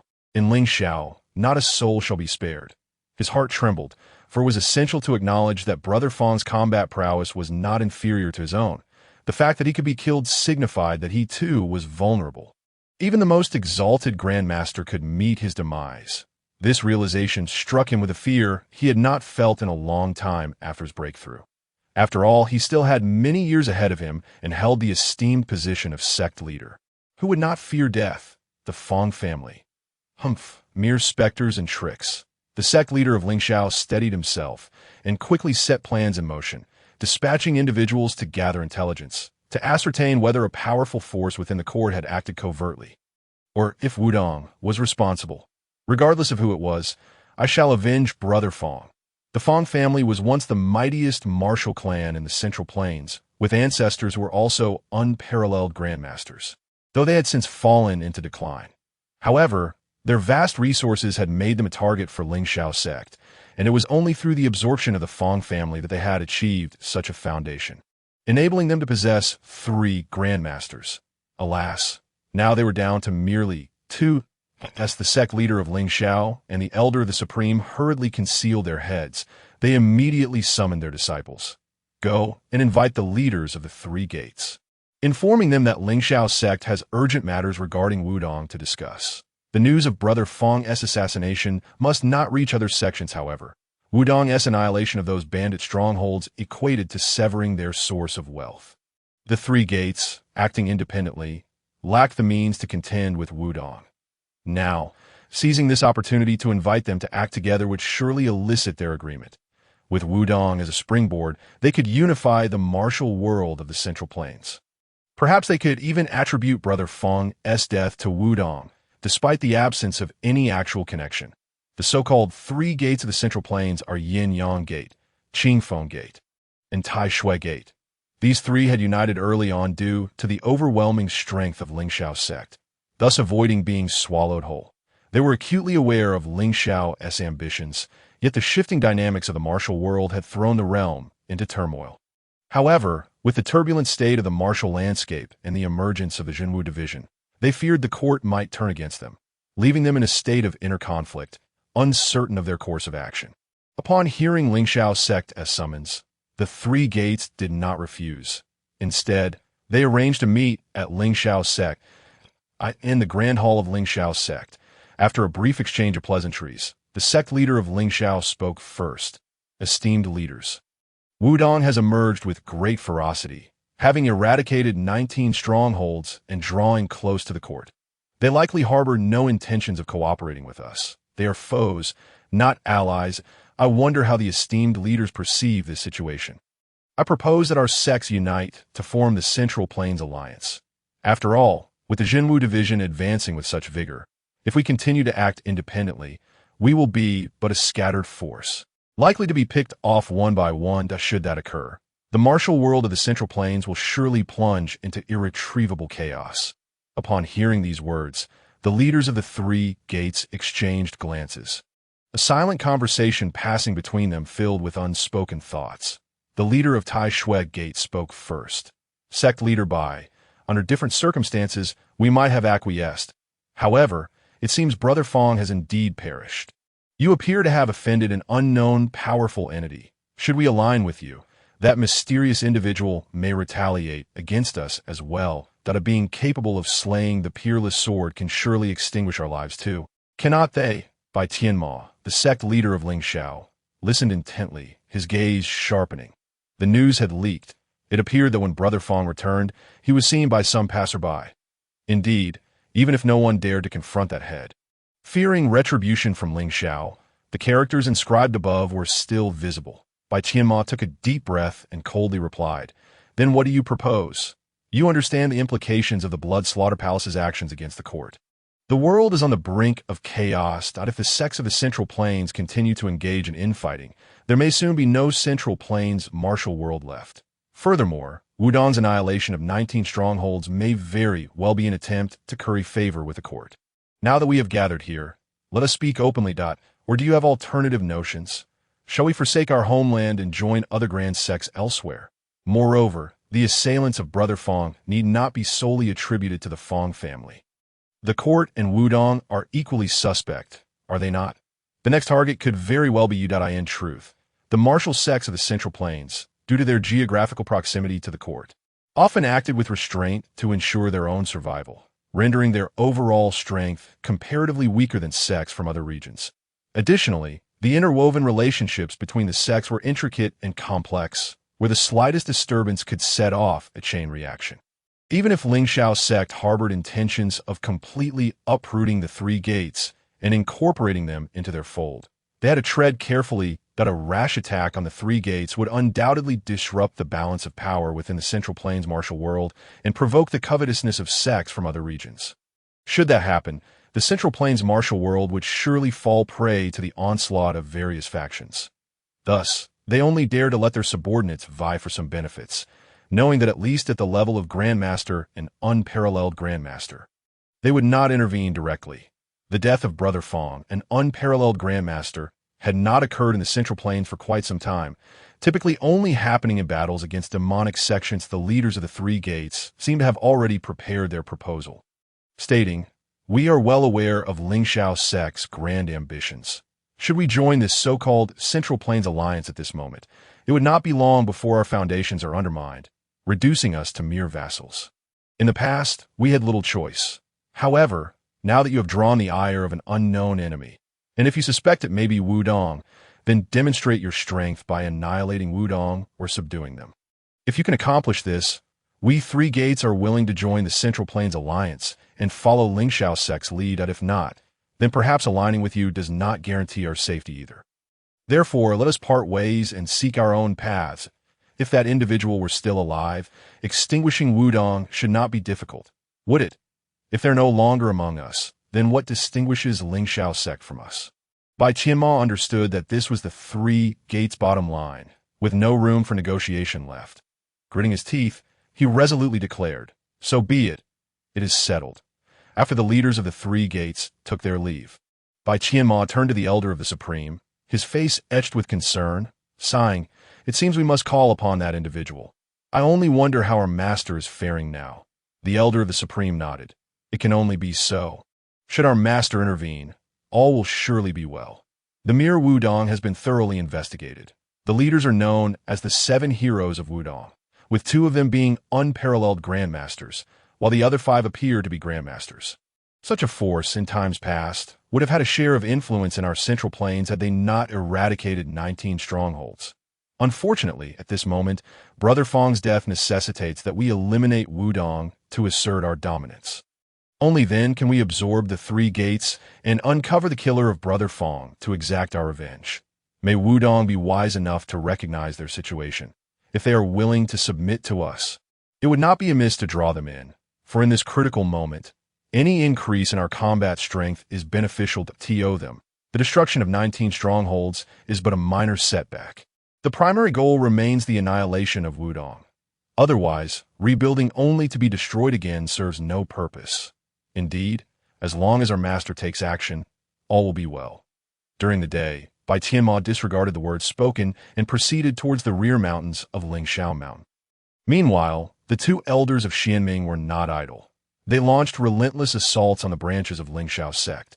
Both were supreme grandmasters, unconcerned with notions of righteousness, exhibiting no discernible pattern as they struck one location and swiftly relocated to another, resulting in significant damage to Lingxiao sect. At this juncture, Lingxiao sect found itself with limited options and could only extend an invitation to the other three sects to join forces at Wudong. Once they formed the Central Plains Alliance, they would seek out several supreme grandmasters for various regions, bringing along 7 or 8 supreme grandmasters to set ambushes in various locales, thus encircling the Xianming elders. The actions of the Xianming elders acted as an accelerator, compelling Lingxiao sect to make decisive choices. Presently, Lingxiao sect, in conjunction with the three sects, was en route to Wudong. The three sects, however, were merely spectators, harboring little faith in Wudong. After all, should that formidable presence take action, Wudong would possess no means of retaliation. The three sects' defiance of Lingxiao sect was primarily due to some connections within the martial world of the Great Jin. Should Lingxiao sect shamelessly summon the ancestor of the terrestrial immortals, they would have no choice but to switch allegiances to another power, leaving Lingxiao sect with nothing but a futile endeavor. Yet, regarding Wudong, they had heard of no allies. Isolated and unsupported, how could Wudong withstand such a presence? Once a tranquil and serene Wudong mountain, it was now abuzz with activity. Not only the sects, but also smaller factions. Escort agencies and merchant guilds had sent representatives to investigate. This battle would determine the fate of the martial world in the Central Plains. Should the sects emerge victorious, everything would revert to its original state. Conversely, if Wudong triumphed, the heavens of the Central Plains martial world would surely transform. Lingxiao's sect cared little, for they aimed to set an example, welcoming as many participants as possible. Along the way, Lingxiao disciples strutted with their noses held high, brimming with arrogance, for they were the foremost sect in the Central Plains, especially while accompanying their sect leader. In their eyes, what could a recently emerged and obscure Wudong sect possibly achieve? Capturing Wudong would be a mere formality. Esteemed visitors, may I present you Lianzhou, who currently stands at the foot of Wudong Mountain. Exuding an air of calm, he made no effort to obstruct the ascent of the crowd, but instead surveyed his surroundings with a tranquil gaze. Noting that the arrivals appeared to be the elite of Lingxiao sect, behind the leader of Lingxiao Palace stood a formidable figure shrouded beneath a wide-brimmed hat. The three sects sent 3 leaders along with a handful of disciples. After all, their intention was merely to observe, and bringing too many disciples could entangle them in disputes, making their presence a liability. Hence their cautious approach. Bai Tianma snorted coldly, unperturbed by any ambush Wudong might have laid. Possessing absolute confidence in their ability to dismantle any conspiracy, the group ascended the mountain with great fanfare, arriving at the plaza of Wudong's Tia Hall. At this moment, Bai Tianma let out another cold snort, his voice echoing across the plaza as he called out, "Might I inquire who among you is the leader of Wudong? Please, step forward to converse." As he spoke, his gaze swept the surroundings, observing the disciples of Wudong clad in matching robes. Their formations precise, moving in perfect unison, orderly and disciplined. Moreover, their cultivation levels were impressive. He had already spotted several innate masters and grandmasters. This revelation made it clear that Wudong was not merely a faction composed of a few powerful individuals, but a sect with a genuine structure. The gazes of the 7 heroes of Wudong converged on Song Yuanxiao. Previously, Song Yuanxiao had stepped down from the position of Wudong's leader due to matters involving Song Qingshu. However, that was a thing of the past. Now, the 7th hero, Amo Shingu, had not perished. Thus, the punishment seemed unnecessary. Furthermore, Yu Lianzhou had little desire to assume the role of leader, as worldly matters would consume too much of his time, hindering his cultivation and martial studies. With no other choice, Song Yuanxiao had to take up the mantle of Wudong's leader. As for Zhang Sanfeng, he had chosen to retreat from the world to pursue his cultivation. The limits of this realm were far greater than those of the previous one. Thus, Zhang Sanfeng was currently attempting to transcend the terrestrial immortals and ascend further. Given Lao Zhang's understanding of the Tao, this endeavor was not particularly daunting. Therefore, the current leader of Wudong was Song Yuanxiao, whose cultivation, although slightly inferior to Yu Lianzhou's, was not vastly different, also being of supreme grandmaster caliber. I am Song Yuanxiao, the leader of Wudong. That I am curious why you have assembled such a formidable presence today, my Wudong. We have recently emerged and merely eradicated some marauding bandits. I did not anticipate such a grand assembly. Could it be that you are colluding with those bandits? Upon uttering these words, all eyes turned to Bai Tianma. Especially those smaller sects that had been extorted by the bandits, the escort agencies, and merchant guilds looked on with a sense of schadenfreude. They dared not voice their thoughts for fear of retribution. However, hearing such words from Wudong was indeed gratifying. It seems Lingxiao sect is determined to annihilate Wudong. I wonder what pretext they will use. Indeed, I have heard that Lingxiao sect boasts 3 supreme grandmasters. And with the 3 sects involved, what chance does Wudong stand? The small sect members observing from a distance whispered among themselves, their tones hushed, yet adding a layer of noise to the otherwise solemn plaza.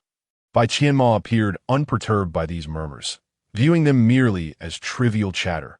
Ultimately, the outcome would rely on genuine skill, and true prowess would speak for itself.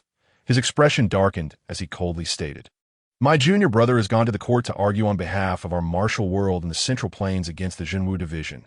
Yet you, Wudong, in an effort to weaken my Lingxiao sect, secretly ambushed my junior brother, resulting in his demise. Such a deep-seated blood feud compels me to seek justice today."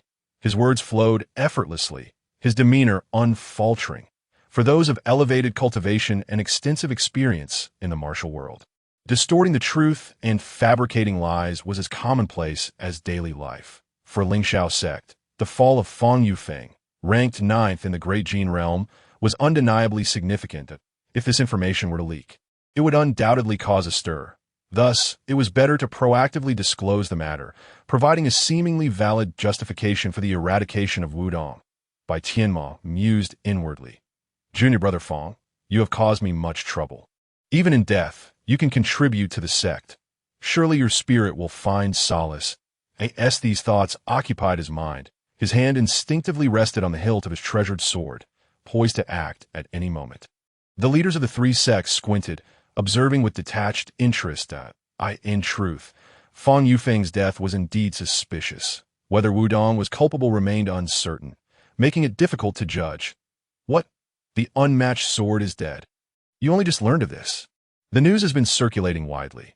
I heard reports that it was the vengeful spirit of the Fang family seeking retribution, but Lingxiao sect insists it was the doing of Wudong.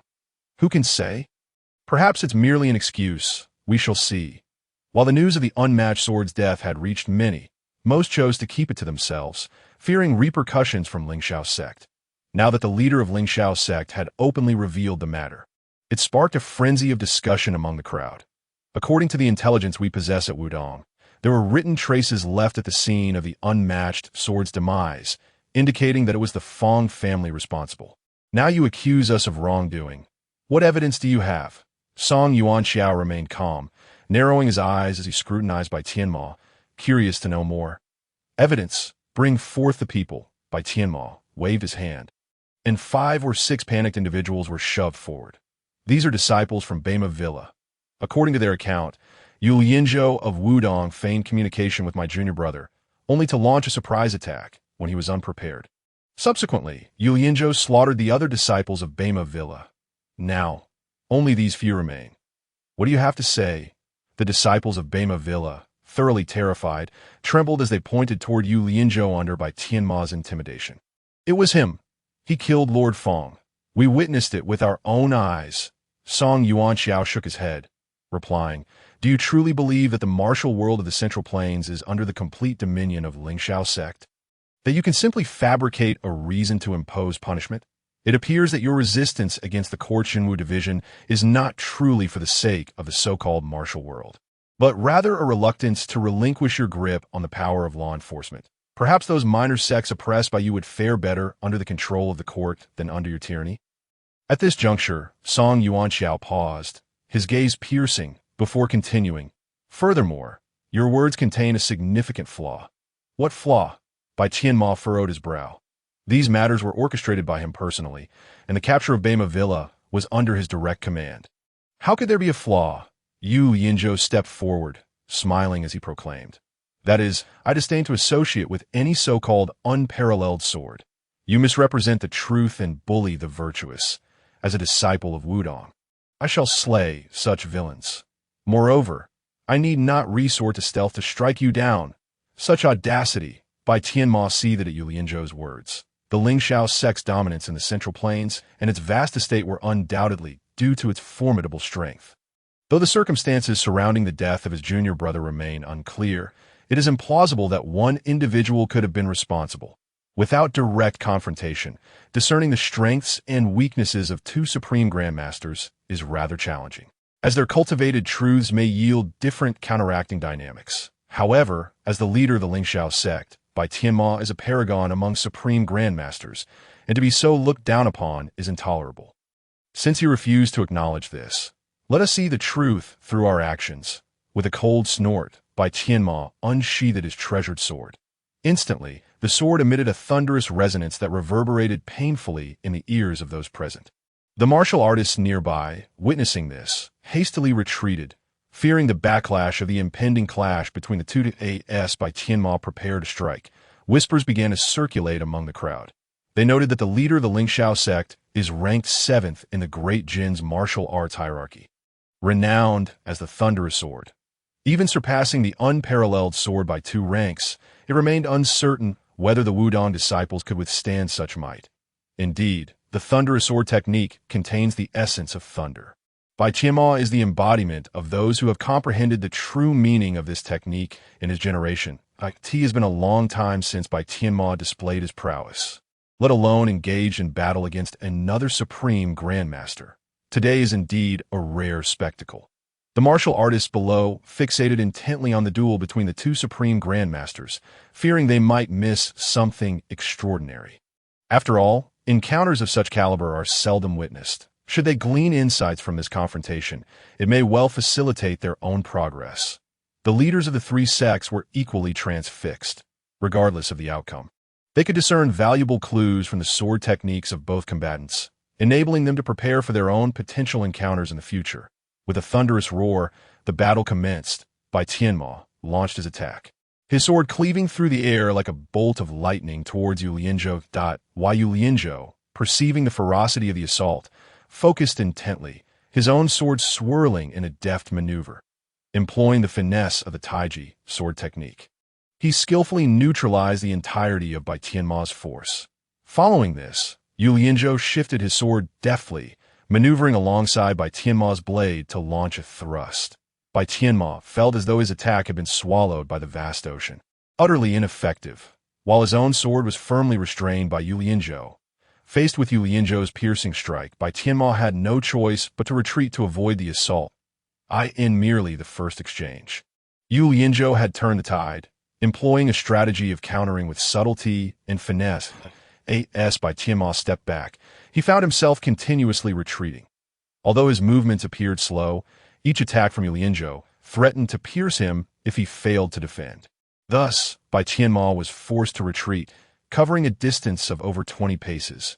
Even those martial artists who could not comprehend the intricacies of their exchange could clearly see which way the advantage lay. The thunderous sword was being suppressed without the ability to retaliate by this Wudong practitioner. Indeed, while both are supreme grandmasters, could it be that the martial arts foundation of Wudong surpasses that of the Lingxiao sect? It is worth noting that Bai Tianma is the strongest within the Lingxiao sect, and yet the Wudong leader has yet to make an appearance. It seems that Lingxiao's ambitions to obliterate Wudong may falter. Though Wudong appears to be a reclusive sect, its combat prowess may not be any lesser than that of Lingxiao. After all, Lingxiao has dominated the Central Plains martial world for a century. Are they truly on the brink of losing their supremacy? not merely equal. It appears they are on the verge of victory. Look, if Bai Tianma continues to retreat, he will soon find himself at the precipice. The leaders of the three sects, having heard this, observed the scene without revealing excessive emotion. Although the strength of Wudong's combatant overpowering Bai Tianma was somewhat unexpected, they understood that even if Bai Tianma were defeated, it would merely be an embarrassment for Ling Xiao. The outcome of the battle held little significance. After all, it is exceedingly difficult to slay a supreme grandmaster. Should Bai Tianma manage to escape, he might launch a surprise attack on your disciples. And soon the entire Central Plains martial world would be engulfed in chaos. The focus now shifts to the mysterious powerhouse within the Ling Xiao sect. As the battle progressed, Bai Tianma found himself cornered, with the edge of the plaza leading to a bottomless chasm. While it is unlikely that a supreme grandmaster could perish from a fall, the loss of a foothold would eliminate his leverage, rendering him vulnerable to a swift demise. Thunderous sword. Bai Tianma could no longer contain himself. Though the timing was far from ideal, failure to act now would mean the opportunity would slip away. In an instant, a surge of potent, thunderous energy enveloped his sword. The distinction between a supreme grandmaster and a grandmaster lies in the resonance of their souls with their respective truths. It is said that such truths echo the laws of the universe. Though merely the residual force of his earlier blows, this truth is utterly insurmountable for adversaries who have yet to cultivate their own. Is it coming? All present beheld Bai Tianma's final gambit. Having been bested in conventional swordplay and internal cultivation, he now invoked the essence of truth, the thunderous truth, deemed absolutely unassailable. How could this Wudong practitioner withstand it? Should he flee? What options remain? Everyone held their breath, eyes widened, fixated on Yu Lianzhou's impending response. Why Yu Lianzhou, acutely aware of the overwhelming assault, did not underestimate it in the slightest. With his sword gliding through the air, he countered the thunderous sword attack with a calm composure, as though harmonizing the principles of yin and yang. Such an approach, to others, seemed reckless. Madman, Bai Tianma scoffed at this sight. Should he evade, he might sustain only minor injuries. Yet, should he stand firm, it would likely result in grievous harm. If this individual were to be severely injured, it is conceivable that they could secure victory without invoking their ancestors. The other leaders of the three sects and the elder of the Ling Xiao sect shook their heads in unison. This battle appeared destined to conclude, and understanding the power of that sword left them with little doubt that it over. It has undoubtedly reached its conclusion. For Yu Lianzhou had nearly grasped the true teachings of Zhang Sanfeng, resonating in harmony with the essence of the Taiji sword technique. Taiji sword intent. In his grasp, the long sword did not engage in a direct confrontation with the sword intent of the sky, but rather, with an extraordinary finesse, deftly redirected the onslaught of the sky-soaring sword intent. In an instant, what had surged like a tempest towards Yu Lianzhou transformed, with all its fierce sword energy, to turn upon Bai Tianma, now aimed to rebound against him. The principles of yielding to strength, leveraging force against force, and the subtle art of using a gentle touch to displace 1,000 pounds all epitomize the essence of Tai Chi. Almost immediately, Bai Tianma sensed the uncontrollable nature of the sky-soaring sword intent. His initial contemplation had merely been to decipher how the individual before him neutralized the sword intent. Although somewhat astonished, he found it within his capacity to accept. Yet, in the blink of an eye, that very sky-soaring sword intent surged towards him with relentless ferocity. It was as he had previously understood, in the hands of any supreme master. The sky-soaring sword intent was utterly uncontainable. Even Bai Tianma himself could not withstand it, and a wave of terror washed over him. Yet there was no time left for evasion. The immediate consequence was a violent backlash, causing him to expel a mouthful of blood. Not only were his meridians and flesh wounded, but his very soul also bore the brunt of the sky-soaring sword intent. In that moment, Bai Tianma appeared to grasp the formidable power of this sword technique. Regrettably realizing that it had now been turned against him, his body was propelled away like a kite severed from its string, soaring several dozen zhang into the air. Severely injured, his thoughts of survival vanished as he plummeted straight towards the base of Wudong Mountain. Should he land in such a state, his demise would be inevitable. Another supreme master from Lingxiao sect, witnessing this dire predicament, felt a surge of urgency and stepped forward. With a swift motion, he unleashed a torrent of internal energy, casting an invisible net towards Bai Tianma, striving to save his life.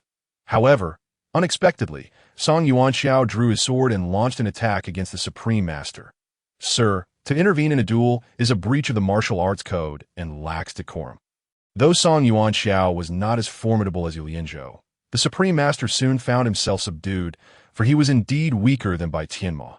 Meanwhile, the other three sect Supreme Masters, despite having the opportunity to act, remained coldly observant, refraining from intervening. This unfolding drama far exceeded their expectations. What manner of power had Wudong harnessed to inflict such injury upon Bai Tianma? The true essence of martial prowess could only be comprehended by those directly engaged. Outsiders could only speculate based on the commotion or possess certain intelligence. Lingxiao's sect, for instance, might have inferred the sky-soaring true intent, yet information regarding Wudong was virtually non-existent. In the distance, spectators from smaller sects stood in utter astonishment. Was this truly Wudong? Had Lingxiao's sect been defeated? What would become of the martial world in the Central Plains? Yet, amidst the crowd, only sporadic murmurs could be heard, for many remained in a state of shock. Unable to process the overwhelming events transpiring before them at that critical juncture, a mysterious powerhouse from Lingxiao's sect took action, leaping down the mountain like a missile that, in the moment Bai Tianma was about to meet the ground. He enveloped him with true energy, securing his life.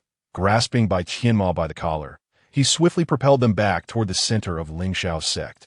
Master Ancestor, forgive me for losing the dignity of our sect.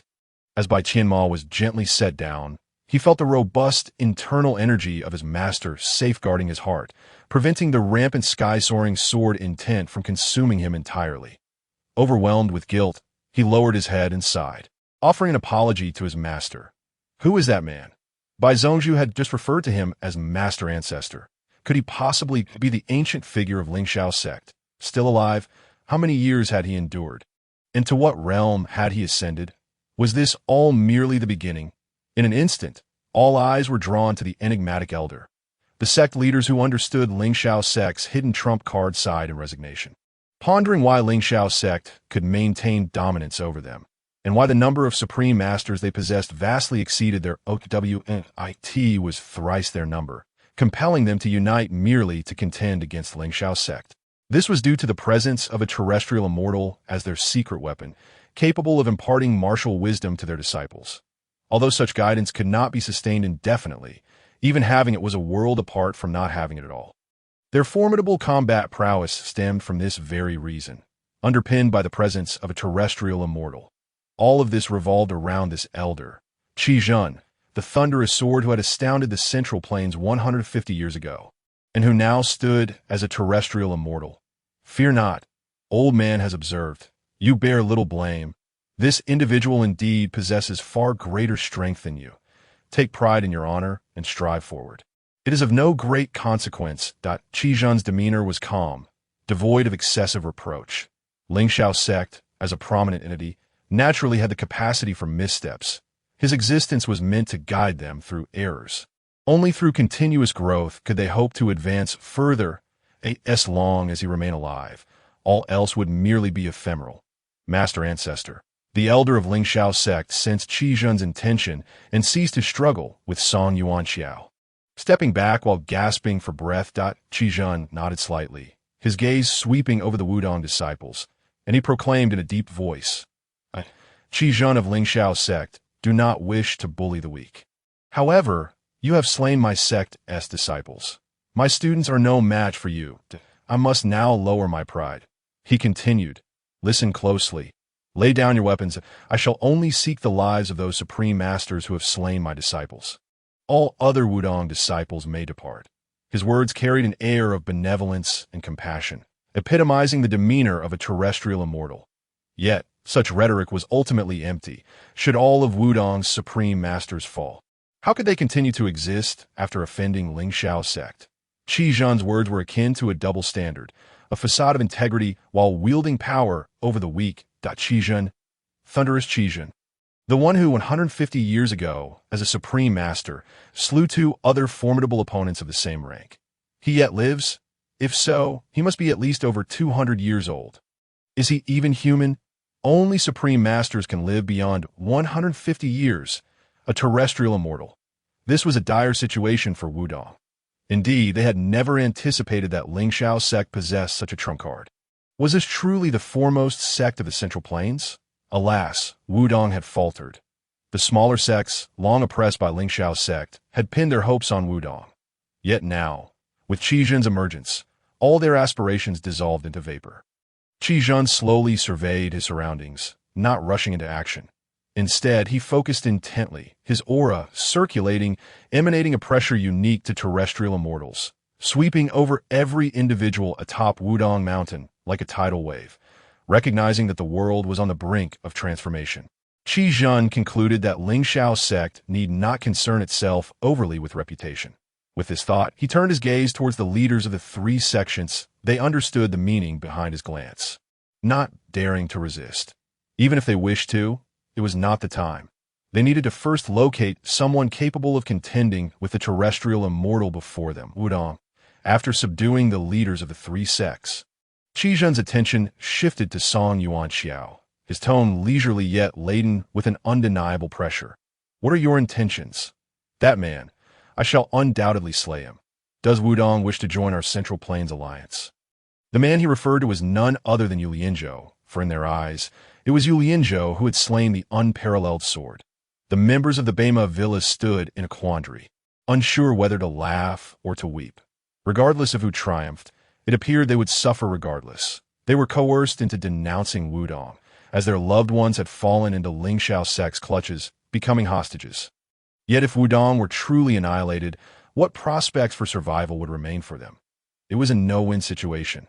Song Yuanxiao scoffed, I apologize, but as a disciple of Wudong, I have no desire to associate with hypocrites such as yourselves. Such audacity! Qizhen nodded slightly, though his countenance revealed little anger. Regrettably, it seems your master has not taught you well in life. Do not be overly obstinate. Otherwise, you may find yourself battered and bruised, and it will not be worth the cost. Qizhen seemed to have just emerged from his confinement, or perhaps he was simply impressed by the commendable talents of the Wudong disciples, for he spoke with greater fervor. The humble Taoist had indeed not imparted any teachings to them. Just as Qizhen's words fell, a steady and powerful voice resonated from the back mountain of Wudong.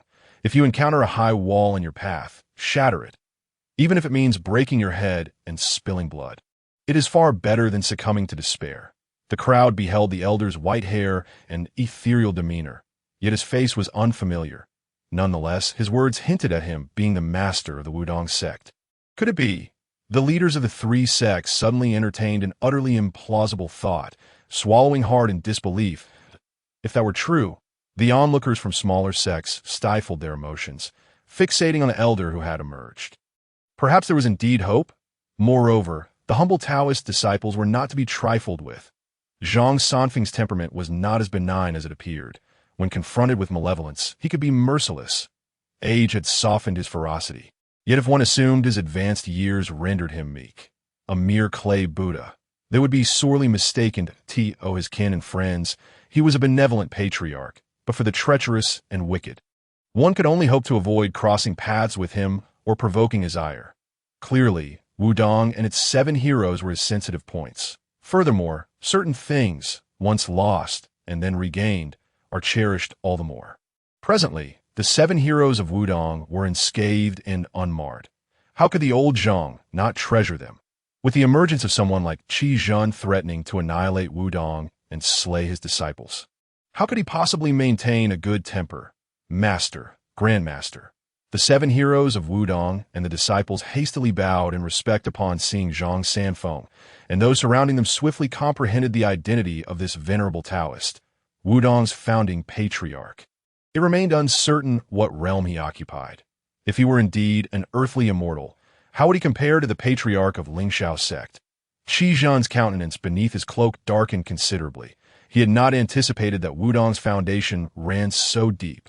Possessing a peer of his own caliber, I have encountered fellow practitioners. This matter may be a misunderstanding that Chang'an had no desire to engage in combat with an earthly immortal, setting aside the possibility of victory. Even if he triumphed, could he deliver a fatal blow? Even if he did, suffering severe injuries would not be worth it. Especially amidst the grand tides of the world, Chang'an's words instantly elicited gasps of astonishment from all present. At that moment, when they gazed upon Wudong, it was no longer perceived as a mere reclusive sect, but rather as a genuine power capable of standing shoulder to shoulder with Lingxiao's sect. Was this the depth of Wudong's foundation? Indeed, it was a reclusive sect, immensely powerful. Lingxiao's sect had clearly kicked a stone in their path and appeared to be yielding. Indeed, with Wudong's might, the martial world of the Central Plains was no longer dominated by a single entity. The formidable ones below dared not openly discuss the matter, resorting instead to internal transmissions. The leaders of the three sects found themselves in a quandary, having not anticipated Wudong's formidable strength. However, aligning with Wudong was not an advantageous choice. After all, their 19 strongholds could easily be obliterated by Wudong. As for the smaller sects, the majority yearned to ally with Wudong. Regardless of Wudong's nature, the three sects had become thoroughly rotten, and any course they took could only lead them upward. Thus, the martial world of the Central Plains was divided into two major factions.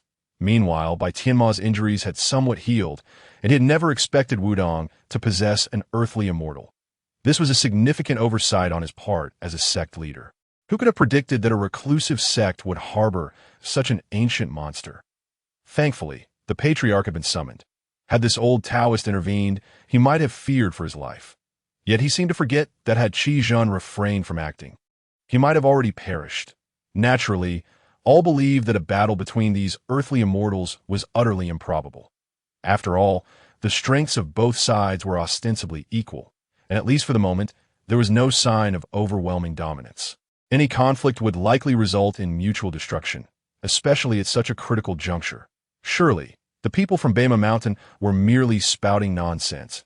Chang'an slowly raised his hand, energy surging from his palm, poised to strike down upon the terrified members of Bema Mountain, intending to obliterate them in one fell swoop. However, just as his wrist descended, it was firmly grasped by a dry yet powerful hand. Zhang Sanfeng then secured Chang'an's wrist and spoke with an air of indifference. Your methods of distorting right and wrong are quite commendable. Had I not been present today, Wudong would likely have faced annihilation at your hands. And now you wish to depart unscathed? Moreover, how many sects and families have you eradicated in this manner? Alas, leaving you be would only spell disaster for the martial world. It would be better for me to intervene, thus restoring a modicum of order to this world. Chang'an felt the formidable force emanating from his wrist. His heart startled. He then threw back his head in laughter.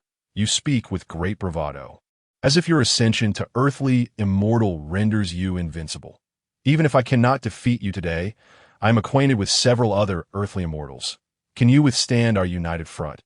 It would be in our best interest to remain uninvolved, and together we could carve out our share in this grand world. Nonsense.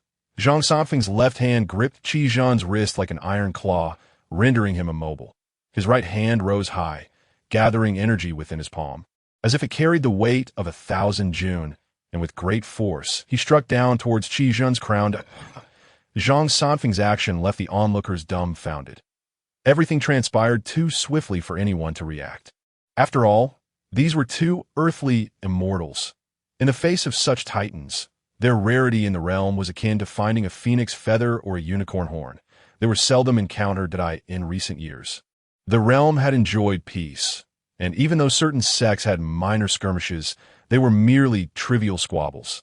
There had been scarcely any reports of earthly immortals clashing, let alone such a life-and-death struggle as this. What audacity! Did you truly believe you had me cornered? As Chang'an felt Zhang Sanfeng's palm descending toward his crown, an intense fury surged within him. It must be noted that those who attain the status of earthly immortal are all paragons among men. Even the most exceptional of grandmasters would find it difficult to even approach the level of an earthly immortal. Chang'an had comprehended the essence of the Tao, even at the grandmaster stage. And breaking through to the level of the supreme grandmaster had been as effortless as eating or drinking. After a century of seclusion, his temperament had mellowed considerably. Initially, he had tolerated the situation, recognizing they were both earthly immortals, but now he found that he could endure no longer. This was Wudong Mountain. Since you seek to reduce it to ruins, I shall not hold back. I shall see for myself just how much foundation you reclusive sects truly possess. As he spoke, purple lightning crackled around Chang'an, enveloping him incessantly, refining his flesh to its utmost limit. Simultaneously, he unleashed a powerful upward strike, meeting Zhang Sanfeng's overwhelming palm. If a supreme grandmaster could sense a hint of the essence, then an earthly immortal could fully grasp that essence, achieving a near-Dao level of mastery. In light of such a disparity, it was virtually impossible to engage in combat across realms. Chang'an's lightning-infused palm clashed violently with Zhang Sanfeng's seemingly casual strike. In that instant, Chang'an felt the true energy surging toward him like a boundless ocean, immeasurable and profound, containing the essence of yin and yang in harmonious balance. How could this be? Chang'an's eyes widened in shock, his face a mask of disbelief, and before he could gather his wits, the body that had been honed by the lightning was instantaneously reduced to a spray of blood mist, exploding violently. The blood of the earthly immortal splattered in all directions, staining the entire platform crimson. Even the martial artists who surrounded the scene instinctively raised their hands to wipe the blood splattered on their faces. However, an aura wall formed around Zhang Sanfeng, shielding the blood from reaching him. With a single strike, the onlookers swallowed hard, their eyes wide with disbelief at the scene unfolding before them. In just one move, a land immortal had been slain. It was crucial to note that the fallen was not an insignificant figure, but rather a land immortal who had dominated the Central Plains martial world for a century. Who among them could accomplish such a feat? Many felt as though they were trapped in a dream. The leaders of the three gates were also rendered speechless. They never anticipated such an occurrence. Even Zhang Sanfeng's appearance was beyond their plans, let alone the fact that Chang'an, the ancestral figure of Lingxiao sect, had been so effortlessly dispatched. Everything had surpassed their wildest imaginations. They could hardly contemplate their next actions as their gazes instinctively retreated a few steps from the elder clad in Taoist robes. To be able to kill a land immortal with a single palm strike, what level of cultivation had he achieved? How should the three gates proceed from here? If the three gates were shocked, then the sentiments of Lingxiao sect were steeped in terror, especially for Bai Tianma, the sect leader of Lingxiao, who had benefited the most from Chang'an's guidance and understood all too well how formidable his ancestor was. To see such a powerful land immortal reduced to mere blood mist by a single slap was unfathomable. Moreover, the one who defeated him seemed to be their enemy. With a sudden puff, Bai Tianma spat out a mouthful of blood, already injured by his own Jingxiao sword intent. Had it not been for Chang'an's protective chi, he would have long since lost his life. Now, faced with this devastating blow, his previously stable protective chi became chaotic, surging towards his heart like a wild horse freed from its reins. With a push of his legs, he fell lifelessly to the ground. The sect leader, the disciples of Lingxiao sect who had been attending to him finally awoke from their stupor, their cries echoing through the heavens. The remaining elder of Lingxiao sect, who was about to speak, found himself silenced as Zhang Sanfeng raised his hand once more, delivering another fatal strike. In the blink of an eye, the world lost yet another supreme grandmaster. The disciples of Bai Ma Mountain Manor, who had once been coerced by Lingxiao sect, gazed in shock at the scene before them and promptly knelt, pleading loudly, "Senior, we were forced by Lingxiao sect to make false accusations. They took our wives and children. We had no choice." With that, they prostrated themselves fervently. The remaining disciples of Lingxiao sect looked around, sensing the tide had turned, and also knelt in supplication. Had they known this would be the outcome, they would have acted differently from the outset. Zhang Sanfeng sighed and turned to walk towards the back mountain, saying, "Yuan Xiao, you shall handle this." "Yes, master," Song Yuan Xiao and the others responded with cupped fists before directing their attention to the Lingxiao sect members. Without holding back, they swiftly dealt with the situation. The other martial artists present said nothing, nor did they find fault with Wudong's actions. After all, the aggression had come to their doorstep, with sufficient strength at their disposal. How could they spare their adversaries, the leaders of the Three Gates? Witnessing Zhang Sanfeng's departure, breathed a sigh of relief. They then turned to Song Yuanxiao. Master Song, this must all be a misunderstanding, that we merely believe the rumors spread by Lingxiao sect and did not anticipate their malicious intentions. Indeed, indeed. Now that Wudong has risen to eliminate the malignant tumor of Lingxiao sect from the Central Plains martial world, is indeed a blessing for our martial community. We are willing to follow Wudong's lead. We hope Master Song will not refuse. Song Yuanxiao did not respond, offering no goodwill to the Three Gates, especially since the 19 villages also had a stake in this. Of course, Chang'an would not let the Three Gates off the hook. Though the Three Gates were not particularly strong, whether they were destroyed or subdued, there remained an opportunity for retribution. However, a different justification would be required than as for the smaller sects. They rejoiced and celebrated. Song Yuanxiao surveyed the surrounding leaders of various sects, merchants, and heads of escort agencies, saying, "Gentlemen, it is not a matter of martial prowess or status. Today, Wudong merely upheld justice and protected the righteousness of our martial world.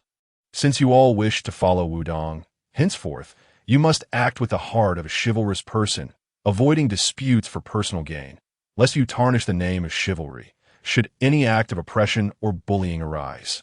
Do not blame us for sending you to the Zhenwu division." As he spoke, Song Yuanxiao cast a glance at the Three Gates, seemingly issuing a warning primarily aimed at them. The leaders of the Three Gates, even if they were supreme grandmasters, could only nod in agreement, while others dared not dissent. They subsequently descended the mountain, hastening to various locations, with the land immortal of Lingxiao sect now dead and Wudong having a new land immortal.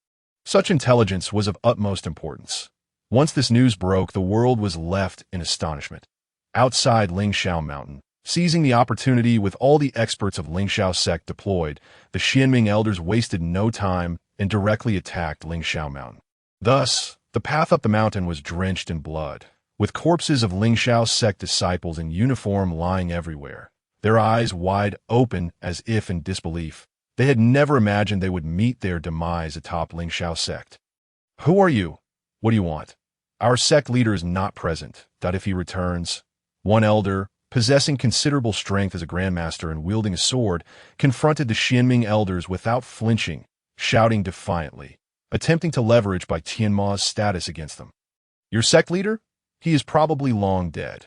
That old Taoist is not to be trifled with," the Xianming elders retorted with cold laughter. They were well aware of Zhang Sanfeng's strength, even in the previous world. They were not his match, let alone now. The previous world's limits were no longer relevant. The gap had only widened. Fortunately, they were merely carrying out tasks for their lord and need not contend with that old Taoist.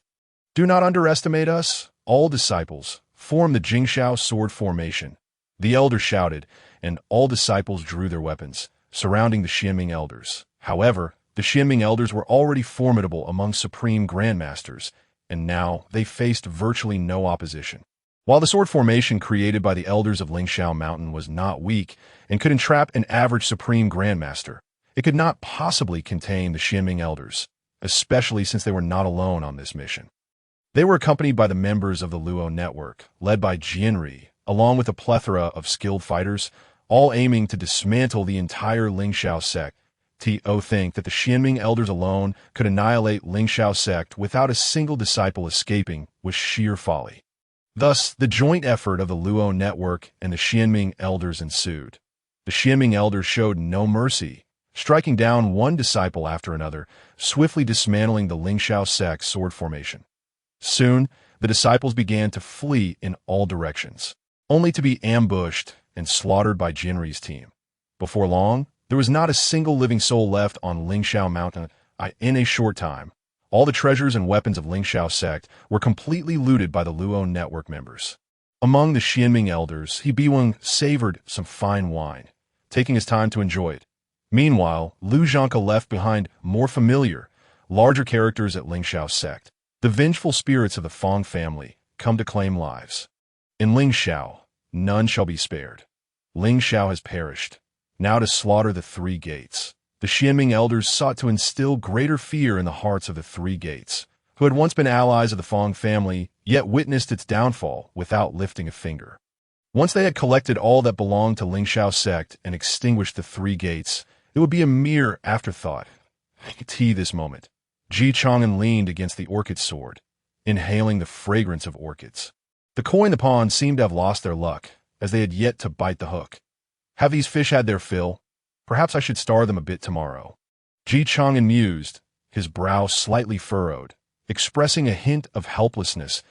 As you command, Your Highness. With a bamboo sword at his side, he took the words to heart and hurriedly agreed. Ji Chang'an, however, was too weary to offer explanations. These fish were as plump as pigs, and it was unlikely they would perish even after going hungry for 10 days or half a month. Ding! Congratulations to the host for annihilating the Lingxiao sect. You have received 1 summon for forces, 1 summon for martial arts, and 1 special summon. That's settled? Ji Chang'an passed the fishing rod to Lan Jian, then stood up and stretched a bit. The destruction of the Lingxiao sect by Wudong posed no issues. The remaining task was to address the 3 sections soon. The attentive Jingwan received the same news through the carrier pigeon dedicated to the net. Your Highness, it has been reported from Yinsun that the Lingxiao sect has been eradicated. We await your further instructions. Let Yinsun prepare to break through the Supreme Grandmaster in the Central Plains. Subsequently, discreetly assist the Zhenwu division in dealing with those unruly sections. Also, pay particular attention to intelligence regarding the 3 sects. We must ascertain who is backing them. Allow the 2 elders of Xianming some time to pay them a visit and intimidate them. Ji Chang'an pondered for a moment before giving his orders. Jingwan then presented a long sword, saying, Your Highness, this is a gift from the 2 elders of Xianming, a sword belonging to the unparalleled swordsman. Ji Chang'an accepted it, examined it closely, and finally handed it to Mei Jian. You may keep this. It is a fine sword. By the way, let us rename it. Unparalleled sword lacks a certain elegance, now that he possessed the Etian sword. This unparalleled sword had little purpose beyond being a collectible. Upon seeing this, Mei Jian could hardly contain her joy and promptly knelt, accepting the sword with both hands. Thank you, Master, for bestowing this sword upon me. Being favored by you is an honor. I humbly request a name for it.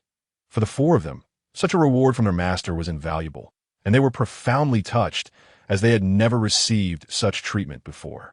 Let us call it Frostflower, Ji Chang'an declared with a nod. However, he mused that finding 3 fine swords later would seem somewhat preferential. Having concluded this matter, he prepared for a new summon, hoping for favorable luck to yield a suitable result. Ding! Special summon in progress. Congratulations to the host for acquiring the character. Quite remarkable, he mused, though it wouldn't enhance his combat prowess. Nevertheless, a physician was of great importance.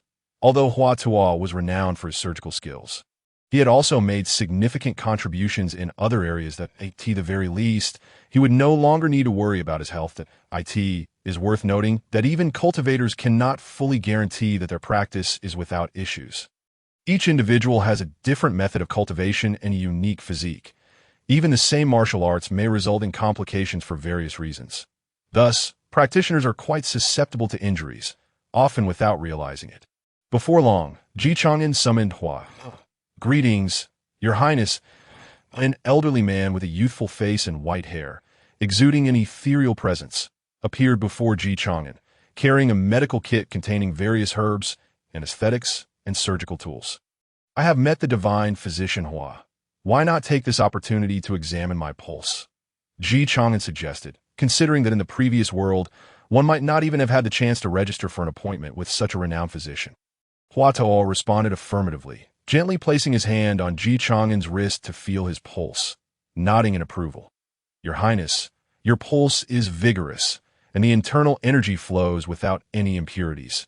It is remarkably pure. One must recognize that in the realm of cultivation, mistakes are inevitable, leading to the emergence of some impurities. While a small amount of impurities may have little effect, I have never encountered such purity in anyone's energy as in yours. That is reassuring, Ji Chang'an replied, retracting his hand. Although Hua Tuo was proficient in the 5-animal play and possessed cultivation skills, his level was relatively modest, placing him in the realm of a master. Albeit lacking in combat strength, against a similarly ranked master, victory would be nearly impossible. After all, the five-animal play was primarily a form of exercise for longevity, not a martial art for combat.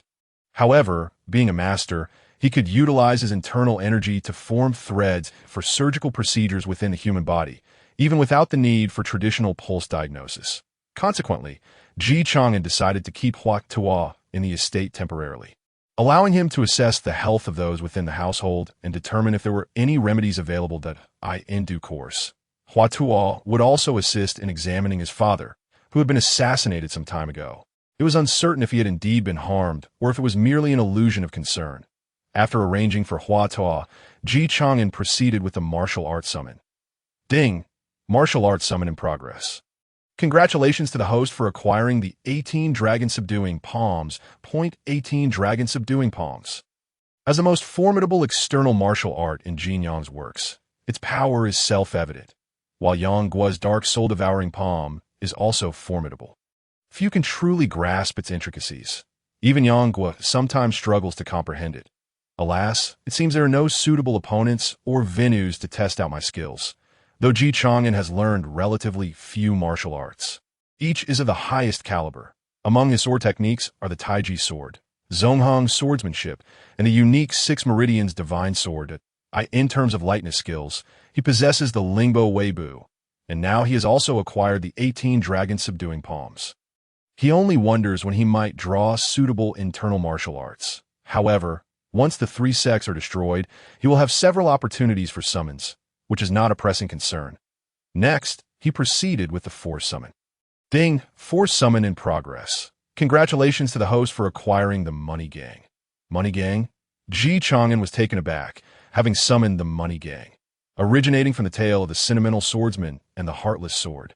Also known as Little Li Flying Dagger, it featured the ultimate antagonist, its leader, Shangwan Jinhong, ranked second on the weapon list. The first-ranked Elder Tianji, however, was not his match, if not for Shangwan Jinhong's arrogance in believing he could withstand Li Xuanhuan's flying dagger. He would not have provoked Li Xuanhuan to demonstrate his skills. Moreover, Chang'an found himself in need of funds. Despite being a prince with a personal stipend, it was sufficient for his personal use, but hardly adequate for supporting a faction. Although both the net and the sand flow could procure some funds, they could not amass a significant amount.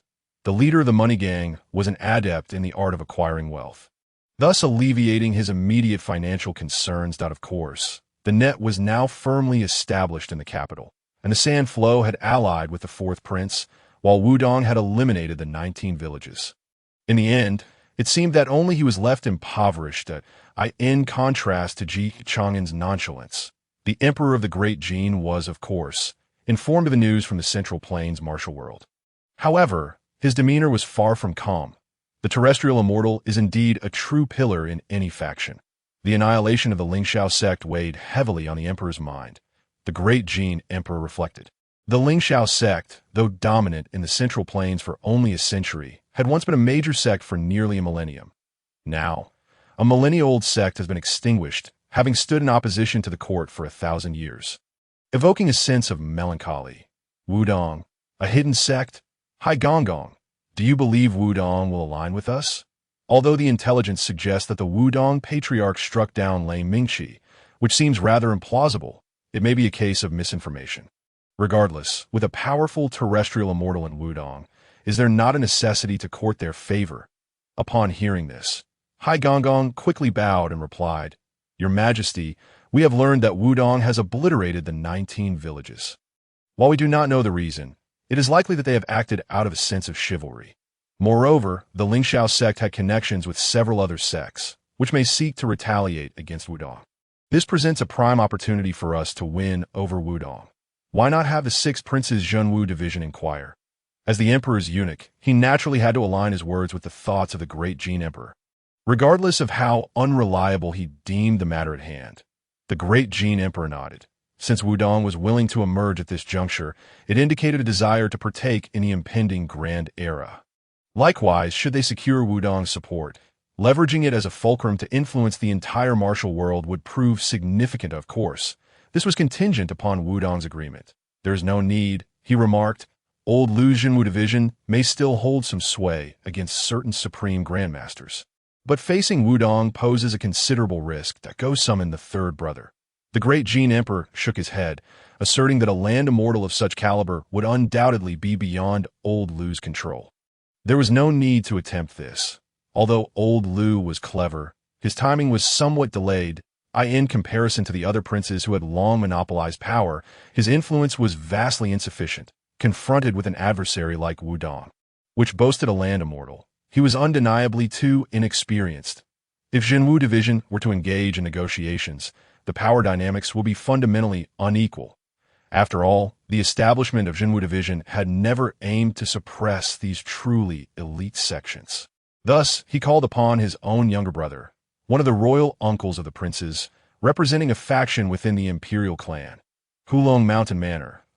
If any princes possessed a talent for cultivation and a willingness to practice, they would essentially be integrated into its ranks. The great Jin Emperor's third brother, Prince Go, was the most formidable figure of their generation, currently the head of Hulong Mountain Manor. He was a land immortal, second only to the ancient beings dwelling deep within the palace and beneath Hulong Mountain.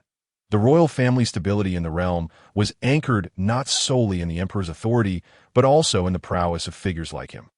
Not only the great Jin Emperor, but also other princes reacted to this news, each taking action. The shifting dynamics of the Central Plains piqued everyone's interest. Who would not wish to explore the possibility? Securing an alliance with a land immortal would significantly enhance one's chances of being chosen as the crown prince. The eighth prince, known for his martial prowess and exceptional talent among his siblings, was escorted by Prince Go to Wudong. The court aimed to curry favor with Wudong, extending goodwill toward a land immortal of extraordinary strength at the Wei Wang mansion. The crown prince perused a secret letter detailing the emergence of a mysterious powerhouse in the martial world, who had slain the founder of Lingshao's sect. Simultaneously, the enigmatic Xianming elders, appearing from nowhere, annihilated Lingxiao under the pretext of avenging the Fong family. Furthermore, the three major sects faced threats from the Xianming elders, compelling them to band together for warmth, as they could only shut their doors to visitors in the absence of support from other martial experts. Currently, the true intentions of the Xianming elders remained unclear. Moreover, Wudong had not exerted control over the minor sects left behind by Lingxiao, resembling true chivalrous figures retreating into the mountains, practicing martial arts and vanquishing demons. Should Wudong seize the opportunity to dominate these factions in the wake of the Xianming elders' destruction of Lingxiao, it would undoubtedly be to Wudong's greatest advantage, with the Xianming elders operating as the hidden puppeteers, possessing such capabilities. Yet, this would absolve Wudong of suspicion, rendering the motives of the Xianming elders even more inscrutable. Thus, a power vacuum emerged within the Central Plains martial world, where the Jinwu division, previously lacking any significant foothold, unexpectedly became the dominant force, apprehending those martial practitioners and sects that had violated the law. In a fleeting moment, the Jinwu division's reputation among the populace and local authorities surpassed that of the Six Doors. Old Lu was indeed fortunate. The crown prince sighed, lamenting the unfortunate timing of his efforts. He did not consider any connection this situation might have with Chang'an. It could only be attributed to good fortune that he had stumbled upon many opportunities. Point 1 could hardly suggest that the Xianming elders and Wudong were under Old Lu's orchestration. Such a notion seemed far too implausible. My lord, there is no need to worry about any connection between Jinwu division and Wudong. His aide, Liao Jian, reported, "It is said that His Majesty has already dispatched Prince Go and the 8th Prince to negotiate with Wudong. This matter is beyond Jinwu division's purview. My lord, our primary adversary remains the 2nd Prince, who currently oversees the national treasury and has even extended his influence into the Hanlin Academy. Many scholars at the Hanlin Academy, relying solely on their stipends, lead rather modest lives. The great Jin Emperor's hesitance to establish a crown prince stems from a fear that his power might be usurped by his sons, a concern that plagues aging emperors. They worry both about their princes lacking ambition and about those who are too formidable. And the great Jin. Even the most powerful ministers are merely ministers. However, if a prince wields excessive power, one must ponder how the officials would respond. Would they align with a waning sun or a rising one? The choice seems rather straightforward.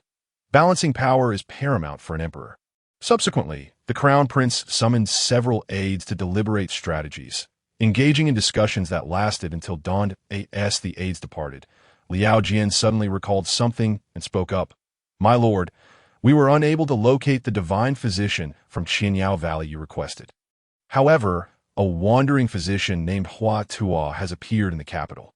According to our investigations, he has successfully treated numerous high-ranking officials' ailments, even alleviating General Wei's injuries. Should I send someone to invite him?" "Wow." The Crown Prince repeated the name, nodding. "Then send someone to extend an invitation. Be courteous. Do not provoke the ire of this esteemed physician." "Understood." Liao Jian recognized the Crown Prince's motivation for seeking a physician, primarily due to the injured Ninth Prince. Regardless of whether the Wei Wang cared for his brother genuinely or not, as the legitimate heir, it was vital to exhibit concern for his siblings. This would likely assure the great Jin Emperor that if the Crown Prince ascended, he would probably not purge the other princes. But on another front, Prince Ge had arrived at Wudong Mountain with the 8th Prince. "Ji Changxiu, what a magnificent Wudong Mountain!" exclaimed the 8th Prince, gazing up at the towering peaks and verdant barriers, feeling a sense of exhilaration. Their entourage consisted of only a few capable eunuchs, allowing for swift progress without the need for any guards. This mountain had stood for countless ages, yet remained unrecognized. Innumerable figures had sought its embrace. As the saying goes, a mountain's worth is not determined by its height, but by the immortals it harbors. A river's depth is not measured by its waters, but by the dragons it conceals, Prince Ge remarked, slowly ascending the steps. Had it not been for Zhang, this peak would have remained unknown to others, and the 8th Prince would not have praised its beauty. The 8th Prince, somewhat perplexed yet intrigued, nodded. His martial aptitude was extraordinary, bordering on the prodigious. At the age of 17, he had already reached the realm of a grandmaster, a stark contrast to those so-called geniuses who merely surpassed mediocrity. In the martial world, talent was of utmost importance. To truly achieve the status of a land immortal, ordinary geniuses were simply insufficient. Only true prodigies could advance further. Those who relied on mere experience to become supreme grandmasters were akin to those who merely achieved postnatal perfection. One could never stabilize as a land immortal, while the other could never ascend to innate greatness. As Song Yuanxiao, the sect leader, received word of the court's visitors, he naturally prepared to welcome them personally. "Your Highness, 8th Prince, my master awaits you both on the rear mountain." Song Yuanxiao extended his hand in greeting. Prince Ge nodded, observing Song Yuanxiao with a sigh. "Our visit to Wudong has indeed been an intrusion." Both parties exhibited a degree of politeness, engaging in a few moments of casual conversation. After positioning the other attendants at Mount Wudong, they proceeded with only the 8th Prince. After all, the status of a terrestrial immortal is indeed remarkable. As a peer of equal strength, it is hardly problematic to accompany a junior. However, in someone else's territory, bringing one's own attendants feels somewhat inappropriate. This is the martial world, governed by its own rules. Even a prince like Ge, though generally recognized as a terrestrial immortal, is primarily regarded in that capacity rather than as a royal. Otherwise, one might find it challenging to secure an audience with Zhang Sanfeng. Soon, Prince Ge encountered Zhang Zhenren standing beneath a pine tree, exuding an air of ethereal elegance and profound Taoist essence. He clasped his hands and said, "I am Ji Wuge, honored to meet you, fellow Taoist. This is my 8th nephew." The 8th Prince, momentarily taken aback by the elder's aura, was jolted back to reality by Prince Ge's reminder. Quickly responding, "Greetings, senior." The title of prince, at least in the presence of a terrestrial immortal, holds little weight. Moreover, this is not the capital, but rather Mount Wudong. Zhang Sanfeng, having met with the two, inquired about their purpose in traveling such a distance to Wudong. He gestured for them to take a seat. Prince Ge nodded, having sensed from their initial encounter that Zhang Zhenren was indeed extraordinary. The intensity of the aura surrounding him was palpable, even beginning to influence the environment itself, a feat he considered beyond his capabilities. "Zhang Zhenren, the purpose of our visit is primarily to pay our respects. Additionally, we wish to offer a word of caution. Although Wudong does not aim to seize control of the martial world, the entangled interests among the various martial sects of the Great Jin are considerable, chiefly aimed at countering the imperial court. Your eradication of the Lingxiao sect was a necessary act that I trust you have received invitations from many martial factions, urging Wudong to join in resisting the court. Our court, upon learning of Wudong's actions, recognizes that you will not conspire with them. Thus, we extend an invitation for you and Wudong to ally with the imperial court, ensuring mutual support. Should you unify, though my position in the court is minor, I could secure you a prestigious title. We can also grant identities to Wudong disciples. If you are unwilling, it matters not. Should those in a martial world act rashly, our court will certainly not remain passive. Prince Ji's words were articulated with finesse. In the martial realm, despite the conflicts among various sects, their core aspirations align, particularly in terms of opposing the court. With Wudong having eliminated the Lingxiao sect, they have lost an ally. If Wudong were to join forces, it would certainly alleviate many concerns that if they chose not to. While they might hesitate to act against Zhang Zhenren due to his formidable strength, they would likely resort to covert machinations. Upon hearing this, Zhang Sanfeng smiled warmly. I appreciate your kind intentions, Your Highness. Our practice of martial arts at Wudong is solely to quell violence and protect the common people. If the court is inept, we shall oppose it. If the martial world is tyrannical, we shall stand against it.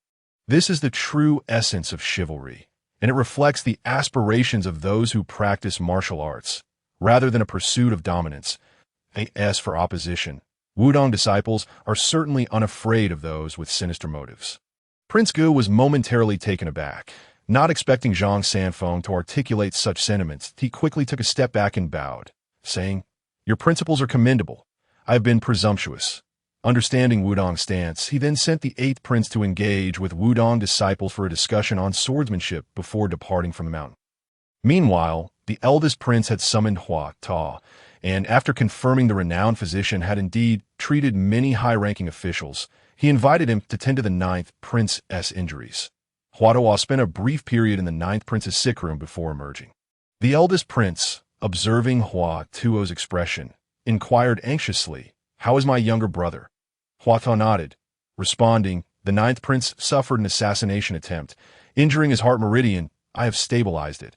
With further care, he should awaken in approximately half a month. Here is the prescription I have written. Please ensure it is administered punctually. Excellent. Thank you, divine physician. The eldest prince repeatedly nodded, producing some rewards as gratitude. This action naturally caught the notice of the secret guards. For the 9th prince's residence had heightened security following the assassination attempt. In the imperial chamber of the Great Jin, the emperor coughed a few times, prompting Grand Eunuch Hai to enter. Upon witnessing the emperor's spitting blood, he hurriedly offered a towel, saying, Your Majesty, shall I summon the imperial physicians? Unnecessary. Those incompetents cannot cure my ailment. The emperor shook his head, reflecting that if the physicians could heal him, he would not have endured this affliction for so long. Upon hearing that the eldest prince had invited a divine physician to treat the 9th prince, he considered the implications. If the 9th prince were to awaken and ascertain his identity, and if all were well, he would order the Jinyui to invite the divine physician for a visit. Although the emperor harbored doubts about Hua Tuo's ability to heal him, believing his condition was beyond mere illness, he could not dismiss the flicker of hope. Grand Eunuch Hai nodded in agreement. Meanwhile, in the residence of the 4th prince, he surveyed the numerous corpses of assassins strewn about, some reduced to mere pulp by the ruthless Wushuang ghost. These assassins were not sent by any rival, but rather from the demon sect. Specifically orchestrated by the sect's holy maiden, inter-prince rivalries rarely escalated to such extreme violence. But the demon sect was notoriously ruthless. That wretched woman. The 4th prince seethed. However, Wei Zhuang, seated on a stone bench in the courtyard with a scattered chessboard before him, remarked indifferently, 4th prince, according to our agreement, protection is one price, but dealing with these assassins is another. The 4th prince, possessing considerable wealth from controlling many minor families in the south, nodded. The southern families might lack in other respects, but were certainly affluent. Moreover, he had some influence within the demon sect, albeit limited due to the trial preventing him from mobilizing higher-ups. However, some mid-tier members were still willing to show deference to the Holy Son. Maintaining a facade of protection for those minor families helped to obscure his identity as the Holy Son, yielding significant benefits. Wei Zhuang, There is a task that requires your organization, Liu Shasha, the fourth prince stated, pausing momentarily before continuing, which is to collaborate with the Jiangzhou forces to acquire a substantial amount of grain from various merchants, while taking action against those who oppose this. Rest assured, I will offer you a fair price. Wei Zhuang frowned slightly, having anticipated that the fourth prince would request him to assassinate the Holy Maiden. Yet he was taken aback by this directive. Nonetheless, as a professional assassin, he refrained from questioning the rationale and replied, Liu Shasha is an assassin organization, not a general labor force. Rest assured, I understand that I will provide you with satisfactory remuneration and information regarding the Shashan Temple, the fourth prince assured, while he wished for Wei Zhuang to eliminate the Holy Maiden. He recognized the futility of such a request. The Holy Maiden was the legitimate daughter of a revered martial sanctuary, surrounded by numerous skilled protectors, and no one would suspect her true identity as the Holy Maiden. Had it not been for the absence of established rules governing their conflicts, the only restriction being the concealment of their identities, imposed by the divine blood within them, a constraint from the Tao, they would have surely self-destructed and perished long ago.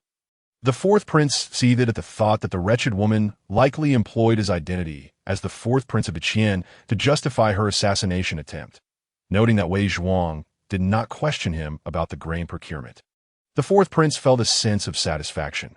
Such is the demeanor of a true professional assassin, silent about his employer's motives, ensuring confidentiality with utmost efficacy.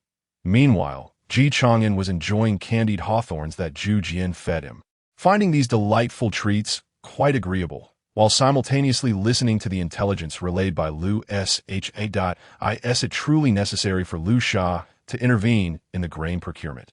Certainly impossible. It appears that the fourth brother requires a substantial quantity of grain, which is of paramount importance and could even incite conflict. For the sake of food security, Wei Zhuang was dispatched. This is rather peculiar, considering it is autumn and the harvest season is imminent. Currently, the grain should be at its most valuable, rendering procurement quite unwise. Once the bountiful harvest is completed, grain prices will inevitably plummet to their lowest. Of course, due to the court's oversight, such fluctuations remain within a reasonable scope. In an agrarian society, grain holds utmost significance, and sensitivity to its pricing is paramount. However, procuring grain at this time would certainly result in exorbitant costs. Could this not lead to unforeseen consequences? Jing and I, pray tell, why did the fourth brother instruct Liu Sha to collaborate with those minor clans to amass such a vast quantity of grain?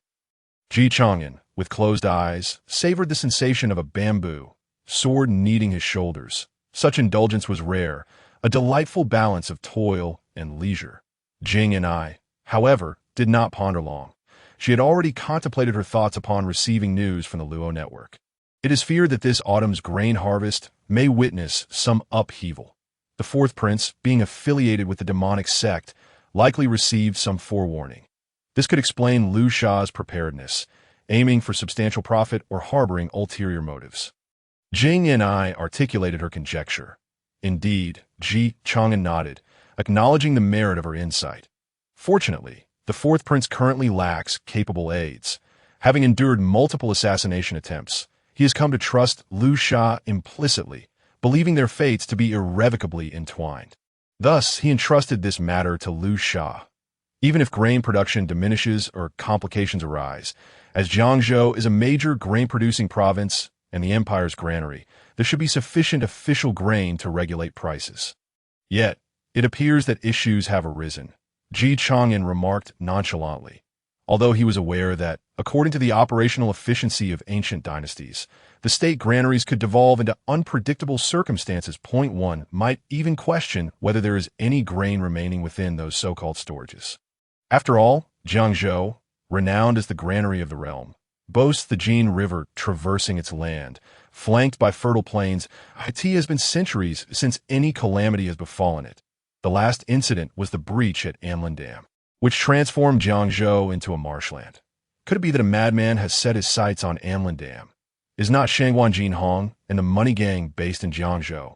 Let us instruct the Luo network to notify them to keep an eye on the movements of the various factions in Jiangzhou and facilitate communication between Liu Sha and them. Additionally, elevate the status of the Luo network's intelligence operations in Jiangzhou, deploying more personnel. Given that Jiangzhou is the most prosperous region, Chang'an naturally chose to station the money gang there. Most of the Luo network's members are concentrated in the capital. And while other provinces possess intelligence, they lack the comprehensive awareness found in the capital. The manpower remains insufficient. However, at the very least, Lu Sha and Jiangzhou will be able to gather intelligence. Soon, the answers to all these queries will manifest. An urgent dispatch from Jiangzhou reached the imperial throne of the great Jin Emperor in the hands of all the princes and officials. In the 31st year of the Qian Yuan era, autumn brought locust plagues to Jiangzhou. This moment. The Jiangzhou granary official and the Jiangzhou governor stood side by side on the ridge, witnessing a sky-darkening swarm of locusts akin to a surging black tide, ravenously devouring the still unripe crops. This unprecedented locust plague descended without warning. Beads of perspiration trickled down the governor's brow as he understood the magnitude of this calamity. The court would undoubtedly issue orders to open the granaries and distribute grain. But what grain remained in storage? It had long been consumed, leaving nothing but emptiness. In previous years, financial means could mitigate such issues, but now there truly was no grain to offer. Ultimately, only death awaited. Who could have anticipated that the affluent Jiangzhou would find itself ensnared in such a dire predicament of scarcity? Thus, they hastily convened the largest merchant association in Jiangzhou, comprised of numerous families and led by 12 prominent clans, who effectively monopolized a significant portion of Jiangzhou's commercial establishments, acting as true local sovereigns. Their wealth enabled many scholars to ascend to official positions. The influence within the court was formidable, belonging to the faction of the second prince. The grain of Jiangzhou fell under the jurisdiction of the Ministry of Revenue. Even the Jiangzhou granary and governor were part of the local power structure. After all, in a place dominated by such powerful factions, how could one maintain a foothold and effectively govern without compromising? As all gathered, the Jiangzhou granary official broke the silence first, his form quivering slightly, his voice dry. Esteemed heads of households, the locusts have invaded Jiangzhou, although the common folk still have a limited supply of grain. Preventing an immediate famine, the price of grain in the market has skyrocketed 100-fold. If this persists, it may provoke unrest, and the court will certainly demand that we open the granaries to regulate prices. However, as you are all aware, the condition of the granaries is dire. If we cannot produce grain, then one of our heads may very well roll. I implore you all to lend us some grain to weather this storm. His rank was lowly, and moreover, he held no authority over such matters. After all, these resources had been appropriated by those above him, leaving him with little to do with the situation, now that trouble had arisen. How could he possibly procure grain? The representatives of the Merchant Association exchanged glances. Grain. It had long since been pocketed, converted into gleaming silver. Furthermore, this predicament bore no relation to their association. After all, it was you who sold the grain to us. It was a standard transaction, and how could they be expected to shoulder the blame? Chow Granary Official, your remarks are rather inappropriate. We are well aware that our association engages in legitimate commerce. The affairs of the court are no concern of ours. This is a natural disaster, and we are powerless to assist. Hearing this, the Jiangzhou governor furrowed his brow and coldly snorted at the representatives of the Merchant Association. Do not feign ignorance. Should the court conduct a thorough investigation, all of you will find yourselves in hot water. Over the years, you have acquired official grain at low prices, lining your pockets. When the time comes to settle accounts, how many heads do you think will suffice? Though a governor, the Jiangzhou governor managed civil affairs and bore no military responsibility. More importantly, this place differs from the original world, where concerns about local officials growing too powerful prevailed. Here, the emperor had no fear of these governors growing too influential. The presence of martial power ensured that imperial authority remained firmly in control of the most violent means. Generally, a governor, regardless of their knowledge or rank, even when managing an entire province, remained merely an ordinary individual. You should find a way to conduct yourselves more discreetly. If the ramifications spread too wide, none of us will emerge unscathed. One representative of the Merchant Association lowered his voice, aware that he possessed grain. Although many mysterious factions had recently come to purchase grain, leading him to sell a considerable amount, he sensed something amiss and believed a significant event was looming. The instincts of these merchants were exceptionally sharp, prompting him to retain a substantial stock. Now that grain prices had surged 100-fold, how could he part with it? How could he lend it to these Jiangzhou officials to patch the leaks? As for conducting themselves discreetly, he did not need to articulate it explicitly, for all understood his implication. For instance, a fire could conveniently be blamed for a grain storage mishap. Such an excuse would be far more favorable than the charge of trafficking official grain. The former might warrant a death sentence, while the latter could lead to extermination. Yet, whether 1,000 or 1,000,000 lives were lost, it remained a number. For the Jiangzhou governor, the likelihood of negligence loomed large. Given the monumental consequences that might arise, while there remained a chance that someone might protect him, it was certain that someone would have to pay the price. All eyes turned to the Chao granary official, the smallest in rank and the least influential. Chao granary official, rest assured, after you take your own life in guilt, we shall take care of your wife and daughters. In the grand hall, the atmosphere was so tense that it felt as though it could weep. The chief eunuch of the imperial court stood silently beside the dragon throne, his countenance devoid of expression. Below, the officials, clad in ceremonial robes, formed a neat array, each with their heads bowed low, silent as the grave, scarcely daring to breathe.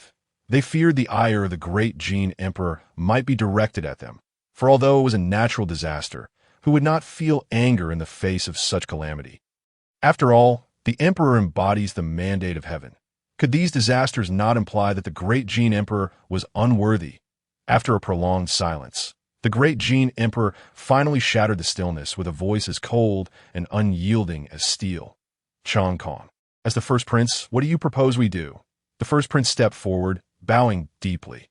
Your servant believes that given the current calamity in Jiangzhou, we must urgently provide relief, open the granaries, and stabilize grain prices. Simultaneously, we must dispatch additional personnel to monitor the surrounding areas to prevent the locust plague from spreading.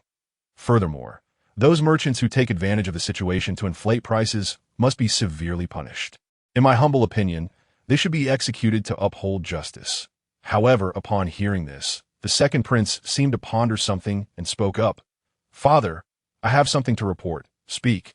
Throughout history, which dynasty has not suffered from the scourge of natural disasters? Yet, since your ascension, Father, the realm has enjoyed peace and prosperity, and the people have lived in contentment. The frequency of such disasters is rare in our time. This is indeed a blessing for the populace. The second prince first flattered the great Jin emperor, then continued. Locust plagues typically occur in summer and are seldom seen in autumn, especially on such a large scale. The current reports cannot be trusted. It is likely that those below have exaggerated the situation to extract funds from the Ministry of Revenue. It would be prudent for me to investigate personally. If the reports are true, then the ministry can open the granaries to suppress prices. If the reports are false, we can bring those responsible back to the capital for your judgment. The second prince was acutely aware of the dire circumstances in Jiangzhou. The granaries likely contained less than a third of their capacity, while the quantity might suffice for disaster relief and price stabilization. If others were to investigate, particularly those aligned with the first prince, it would be easy for the truth to come to light, and his position would be in jeopardy. Thus, after flattering his father, he proactively volunteered for the task. But of course, even the second prince and the minister of revenue underestimated the audacity of those beneath them. The great Jin emperor, having listened to the second prince, relaxed his expression slightly. Yet before the moment of respite could settle, a young eunuch hurriedly presented a memorial to Eunuch Hai, who did not dare to delay. Presenting it with both hands to the emperor, the great Jin emperor furrowed his brow. It seemed the letter originated from the Jinui. What had transpired? Such a memorial would not be presented unless it was of great significance. Thus, the great Jin emperor opened the letter, and its contents ignited a blaze of fury within him. With a fierce glare directed at the second prince, he thundered, Well, what a fine job you've done extracting silver from the Ministry of Revenue. The emperor's wrath was such that it could topple empires, and at that moment, a trace of imperial aura emanated from him, rendering the court officials breathless. The second prince was momentarily stunned by the abrupt shift in his father's tone and words. What had transpired? He dared not voice a question, quickly kneeling and bowing his head to accept his father's scorn, his mind racing as he tried to discern the cause of the emperor's ire. Since you feign ignorance, let everyone hear this. Relief efforts. What will your ministry provide for disaster relief? With that, the great Jin Emperor handed the letter to Eunuch Hai, commanding, "Read it." "Yes, your majesty."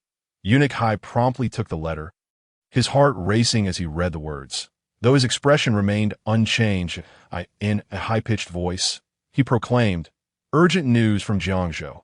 The main granary has caught fire, and all the grain has been reduced to ashes. Furthermore, the official in charge of the granary has committed suicide out of guilt." Eunuch Hai's sharp voice pierced the air like ice cutting through glass, sending chills down the spines of all present. Even the second prince was taken aback. He had not realized such a calamity had befallen Jiangzhou. It was clear that the local officials had concealed this from him, or perhaps they had no other recourse. The second prince now comprehended that these officials likely had not a morsel of grain to offer, hence the disaster. Those individuals had truly brought ruin upon themselves that I truly did not know. "Father, please see clearly." The second prince prostrated himself, not daring to use his inner strength to resist, his forehead quickly swelling with bruises. The first prince, rather than capitalizing on the situation, exhibited the rumored benevolence of his character, saying, "Father, we must consider how to provide relief. If news of the fire in Jiangzhou spreads among the populace, it could lead to disaster. That I propose we procure grain from the Central Plains and Shichio to reassure the people." However, it was clear to all that it was too late for such measures. Distant waters could not quench an immediate thirst, especially in the face of such a widespread calamity. The emperor's eyes widened in fury as he slammed his hand against the armrest of the dragon throne, exclaiming, "Natural disaster? This is man-made calamity. I thought I had raised a worthy son." As if choked by his own words, he coughed several times before lapsing into silence. "Father, I maintain good relations with some minor families in the south. Allow me to persuade them with reason and emotion to borrow grain or purchase their supplies at a premium, thus alleviating part of the grain crisis." The fourth prince spoke up in a manner none had anticipated. All gazes turned to the fourth prince, for he had never been favored by the great Jin Emperor, having been too closely associated with the martial families, especially those from Jiangzhou. Yet now, he was willing to stand up for this cause, surprising everyone. After all, this would ultimately undermine the interests of those families, thereby jeopardizing his own. The fourth prince seemed to sense the weight of their scrutiny and bowed, stating, "That assassination attempt made me realize that wealth cannot be taken with us in death. It is better to act for the realm, for the people, and for you. Father, my intention in contacting those families is merely to earn a reputation for chivalry, and the timing is opportune." Though the fourth prince's words were somewhat rough, they bore an air of sincerity that caught everyone off guard. The emperor regarded him with a deeper gaze, a hint of appreciation flickering in his eyes. Regardless, it was imperative that the first and second princes, who had vested interests, did not come into conflict over this issue. Otherwise, if the second prince were to investigate, he would find nothing, while the first prince would uncover everything. The fourth prince's suggestion appeared to be a viable option. However, one individual alone would not suffice. In the event of any conspiracy, he would need someone to monitor him. This was a natural instinct for an emperor. Doubt, especially since the fourth prince's actions, while seemingly reasonable, diverged from his original path. With this thought, he turned to the sixth prince, Chang'an, saying, "Chang'an, since you are the commander of the Jinwu division, this matter is suspicious. It may well be that martial forces are plotting to undermine our imperial authority. You shall accompany your fourth brother, assisting one another to uncover the truth while also providing relief to the victims. Should you encounter anything related to the case, you are permitted to execute first and report later. There shall be no leniency." With that, he glanced at the second prince, coldly remarking, "You shall reflect in seclusion until the matter is resolved." Eunuch Hai immediately grasped the great Jin Emperor's intent. Hastily declaring, "Court dismissed," he then assisted the great Jin Emperor toward the inner palace, where the emperor could no longer suppress a fit of coughing, spitting out several mouthfuls of blood. What of Hua Ta'a? After the court session, the fourth prince and Ji Chang'an leaned together, exchanging knowing glances that revealed a shared, meaningful smile. Sixth brother, regarding the incident at Zihua Tower, it was my fault. I had not anticipated that those two factions would collude with the demonic sect. I ask for your forgiveness. However, this time, I seek your guidance. It's nothing. What matters between brothers? The younger brother responded, I too have my faults. At that time, I was gripped by fear and did not dare let Zhao Gao leave my side, which led to your guards suffering grievously. We must investigate the situation in Jiangzhou to ensure its safety. Indeed, united as brothers, we can resolve this matter. In Jiangzhou, Chang'an and his entourage were hastening towards their destination with utmost urgency. Chang'an had not brought many people. Ostensibly, he was accompanied only by his maidservants Mei Jian and Jing Li, while his protectors included Wei Qigong and 200 armored soldiers. Accompanying them were Zhuge Zhenghua and Wu Qing, who were the main investigators of the case. In the shadows, Zhao Gao was leading 6 sword slaves, along with the gradually expanding Jin Qiangang in Jiangzhou. The fourth prince on the surface had brought along some guards from minor families. But discreetly, he was supported by the flowing sands of the martial world this moment. The two were riding at the center of the procession, both being martial artists, far from the image of helpless princes. Galloping swiftly towards Jiangzhou, it was likely that the sixth brother had expended considerable resources to maintain these iron cavalry. Along the way, the fourth prince cast envious glances at the armored soldiers surrounding them. Despite having the capacity to recruit 200 guards himself, the costs of training heavy cavalry were exorbitant. To him, it seemed far more prudent to invest that money in recruiting skilled martial artists instead. However, witnessing the disciplined armored soldiers under Ji Chang'an's command only intensified his covetousness. Fortunately, their numbers were not overwhelming. Had they been more numerous, the sixth brother would have likely faced financial ruin. Ji Chang'an glanced at the fourth prince, realizing that they had nearly unraveled his identity. The son of the demon cult, a rather impressive title, though it remained to be seen how significant he was to the cult itself. The fourth prince was indeed greedy. How much more of such cavalry did he desire? The fourth prince merely shook his head and offered a compliment. Upon entering the borders of Jiangzhou, even in areas unscathed by locust plagues, a palpable air of despair lingered. With the autumn harvest still some time away, crops such as wheat and rice remained unharvested. The impending locusts would soon devour everything, leaving the farmers in a state of distress. Farmers toiling in the fields wore furrowed brows, incessantly beseeching the heavens for guidance, utterly at a loss. After all, the resilience of ancient farmers against calamities was virtually non-existent. Their only means of survival rested upon the mercy of the court. Yet, the government had yet to release grain from the granaries to stabilize prices, resulting in widespread unrest. Ji Chang'an surveyed his surroundings, squinting as he noticed individuals measuring land, suggesting that some were preparing to sell their plots. It is well known that land constitutes the most vital means of production for farmers. Without it, they would transition from self-sufficient cultivators to mere laborers for landlords. Furthermore, the mass consolidation of land is intolerable for any dynasty, as it would precipitate a collapse of the lower classes. After a moment of contemplation, Ji Chang'an grasped the situation. Although the locust plague had not yet arrived, the food crisis had reached an intolerable level. At this juncture, most farmers had exhausted their reserves, which could have been supplemented through market purchases or loans. Yet, the situation had shifted. Who would be willing to part with their grain now? Let's enter the city first. Ji Chang'an mused, understanding that such occurrences were likely rampant throughout Jiangzhou. To address this issue, one must tackle the root cause. Soon, the pair arrived at the Jiangzhou government post, which boasted an impressive environment, covering nearly 100 acres with over 1,000 guest rooms available. The post featured various facilities, including the postmaster's residence, military offices, a temple for the horse deity, stables, storage rooms, and monitoring quarters. Upon reaching the post, the fourth prince did not immediately take residence, but instead clasped his hands and said, "Sixth brother, I hold no official title, and our father has sent me to assist you. You are now the head of the town guard and the imperial envoy responsible for investigating the case and comforting the populace. I shall not intrude upon your affairs. I see the plight of the disaster-stricken and cannot delay that I will seek grain from the influential families. Then I must thank you, fourth brother, Chang'an replied with a nod. Already aware of the fourth prince's intentions, this calamity was evidently far from simple, by distancing himself in such a manner.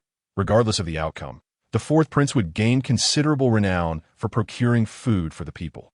Consequently, the Emperor Dejin would likely reassess his opinion of this fourth son, who was closely connected to the martial world that in due time, he would emerge unscathed while leveraging the influence of the demon cult to vie for the throne.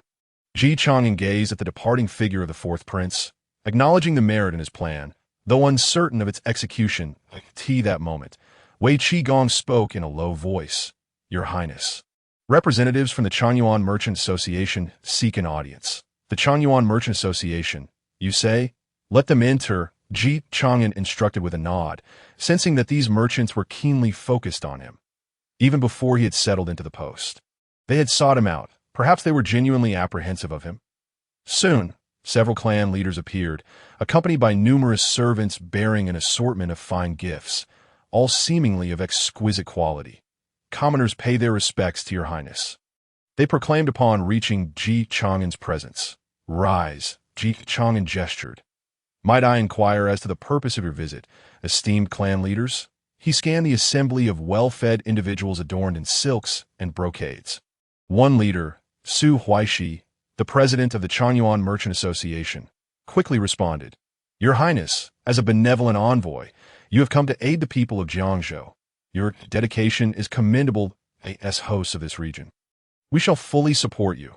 These are but small tokens of our esteem. With that, Su Huaishi signaled for his servants to bring in boxes filled with various gifts. Chang'an fixed his gaze upon Su Huaishi and smiled. In that case, how about the Chang'an Merchant Association donates some grain to the victims of the locust plague? Otherwise, it may incite civil unrest, which would be detrimental. Su Huaishi hesitated momentarily before responding. The Su family is willing to provide 100,000 jin of grain. The Li family will contribute 50,000 jin. Other clan leaders quickly followed suit, each voicing their pledges. However, the combined offerings barely totaled 200,000 jin. While this may seem substantial, when accounting for the needs of each person consuming merely half a jin daily, it would only suffice for 40,000 individuals for a single day. Given that Jiangzhou's population exceeds 1 billion, even amidst the disaster, 200 to 300 million would require assistance, with the needy likely numbering in the millions. The so-called 200,000 jin of grain was utterly insufficient. Listening to these pledges, Chang'an rose, pointing at the exquisite gifts, likely worth more than 100,000 taels, with a cold chuckle. He remarked, these rare treasures are presented to me, yet the 200,000 jin of grain is intended for the disaster-stricken citizens of Jiangzhou, a gift to the court. He understood that for these families, providing funds to him was merely a means to silence him and secure future favors. But what would the grain meant for the victims yield them? Reputation? What good would that do? They could not possibly act solely for Chang'an's political gain. For stabilizing grain prices would require astronomical quantities of food. Moreover, they sought to profit from this situation. Currently, it is not yet the harvest season, and our respective families truly cannot spare any grain. Su Huaishi replied, sensing Chang'an's growing ire. Yet he maintained his composure and responded calmly. This sixth prince of Dejin was well known as a prodigy, now commanding the town guard and having vanquished several martial factions. However, what did this mean for their aristocratic families? The southern families controlled the flow of wealth in Dejin, supported not only by the second prince, but also by countless officials.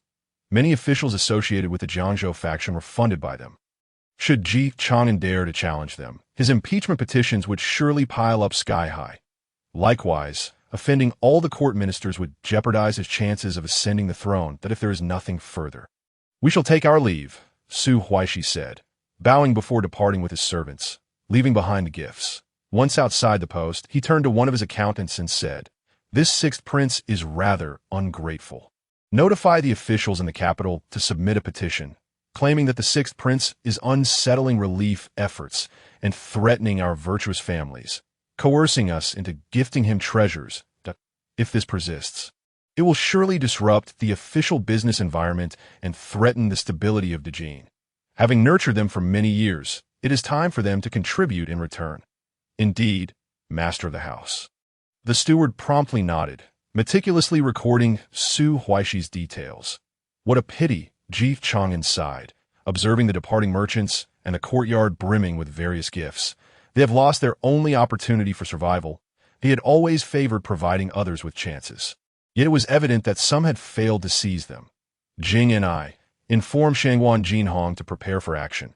There's no need to hold back at this juncture. Ji Chang'an turned to Zhuge Jinhua and added, I would appreciate it if you could accompany me to the Jiangzhou Yamen.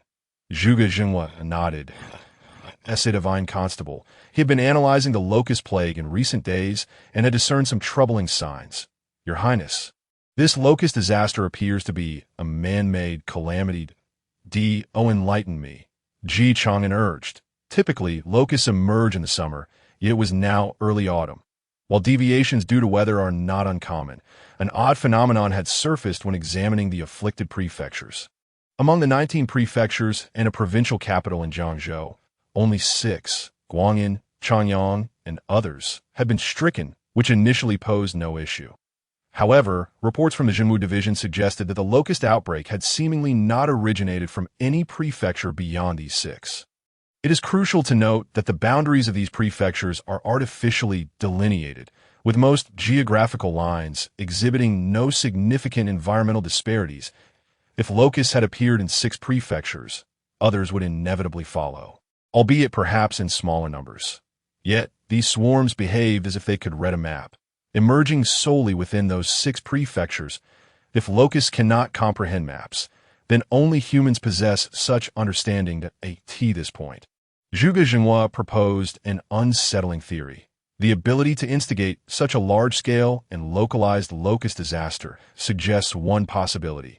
Someone has disguised locust eggs as grain seeds and distributed them to the populace. Since grain distribution is managed by the authorities to assist the impoverished and those breaking new ground, the lines of disaster are thus starkly defined. Ji Chang'an inhaled deeply, acknowledging Zhuge Jinhua's hypothesis. Could it be the demonic sect? It seems the Fourth has long been privy to this information. Let us first investigate the officials in Jiangzhou. The Jiangzhou Yamen. The once authoritative governor had been apprehended by Ji Chang'an and now knelt in the Grand Hall. Beside him stood the upper echelons of the Jiangzhou administration. Although they had patrons behind them, it was clear they had all but abandoned them, at least on the surface. Moreover, the second prince had now been confined. Liaozu, as the governor of Jiangzhou, are you aware of your crimes regarding the recent fire at the granary? I am guilty, Your Excellency, Liaozu replied, now clad in prisoner-esque garb, stripped of the arrogance befitting his former position. It was he who should have occupied that seat. Regrettably, the tables had turned. The granary had been negligent, resulting in a fire. Moreover, there had been no opportunity to extinguish it. The Jiangzhou administration had been excessively lax. Now, as the people of Jiangzhou suffer, it has become a living hell, and I, Liaozu, cannot absolve myself of blame. That I can only hope that Your Highness will provide grain to relieve the suffering populace. I am willing to face the law and proceed to the capital to accept His Majesty's judgment. As he spoke, tears streamed down his face, his grief palpable. He appeared genuinely remorseful, demonstrating a deep concern for the people. Seemingly taking the full weight of the blame upon himself, he understood that, like the negligent granary chief who took his own life out of guilt, he too could only grit his teeth. By not revealing those behind the scenes, they might have a chance to salvage their own fates. Even in death, he could leave a political legacy for his children, although the son of a condemned man might struggle to pass the imperial examinations. Should the second prince ascend to the throne, a pardon would naturally follow. After all, it only takes a word from the emperor. For Liaozu, the goal was to bring glory to his family, a grand gamble. In such dire circumstances, he wagered his life. Thus he feared not death. Ji Chang'an faced this obstinate individual without immediately erupting in anger. Instead, he wore a gentle smile. He had encountered too many such figures. Many feared not death because they were haunted by something even more terrifying than death itself. Compel them to shed their facades and weep openly. One must confront them with their most desperate fears. And you, do you share the same sentiments? Ji Chang'an surveyed the multitude of Jiangzhou officials kneeling before him. We are willing to admit our guilt. Please, "Your Highness, punish us," the officials chorused, fully aware of the gravity of the situation. "Take them all to the Jiangzhou prison and replace the warden and guards with those from the Jinwu division. Without my command, no one is permitted to see them," Chang'an declared coldly as he rose. He had already granted everyone from the officials to the gentry of Jiangzhou a chance. "Jing and I, do you think I am too benevolent?" Jing and I replied softly, "Your Highness, your benevolence is a blessing to the world. These individuals have squandered your goodwill. They are undeserving of your grace. Indeed, since they appear unafraid of death, let's make their lives more unbearable that I, Chang'an, have a particular fondness for those who fear not death." Grain prices in Jiangzhou had soared. During normal times, particularly in a fertile region like Jiangzhou, grain prices remained low. One could obtain over 200 jin of unhulled rice for a mere 2 taels of silver. This equated to more than 150 jin of hulled rice, plus 50 jin of rice bran, in terms of rice alone. Excluding necessities like grain, oil, clothing, and shelter, it was sufficient to feed a family. Yet now, prices had escalated to nearly 2 jin of rice for a tael. Although locusts had arrived, the situation had not yet reached the brink of despair. Other regions still had grain available. Within a month, supplies could be transported. However, it was evident that some were manipulating the situation, artificially inflating rice prices and inciting panic. The majority of the populace tended to follow suit, when others rushed to buy. They too would join in, especially for such essential goods, leading to an uncontrollable surge in grain prices. At this moment, Chang'an stood outside the square, witnessing the throngs of people nearly engulfing the entire Jiangzhou government. As the cacophony of their voices rose and fell, "Why hasn't the government provided disaster relief? The grain in the market is exorbitantly priced. Those wretched merchants only profit from national calamities. Indeed, has the government encountered some issue? I heard there was a fire at the granary a few days ago. Could something truly have gone awry?" "Surely not. I've heard that His Majesty has dispatched 2 princes here. Nothing could possibly go wrong." Rumors circulated that the court was running low on grain. Naturally, some sought to take advantage of the chaos. Those who spoke up were swiftly targeted by hidden agents among the crowd. Their comments, made in such circumstances, were likely driven by ulterior motives. Chang'an ascended the platform in the square and began to address the gathering. "Esteemed elders and fellow townsfolk, please be silent. This sudden locust disaster has taken us all by surprise. But the emperor is concerned for the people and has dispatched me to provide relief. The court possesses ample grain, but the officials of Jiangzhou have been negligent, delaying the opening of the granaries. Therefore, we require some time to transport supplies. In 3 days, grain prices will stabilize. There is no need for concern. During these 3 days, the court will set up porridge kitchens in the afflicted areas of Jiangzhou. Anyone unable to feed themselves may come to the kitchens for porridge." Upon hearing this, the crowd fell silent, for the promise of imperial relief overshadowed all other matters. What truly mattered were Chang'an's 2 statements. Grain prices would stabilize in 3 days, and porridge kitchens would be established. This is the 6th prince. He is the one who established the Jinwu division. Indeed, with the Jinwu division established, Jiangzhou is not as it was during the Six Doors' time. The constables of the Jinwu division are all good people. The 6th prince is also a good person. His Majesty is merciful and considers our welfare. It is those officials who are the greedy ones. The common folk below engaged in lively discussions. It is a prevailing belief among the populace that His Majesty the Emperor is a paragon of wisdom, for he is deemed the Son of Heaven. Should he err in any regard, it is solely due to the machinations of treacherous ministers. Moreover, the assurance of royal authority has been bestowed upon him. With the availability of gruel, there are naturally no complaints. However, the porridge set up by Chang'an, while far from clear, is intentionally adulterated with small pebbles to deter those with ample grain from claiming it. Only those truly at their wits' end would resort to consuming such fare, while others, not yet desperate, contemplate the prospect of stable provisions in 3 days' time. Of course, if one possesses grain, one would still partake of this offering, a testament to their fear of poverty, and Chang'an would not refuse them. As for Chang'an's own supplies, in addition to what was provided by various families, he had pawned all the gifts received, converting them into grain. However, This quantity was still woefully insufficient. Fortunately, upon discovering that the fourth son was acquiring grain, Chang'an had also instructed the money gang to procure some. Although time was limited, resulting in a modest collection, a portion of it would suffice to manage the next 3 days, just as Chang'an was deep in thought. He noticed assassins disguised among the masses, making their move at a master, several innate experts, and a dozen peak postnatal warriors brandishing weapons charged towards Chang'an. Yet he remained unflinching, shifting his gaze to the crowd, since this was an assassination attempt. It was evident that there were watchers present, and the net could discern their presence. The instant the assassins appeared, Wei Qigong and the Xuanjia army surrounding Chang'an reacted swiftly. Originally the emperor's personal guards, they were the capital's elite forces. Even before the assassins struck, the soldiers of the Xuanjia army had already pinpointed the suspicious movements of these intruders, their hands resting on their sword hilts. Thus, before the assassins could take more than a few steps, they were swiftly vanquished by the Xuanjia army and Wei Qigong. Moreover, even if they breached the first line, there were still formidable protectors such as Jingni, the 6 sword slaves, and Zhao Gao. The appearance of the assassins incited a wave of panic among the commoners, who began to scream and scatter. "Fear not, it is merely a band of cultists." "Maintain order," Chang'an proclaimed loudly. He then leaned in to quietly instruct Zhao Gao, having noticed those individuals stealthily slipping away amidst the chaos. "Prepare the 6 sword slaves.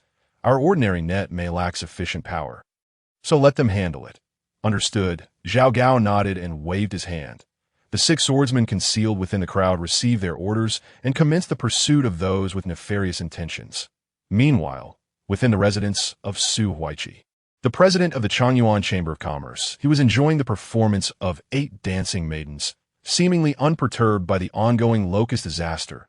In fact, he had capitalized on this calamity to convert part of his grain into shiny silver. As well as the lands of the impoverished, the influence of the Su family had not diminished. Rather, it had grown amidst the turmoil. For them, such disasters were not misfortunes, but opportunities to reap greater profits. He had not anticipated that the destitute would still possess something to offer. This locust plague had indeed been fortuitous. With his hands clasped and fingers gliding over his prayer beads, Su Huaiqi murmured, "Amit Ba, the azure sun has set, the crimson sun will soon follow, and the white day is yet to come."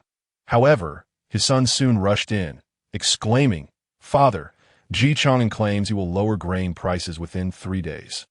The young master of the Su family exhibited no deference towards the 6th prince of Dejin, addressing him directly by name within the confines of their home.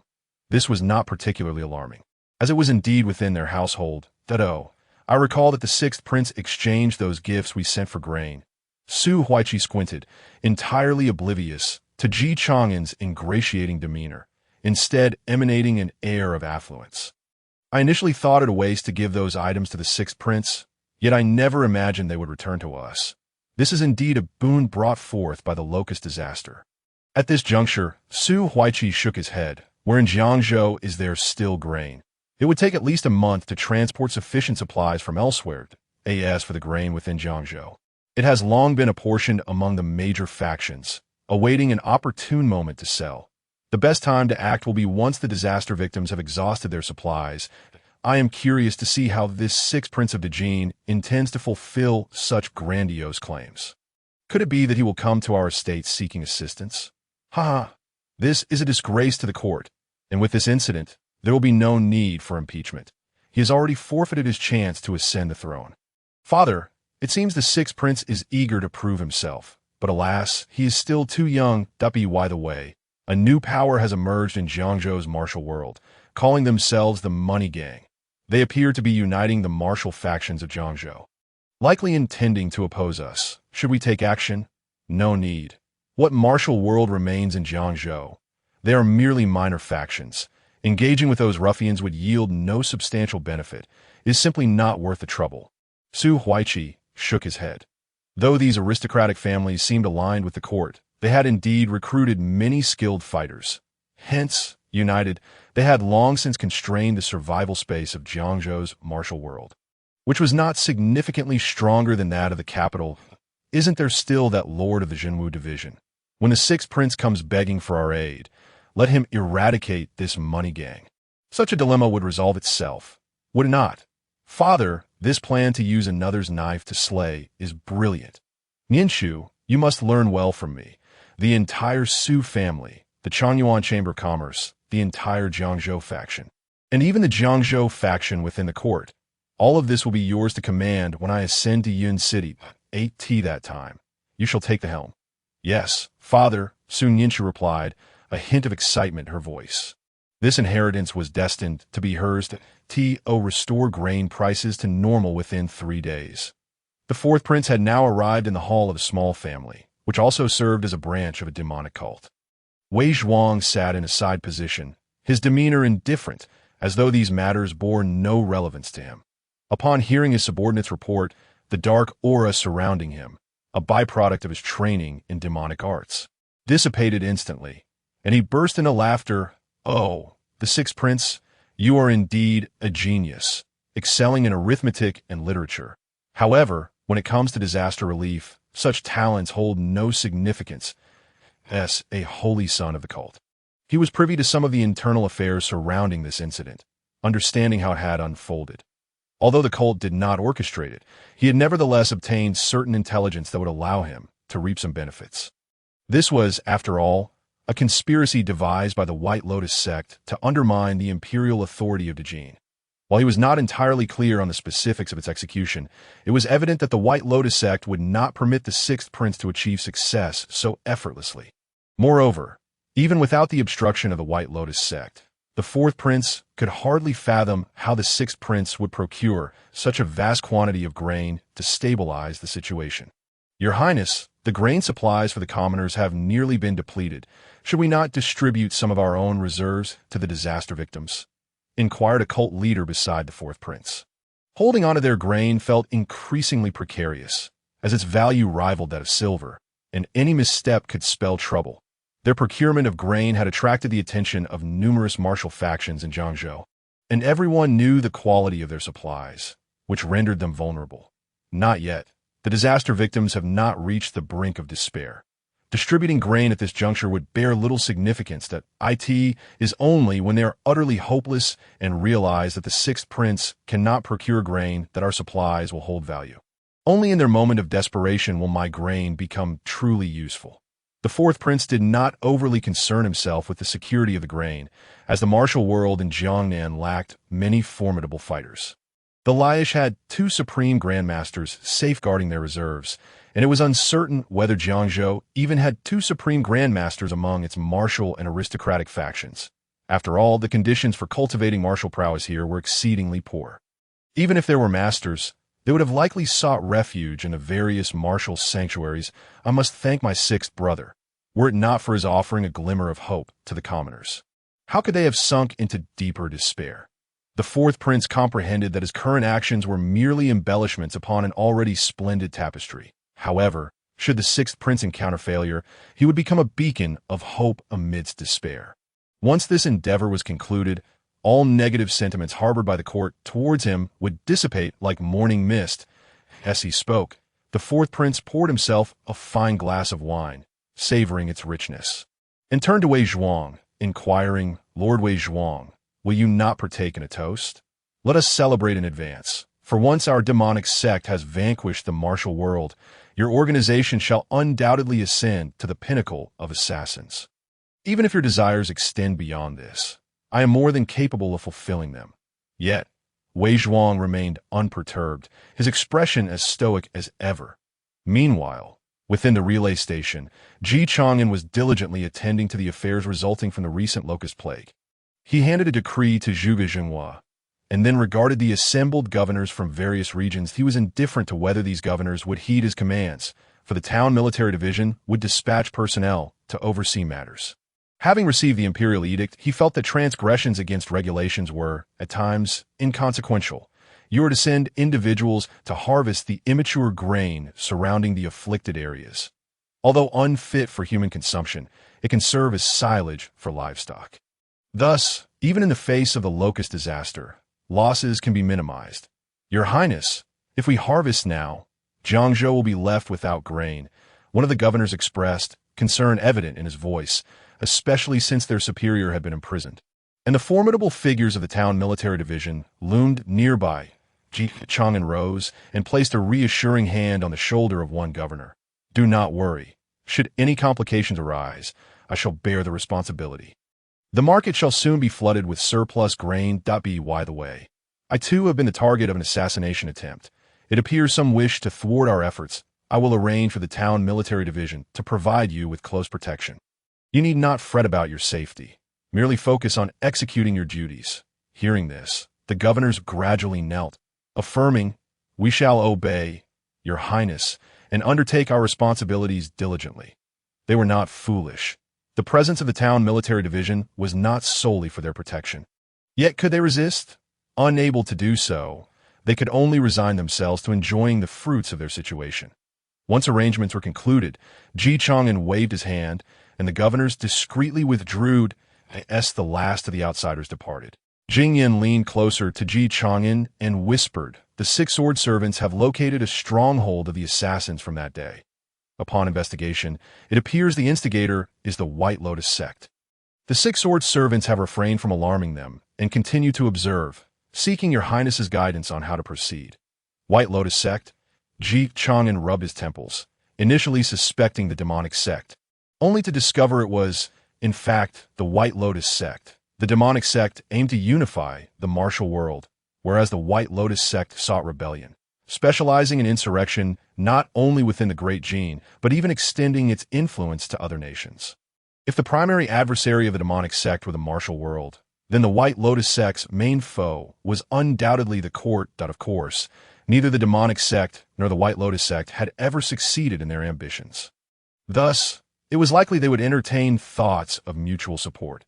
And as the holy son of the demonic sect, the fourth prince was bound to possess some knowledge of this. Inform Laish to assist the Mou Qilin in infiltrating the core of the White Lotus sect and uncover their secrets. Given their involvement, it is highly probable they orchestrated this locust disaster. Understood, Your Highness. Jingyan promptly encrypted the message using a special script and relayed it to the network. By the way, what is the current status of the money gang? Chang'an inquired further. The leader, Chang'an, has secured a portion of grain to win over the majority of the martial forces in Jiangzhou, appealing to both reason and emotion, should the money gang take the lead. They're willing to act together, Zhao Gao replied quietly. Indeed, those martial forces have been suppressed for far too long. There are hardly any martial experts left in Jiangzhou. Moreover, they are not affluent. This locust plague will leave their families and sects lacking in grain. The Long-Term Merchants Association has no incentive to assist them if they wish to absorb these martial forces. Thus, they harbor resentment, and the emergence of the money gang has undoubtedly stirred their greed and anger. As Chang'an spoke, he gazed towards the horizon where the sun was setting, casting a crimson hue upon the clouds, reminiscent of flames. A shade akin to blood, as night deepened. A diverse group of individuals stealthily gathered before the gates of the Su residence. Leader Chang'an, we are truly risking everything alongside the money gang this time. That moment, more than half of the martial forces in Jiangzhou had assembled here. However, these were merely minor players. The grandmasters were few and far between. And even if they were not counted among the supreme grandmasters, their combined strength likely paled in comparison to that of the money gang. Nevertheless, they still held their significance. You are mistaken. Had those noble families not relied on the court to bully the less fortunate, we would not have taken this path, one family head retorted indignantly. Indeed, if it were not for the locust disaster, we could have endured a little longer. Yet those bloodsuckers demand we exchange our industry for a mere handful of grain. It is utterly outrageous. They're driving us towards our demise. Had it not been for Leader Chang'an's assistance with grain, we might have perished from hunger long ago. If we do not fight back now, shall we allow them to consume us? Another family head chimed in. These families have been driven to their limits. The Long-Term Merchants Association's noble families enjoyed the court's protection and had the support of the Six Gates, effectively suppressing them. Now, while the town military division had arrived, time was of the essence, and their influence was yet to be felt. The adage the poor are literate, the wealthy are martial rang true. As these martial forces lacked funds, their industries barely sustained them in normal times, and with the locust disaster, They faced total bankruptcy. In truth, they had possessed some grain, but when the locusts arrived, certain forces purchased grain at exorbitant prices, believing they could profit. After all, it was the autumn harvest, and most had already been acquired. Clearly, their business acumen fell short of that of true merchants. Rest assured, our sole objective is to annihilate the Long-Term Merchants Association and seize their cash and treasures. We shall leave their grain untouched. The court's priority is disaster relief, and they will be grateful to us. How could they possibly have time to pursue us? This is our finest opportunity, once we acquire the wealth of these families. We can venture east to the East Sea, south to the southern forest, or join the sacred grounds of the martial world. Each a more favorable option, of course, for those unafraid of death who wish to remain. We at the Money Gang shall ensure they receive their share of the spoils left by the merchants. Furthermore, should you choose to depart, we at the Money Gang will convert your family's existing industries into cash at market prices and return it to you. Chang'an Jinhong, clad in simple attire and devoid of embellishments, appeared as an exceedingly unadorned middle-aged man. Yet none dared to underestimate him, for all were aware of the power he wielded at this moment. The Money Gang, alongside the other martial forces, began to sweep through the family branches of the Long-Term Merchants Association. They were the local snakes here. While they may not rival the noble families, they still possessed valuable intelligence, allowing them to deploy suitable forces for action at the Sioux residence. With its high walls and red tiles, the gates would have been tightly shut during the night, were stealthily opened by hidden agents of the Money Gang. A group surged inside with lethal intent at that moment. Su Huaishi was deep in slumber. Though early autumn had arrived, the night was not yet cold, and he was flanked by two unclothed maidservants. Ensuring his comfort, Master, something's amiss. The martial forces of Jiangzhou seem to have gone mad. They're attacking the families of the Long-Term Merchants Association. Those families are pleading for our help. An anxious spy from the Su family reported at the door. Su Huaishi furrowed his brow. Dressing with the assistance of the maidservants, awakened abruptly, his mood soured, and he coldly remarked, "Have those families lost their minds? How dare they raise their hands against us? Do they not fear annihilation? Desperate times indeed. Very well, once we eliminate them, Jiangzhou shall belong entirely to us. Dispatch someone to summon Yang Shoubei. Instruct him to send troops to eradicate these bandits." The strongest force within Jiangzhou's court was undoubtedly the station military. It was their presence that kept all factions in check, ensuring no one dared to overstep their bounds. All actions were conducted within the parameters acceptable to the court, and none would dare confront the former Six Gates or the current town military division. This was the court's most formidable weapon of war. Just as Su Huaishi was making arrangements, a rushed report came from a guard. "Master, the martial forces have colluded with the Money Gang and are storming in through the front gate. Their numbers are overwhelming. We cannot withstand them. Even Captain Su has been slain. What shall we do, Master?" Su Huaishi frowned, contemplating the possibility of an unmatched grandmaster within the Money Gang. Yet the Su family had thrived for years. It would be implausible for them to lack foundation. Some of you go to summon Lord Fong, while others head to the town military division. Isn't the esteemed Zhuge Jinhua from the Jinwu division present here? Inform the Sixth Prince that if he is willing to aid us in extinguishing the Jin Xian Gang and these brigands of Jiangzhou's martial world, we're prepared to offer a portion of our grain to alleviate the suffering of the disaster-stricken populace.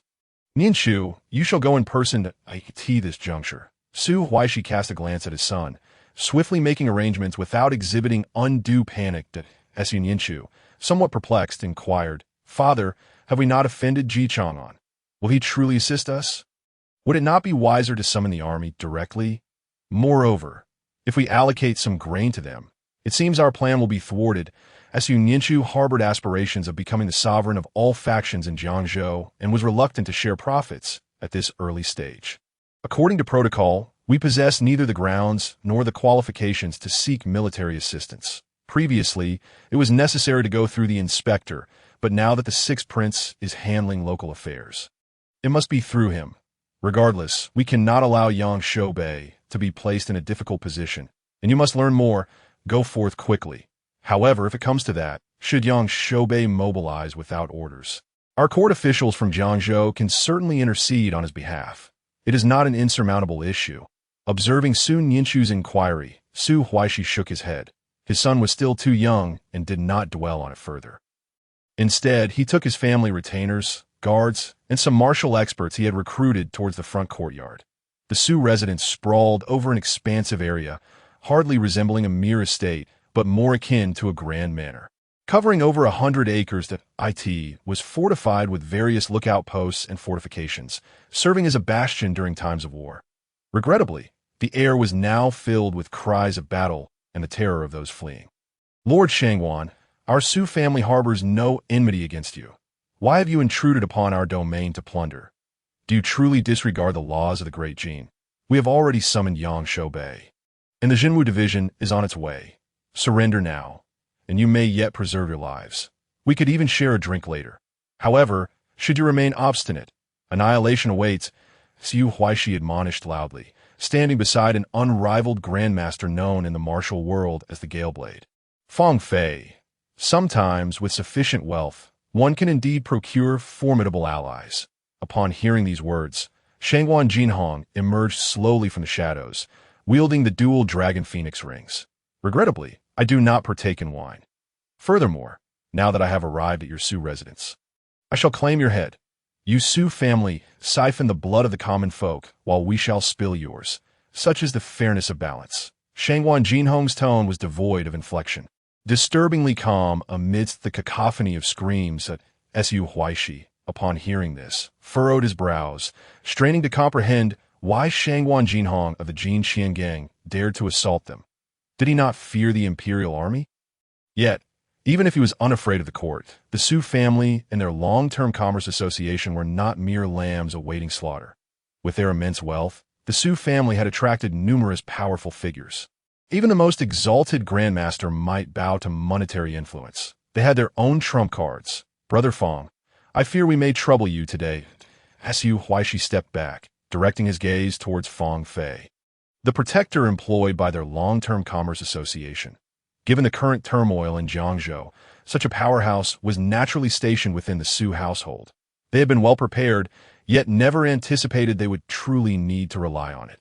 Fang Fei nodded slightly, unsheathing his 9-ring blade, and solemnly declared, "Rest assured, Su family head. Having accepted your remuneration, I shall dispel this calamity." With that, a torrent of vigorous energy surged from Fang Fei, sweeping towards the allied forces of the Jin Qian gang. "It is the Galeblade. Fang Fei has made his move. We are saved." Indeed, there have been bandits who dared to invade the Su residence in the past, yet they had all been vanquished by Fang Fei. The Su family guards, witnessing this, finally exhaled in relief, having been terrorized by the bloodshed. The martial factions of Jiangzhou retreated a step, their eyes filled with dread. For nearly 50 years, this man had suppressed the Jiangzhou martial world. It was precisely due to his presence that they had suffered such overwhelming oppression. They lacked the capital to contend in direct business warfare, insufficient connections, and were unable to launch surprise attacks. Yet the existence of Chang'an Jinhong tempered their fear. One among them quietly cautioned, "Lord Chang'an, be wary. This Galeblade has slain exalted grandmasters before. 21 years ago, a genius emerged from our Haisha gang, capable of breaking through to exalted grandmaster even under dire circumstances. We had intended to see some benefits, but just as good fortune arrived, this man unknown to us took his life, leaving us in ruin. This was one of the reasons they had agreed to the Jin Qian gang scheme. They bore both new and old grievances, far too many to count. They had never anticipated that the exalted grandmaster would perish. They had only thought it impossible to defeat him, never considering they would be left with the corpse. Among exalted grandmasters, unless a fight to the death ensued, one could generally escape if they wished. The Galeblade, Fang Fei's ability to slay opponents of the same tier, made him a formidable adversary indeed. Chang'an Jinhong nodded, exhibiting no overt concern, instead gripping the dual dragon phoenix rings with a calm demeanor, stating, "You may strike first." Fang Fei furrowed his brow at Chang'an Jinhong's words that "I fear that should I strike, you may lose your chance to. I'm also curious to see your martial prowess. It would be a pity if you perished before engaging." Chang'an Jinhong's tone bore no mockery, merely stating facts. Such audacity. Fang Fei seethed with anger. Since becoming an exalted grandmaster, no one had ever dared to speak to him in such a manner. He was eager to test the measure of this challenger. In an instant, a tempest arose, extinguishing the torches as Feng Fei unleashed his energy, causing the leaves in the courtyard to rustle violently.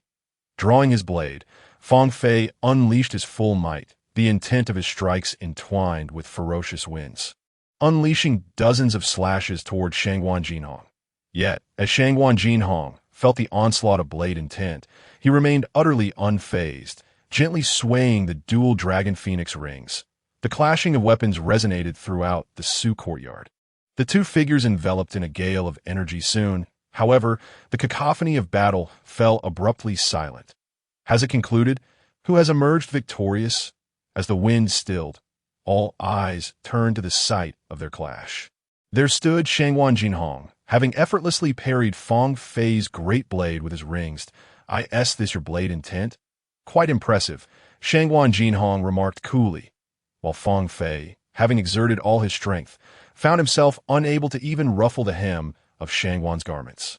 Feng Fei felt as though the opponent's weapon was omnipresent. Every attack he attempted was met with a counter. Are you toying with me? Feng Fei roared in anger, witnessing Chang'an Jinhong's passive defense. Toying, I have never regarded you as a rival, merely a diversion. Chang'an Jinhong's tone remained indifferent, as if conversing with an insignificant character.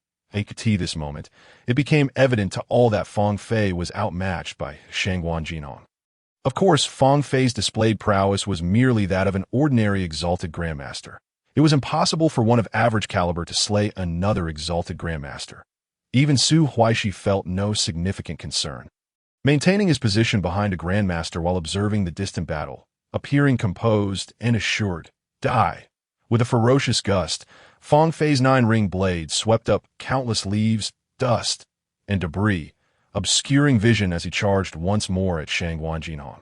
The gale of blade intent surged forth again, yet amidst the chaos, a shadow suddenly emerged, launching a covert assault on Chang'an Jinhong. Both engaged in a synchronized assault, one overt and one covert, their cooperation seamless. Lord Chang'an, be cautious. The distant martial factions, observing intently, finally grasped why their former exalted grandmaster had perished. It was not merely because the Long-Term Commerce Association had one exalted grandmaster, but rather two, and they did not adhere to martial ethics. Resorting to ambush, Su Huaishi, witnessing this, breathed a sigh of relief, rolling the prayer beads in his hand. Though Chang'an Jinhong was formidable, what of it? Who could have anticipated that the Su family had also recruited an exalted grandmaster? Concealing him as a trump card? This was their foundation. Contemplating the situation, Su Huaishi had already begun to devise a strategy for dealing with the various martial arts factions. Once the forces of Jiangzhou were unified, the connections across different sectors would be established, allowing for the elimination of unnecessary expenses and potentially skyrocketing profits.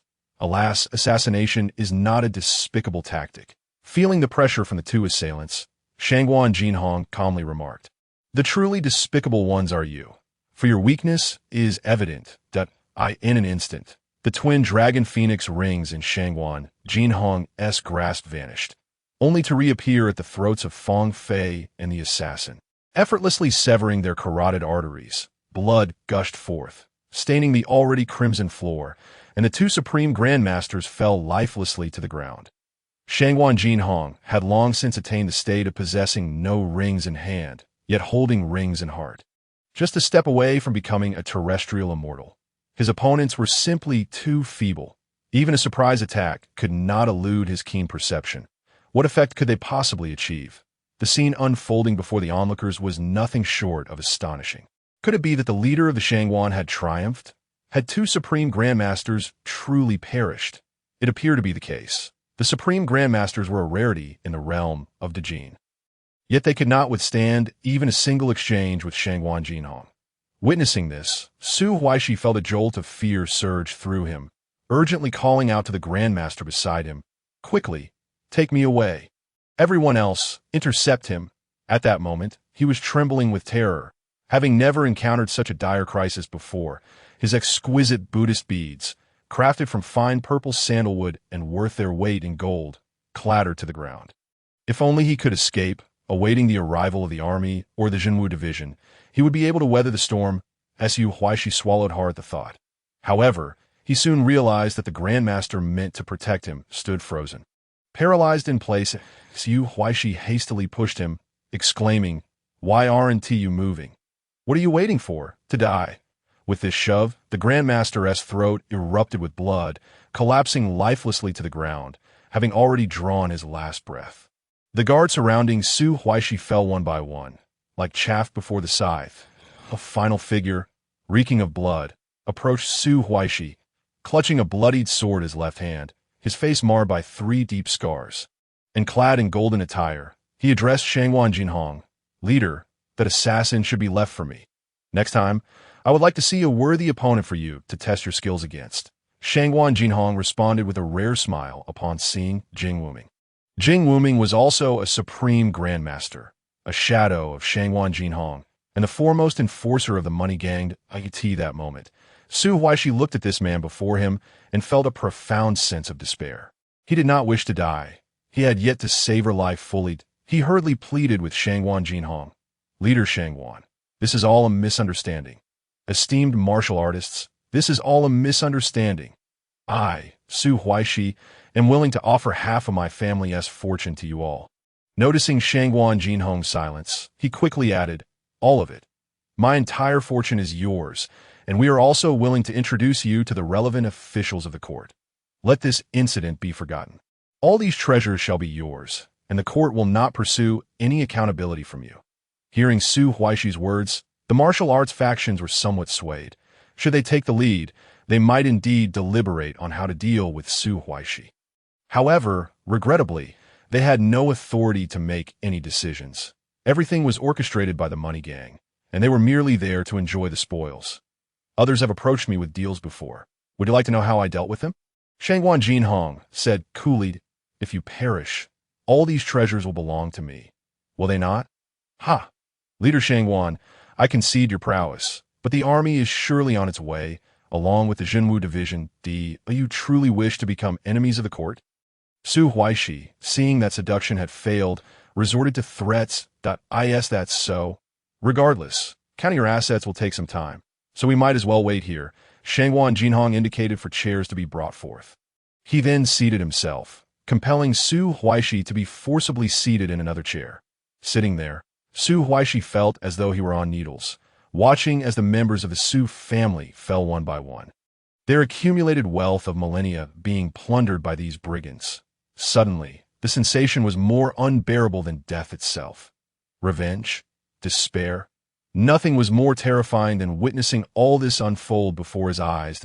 As Su Huaishi's eyes turned bloodshot, his nails digging into his palms, his mental state on the brink of collapse.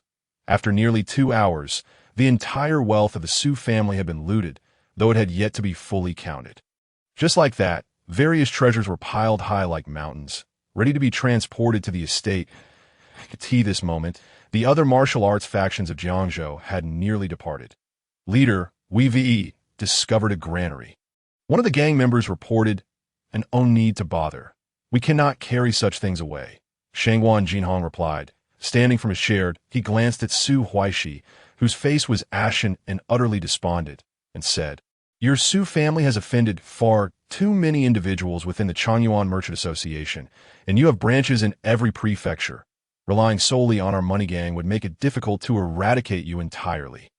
Hence we have allied with the local factions that we are now close to reaping the harvest. Not only your main family, but also the wealth and provisions of the branches should be substantial. Do you not fear retaliation from the court for your actions?" Su Huaishi managed to utter as his final threat. Yet he understood that dawn was approaching, and still, the army and the Jinwu division had not arrived, indicating that something was amiss. Just then, a member of the money gang rushed in to report, "Leader, the Jinwu division has sent someone. What should we do?" "Haha, my son has finally summoned the Jinwu division. Your money gang is finished. Release me, and I may still be able to intercede on your behalf." Su Huaishi, who had been in despair, suddenly burst into laughter as if grasping a glimmer of hope. Back and forth, he had become utterly frenzied. "We will carry on as if we have not seen them," Chang'an Jinhong replied. To Su Huaishi's disbelief, The Jinwu division members seemed oblivious, ignoring the bloody scene before them in the Money Gang and the Su family's estate. Su Huaishi shouted, "What is going on? Aren't you from the Jinwu division? The martial arts factions here are killing people, and you do nothing. If the Sixth Prince finds out, you may face punishment." Currently, there is no intention to impose any punishments. Ji Chang'an, accompanied by Zhuge Jinhua, entered the estate and politely replied. Upon seeing the disheveled Su Huaishi, the swift hand of the four great captains flung Sun Yinchu, who had been captured, aside, that as soon as Sun Yinchu hit the ground, she scrambled to her father, crying, "Father, the Jinwu division is not here to suppress them. They've come to steal our provisions. I was just captured by them upon arriving at the Jinwu division, and overheard their plot to rob us. Hurry, let Uncle Fong take action to kill them." Listening to his foolish daughter's words, Su Huaishi was overcome with tears. Utterly desolate, he looked incredulously at the Sixth Prince, unable to comprehend why the Sixth Prince, the Jinwu division, and the Money Gang were colluding. "Sixth Prince, are you mingling with the martial arts sects, and have you annihilated our Su family? Do you truly believe no one can hold you accountable? You have committed such a grave error, breaching the laws of propriety, and no official in the court will dare to support you. Are you truly willing to forsake your throne for these commoners? They are merely lowly peasants. What does it matter if a few perish in our eyes?" Su Huaishi roared, realizing that the Sixth Prince had likely colluded with the Money Gang. Yet why had Yang Shoubei still not arrived? If Yang Shoubei were to learn of your actions, he would surely not spare the Money Gang. I have already met with Yang Shoubei and informed him of this plan. He has agreed. Shangwan Jinhong interjected. "Impossible. Yang Shoubei is known for his integrity. He has never accepted even the gifts of our Su family. Unfortunately, he is too rigid, hence he can be manipulated. How could you, people of the martial world, ever sway him?" Su Huaishi shouted in despair.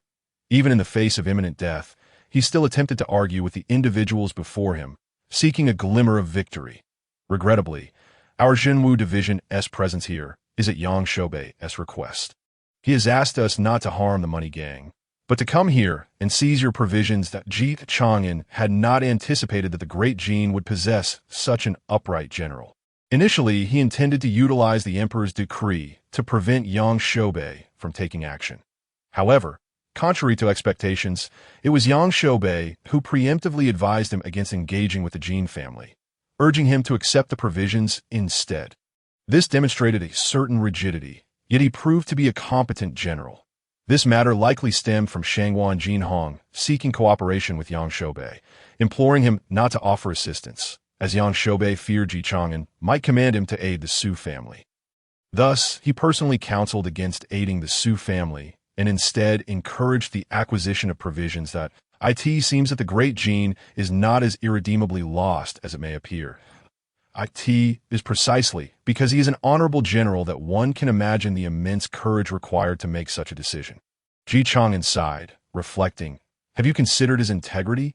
Yet have you thought about his deep affection for his troops? The entire army of Jiangzhou is his kin. With a locust plague upon them, how could he possibly stand idly by? No, no, no. You are deceiving me. Even if you or he have committed such grave errors, the likely outcome is imprisonment or worse. Why should he go to such lengths for the sake of the common people?" Su Huaishi still could not comprehend why this situation had arisen. Although he was not a native of Jiangzhou, his deputy, his soldiers, and their families were all ordinary Jiangzhou citizens. At this point, Ji Chang'an turned to Su Huaishi and his son, coldly remarking, "Rest assured, I've already sent your entire Su family, along with your allies, down the path to the underworld. You shall not be lonely on your journey to the Yellow Springs. Please, spare us. We are willing to do anything, even if it means using our influence to smooth over this matter, Your Highness the Sixth Prince. With our assistance, you will surely ascend to that position," Su Huaishi pleaded once more. "Regrettably, I do not favor begging, nor do I appreciate others beseeching me. At least not today," Ji Chang'an replied, extending his hand. Mei Jian understood the cue and promptly handed the Etienne sword to Ji Chang'an. "I am merciful. I shall not slay a father before his son, for that would lead others to claim your son is unfilial. In the great Jin, filial piety governs the world, and such an act would be most inappropriate." Thus I must trouble you, the white-haired, to escort the black-haired on his final journey. Do you not? Su Huaishi cried out in agony, but he was merely an ordinary man, even with wealth and a body honed to a certain degree. What use was it? Could it halt even a fraction of this fate? Father, save me! Sun Yinshu screamed in despair as the Etian sword pierced his chest, blood gushing forth immediately. Even though struck, he would not perish instantly. Thus he writhed on the ground, moaning in pain. Blood flowed slowly until he succumbed to blood loss. You monster! You monster! Su Huaishi's eyes turned red as he could no longer contain his fury. Father, witnessing his son perish before him, felt utterly powerless, consumed by anguish that I am merely taking one life. This sword, known as Etian, is a divine weapon, rare in this world. Yet, even if I were to kill tirelessly, how many could I slay? 100,000? 1,000,000? Ji Chang'an sighed, but how many lives have perished because of your Su family? Because of your family, countless lives have been shattered, entire businesses destroyed, families torn apart, and suffering endured throughout Jiangzhou. Are there not hundreds of millions of souls? Did they ever plead with you to show mercy to you? The perpetrators is to further harm the victims. The act of killing with blades is far too slow. Ji Chang'an did not consider himself a good person, yet he understood that only by unifying the realm could there be less conflict. Only then could he usher in peace for himself and for the world. You monster, the mother of no life, even the Buddha shall not spare you. When the white sun descends, you will all turn to ashes. Su Huaishi glared at Ji Chang'an, uttering his most venomous curse. The mother of no life? Ji Chang'an wiped the blood from the Etian sword with his inner energy, sheathing it and handing it back to his sword-wielding attendant, Mei Jian. Excellent, but I did not expect an unexpected gain. Congratulations, Su Huaishi.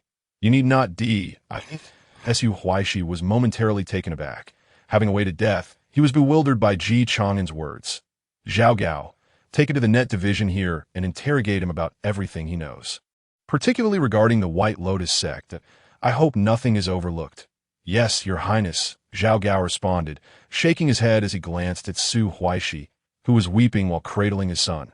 This was the fate of those who spoke too freely. He remained oblivious to what was about to unfold. Shangwan Jinhong clasped his hands and said, Your Highness, I shall take my leave now. I fear those sects are still awaiting me. Indeed, Ji Chang'an nodded.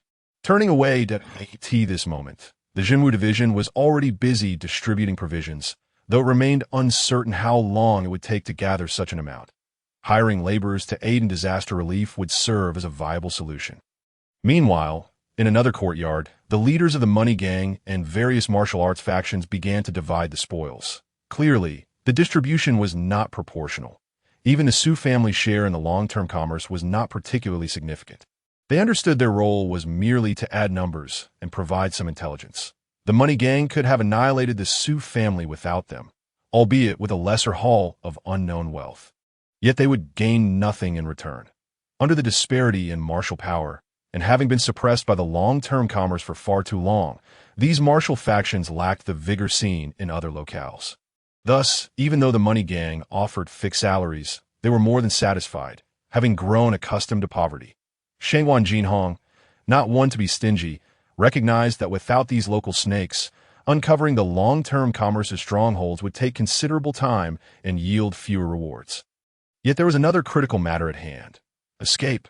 Shangwan Gang leader, are you truly not leaving? We have just annihilated the long-term commerce, which is backed by numerous officials of the court. Even if they cannot act now, due to the locust plague. What of a month from now? By then, a great army may well march upon us. Indeed, even if the Shangwan Gang leader is a supreme grandmaster, he cannot survive the hands of the court. It would be better to travel east with us and join the Heavenly Ring 5 Islands, a sacred ground of martial arts where the court would hesitate to act. Yes, we can hardly secure the Su family's foundation. This was the prevailing sentiment among most martial factions. Having struck a significant blow, why not flee? What purpose did it serve to remain? Shangwan Jinhong smiled slightly. The greater the storm, the more valuable the fish. We, the Money Gang, wish to test the waters. Since you wish to depart, I shall not treat you unfairly and will purchase all your assets. Upon arriving elsewhere, You will have more funds to acquire new properties. Thank you, Chang'an gang leader. The crowd expressed their gratitude, touched by his generosity. Their once meaningless assets had unexpectedly turned into cash. Regardless of how the fixed assets were liquidated, they would ultimately incur losses. However, the fact that they could be liquidated was already a blessing. Who would quibble over such matters? They could only praise Chang'an Jinhong. Then we are grateful, gang leader. We shall begin our departure in due course. Until we meet again in the martial world. Chang'an Jinhong nodded as he watched the departing crowd. Now, he possessed not only the Su family supply chain, but also the martial factions that had previously eluded him. All had fallen into his grasp, forming a complete power in Jiangzhou.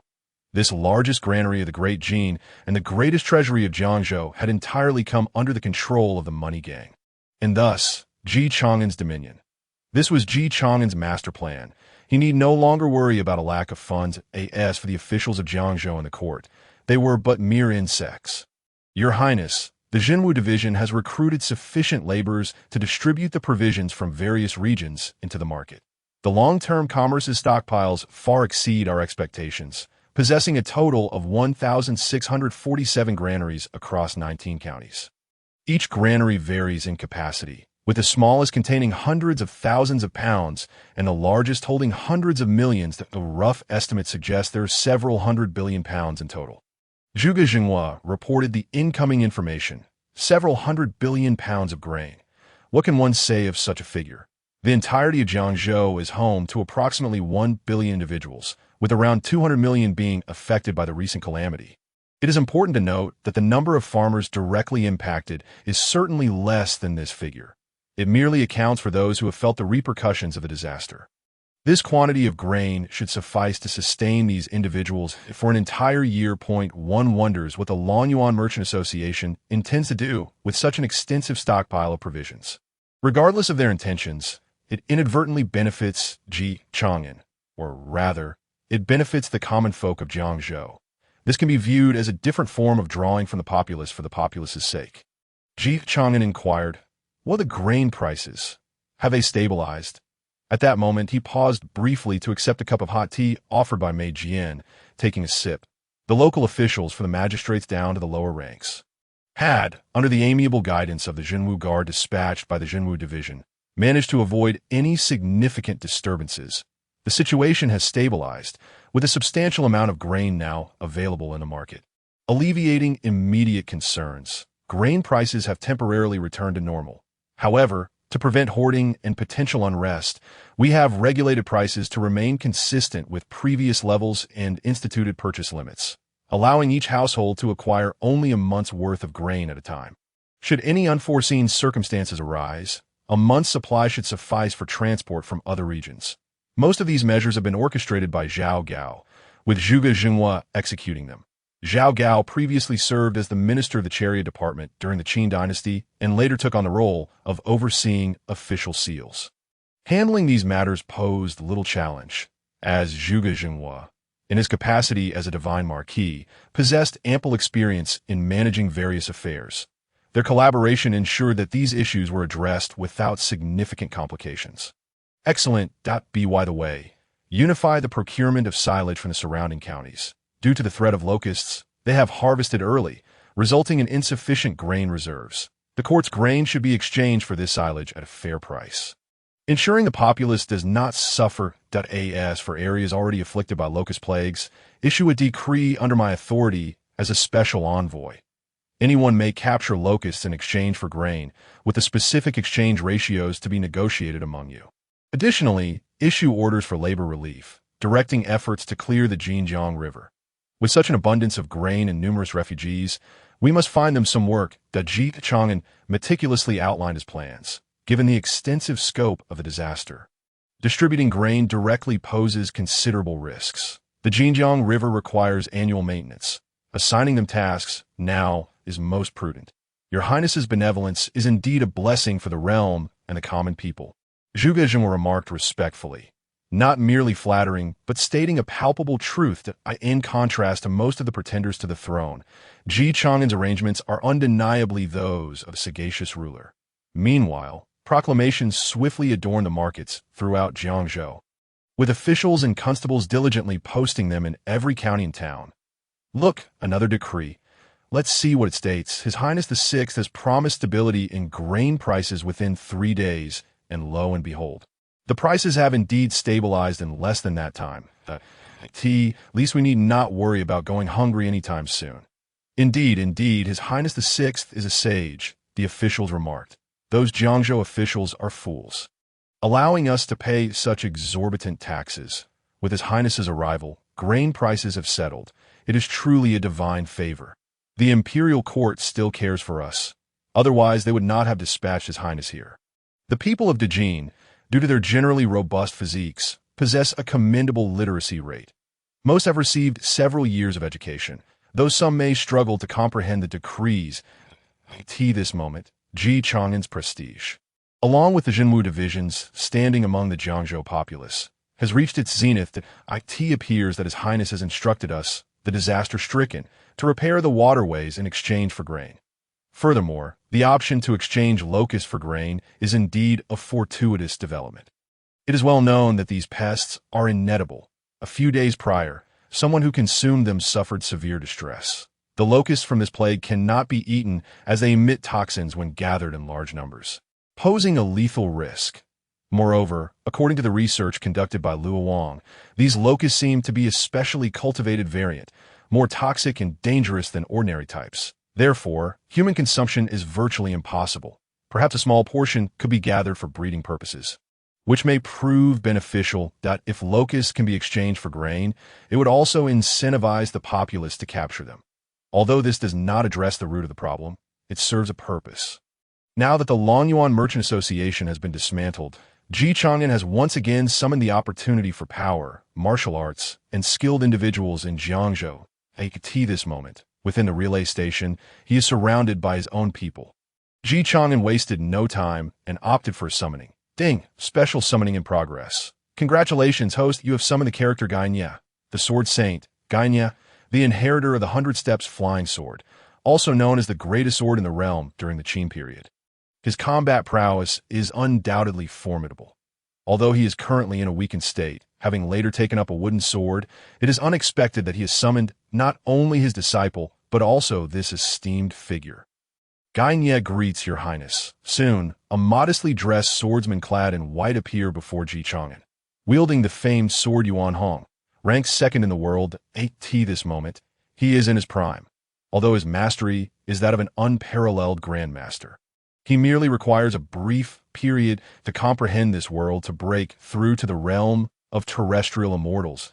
I have long heard of the name of the Sword Saint from Gigu. Today, meeting you in person, it truly lives up to its reputation, Chang'an said with a smile, expressing admiration for this honorable swordsman who values his promises. In his youth, he too had picked up a wooden stick to practice the legendary 100 Steps Flying Sword. Such titles are mere illusions. I wonder what commands you have for me, your highness. Gainye, though aware of the extraordinary being beside Chang'an, made no further movements. After all that has transpired is now in the past. This is a new world, a fresh beginning. There is indeed a task that requires your attention. Chang'an handed him a letter, continuing, the heretical sect is flourishing. I fear that the 6 sword servants of Luowan alone may not suffice to confront these foes. Thus I may need to trouble you, sir. Gainye clasped his sword and bowed, stating, to serve your highness and protect the weak is an act of chivalry. Moreover, I shall certainly devote my utmost efforts to your command. With that, he took his leave. Zhao Gao observed Gainye's departing figure and approached Chang'an, revealing a smile that, while sincere, carried a hint of cunning that I never expected to continue working alongside the world's foremost sword saint. Should he be an adversary, he would be a formidable foe. Yet, as an ally, he brings great reassurance. With his involvement, the White Lotus sect should pose no issue.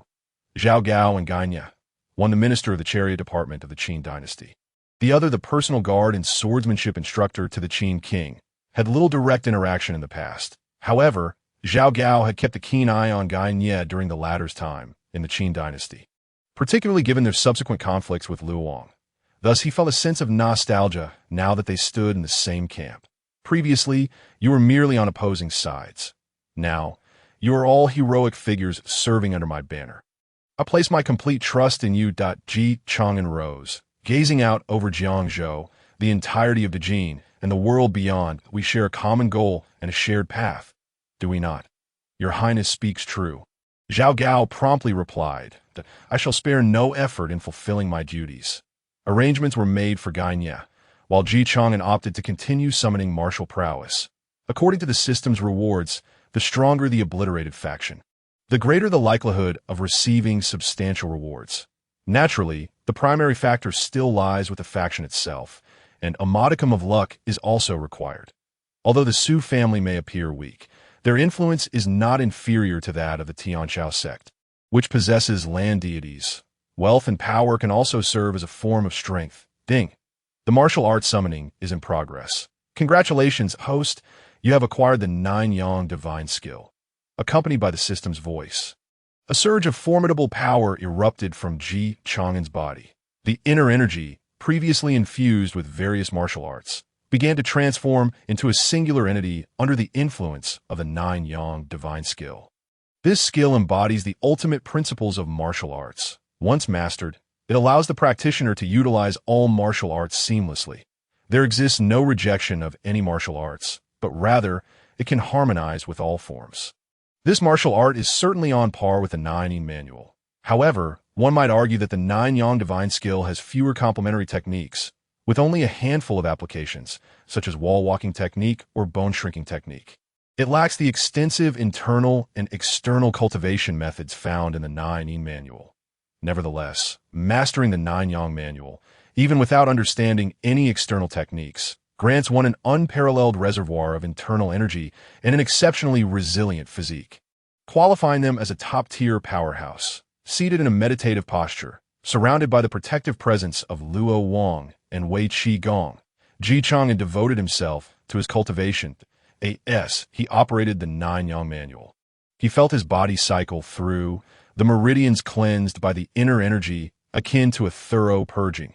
The true energy in his dantian wafted like wisps of fragrant smoke, embodying the so-called abyssal purple qi. Under the nurturing of this internal energy, Ji Chang'an felt his soul growing increasingly lucid, perhaps due to the enhanced strength of his true energy. At this moment, Ji Chang'an perceived the world through a myriad of colorful lines. The true energy of the 9 Yang divine skill flowed into his very soul. White vapor emanated from his body, resembling flames dancing around him. What is happening to the master? Mei Jian inquired anxiously upon witnessing this scene. Zhao Gao scanned the surroundings, vigilant in his duty to protect Ji Chang'an, knowing that interrupting such an epiphany would be detrimental. There is no need for concern. His Highness is on the verge of a breakthrough. As soon as the words were uttered, Ji Chang'an suddenly opened his eyes, a glimmer of 9 Yang essence swirling within his gaze. He then extended his finger, directing a 6 meridians divine sword imbued with both 9 Yang essence and sword intent toward the courtyard wall.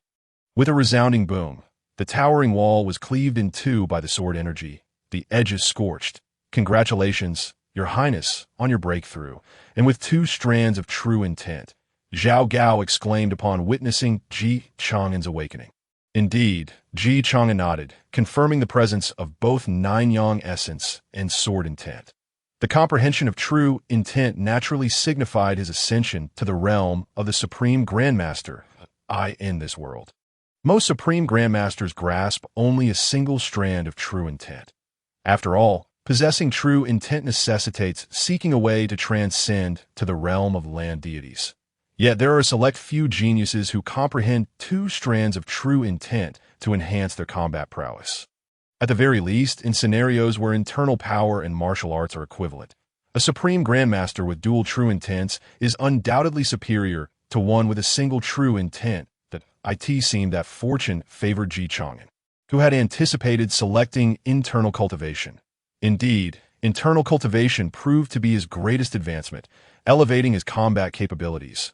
With various advanced martial arts and sword techniques, combined with the ever-replenishing internal energy of the 9 Yang divine skill, he had entirely surpassed the Supreme Grandmaster level. Considering his dual true intents, he believed he could easily contend with 3 or 4 ordinary Supreme Grandmasters. Seizing the moment, he decided to summon a faction. Ding! The faction summoning is in progress. Congratulations, host. You have acquired the Qin Shi Mingwei Confucian faction. Chang'an felt a surge of excitement. Initially, he thought he would be indifferent to whatever was summoned, yet he was taken aback by the emergence of the Confucians from Qin Shi Mingwei.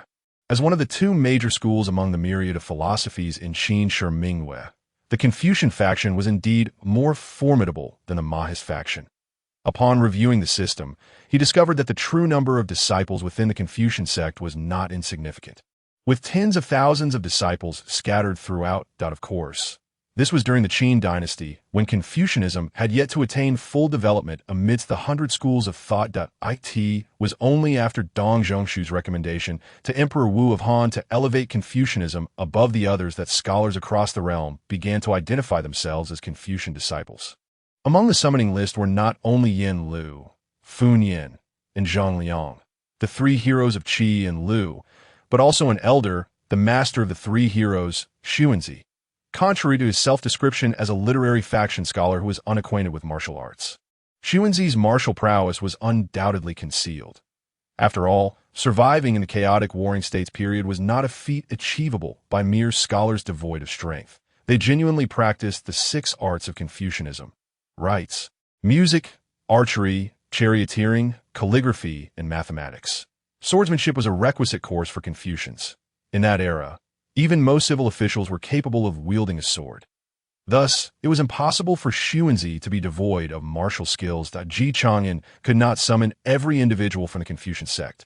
So he called forth Xuanzi along with the 3 heroes of Qi and Lu, the third of whom was Zhang Liang. One must acknowledge Zhang Liang's prowess as a strategist, being Liu Bang's chief advisor. His contributions to Liu Bang's success were indispensable. Even lacking martial skills, he remained an immensely significant figure in Ji Chang'an's endeavors. Suddenly, an elder with an air of ethereal elegance and 3 individuals clad in varied Confucian attire appeared before Ji Chang'an. The commonality among them was the ceremonial ribbons tied around their waists. Confucius once said, "Without learning the rites, one cannot establish oneself, he'll be born in the world. One must adhere to propriety and decorum. For it constitutes the foundation of existence that we pay our respects to your highness. We are willing to share your burdens and assist you with the teachings of Confucianism, educating the populace and fostering a prosperous realm together." The 4 individuals performed a respectful bow in accordance with Confucian etiquette. "Please, rise," Ji Chang'an urged, hastily responding to their profound reverence. Curiosity struck him, and he inquired, "May I ask, what is the current cultivation level of Master Xuanzi?" Upon hearing this, Zhang Liang also turned his gaze toward his master, sharing in the curiosity. The other 2, though equally intrigued, chose to conceal their thoughts. Formerly, Xuanzi had reason to hide his prowess during the Qin dynasty, but such considerations were now rendered moot. Thus, he replied, "Your Highness, according to the standards here, my cultivation level should be that of a land deity." "Excellent." Ji Chang'an nodded in satisfaction. With this knowledge, his plans could advance further. Meanwhile, in Jiangzhou, among the smaller families that did not participate in the obliteration of the Longyuan merchants by the Jinxian gang, the 4th prince's expression darkened as he fixed his glare upon the messenger below. Has the 6th brother gone mad? He actually allows those martial factions to annihilate the Longyuan merchants and distribute all their grain in the market. By this point, the 4th prince had crushed the wine cup in his hand. Originally, he had intended to leverage this moment for a complete turnaround, but the 6th brother's actions had utterly disrupted his scheme. Is he not afraid? Is he not afraid? The 4th prince shouted in desperation, realizing that the 6th brother's actions had completely derailed his plans. Even if their father could protect him and spare his life, he would inevitably become the target of the court's ire. Was it worth it for some commoners? "Madman! Lunatic! Your Highness! What should we do now? Should we distribute the grain to the commoners?" The leader of the demonic sect trembled as he asked the enraged 4th prince. Upon hearing the mention of grain, the 4th prince's teeth ground together. He had initially intended to use this grain to garner a wave of goodwill. But now, what purpose did this grain serve? To be eaten, even if it were given away freely to the common people. While it might elicit some expressions of gratitude, it would ultimately serve no purpose. One must realize that acquiring these grains at a time, when market prices are significantly inflated, has already caused considerable financial strain for the fourth prince. Now, with developments taking such a turn, his plans have become unachievable. Giving it away for nothing would only invite discontent from the court, and even from his father, the emperor. Humph, never mind. I shall bestow all these grains upon my sixth brother. As a token of goodwill, the fourth prince spoke with a fierce determination, recognizing that he must expend these grains. After all, he had only managed to escape under the pretense of disaster relief and grain borrowing. If he failed to distribute them, he would achieve nothing. That I am curious to see what means my sixth brother possesses to alter this current predicament. As he uttered these words, he glanced at Wei Zhuang, seeking to bridge the distance with this supreme master. After all, a figure of such stature, even within the demonic sect, held significant influence. Thus, he inquired, I wonder what Lord Wei Zhuang thinks. In his eyes, even if the sixth brother had disrupted his meticulously crafted plan, the consequences he would face would be far more severe. Wei Zhuang, upon hearing this, cast a glance at the fourth prince, but did not respond. Your Highness, this matter is solely your concern. We are merely partners in this endeavor. Now that we have fulfilled our part of the task, it is time for you to provide us with what we desire. At this juncture, Wei Zhuang exuded a hint of murderous intent, causing the fourth prince to take a few steps back. That I hope you do not disappoint me. The fourth prince was acutely aware of what Wei Zhuang referred to. It was none other than the Hall of Assassins, one of the three major assassin organizations in the world.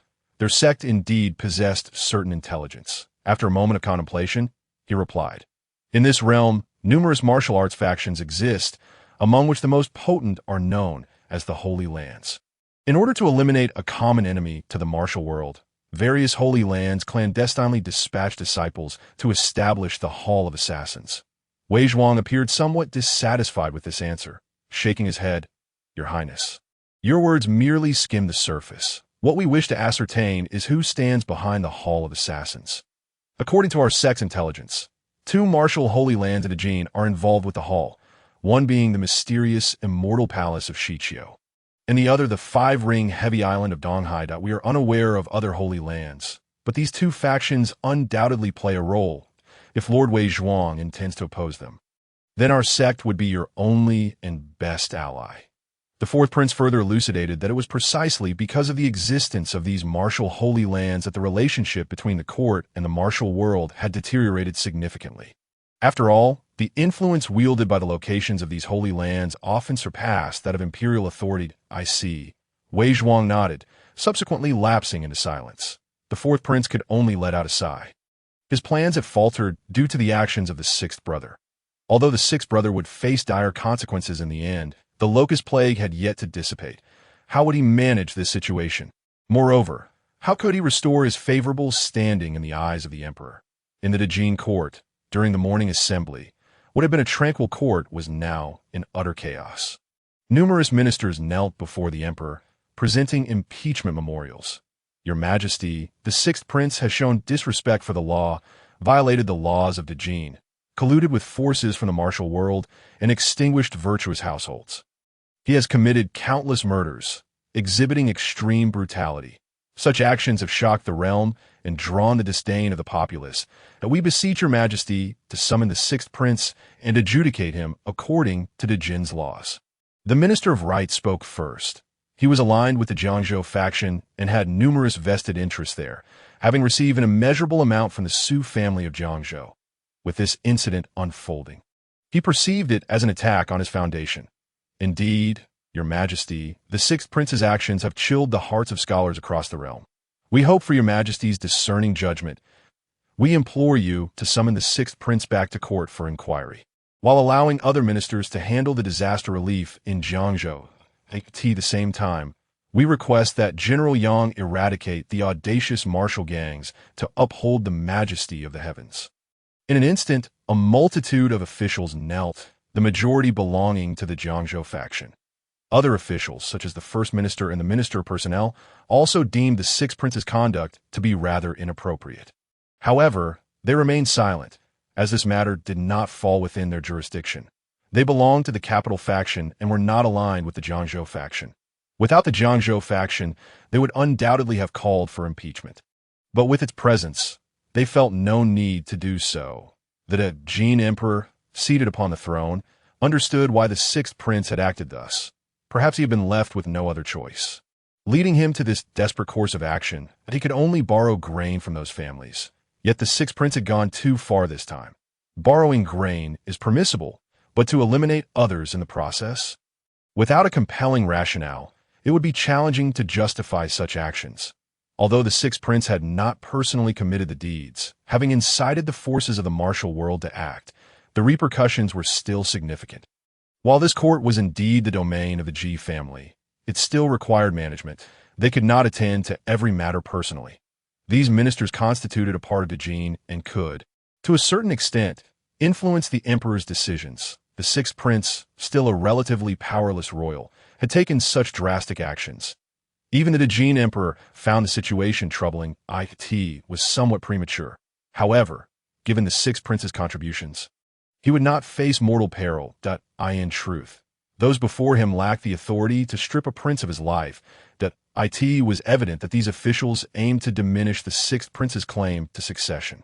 Otherwise, once the sixth prince ascended to the throne, the Jiangzhou faction would likely face complete annihilation. Chang'an, you are the eldest brother. What say you regarding the actions of your sixth brother?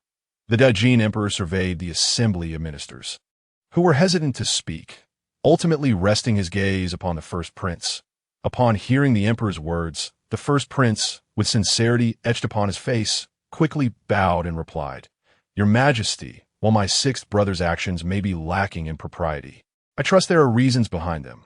Currently, the locust plague in Jiangzhou has yet to cease. My sixth brother's disaster relief efforts have not faltered.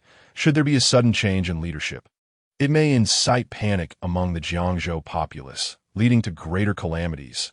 Moreover, my sixth brother has undeniably saved countless lives and facilitated the flow of the Yellow River. Therefore, it would be prudent to defer further discussions until this matter concludes." The first prince's words clearly favored his sixth brother, as the eldest son of the royal family. He possessed only moderate abilities, yet was notably benevolent. Being of royal blood, he would naturally refrain from directly opposing his own brother within the court. "Your words are misguided, Prince Wei. Merit is merit, and fault is fault. If the sixth prince today indiscriminately annihilated the Longyuan merchants in the name of Jiangzhou's populace, would it not be our turn tomorrow? If that were the case, no one would be safe, and who would dare to engage in trade?" The Minister of Rights, an ally of the second prince, did not relent against the first prince, even attempting to use this debate to entangle him as well. Could it be that Prince Wei also concurs with the sixth prince's disregard for human life? The first prince, upon hearing the minister's words, remained unperturbed, calmly responding, "Minister One, I am merely concerned that disturbances may arise among the 10 billion people of Jiangzhou. When did I ever express agreement with my sixth brother's actions? My statement simply advocates for waiting until the sixth brother returns to the capital. The 10 billion citizens of Jiangzhou still require him, do they not? Do you believe that the 10 billion citizens of Jiangzhou are insignificant, or do you wish to plunge all of Dejin into chaos?" "Your Majesty, I harbor no such intentions." The Minister of Rights hastily knelt, bowing his head. "I am fatigued." The Dejin emperor observed the uproarious court, refraining from reaching a conclusion. "Since merit is merit and fault is fault, let us wait until the sixth prince returns from Jiangzhou to deliberate further." The first prince's words served as a mouthpiece for the Dejin emperor and bought some time. Having said this, the emperor rose and made his way toward the inner palace. Eunuch Hai promptly shouted, "Court dismissed." He then followed the Dejin emperor, leaving the ministers to exchange glances, regardless of whether they belonged to the Jiangzhou faction or others. They understood that the sixth prince, having violated the highest tenets, likely stood little chance, unless he could furnish a compelling reason for the eradication of the entire Jiangzhou faction and the Longyuan merchants. The court would never recognize the sixth prince as the crown prince. As the Jin emperor walked, he coughed lightly and remarked to Eunuch Hai, "The sixth prince's actions were indeed rather impulsive." As a longtime attendant to the emperor of the Great Jin, Hai Gongong was well aware of the type of answer the emperor wished to hear. He promptly remarked, "Although the sixth prince's actions may seem somewhat impulsive, They have indeed provided substantial assistance to the people of Jiangzhou. I have heard that the citizens of Jiangzhou now praise your majesty's keen discernment and immense benevolence, which prompted the dispatch of the sixth prince to aid them. The emperor, having received such flattery from Hai Gongong, coughed lightly and replied, "Of course, he is my son, and naturally possesses a trace of my own demeanor. I wonder if the sixth prince has considered a retreat in this matter. If not, he may indeed be without hope that if he lacks such an option, which other princes should I choose? The realm is on the brink of chaos. If I cannot entrust it to a suitable successor, I fear I shall have no face to meet my ancestors in the afterlife. Your majesty's fortunes are boundless, and you shall surely enjoy longevity akin to that of the southern mountains." Allowing you ample time to make your selection, Hai Gongong quickly added that it has not been long, yet the medicine for Hua Tuo appears to be effective. I feel much improved. The emperor shook his head. Deeply concerned about the turmoil within the court, it is indeed no easy task to be an emperor. The question remains whether the sixth prince possesses the means to break the deadlock or to achieve anything of significance. In Jiangzhou, the stronghold of the White Lotus sect, there lay an exceedingly secluded abode located within a remote village in the southwestern region, which had become the epicenter of locust devastation as far as the eye could see. The landscape was barren and devoid of any greenery. Swarms of locusts darkened the sky, consuming every vestige of green within sight. Amidst this desolate atmosphere, movement stirred within the earthen dwelling. "Young master, it is unexpected that the sixth prince of the Great Gene could annihilate the Su family and seize all their grain, distributing it in the market. We have repeatedly dispatched disciples to attempt assassination, yet all have failed. It seems that the foreigner has formidable guardians and military protection. With our limited numbers here, success is unattainable. So we hope for your forgiveness, young master." The disciple clad in a gray monk's robe reported respectfully, a striking tattoo of a white lotus adorning his wrist with a radiant sun above it.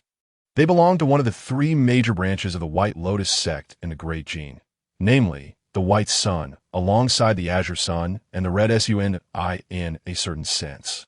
Their doctrine could be considered a form of Buddhism. It is said that the mother of the White Lotus gave birth to three Buddhas: the past Buddha, the lamp illuminating Buddha, represented by the Azure Sun, the present Buddha, Shakyamuni, represented by the Red Sun, and the future Mithra, represented by the White Sun. Naturally, such claims would never be acknowledged by the Buddhist community.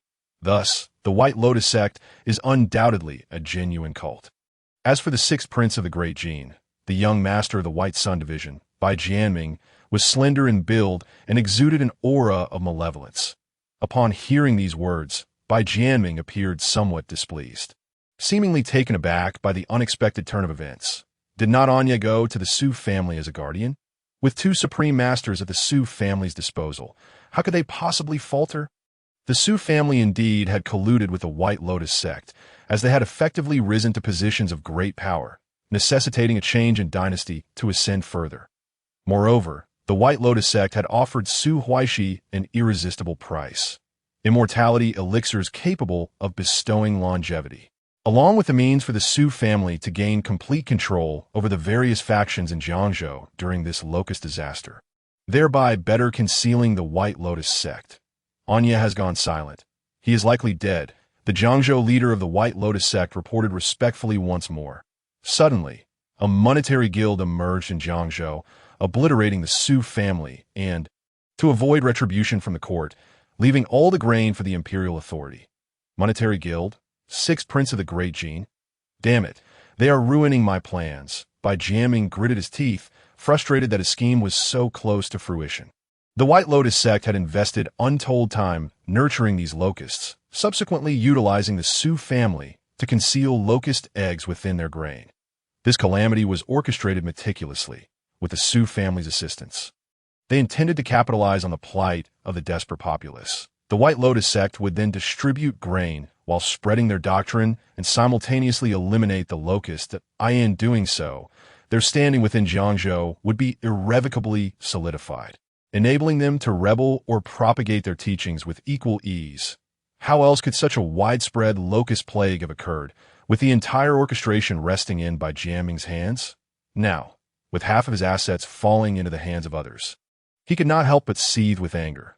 Alas, though we lack grain, the locusts still persist. These pests are not so easily vanquished.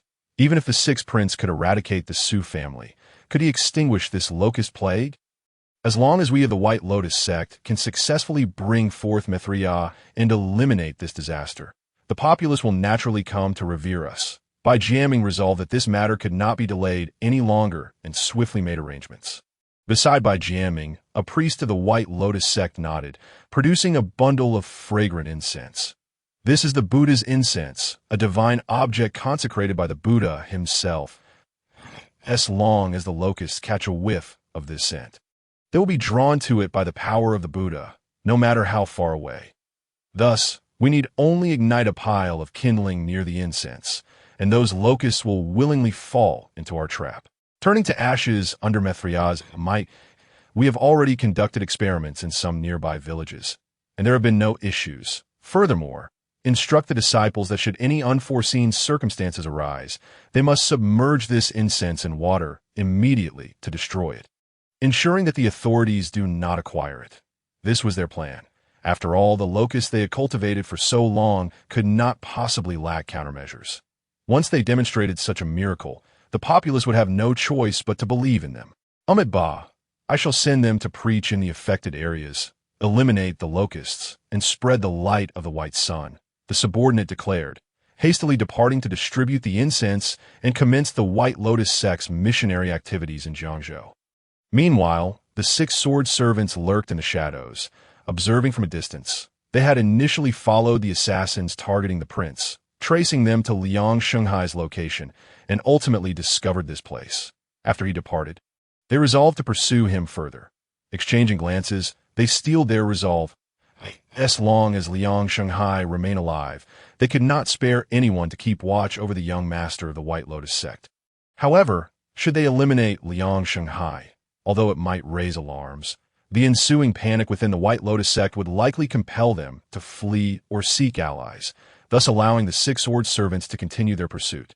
In an instant, the 6 sword servants revealed themselves, 6 renowned swords converging as one, their blades gleaming like lightning as they lunged toward Liang Shanghai, the Jiangzhou leader of the White Lotus sect.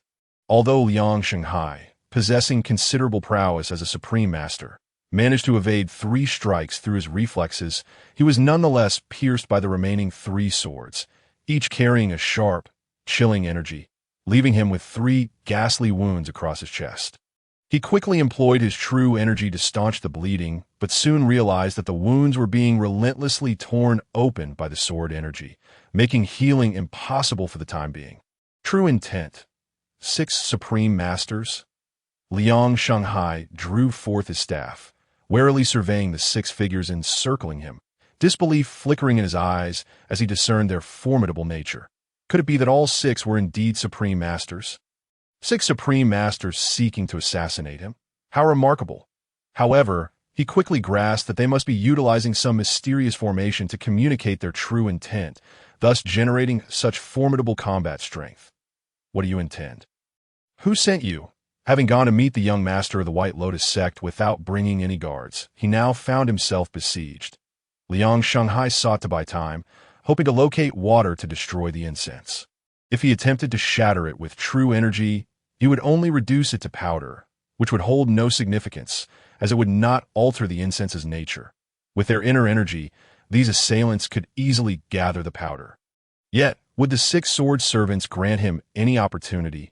Suddenly, the 6 figures moved in unison. Liang Shanghai, witnessing the disappearance of the 6 individuals, fiercely wielded his staff technique and charged towards the 6 sword servants. However, the swordsmanship of the 6 servants resembled an immense spider's web. The more the prey struggled before them, the deeper it became ensnared. Moreover, given that he was already injured, it was impossible for him to endure for long. Before long, this unparalleled grandmaster fell straight to the ground, transforming into a cold, lifeless corpse. The 6 sword servants, working in concert, exuded a formidable essence capable of dealing with any grandmaster. They entrusted the Buddha incense brought by Liang Shanghai to other assassins of the Luo net and returned to their position beside the holy sun of the White Lotus cult. Resuming their watch, The members of the Luo net swiftly delivered the incense to Chang'an. After receiving the so-called Buddha incense presented by the Luo net, Chang'an scrutinized it for a moment, and he began to grasp the intentions of the White Lotus cult. Su Huaishi, the head of the Su family, had lived a life of luxury for too long and was far from being a death warrior.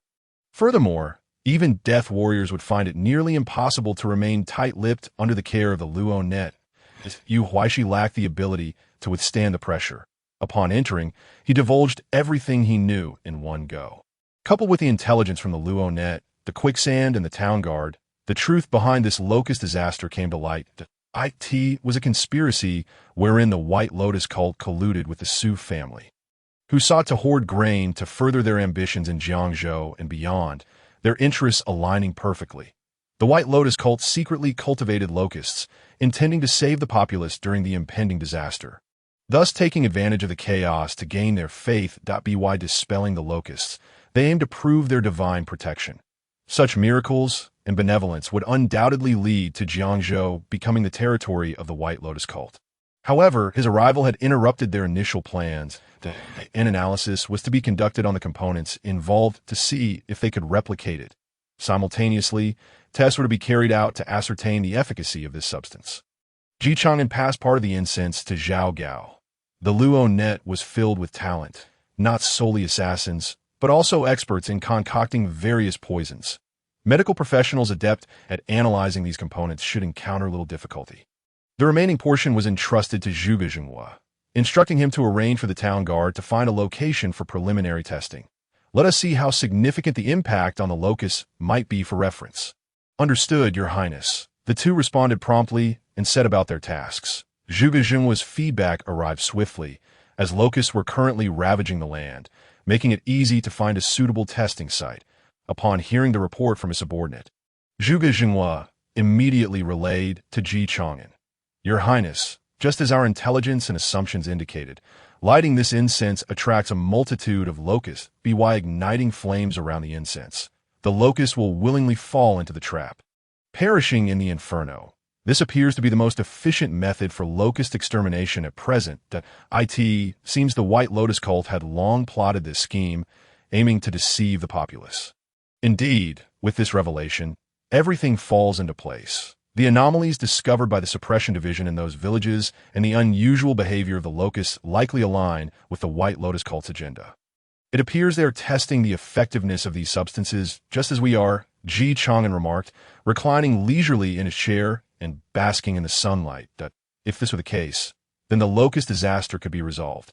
The entire situation in Jiangzhou, aside from the doomed Jiangzhou faction, would nearly be concluded, and this locust crisis was on the verge of a satisfactory resolution. Chang'an mused whether this could be considered a prelude to popping champagne. He turned to Zhao Gao and inquired, Zhao Gao, how long will it take your Luo net to analyze these components? Zhao Gao promptly bowed and replied, according to our people, these are a composite of various spices and medicinal herbs. To fully replicate this concentration, it may take about a month to purify.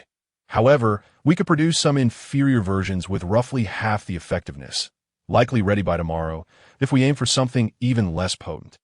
Simply combining various spices without the need for intricate formulations should yield a similar fragrance. Zhao Gao was well aware of Chang'an's intentions, hence his clarity in questioning. The complete replication of such a concentration held little significance. After all, if the effect were only half as potent, wouldn't using double or even 200 times the quantity yield a proportional effect? The purity was hardly a concern for something meant to entice. Possessing the right scent was all that mattered. Chang'an had essentially mastered all channels in Jiangzhou, and acquiring the materials for production posed no issues whatsoever. Excellent.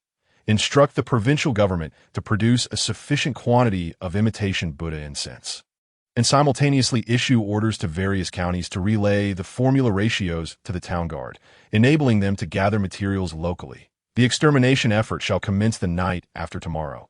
Additionally, dispatch the town guard to take action against the White Lotus cult believers within the locust disasters affected areas. Now that we are aware of their secrets, they have outlived their usefulness. Chang'an nodded in satisfaction. Since the White Lotus cult had delivered the materials into his hands, it would be remiss not to utilize them. As for those who remained observing and preaching in different locales, these small fish were also due for the POT in a village. During the midday hour, a rudimentary incense altar was erected in the central square. On the altar, 3 incense sticks burned, wisps of smoke curling gracefully in the wind, exuding an unusual fragrance. Surrounding the altar, a substantial pile of firewood awaited ignition. Once the locust descended, it would be set ablaze, transforming into a sea of flames. Villagers formed a circle around the altar, their eyes fixed on the peculiar monk standing before them. Though the grain crisis had been resolved, the threat posed by the locusts remained dire, and mere human effort would prove insufficient to halt their advance. "Let us begin." A middle-aged man clad in a gray monk's robe spoke in a hushed tone, betraying a barely perceptible tremor of excitement. He was Zhou Yunli, a disciple of the White Lotus cult, here to spread their teachings.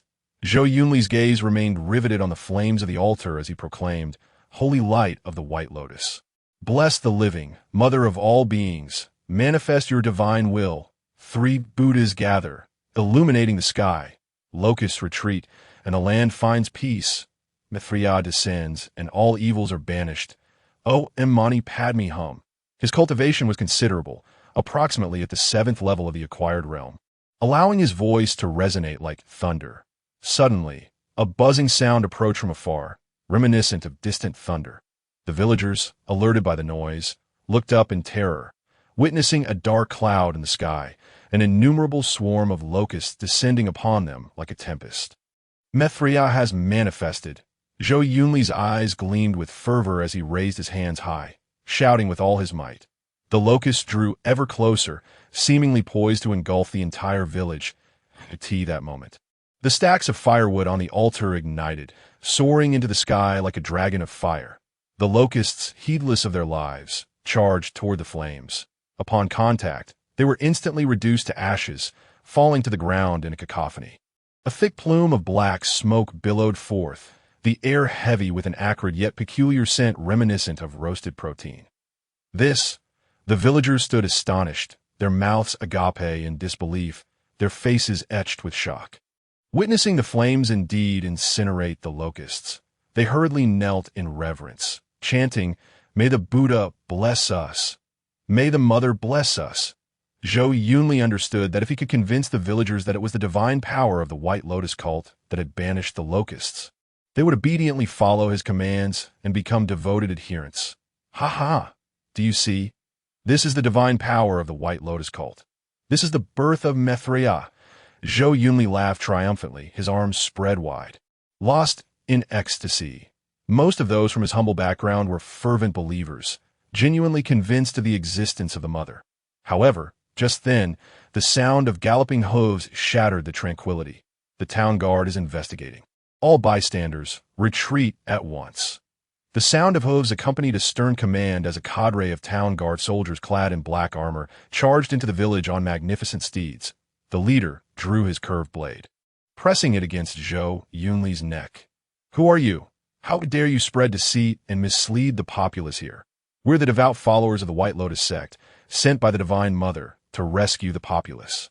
We possess the power to eradicate these locusts," Zhou Yunli proclaimed loudly, attempting to intimidate the men of the town marshal division with the name of the White Lotus sect. "Without us, these locusts would devour everything in their path." "Merely a heretical cult, deserving of extermination by all," retorted a soldier from the town marshal division, his hands sweeping decisively as he commanded, "Seize them." In no time, others surged forward, capturing Zhou Yunli and all the surrounding adherents of the White Lotus sect. "You cannot apprehend me. I am a disciple of the White Lotus sect, here to save you," Zhou Yunli shouted as he struggled. "Villagers, save me. The men of the town marshal division seek to take away your savior." Seeing that the soldiers remained unmoved, he endeavored to incite the villagers against the town marshal division. The villagers exchanged glances, momentarily at a loss as to what to do. Not be swayed by this demon," declared the leader of the town marshal division, "that he is no savior, but a wicked practitioner of the White Lotus sect. His Highness the Sixth Prince, destined by heaven, has been bestowed with divine aid to rid Jiangzhou of this scourge. Yet the audacity of the White Lotus sect to pilfer the formula for the celestial remedy and deceive the populace is unforgivable. The efficacy of these locusts ensnaring themselves is a gift from the heavens to His Highness. Fear not, for tonight His Highness will personally eradicate the locusts, and all shall be well. Trust in the court, trust in His Highness. The sixth prince? The villagers murmured among themselves, their voices barely above a whisper. Is he the one who apprehended those treacherous officials in Jiangzhou? The sixth prince of the town marshal division? A young villager asked, his face a mask of confusion. If it is indeed the sixth prince, then there must be truth to this matter. After all, he is a virtuous official who has never deceived us. He even facilitated the clearing of our irrigation channels, ensuring our families are well fed. I have heard it said that the sixth prince is akin to the descent of the literary star. Another villager chimed, Oh, this man has stolen the formula gifted by the celestial beings to His Highness, attempting to deceive us. Originally anxious, the villagers' demeanor shifted upon hearing the name of the sixth prince, their fear transforming into disdain directed at the adherents of the White Lotus sect. For these common folk, the words of the town marshal division and the sixth prince held far more credibility than that of this wild monk who appeared from nowhere. The heretic attempted to speak further, but the soldiers of the town marshal division silenced him, leaving him to emit only muffled sounds, unable to articulate another word. For Chang'an, elucidating this entire situation proved excessively troublesome. To reassure these superstitious villagers and eliminate the impact of this locust plague. Providing them with a faith was indeed the most effective approach. That it would not only eradicate the influence of the White Lotus sect, but also earn him a commendable reputation. Having secured the promise of the town marshal division, and given that their renown had reached its zenith during this period, the villagers nodded in agreement. The news of Chang'an's undertaking to eliminate the locust god spread swiftly throughout Jiangzhou. On the streets and alleys of Jiangzhou, countless individuals began to converse about it. An elderly man with white hair exclaimed, "Have you heard? The sixth prince is personally intervening to eradicate the locusts. This is monumental." Nearby, a younger farmer nodded vigorously. "Indeed. I also heard that the White Lotus sect is a heretical cult, attempting to incite us through this calamity, but thankfully the town marshal division has seen through their deception. The sixth prince is truly our great savior. He previously dealt with those corrupt officials, provided us with work, and now he aims to help us eliminate the locusts. There is indeed hope for our future." A woman expressed her heartfelt gratitude. Another woman furrowed her brow, her concern evident. "But the locusts are overwhelming. Can the sixth prince truly find a solution? Rest assured, this is the sixth prince we are speaking of. Did you not hear the men of the town marshal division say that celestial beings themselves are delivering remedies to him? This locust calamity will surely be resolved." The fourth prince, of course, was also aware of this news, for it had spread throughout Jiangzhou. If he remained ignorant of it, he might as well find a place to bury himself. Yet, in the fourth prince's eyes, resolving the locust plague that had expanded from 6 to 9 counties, affecting half of Jiangzhou, was no simple task. Even deploying troops would not suffice, given the vast scale of the crisis. However, the fourth prince refrained from making any bold statements, having just been publicly embarrassed. Consequently, he dared not confront Chang'an. After all, should the sixth prince fail, he too would suffer the repercussions. Moreover, he had already made enemies of the entire Jiangzhou faction of court officials. Thus, he could only wait and see what Chang'an would accomplish before making further plans. In stark contrast to the saint of this demonic sect, the young leader of the White Lotus sect was far from pleased. "Incompetence, a bunch of worthless fools, all of you." Bai Jianming seethed, his fury reaching a boiling point. If the food supplies had been seized, he might have retained some semblance of composure, for he still held the trump card of annihilating the locusts. But now, as long as the White Lotus sect dared to show itself within the borders of Jiangzhou, it would be discovered and obliterated by the town marshal division. Promoting the so-called White Lotus sect had become exceedingly difficult. If they still possessed a hidden method for exterminating the locusts, it would not pose a significant issue, as the populace could conceal their activities. This would, in turn, provoke conflict between the villagers and the town marshal division. After all, if the town marshal division failed to resolve the locust crisis while apprehending those capable of doing so, it would undoubtedly raise questions. However, with the Sixth Prince's proclamation that he too could eliminate the locusts, all of Bai Jianming's schemes were effectively thwarted. This was intended as his own plan, crafted for himself and the White Lotus sect. What a marvelous tale of celestial beings bestowing remedies. How splendid is the descent of the literary star. Bai Jianming trembled with rage, and the priest beside him seemed at a loss for words. Can others replicate your incense? Bai Jianming, having simmered in anger for a while, finally forced out the most crucial question. He had never anticipated that the leader of Jiangzhou would be killed and that a substantial amount of incense would be seized. Before this incident, he had believed Chang'an remained oblivious to their White Lotus sect's existence. The priest remained silent for a long while before replying. If there exists an exceptionally skilled practitioner of pharmacology, it is possible they could discern the materials used in the creation of that remedy. Such individuals within the Great Gene would likely number no more than 10. However, achieving the same effect would be utterly impossible. However, if such individuals truly exist, they could prevail through sheer numbers, as those locusts are exceedingly sensitive to these scents. The priest's words remained unfinished. Yet Bai Jianming had already grasped the implication. It meant that the White Lotus sect had completely fashioned a bridal gown for someone. Given the Sixth Prince of Dejin's reaction, it was evident that his source had been deciphered. He had lost miserably, to the point of being stripped bare. The time had come to eradicate the locusts. On the plains outside Jiangzhou Prefecture, a colossal altar rose majestically, akin to a giant towering between heaven and earth. In its center lay a heap of spices exuding an unusual fragrance, which constituted the so-called Buddhist incense materials. Flanking it were towering stacks of firewood and oil barrels, for if the locusts were too numerous, the flames might not be able to keep up and could be extinguished, which would be disastrous. In the middle, several adherents of the White Lotus sect were bound to a platform, prepared for incineration.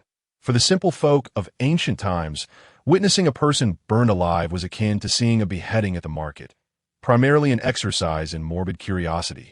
Moreover, the ones being burned were heretics. Naturally, the crowd consisted mainly of adults, as children would likely be fast asleep by this hour. Chang'an stood before the altar, flanked by his guards, including Wei Qigong. The commander of the town's martial forces circled the altar with a torch in hand. Not only here, but other counties also boasted similar altars, though this was the largest of them all. Surrounding the altar was a dense throng of commoners, kept at bay by the town's martial forces and constables, with soldiers ensuring order. The populace watched the pyre with palpable excitement, having suffered greatly from the locust plague. Chang'an's actions seemed to promise them renewed hope. What was the purpose of this spectacle? Was it a sacrifice to heaven? Were they to beseech divine favor to eradicate the locust disaster? Such an elaborate setup must have cost a fortune. They could only speculate, yet it appeared that the Sixth Prince would surely be able to exterminate the locusts. Various voices intertwined, coalescing into a mighty roar that resonated through the air. The locust plague had tormented them for far too long. They longed to escape this calamity. They were unaware of other solutions but recognized that Chang'an was their best hope for resolution. While most did not claim absolute belief, at least 90% held faith in Chang'an.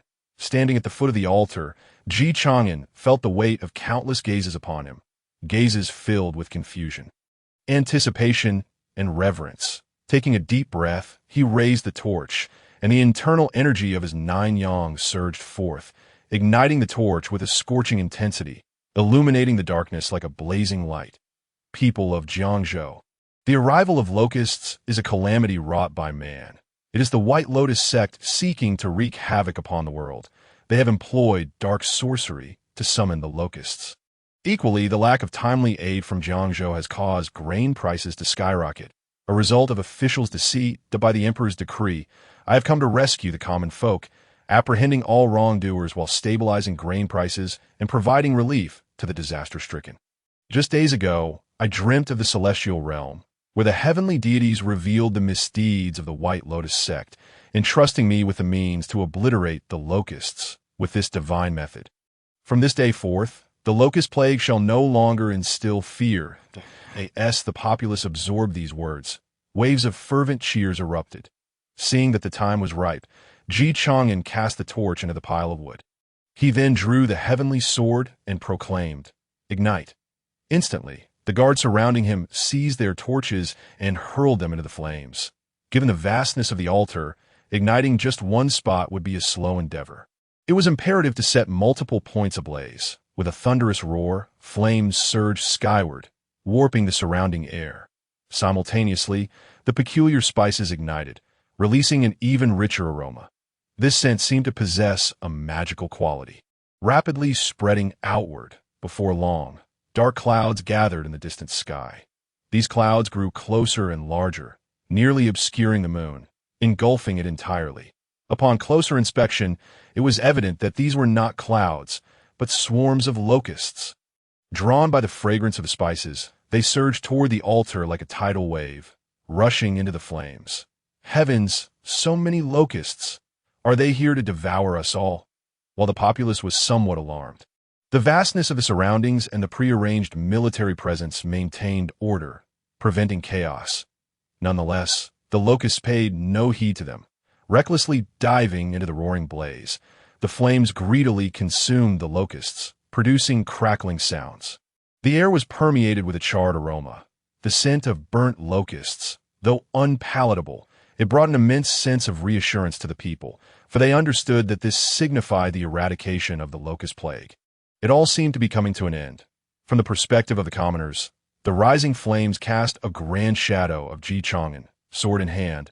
Illuminating the throng of locusts, it appeared as though Chang'an wielded a divine sword.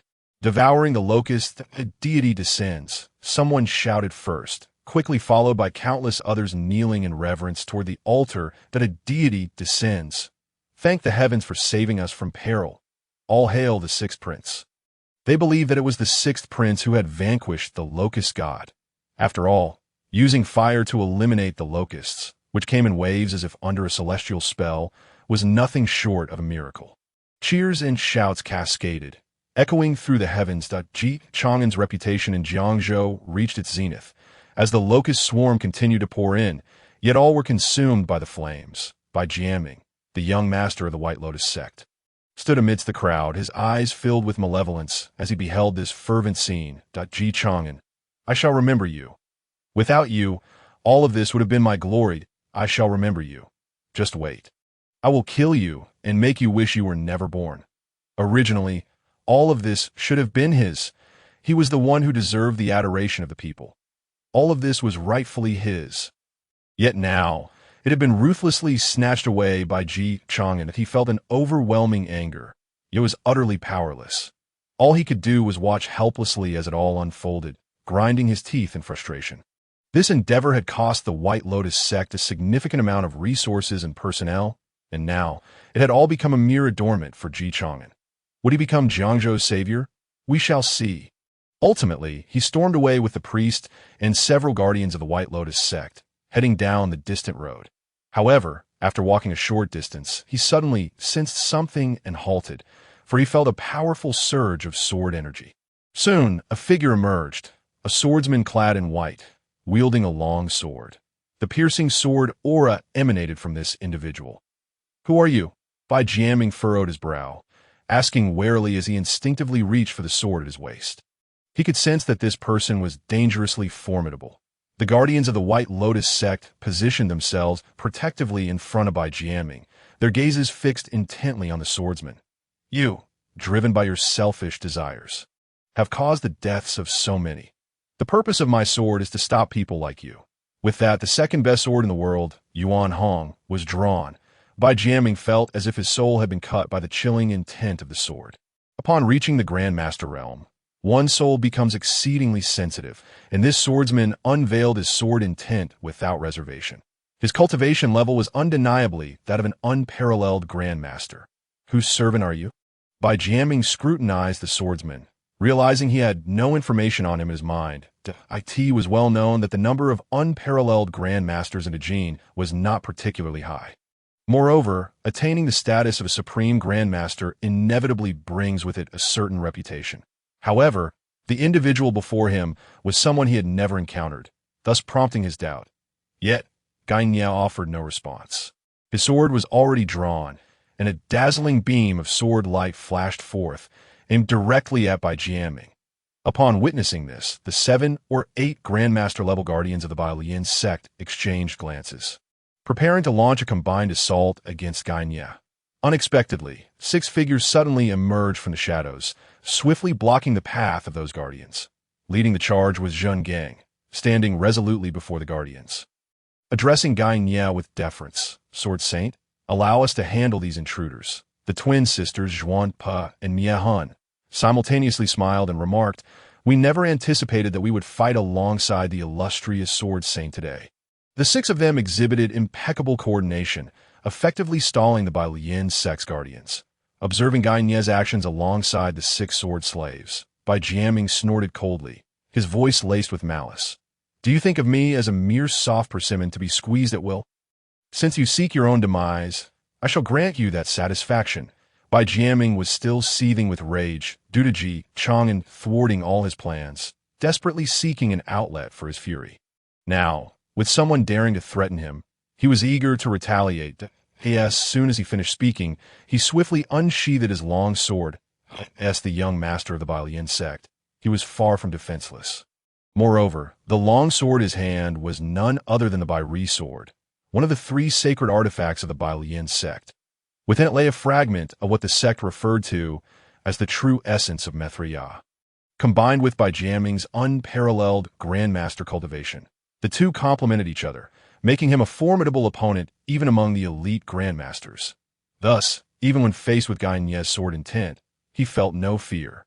Charging forward to meet it, a crisp ding echoed as their swords clashed, the sound resonating with an eerie chant of Buddhist scripture under the influence of the Brilliance sword's sacred aura. For an ordinary individual, even a supreme Grandmaster would likely be affected by such a sound if they did not counter it with true intent. However, Gagne appeared entirely unperturbed, his inherent sword intent, coupled with the calming effects of the Gurana technique, was sufficient to withstand such dark sorcery. How is this possible? Why are you unaffected? Jiaming's swordsmanship, of course, could not rival that of Gagne. When the incantation of the Brilliance sword failed to take effect, his eyes widened in disbelief that he had previously utilized the true essence contained within the Brilliance sword to vanquish many supreme Grandmasters. Even the strongest among them found it difficult to remain entirely unscathed in the face of such techniques. Once the technique faltered, Jiaming's swordplay was utterly powerless before Gagne, quickly falling into a disadvantage. Each swing of his sword was fraught with peril, his life hanging by a thread. "Young master, flee!" cried one of the priests of the Brilliance sect. Witnessing the dire situation, in a panic, he hurled a vial, for which a torrent of green, toxic mist erupted.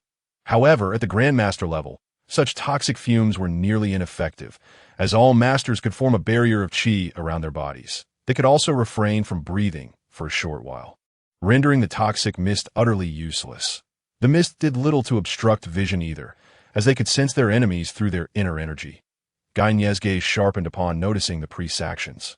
In an instant, a fierce sword aura sliced forth, and with a puff, the priest found himself severed in two. Jiaming seized the opportunity, fully unleashing the power of the Brilliance sword, the chanting growing louder as it drained the sword of all its true essence. He understood that if he did not resort to his trump card, he would likely perish here today. Thus, even though using the Brilliance sword in such a manner would render it a mere common weapon, he had no other choice. Gagne, witnessing this, struck out with his sword, Yuan Hong cutting through the air like a beam of golden light. Chang Hong Wan Ri, the pinnacle of sword intent and brilliance, instantly shattered the cacophony of Buddhist chants, cleaving Jiaming diagonally in two with an unstoppable force. Shortly thereafter, Jiaming's two severed heads fell to the ground with a thud. The Brilliance sword was likewise cleaved in two by Gagne's sword aura. In this moment, he had not merely lost his dignity, he had lost his very life. The guardians around him, though also Grandmasters, were no match for the seamless cooperation of the 6 sword slaves. Before long, they concluded the battle, retrieving the now powerless, bisected Brilliance sword. Subsequently, Zhang Gang and Wan Shun produced a black vial from their robes, pouring the green, corpse-dissolving liquid over the various remains. In the blink of an eye, these remains swiftly transformed into puddles of liquid, vanishing without a trace. "Sword Saint, we must report this matter to His Highness. We take our leave now." With that, the 6 sword slaves vanished into the shadows in an instant. Meanwhile, on another front, aside from the initial day of extermination, such efforts persisted for many days. After all, eradicating the locust plague would require time. Countless locusts continued to be drawn in daily, only to be reduced to ashes. Thus, after roughly 5 or 6 days, across the entire Jiangzhou, even lighting incense and candles attracted only a scant few locusts. This situation essentially indicated that the locust plague had dissipated. The people of Jiangzhou had triumphed over the disaster. Consequently, on this day, the citizens of Jiangzhou adorned their homes in celebration of the locust retreat. Chang'an's reputation soared to its zenith, with many households enshrining his longevity tablet. This day was commemorated by the people as the Locust Extermination Festival, a day marked by the lighting of flames and various incense offerings. Meanwhile, Chang'an prepared to return to the capital. However, prior to his departure, there were still some matters left unresolved. Specifically, the officials of various ranks imprisoned within the dungeons of Jiangzhou, whom he had nearly forgotten amidst his busy schedule. From the Su family to the Changyuan Merchants Association, Chang'an had acquired sufficient leverage to bring about the demise of the entire Jiangzhou faction. There was no need to escort them back to the capital. Resolving the matter here was far more convenient, sparing the expenses of travel. The Jiangzhou dungeon was suffused with a dark, damp atmosphere that permeated every inch of the air. Surrounding it were guards from the Zhenwu division, making the prison as secure as a fortress. Those once powerful figures in Jiangzhou now found themselves in abject misery, curled up like lost dogs in their respective cells. Long confined to this cramped space, deprived of proper nourishment, they had been reduced to mere shadows of their former selves, gaunt and disheveled, with hair matted against their faces. Yet, Li Yaozu gritted his teeth. Enduring the ordeal to him, his own demise mattered little. What weighed heavily on his mind was the rise and fall of his family. Moreover, without their support, the 6th prince, despite his title as an imperial envoy, would find it exceedingly difficult to govern effectively. The issues of insufficient grain and the locust plague loomed large. Even if he managed to govern smoothly, it would take considerable time for the 6th prince to address these two pressing matters. In the end, he would still require the assistance of local power players like them. Yaozu, it is time to make your move. Just as he closed his eyes to ponder, a commotion shattered the silence of the cell. He looked up to see soldiers from the Zhenwu division holding documents, seemingly marking names with great scrutiny. Moments later, the door to his cell creaked open with a rough sound. 2 burly guards from the Zhenwu division seized him as if he were a mere chicken, dragging him from the ground. What do you want? Are you going to release me? Is it that the food supply has run low and you want us to find a solution? We have connections with the grain merchants in Jiangzhou. We can approach them for assistance. I must see His Highness the 6th Prince. I have a way to resolve everything. Li Yaozu, held by the two, felt a flicker of hope ignite in his eyes as he struggled and called out anxiously. The guards, upon hearing his words, displayed expressions of disdain, unable to contain themselves. What nonsense are you spouting? The 6th Prince has already resolved the grain crisis. The food in Jiangzhou is now cheaper than before. Hearing this, Li Yaozu's eyes widened in disbelief, as if he had heard an absurd tale, and he exclaimed, "What about the locust plague? What about the locust plague? The locust plague." The 6th Prince wielded his celestial powers, capturing all the locusts in one fell swoop. At that moment, a member of the Zhenwu Guard remarked. Hearing this news, Li Yaozu felt utterly drained. Collapsing to the ground, he allowed the 2 Zhenwu guards to drag him away. Oblivious to the numerous wounds his body sustained from scraping against the ground, muttering to himself, "Impossible, impossible. How could this be?" Another Zhenwu guard whispered, "What are you telling him this for?" Indeed, he was on the brink of death. Why waste words? At this point, Li Yaozu could not absorb any sound around him. His mind was overwhelmed with these revelations, unable to process them. But if the 6th Prince had indeed resolved everything, what purpose did they serve? Where were they taking him? Soon, his confusion found its answer. He was dragged to the platform at Kaishiku. This place was all too familiar to him. In the past, he had stood countless times on the execution platform, watching as criminals were beheaded. Now, the wheel of fortune had turned, and he found himself in a similar predicament. In this moment, he noticed that not only the officials were kneeling at Kaishiku, but also his own wife and children. Along with the steward, "Master, Father, save me, Father." Upon seeing Li Yaozu arrive, his family cried out loudly, pleading for his help. These were all chosen by Ji Chang'an, Li Yaozu's most important relatives, for a family must remain intact. As for the execution, it could only be deemed a waste. Yet hearing these words, Li Yaozu's heart was in turmoil. But in his current state, how could he possess any capability to save them? He could only lift his head and gaze at Ji Chang'an atop the execution platform, tears streaming down his face as he shouted, "Sixth Prince, do not bring disaster upon my family. They are entirely unaware of these matters. One man sins. One man bears the consequences. This crime is mine alone. Let your highness deal with me as you see fit. But they are innocent. I implore you to spare them." This moment, Li Yaozu was on the verge of collapse. Meanwhile, the crowd surrounding Kaishiku was already filled with onlookers. Among the throngs, there was not a hint of sympathy. Instead, jeers and curses echoed through the air. Rotten eggs and vegetable leaves rained down upon Li Yaozu. Ji Chang'an, standing high above, surveyed the scene below, listening to Li Yaozu's words, and replied, "Innocent? What are the innocent people of Jiangzhou? You, with your corruption and your high position, did your family not partake in these benefits? Did they not enjoy the wealth you amassed through your graft? Did you not use your power to aid your family?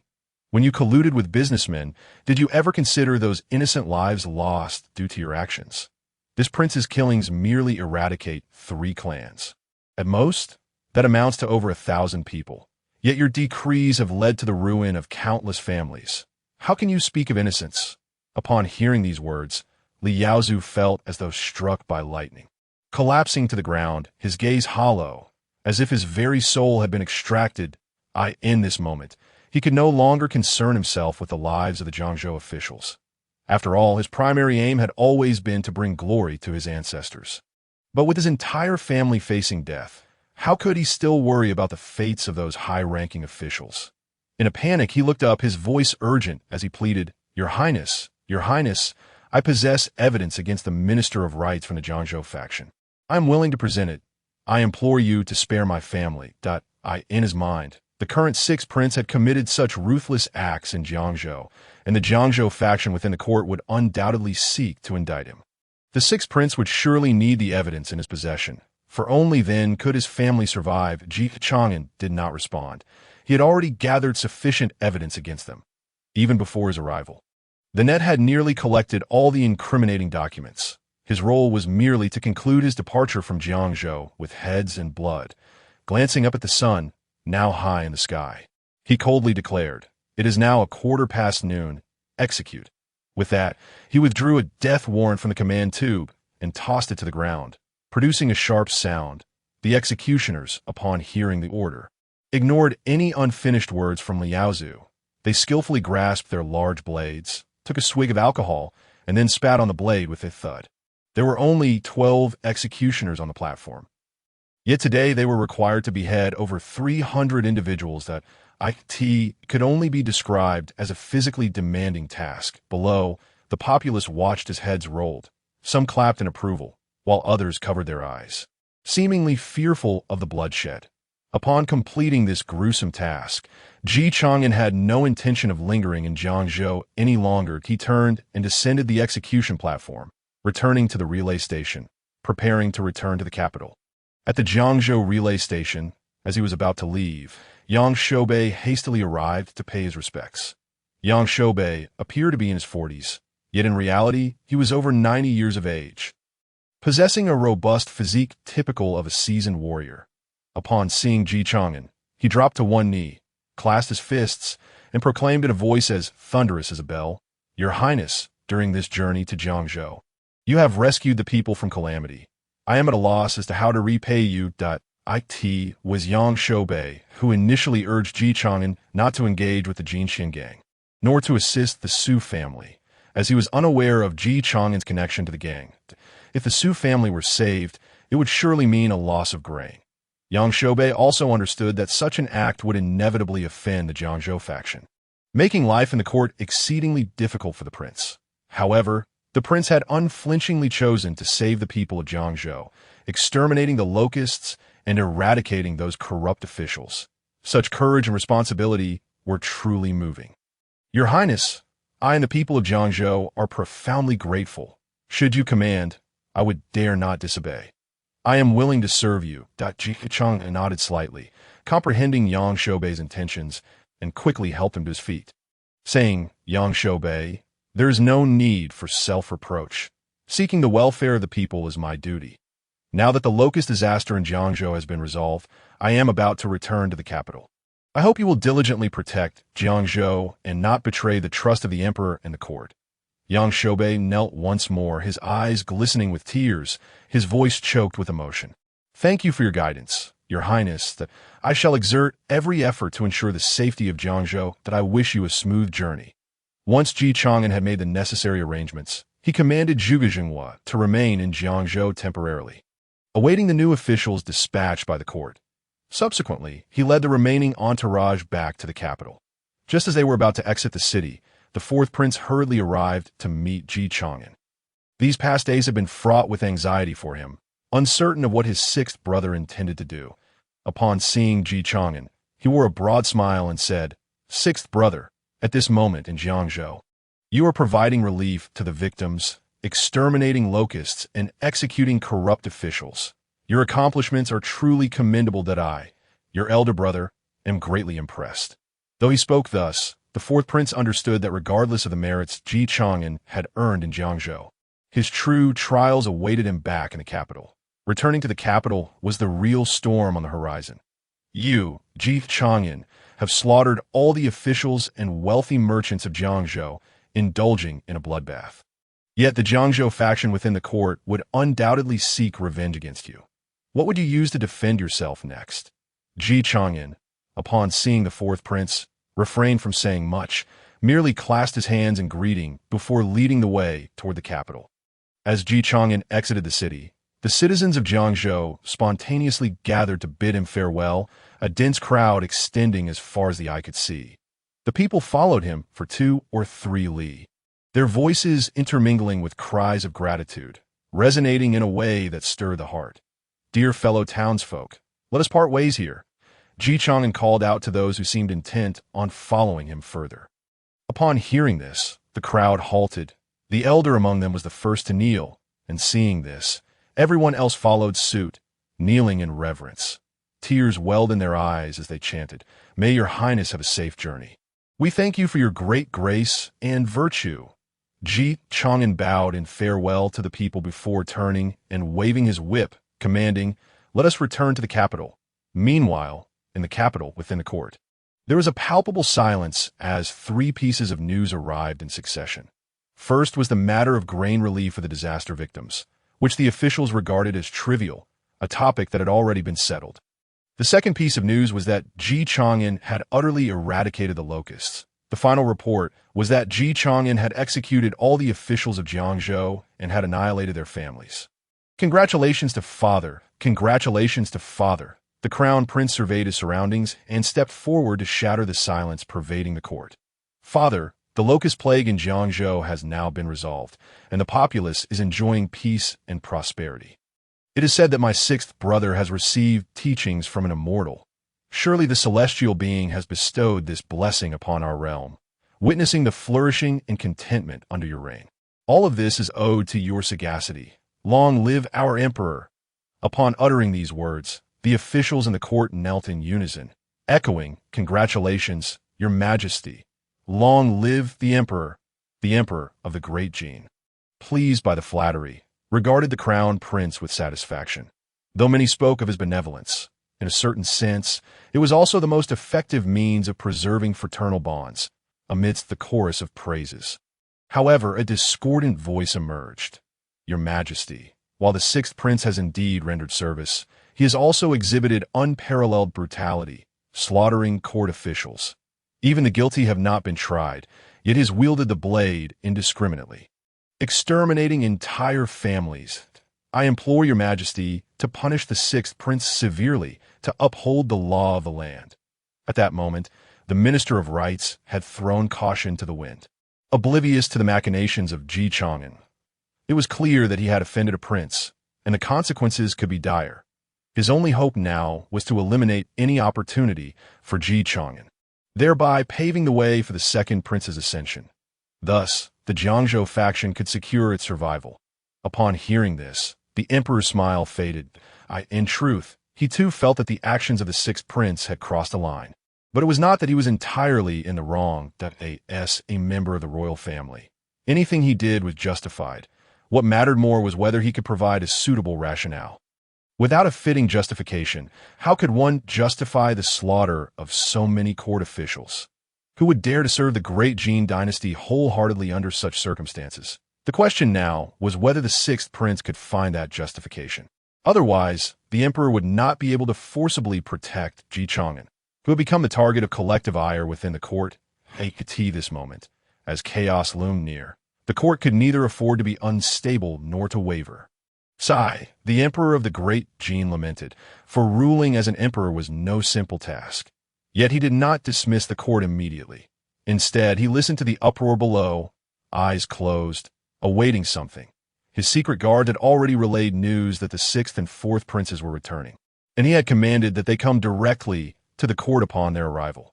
While he pondered this, a high-pitched and elongated voice from outside the hall announced, "Your Majesty, the fourth prince and the sixth prince have returned to the capital and are awaiting outside." "Summon them," the emperor of the great Jin replied softly. Upon hearing this, Eunuchai immediately raised his voice, calling out, "By the emperor's decree, summon the two princes to the hall." Eunuchai's sharp and elongated voice instantly drew the attention of all the officials present. Particularly that of Chang'an and the fourth prince strode forward, bowing respectfully before their father, the emperor of the great Jin, that we report to father. May your majesty enjoy boundless blessings. Your son has fulfilled his duty, and the locust plague in Jiangzhou has been resolved. The emperor of the great Jin nodded slightly, displaying neither joy nor anger, rendering his sentiments inscrutable. His gaze then settled on Chang'an, and he spoke in a deep tone.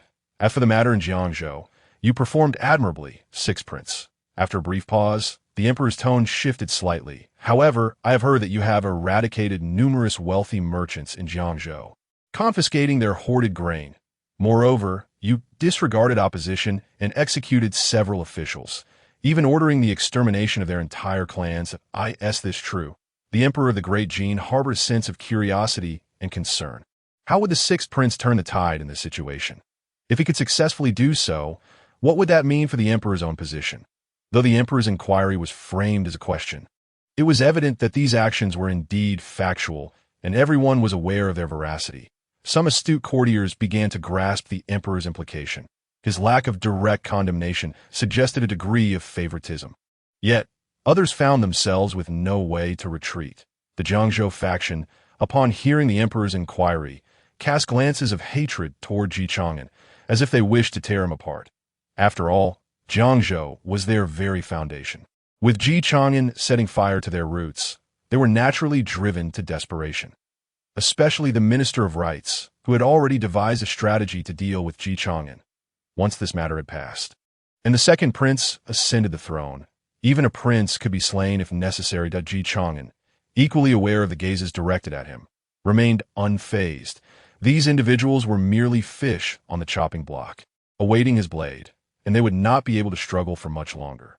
Calmly stepping forward, he clasped his hands and raised them high, proclaiming, "Father, this is indeed the truth that my actions were solely to secure the stability of the realm and ensure the peace of the people." Upon hearing this, the Minister of Rights erupted in fury, his face flushed and veins bulging, and he immediately interjected, "Your Majesty, this is clearly the sixth prince's pretext. He has slaughtered lives without the scrutiny of the Ministry of Justice, thus trampling upon the laws of our great Jin. Such disregard for life is utterly appalling, and the law cannot condone it." Other officials from Jiangzhou also knelt and voiced their objections. The Minister of Justice's brow furrowed deeply, and he attempted to mediate, stating, "Though it is true, the sixth prince acts under imperial mandate. If those officials truly impeded the relief efforts in Jiangzhou during a critical moment, by law, he may not require the Ministry of Justice's intervention." Now, as the Jiangzhou faction clashed with the sixth prince, he had discerned the emperor's initial sentiment from the very first words spoken and wished to avoid entanglement, striving to distance himself from the fray. Chang'an, observing the questioning from the officials, mentally noted each individual who had spoken out. Both the Ministry of Revenue and the Ministry of Rights seemed closely aligned with the second prince, indicating they belonged to the same faction. However, the officials from the Ministry of Revenue remained silent, perhaps because the second prince had been confined and issued no orders, or perhaps they felt that the Minister of Rights and the Jiangzhou faction had already provided sufficient grounds for their own culpability. With these thoughts in mind, Chang'an leisurely turned to the Minister of Rights, smiling as he said, "Firstly, the wealthy merchants of Jiangzhou were eliminated by martial forces, and I have no connection to that. Moreover, I report to Father that these wealthy merchants colluded with the White Lotus sect, and the locust plague was indeed instigated by them. Their hoarding of grain was merely a means to win the people's hearts and subvert the great Jin dynasty. As for the Su family, their collusion with the demonic sect renders them not merely ordinary merchants, but rather part of the martial factions. How could our imperial army possibly shelter them? This is merely a conflict of the martial world. The White Lotus sect? Could it be that this locust plague was truly orchestrated by them? Is it possible that the Longyuan Chamber of Commerce has colluded with the White Lotus sect?" The assembly murmured, uncertain, but if the sixth prince claims such, he must possess evidence that it is no wonder that this locust plague has appeared so suspiciously. One would not expect the White Lotus sect to be behind it. As Chang'an's words echoed, the court erupted into discussions, while the Emperor of the Great Jin furrowed his brow. The Minister of Rights, upon hearing Chang'an's rebuttal, hesitated momentarily, then recollected himself and quickly countered. "Your Majesty, the sixth prince's assertions are nothing but baseless claims." Chang'an, perceiving the Minister of Right's futile attempts at argument, smiled faintly. This was indeed the truth. How could he lack evidence? Who claims this is without foundation? I report to Father that we have captured numerous adherents of the White Lotus sect. Furthermore, we discovered evidence of their collusion with the demonic sect within the Su family's residence.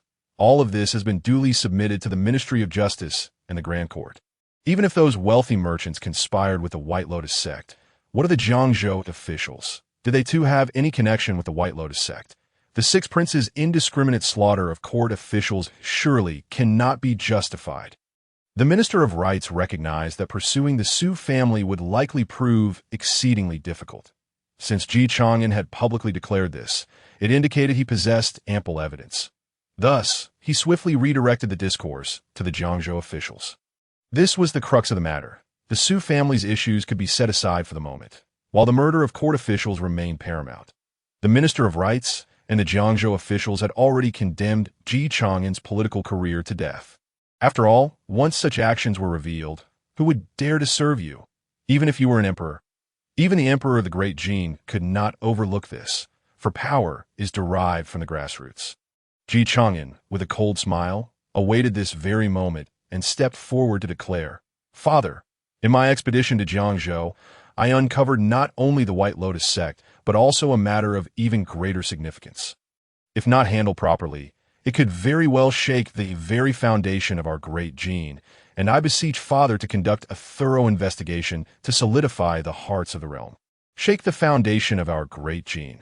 The members of the court were struck with trepidation upon hearing these words.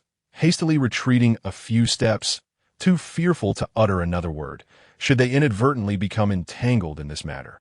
It would not only cost them their lives, but also endanger their entire families. The Emperor of Dejin squinted, revealing no other emotions, yet his curiosity had been piqued as he inquired, "What is the matter? Why would it shake the very foundations of our Dejin?" In a composed manner, Chang'an produced a folded document from his bosom and presented it. He had awaited this moment. "I report to your Majesty. Our Dejin is not like the other 6 states. The establishment of the imperial examination is the cornerstone of our nation. That it is through this that we select talents from the countryside. With military examinations conducted by the Ministry of War and literary examinations managed by the Ministry of Rights. This is the bedrock of our superiority over the 6 states.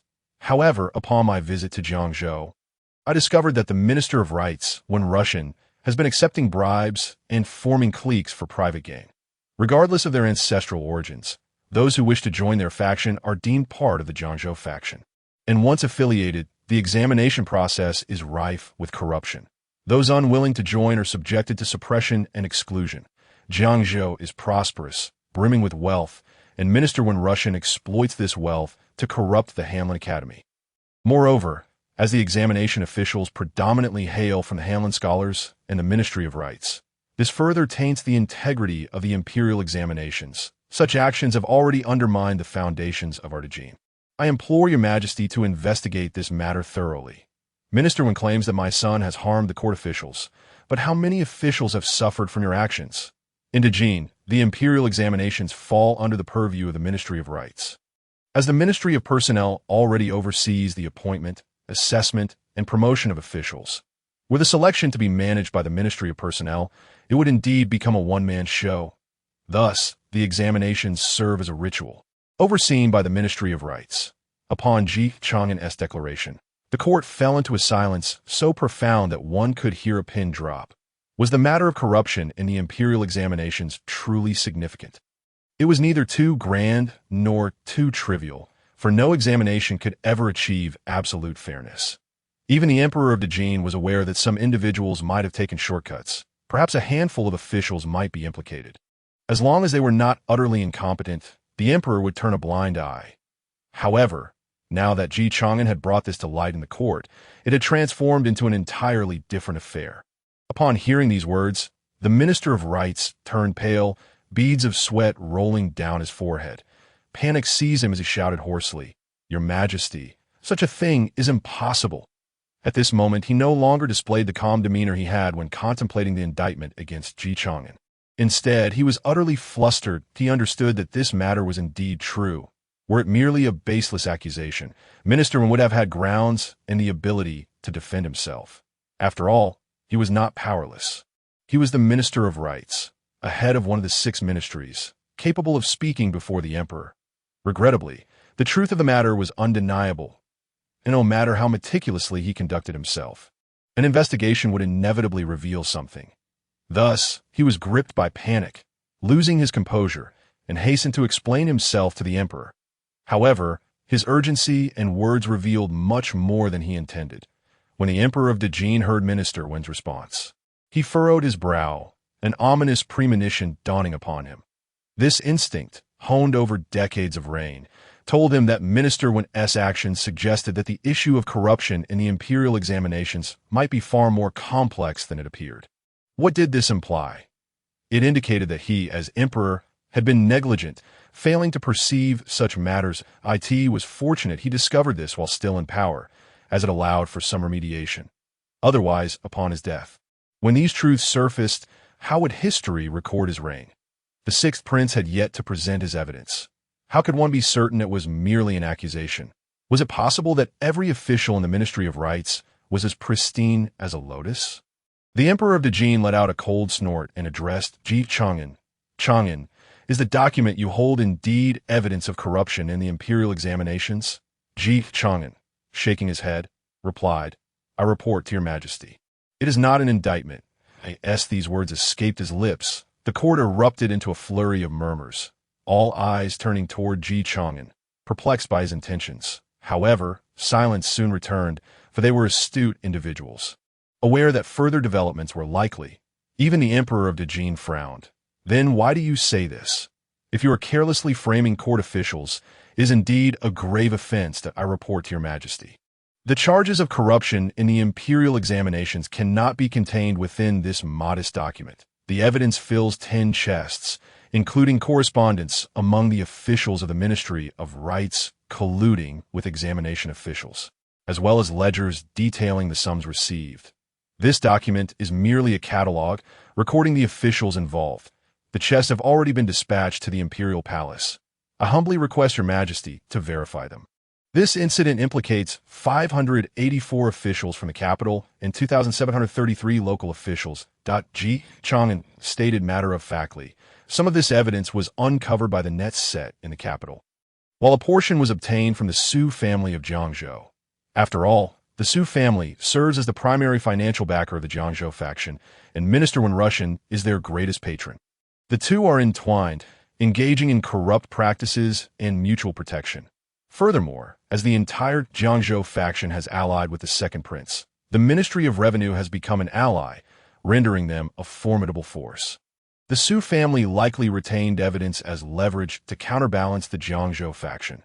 For as mere commoners, they require such leverage to engage with officials. Thus, nearly everything has fallen into Ji Chang'an's hands. Upon hearing Ji Chang'an's words, the Emperor of the Jin could no longer contain himself. Initially, he had thought that the impact of the Minister of Rites on the examinations affected only a handful of individuals. However, the scale of Ji Chang'an's revelations left him astounded. This number represented nearly 1/8 of the capital's officials and 1/15 of the local officials.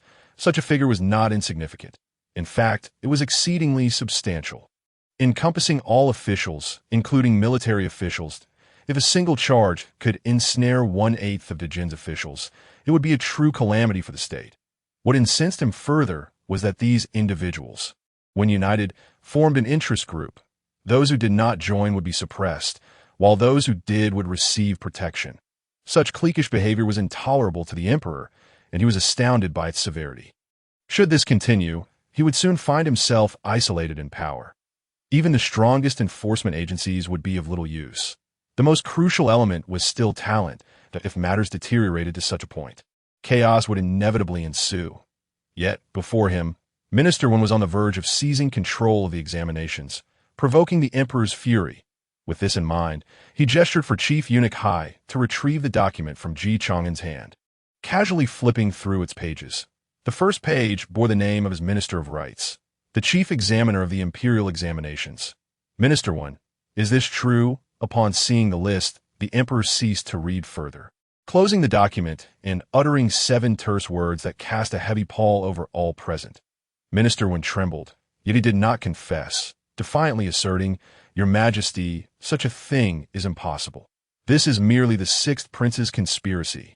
He claimed, "I have heard that the 6th Prince once received treasures from a wealthy merchant in Jiangzhou. If we are to speak of bribery, does the 6th Prince have no part in it?" In that moment, Minister Wen resolved to divert the attention of the assembly. Regardless of whether he admitted to the charges, the validity of Ji Chang'an's evidence would ultimately determine the outcome. Without conclusive proof, he would not surrender easily. "Your Majesty, I have indeed accepted various treasures from that wealthy merchant in Jiangzhou, amounting to 200,000 taels of silver," Ji Chang'an continued, observing the reactions around him before adding. "And with this 200,000 taels, I procured 400,000 jin of rice, all to aid the common people. However, as an imperial envoy, it was indeed inappropriate for me to accept these funds. I request your Majesty to impose punishment 0.1 tael of silver for 2 jin of rice. What kind of price is this?" It seemed evident that the wealthy merchant from Jiangzhou deserved punishment for allowing matters to reach such a state. Indeed, even the prince had to purchase grain at such a rate. How could the common people survive? As soon as these words were uttered, the court was thrown into a state of shock. They had initially anticipated that the price increase would amount to no more than 50%, at most doubling or tripling. Such profits seemed sufficiently substantial. However, the audacity of the Su family to escalate prices 100-fold was truly beyond comprehension. In times of national crisis, such financial windfalls were not something that even these officials dared to pursue. With the accumulation of such vast wealth, one couldn't help but wonder what their true intentions were.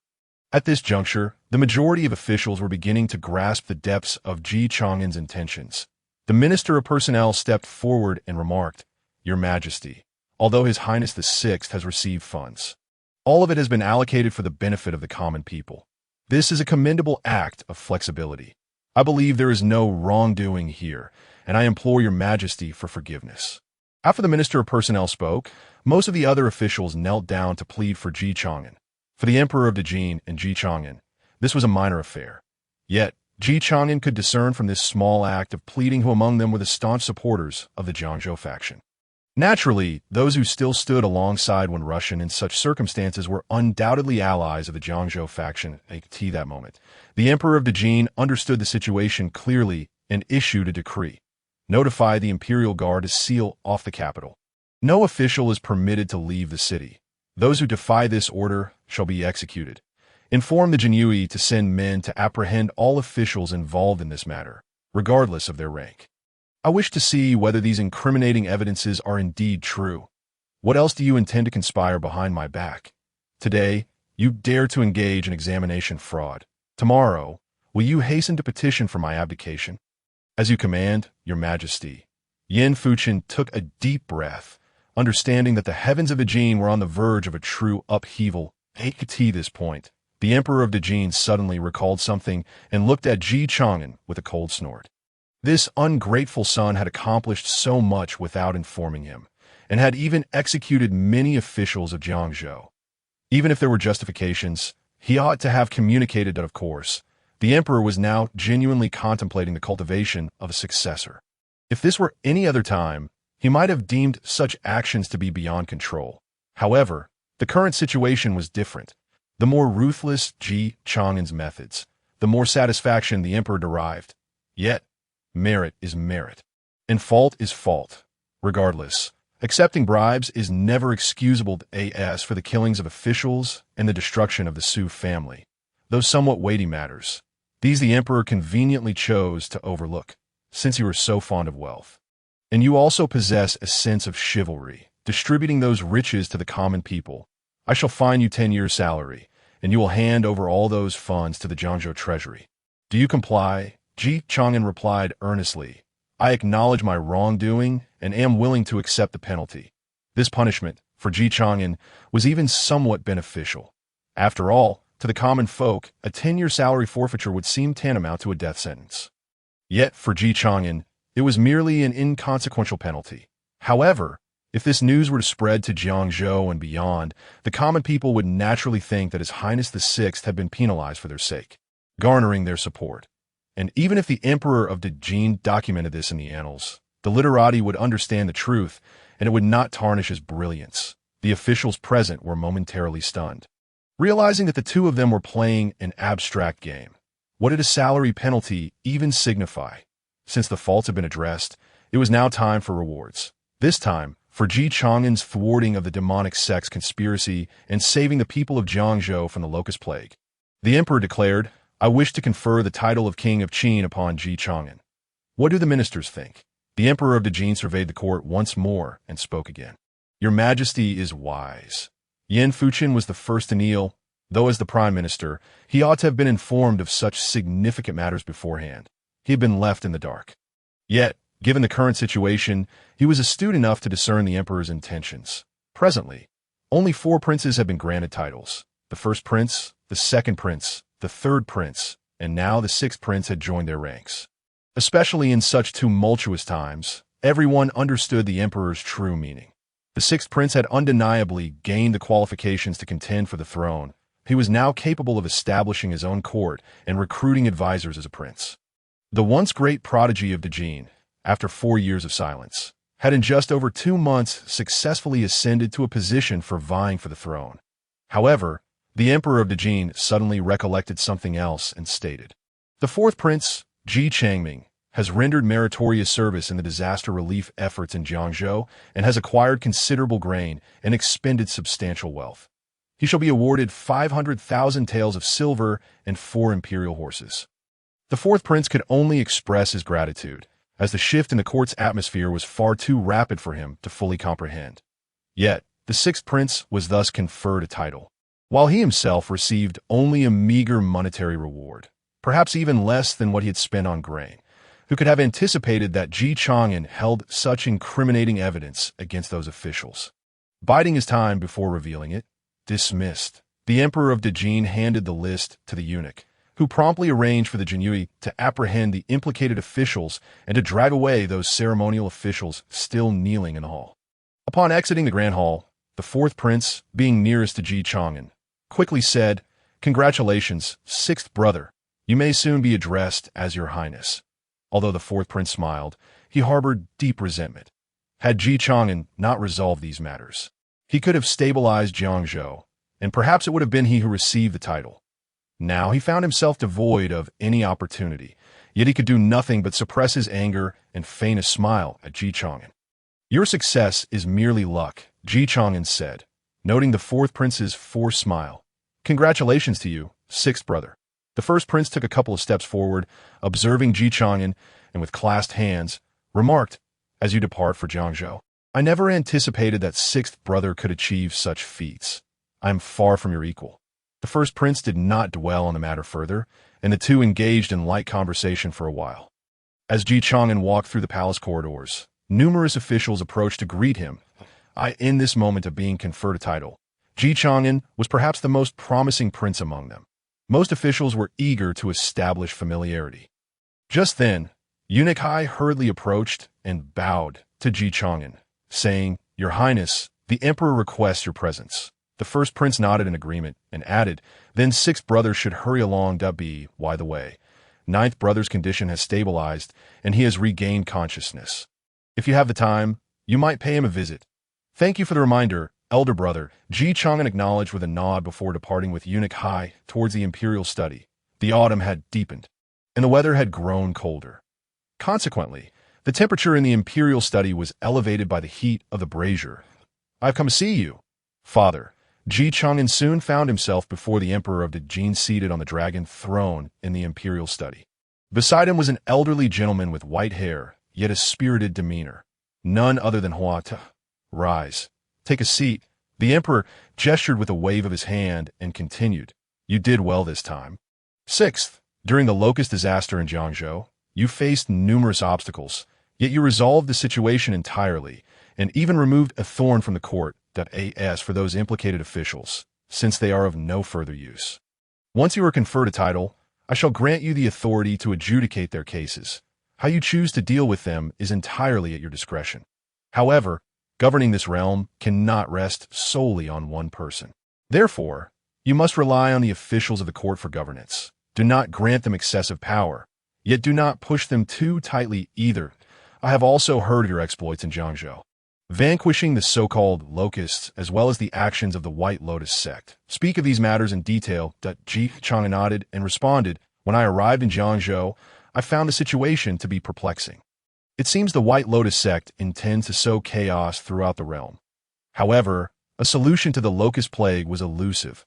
Unexpectedly, several chivalrous individuals approached, claiming to be Confucians who had long pursued the White Lotus sect.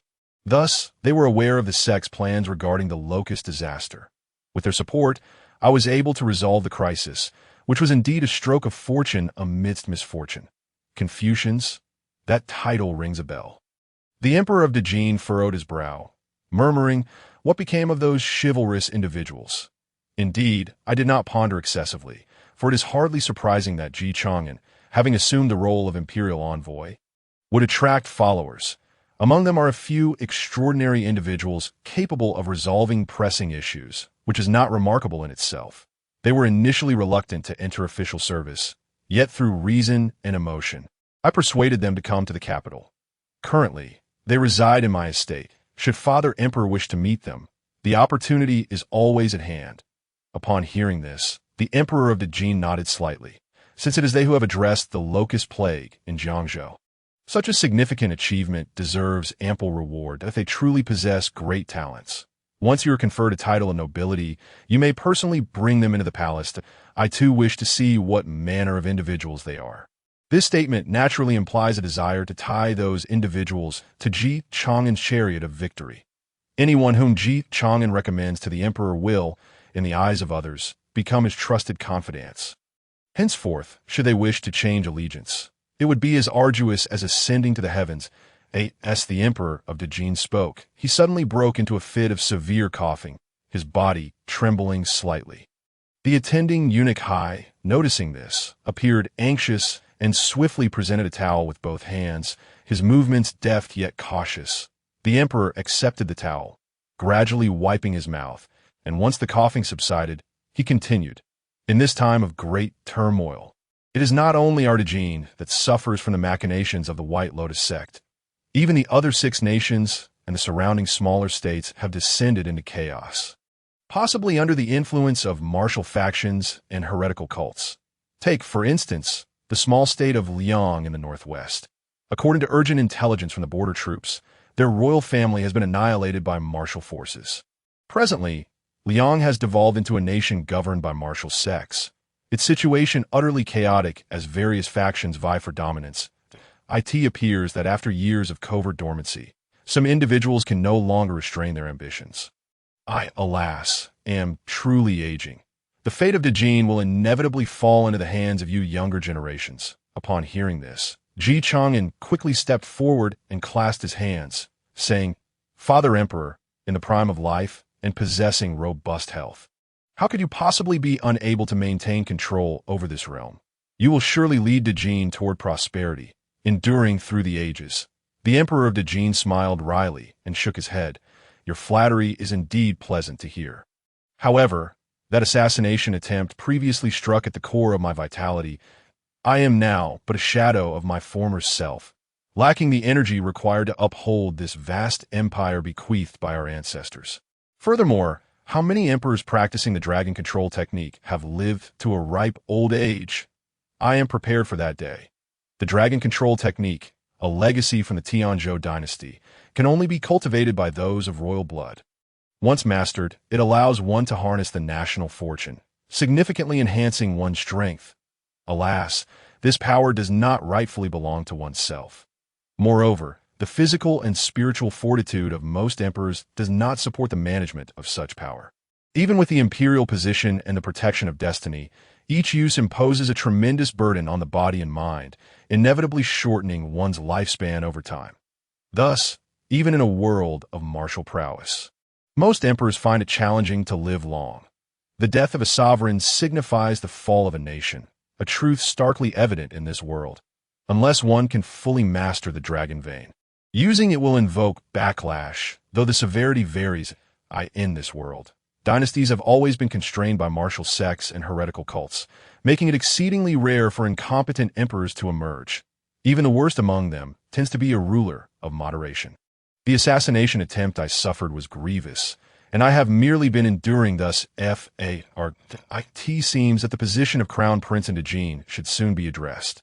Your elder brother is weak. You must encourage him. Having said this, the Emperor of Dejin noticed Ji Chang'an seemed inclined to speak, and interrupted. I am somewhat fatigued. You should prepare the matters concerning your title. You have been away from the court for far too long. Although you have achieved merit, the court officials remain unconvinced. Moreover, your influence is not yet sufficiently robust. Once you are conferred a title and establish your office, you may recruit forces from various regions to strengthen your position.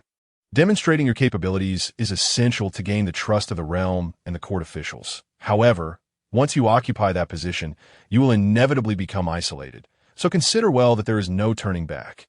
But do not rush. I still have some time left to shield you from storms for a while longer. Ji Chang'an nodded in acknowledgement, feeling a twinge of emotion at the earnest words of the Emperor of Dejin. Having lived here for nearly 2 decades, the Emperor had always been responsive to his requests, showing great care. However, with Hua Tuo by his side, even if healing proves elusive, it may suffice to stabilize his condition. Perhaps in due time, a more potent elixir may be discovered. Contemplating this, Ji Chang'an respectfully performed a bow, saying, May Father Emperor preserve your health. Your son takes his leave. Ji Chang'an departed. The Emperor of Dejin was once again seized by a fit of coughing. This time more severe, almost leaving him breathless. Eunuch Hai, his face etched with anxiety, hurriedly brought forth the medicinal concoction Hua Tuo had previously prepared. Divine Healer Hua, might I trouble you to examine His Majesty's pulse once more? Hua Tuo's expression grew grave as he swiftly approached. Extending his hand, he gently placed his fingers upon the wrist of the Emperor, closing his eyes in concentration, carefully assessing the pulse. Your Majesty's heart is gravely injured, and your spirit is exceedingly weary. If you refrain from overexertion, do not strain your body, and take your medicine regularly. Within 5 to 6 years, there should be no danger to your life. 5 to 6 years? Eunuch Hai exclaimed, his eyes widening in shock. He hastily replied, Divine Healer Hua, please consider alternative remedies. We must save His Majesty at all costs. However, before he could finish, the Emperor of Dejin raised his hand to interrupt. It matters not. 5 to 6 years is ample time. It remains to be seen if Lu can assemble a foundation worthy of a crown prince, capable of governing the realm within this period. The Emperor drank the medicinal concoction, pondering internally. Were his health to improve, he would not be so pressed. Yet, to become a crown prince, or even an emperor, is no mere autocracy, as it involves numerous vested interests. The eldest prince, were it not for the chaos. might have been a commendable choice. The second prince, though ruthless, lacks the true essence of a ruler, relying on underhanded tactics. Should he ascend, brotherly conflict would be inevitable. The third prince, while valiant, is ignorant of state affairs. A fierce warrior does not necessarily make a good king, rendering him a poor choice. Ji Chang'an's emergence presents a better option for the emperor of Dejin, naturally prompting him to pave the way for Liu, as this represents the best choice for Dejin. Upon exiting the imperial palace, Ji Chang'an returned to the Green Willow Villa. Initially intending to arrange tasks, he was unexpectedly met with a sudden system notification. Ding! Congratulations, host, for eliminating the Yin-Yang sect, earning 1 summoning of influence, 1 summoning of martial prowess, and 1 special summoning. The Yin-Yang sect? After a moment of reflection, Ji Chang'an recalled that it was one of the 3 sects of the Central Plains. It appears that the Xianming elders have also initiated their plans, having nearly assimilated the Lingxiao sect's power and begun to act against the 3 sections. Then let us proceed with the summoning. Ji Chang'an wasted no time and initiated the summoning. Ding! Special summoning in progress. Congratulations, host, for obtaining the item Peacock Feather. Peacock Feather? Ji Chang'an murmured softly, initially expecting to summon a figure, as recent summons had predominantly yielded characters. He did not anticipate acquiring an item. However, this item does not seem as trivial as it sounds. While Ji Chang'an can currently only recall the Peacock Feather and the Overlord Spear from the 7 weapons of the Ancient Dragon. The power of the Peacock Feather is not to be underestimated. It is a form of concealed weapon. Its might is formidable, capable of slaying over 300 martial experts in a single night, making it a true area of effect weapon. Extraction. With a thought, a glimmering golden cylinder appeared in Ji Chang'an's hand. It features 2 switches. Upon pressing them, the concealed weapon within the cylinder is launched. It is said that these weapons, when released, are as beautiful as the plumage of a peacock in full display, radiating brilliance, hence the name Peacock Feather. How curious, Ji Chang'an mused, slowly raising his arm to examine the Peacock Feather closely. With his current unparalleled mastery, he can sense the extreme danger emanating from this object. It appears to be sealed with an intense killing intent, a glaring aura of malice. Should it be unleashed, it could likely consume everything in its path. Zhao Gao, what do you make of this? Ji Chang'an placed the Peacock Feather upon the stone table before her and turned to gaze at Zhao Gao, who stood guard nearby. Zhao Gao had now transcended the realm of terrestrial immortals, gaining a deeper understanding of true intent. He stared at the Peacock Feather with a hint of astonishment, hastily cupping his hands in respect, leaning forward with utmost reverence, and remarked, "Your Highness, could this possibly be a type of hidden weapon? The murderous intent contained within it is likely something that even a terrestrial immortal would hesitate to confront directly. It is truly an exceptional instrument of death. Congratulations, Your Highness, on acquiring such a treasure. It is akin to adding wings to a tiger. However, it has yet to be practically employed. That I wonder how effective it might be. Perhaps we could find a moment to test it." Ji Chang'an nodded, recalling something. "Has Yanri broken through to the level of the Supreme Grandmaster?" "Yes, Your Highness. Yanri achieved that breakthrough 10 days ago. I have arranged for him to assist the 2 venerable Xianming in managing the affairs of the 3 sects in the Central Plains." Zhao Gao replied softly, bowing his head. "That is good to hear. With the black and white Xianjian of the Luo Network and Yanri having surpassed the Supreme Grandmaster level, we have much to consider." That Ji Chang'an seemed to ponder something as she turned to look at Jing Lian, who was busy collating most of the intelligence from the Luo Network. Yet she chose not to voice her thoughts. These trivial matters had indeed consumed her cultivation time, hindering her own breakthrough. Nevertheless, with Wei Qigong and the Xuanjiao army for her safety, alongside Zhao Gao, a terrestrial immortal, she felt less inclined to worry excessively. By the way, Your Highness, news has arrived from the Luo Network. The 2 venerable Xianming have destroyed the Yin-Yang sect, but it appears the other 2 sects have sensed danger. The Iron Blood sect has allied with the 5-Ring Heavy Island, while the Qingfeng sect seems to have some connection to the Tianji Pavilion. Furthermore, the 5-Ring Heavy Island has dispatched 2 Supreme Grandmasters to protect the Iron Blood sect, declaring to the martial world that anyone who dares to harm the Iron Blood sect would be considered their enemy. How does Your Highness wish to proceed? It is merely a matter of martial disputes. As long as the court remains uninvolved, it will suffice.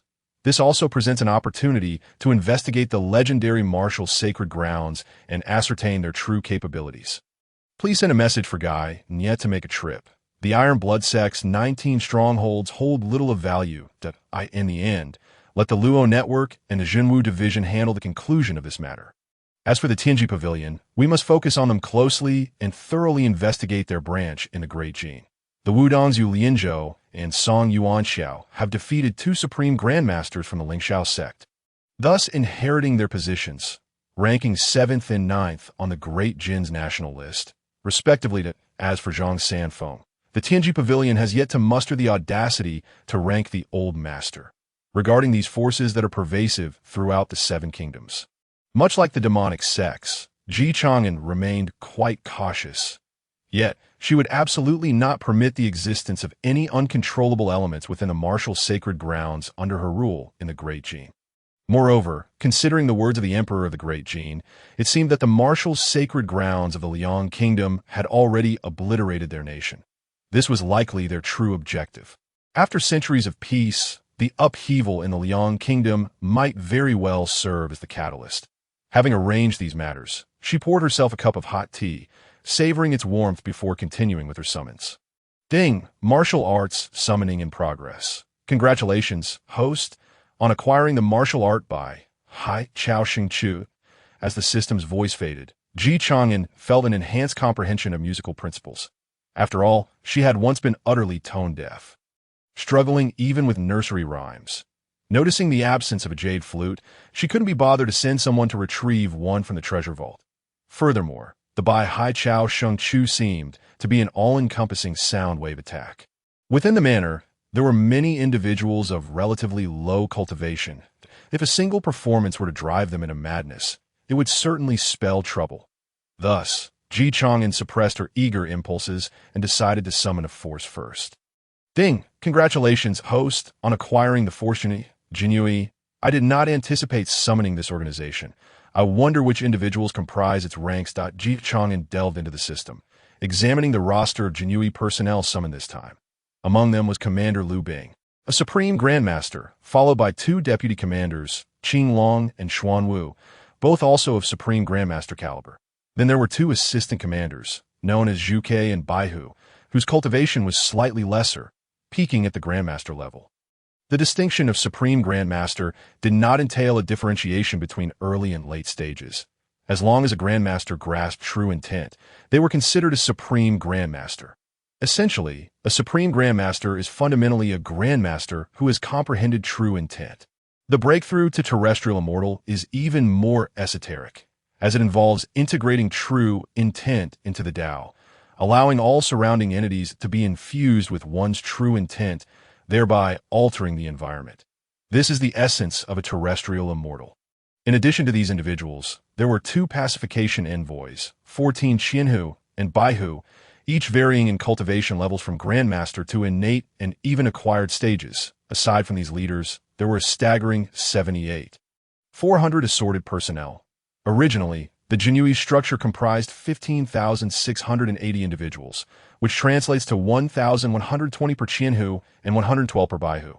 However, regrettably, Chang'an had summoned the Jinui from the Jiajing era, resulting in a slight increase in numbers. Each Qianhu's contingent had expanded approximately 5-fold, reaching around 5,600 individuals, still shy of surpassing 10,000. Thus, it remained a Qianhu, which posed no issue as for Commander Liu Bing, being the son of Jiajing's wet nurse. He had grown up alongside the Emperor and served as the 19th commander of the Jinui. Within the entire Jinui framework, he held the dual roles of 3 dukes and 3 orphans, making him the most powerful figure among the Jinui commanders. During the Jiajing reign, he was one of the few capable of contending with Yen Song's influence. Chang'an first summoned Liu Bing along with Qing Long, Baihu, and the other 2 members. Soon, 5 individuals donned in flying fish attire, wearing black caps, black boots, and adorned with embroidered spring sabers, appeared at Chang'an's side. Liu Bing, Qing Long, we pay our respects to your highness. In unison, the 5 bowed, adhering to the proper protocols befitting officials of a legitimate dynasty. Very well, Liu Bing, with the assistance of the Luo network, lay the groundwork for the Jinhui in the capital and across various provinces, prefectures, and counties, inspecting the officials. But there is no need to resort to violence for now. Once I am conferred a noble title, you shall serve as the retainers of the royal household and assist me in my endeavors. In the future, when I ascend to the throne, I will reorganize the Jinhui. This was not an unusual occurrence in the Great Jin. Whenever a new emperor ascended, the Jinhui, as the emperor's blade, would undergo a personnel change to replace them with a new emperor's trusted confidants. After all, it is customary for a new generation to replace the old. The position of the Jinhui necessitated the utmost trust from the emperor. Zhao Gao, prepare for the arrangements regarding my noble title. Having organized the actions of various factions, Chang'an instructed Zhao Gao to prepare for her ennoblement.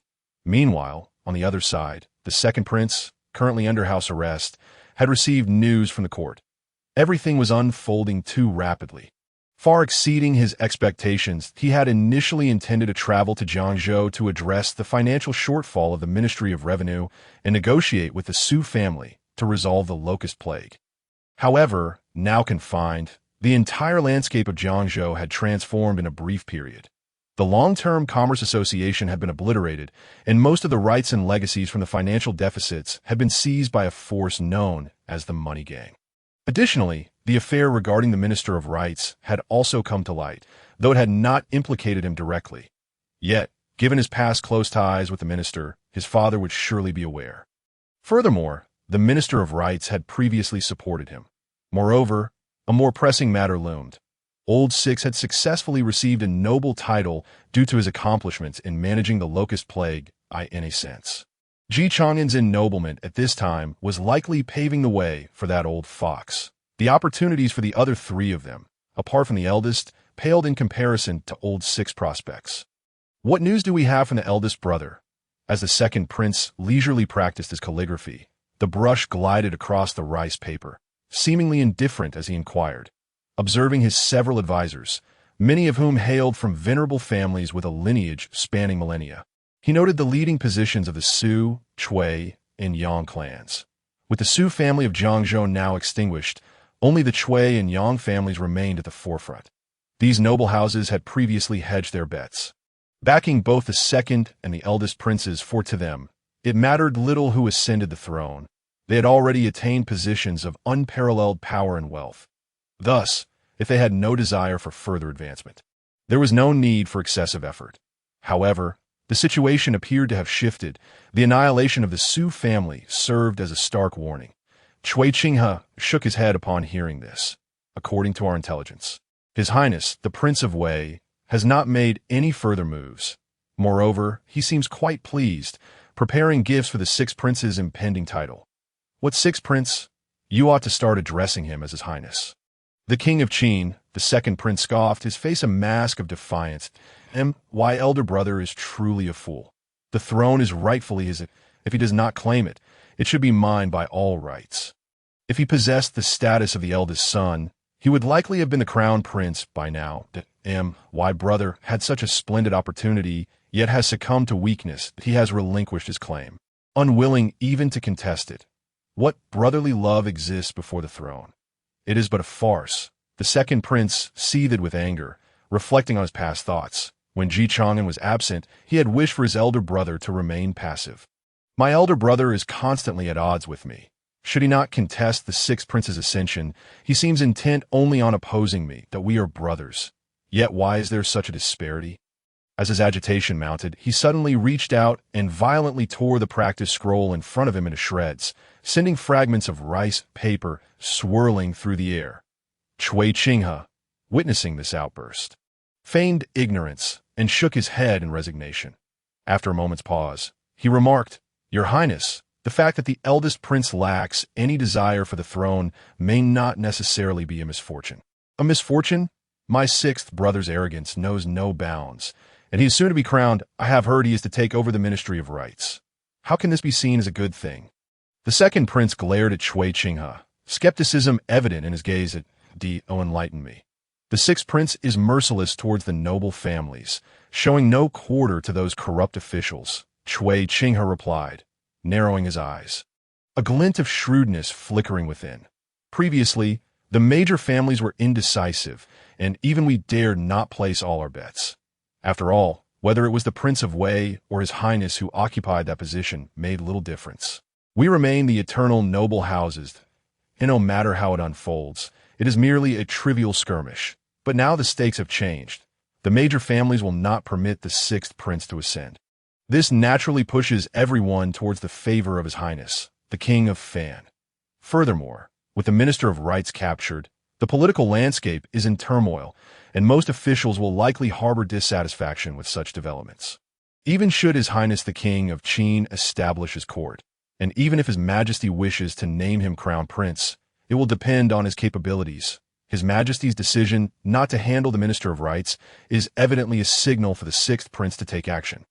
If he is too rigid, the court officials will fear repercussions for themselves.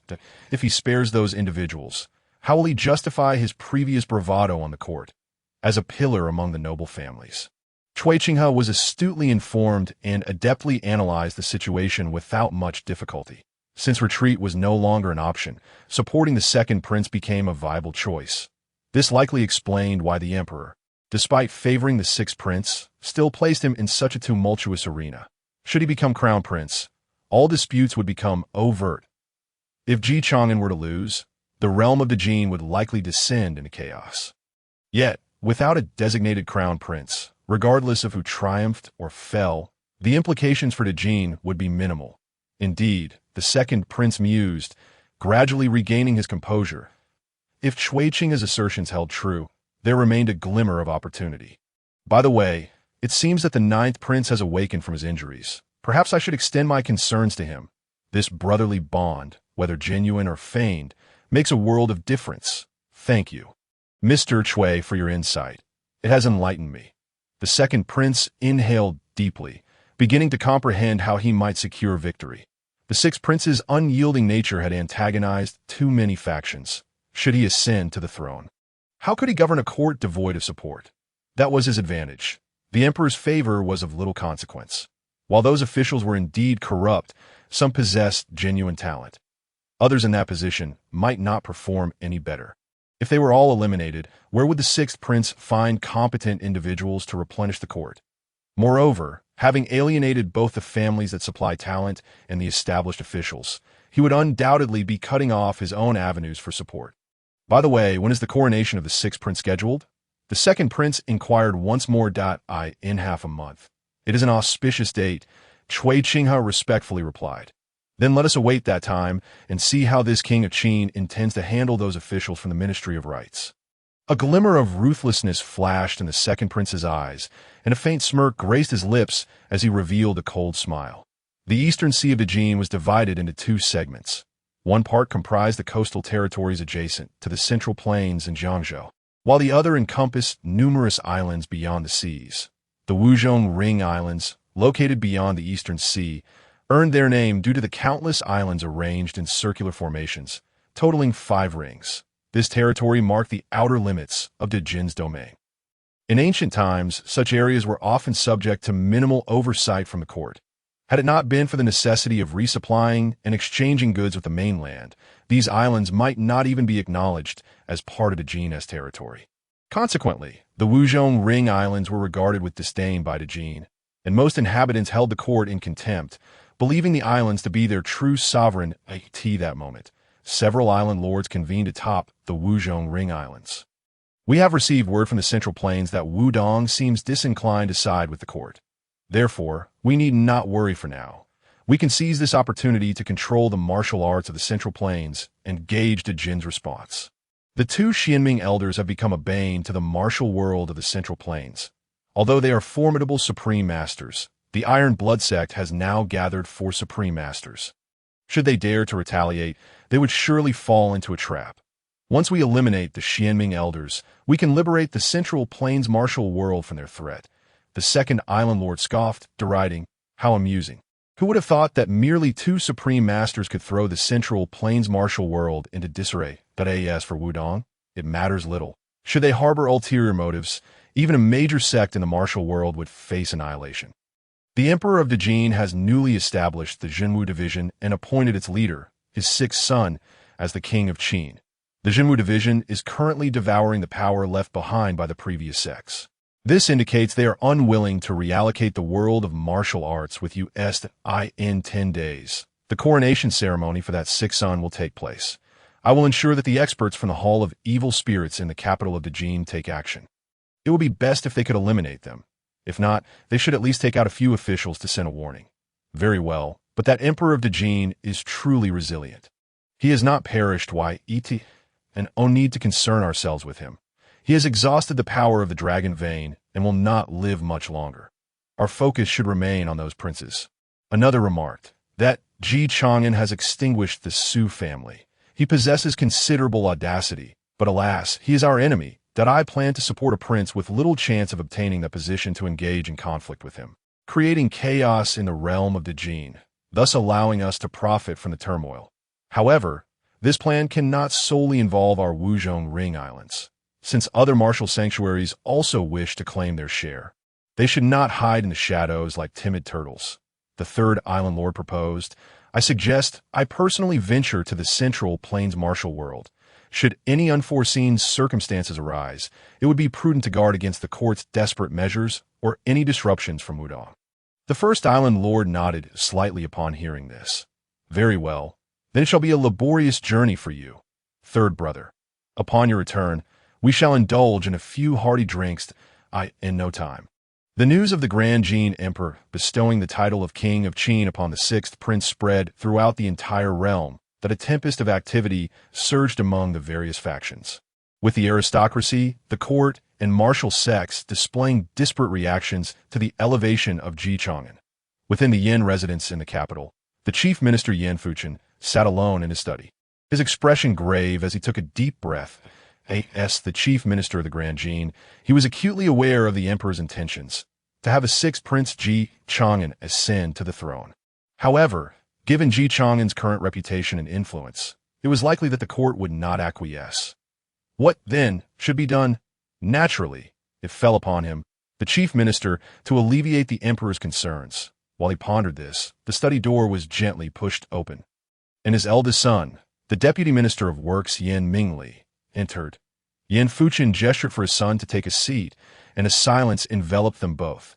After a prolonged pause, Yan Fuchen lifted his teacup and took a hearty gulp, breaking the silence with, Eldest, the sixth prince still has no legitimate wife, that I intend to petition the emperor to grant marriage to Ji Shi, making her the future Qin Wangfei. Yan Mingli was momentarily taken aback by his father's words, recovering only after a while, and expressed his concerns. Father, while the sixth prince is indeed favored by his majesty, the other aristocratic families bear him no allegiance and have subtly begun to unite against him. These families have sought us out multiple times, and even if our Yin family remains a passive observer in this struggle for succession, whichever prince ultimately ascends, they will not pose a threat to us. Although the sixth prince is exceptionally astute, marrying my younger sister to him at this juncture would signify our family's clear allegiance to it is a perilous gamble.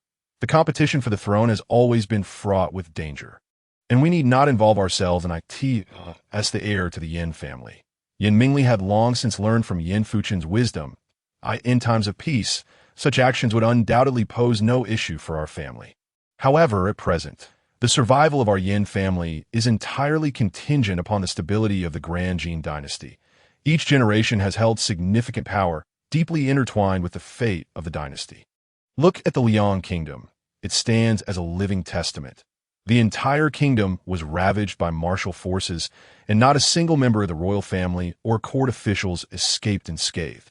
Unlike the Chui and Yang families, who are martial clans with numerous skilled fighters, our Yin family lacks such depth in martial prowess. Should the world succumb to the dominion of sects, devoid of legal constraints, the wealth we possess would inevitably invite covetous eyes, making survival exceedingly challenging. The Chui and Yang families, supporting the second prince, are not without their own designs, though the second prince possesses a modicum of cunning. Can he truly suppress the Chui and Yang families in this chaotic time?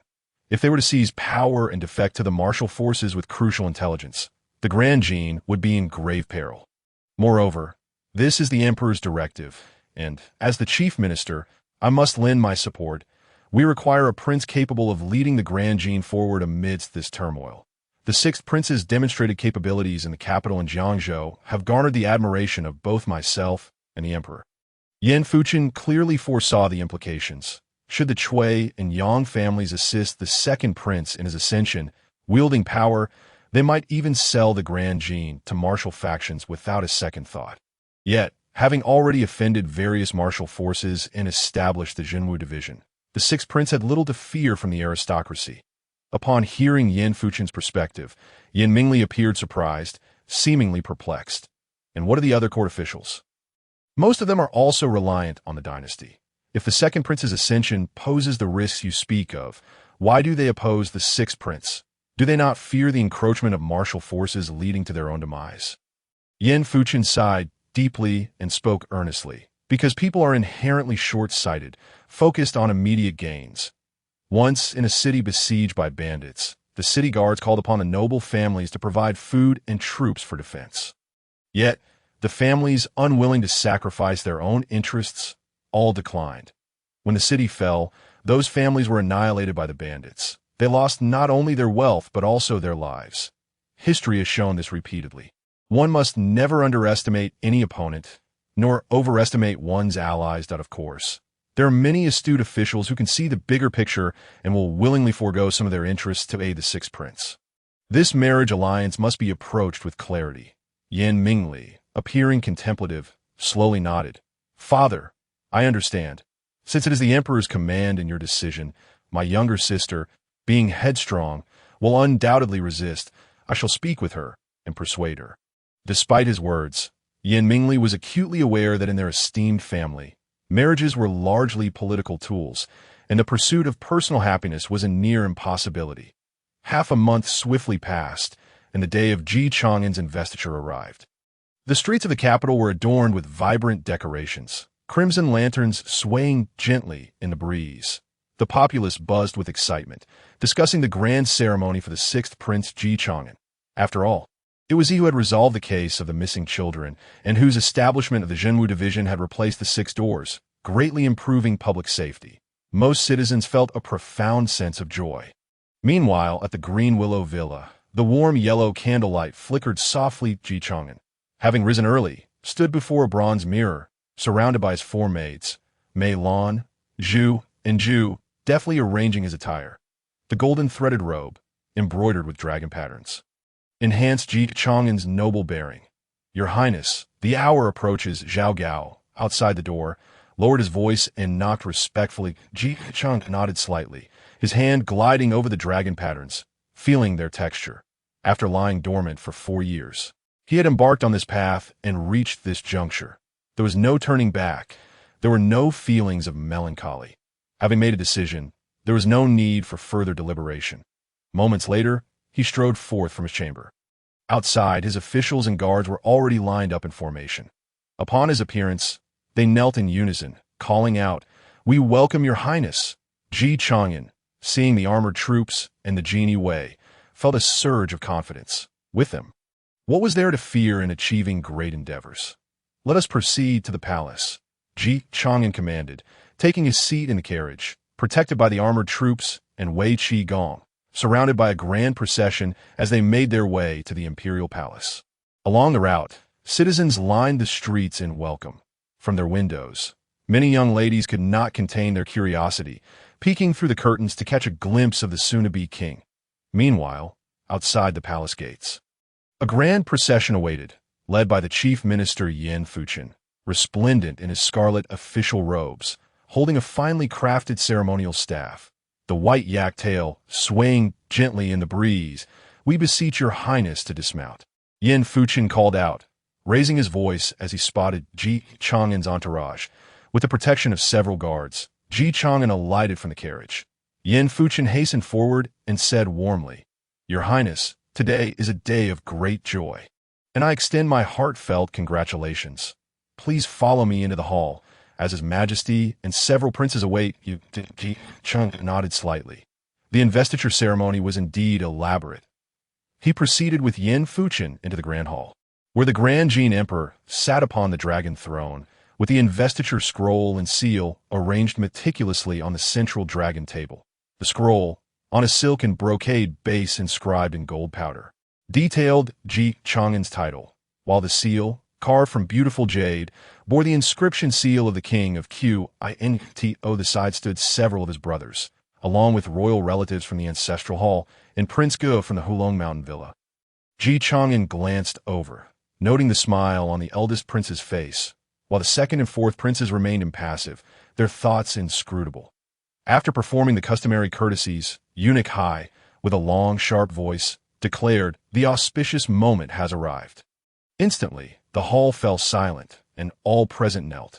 Prince Ge took a couple of steps forward, nodding respectfully to the Grand Jin Emperor, before picking up the investiture scroll and proclaiming, "By the grace of heaven and the Emperor's decree, my sixth son, Chang'an, endowed with virtue and talent, possesses a heart for the world. He has made notable contributions in managing the locust plague and has rescued the common folk from peril. Today, he is conferred the title of King of Qin, with the hope that he will safeguard the realm and its people, dedicating himself wholeheartedly to the great Jin dynasty's stability and prosperity." Chang'an once again bows in gratitude. Subsequently, the assisting minister received the edict and the seal from Prince Ge, holding them with both hands, bowing low as he presented them to Chang'an, saying, "Your Highness, please accept the royal decree." Chang'an firmly accepted it and exclaimed, "Thank you for your gracious favor. Long live our emperor, long live 1,000 years." The courtiers present echoed in unison. "Long live our emperor, long live 1,000 years. Long live King Qin, 1,000 years, 1,000 years." Following these celebrations, Chang'an was officially recognized as the King of Qin. The entire coronation ceremony was exceedingly intricate. After the conferment, Chang'an was required to proceed to the ancestral temple to pay respects to the ancestors of the former emperors. Thereafter, he would establish his court at the King of Qin's residence and host a grand banquet. The residence, of course, was a gift from the Emperor of Jin, situated within the capital. It was not far from the palace and was equipped with all necessary facilities. Chang'an had long since dispatched individuals to take charge of the King of Qin's residence. Within the grand hall, the lights shone brilliantly, and the intricate carvings and painted beams adorned the space. The air was filled with the enticing aromas of exquisite delicacies, mingling with the rich scent of wine. Essentially, nearly all high-ranking officials of the great Jin dynasty were present, with the exception of the emperor, who was unable to attend due to health reasons. Several princes and officials came to offer their congratulations. Whether they were willing or not, they had to be present, and the gifts piled high within the King of Qin's residence were nearly mountainous.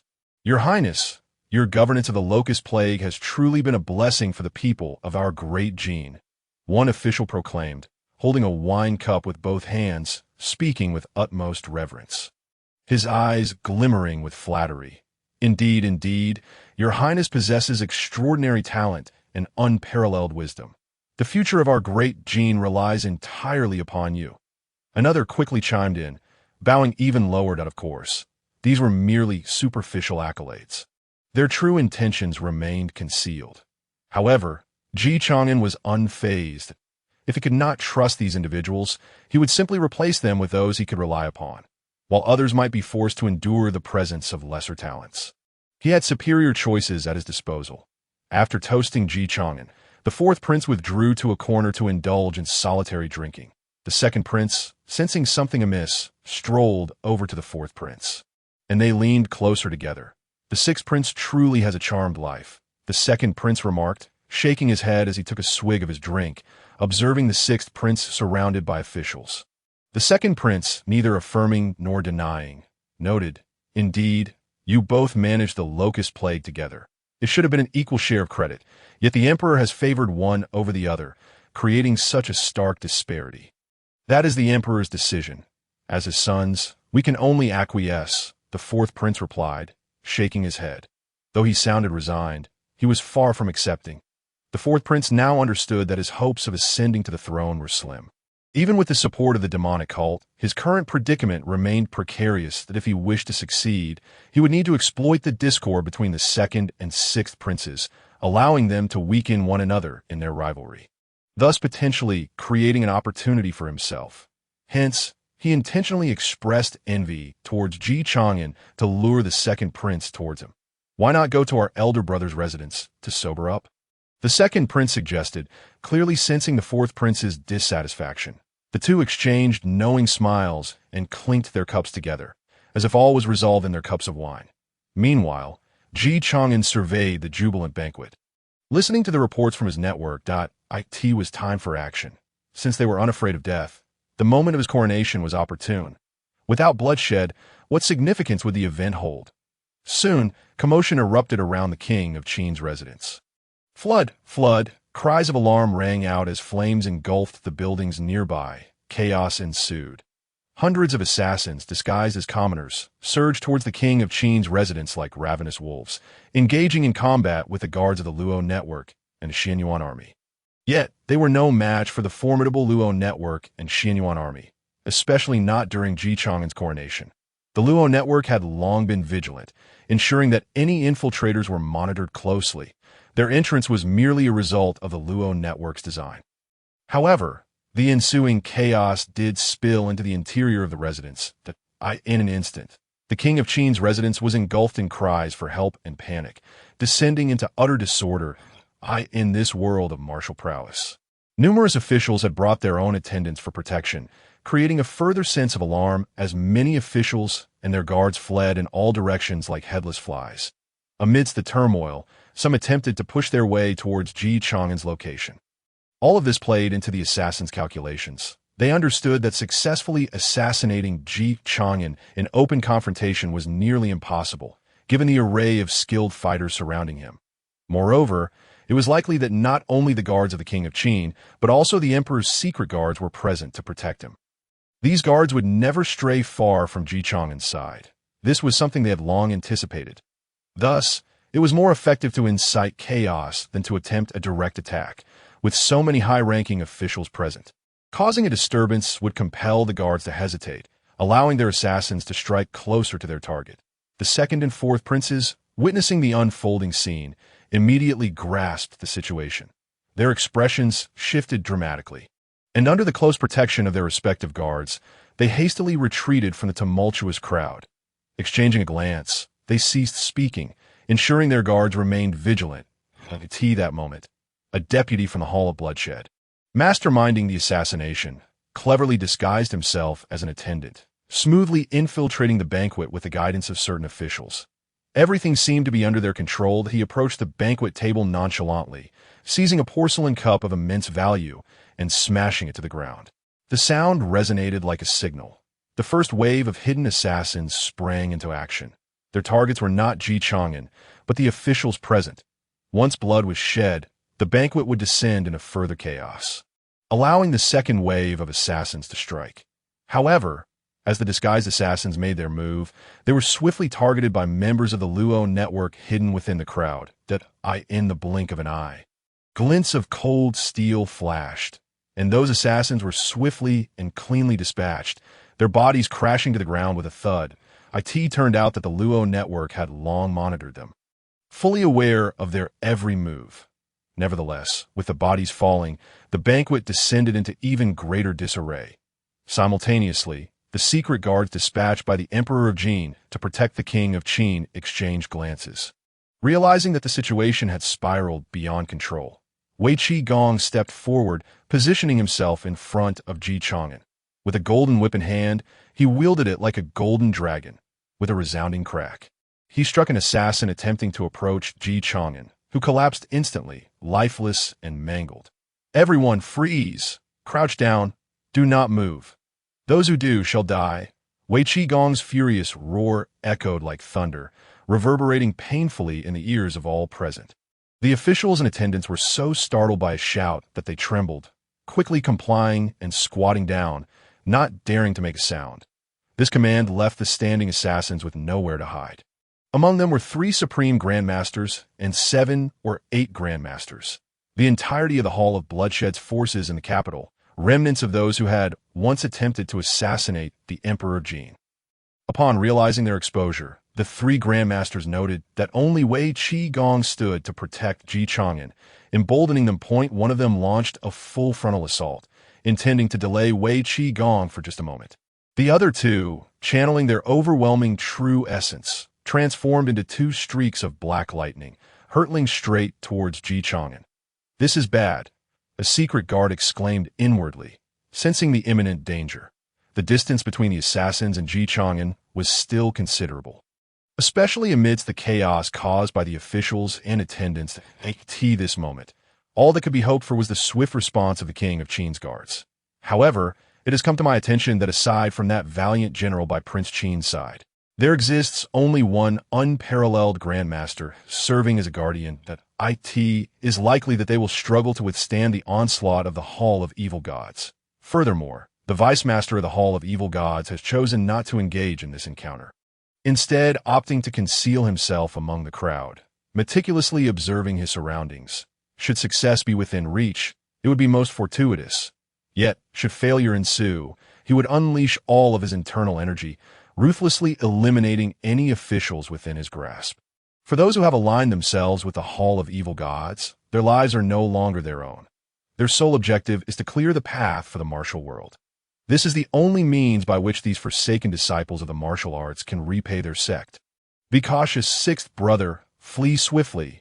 The crown prince finally reacted, urgency overtaking him as he shouted fervently. Seeing the strike imbued with true intent, Ji Chang'an shook his head and sighed softly. "Zhao Gao, eliminate them all. They're all of the Hall of Evil Gods, and there is no need to spare any.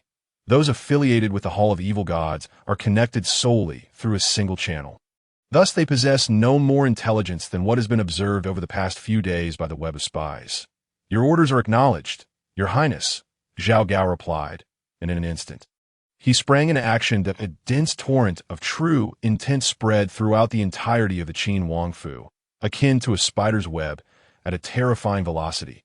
Not only did the assassins feel it, but the officials present, attendants, and even the elite among the hidden guards distinctly sensed an invisible force of confinement that was as if their bodies, internal energy, and souls were ensnared within an immense black spider's web.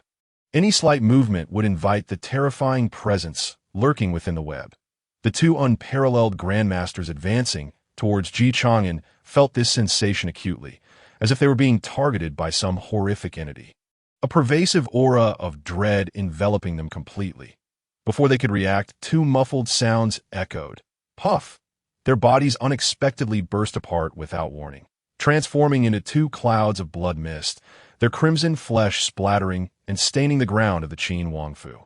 A formidable barrier of energy surrounded Ji Chang'an, shielding him from the gruesome display. Meanwhile, the individual engaged in combat with Wei Qigong was momentarily hindered by the overwhelming influence of Zhao Gao's true intent, rendering him motionless and vulnerable, ultimately succumbing to a fatal strike from Wei Qigong's golden whip. Zhao Gao refrained from further action against the remaining assassins.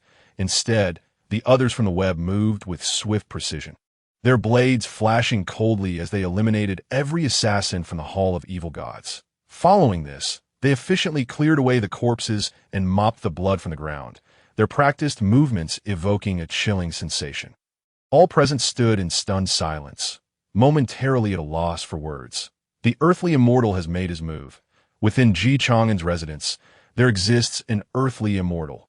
The second prince felt a bone-chilling dread surging from his feet to his heart. Even though the Chui and Yang families might have ancestral earthly immortals, that was mere speculation.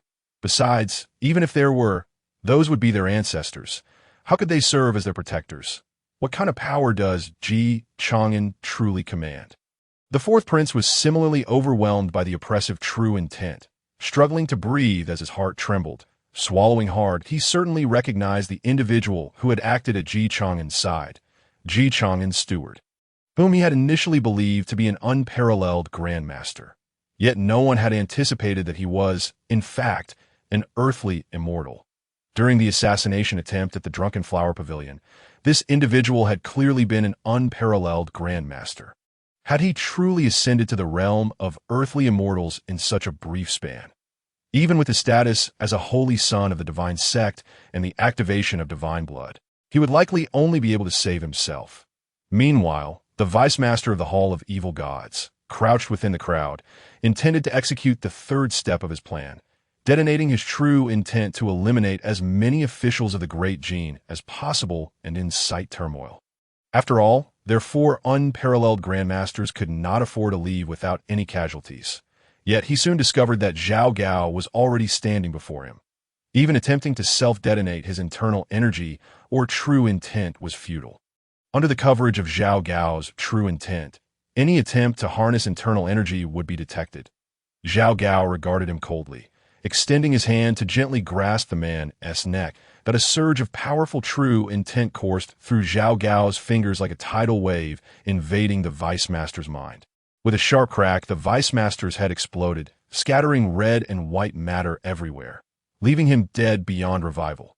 Witnessing this scene, Chang'an addressed the assembled officials with a commanding voice. Do not be alarmed. Esteemed colleagues, they are merely remnants of the Hall of Evil Gods. However, their ability to infiltrate the palace suggests they received assistance from certain officials. Let it not be said that I am unyielding. With that, Chang'an turned to the others, a faint smile gracing his lips. The banquet shall continue as planned. It is but a minor interlude. Come, let us raise a toast to the prosperity and flourishing of the Great Gene. The ministers, momentarily taken aback, were left speechless by the display of power exhibited by Chang'an.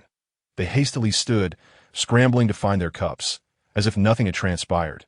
The hidden guards, witnessing this, breathed a sigh of relief. At least the Prince of Qin was unharmed. Yet, the emergence of an earthly, immortal warranted notification to the emperor. With the banquet having encountered such a disturbance, most attendees found their spirits dampened, except for the dozen or so officials who had facilitated the entry of the assassins. The remaining officials took their leave, as for the fourth prince and the second prince. The earlier excitement of potential collaboration swiftly evaporated, leaving them in a despondent state, and they refrained from uttering any complimentary remarks as they departed. The crown prince, however, breathed a sigh of relief and remarked, I did not expect sixth brother to have secured the allegiance of an earthly immortal. Indeed, he is far more suited for this position than I. The words from the eldest brother were merely a matter of luck. The assassination by the Hall of Evil Gods likely targeted our Great Gene royal family, though they have failed this time. Elder brother, exercise caution. These individuals are audacious and reckless, and it appears some officials may have been compromised. At this point, Chang'an cast a discerning gaze towards the dozen or so officials who had brought the assassins. The crown prince sighed, and the officials, sensing his discontent, hastily pleaded, Your Highness, we truly had no knowledge of their intentions to assassinate. Had we known, we would not have dared to assist them. They merely offered us some wealth, claiming they wished to meet prominent officials at this banquet, and we obliged. We beseech your Highness to show mercy and intercede on our behalf with the Prince of Qin. The crown prince paused. Observing the weeping officials and recalling that they had once been his subordinates, he felt a pang of compassion and wished to speak. However, Chang'an interrupted. Elder brother, allow me to handle this matter. Each has their own methods of dealing with affairs.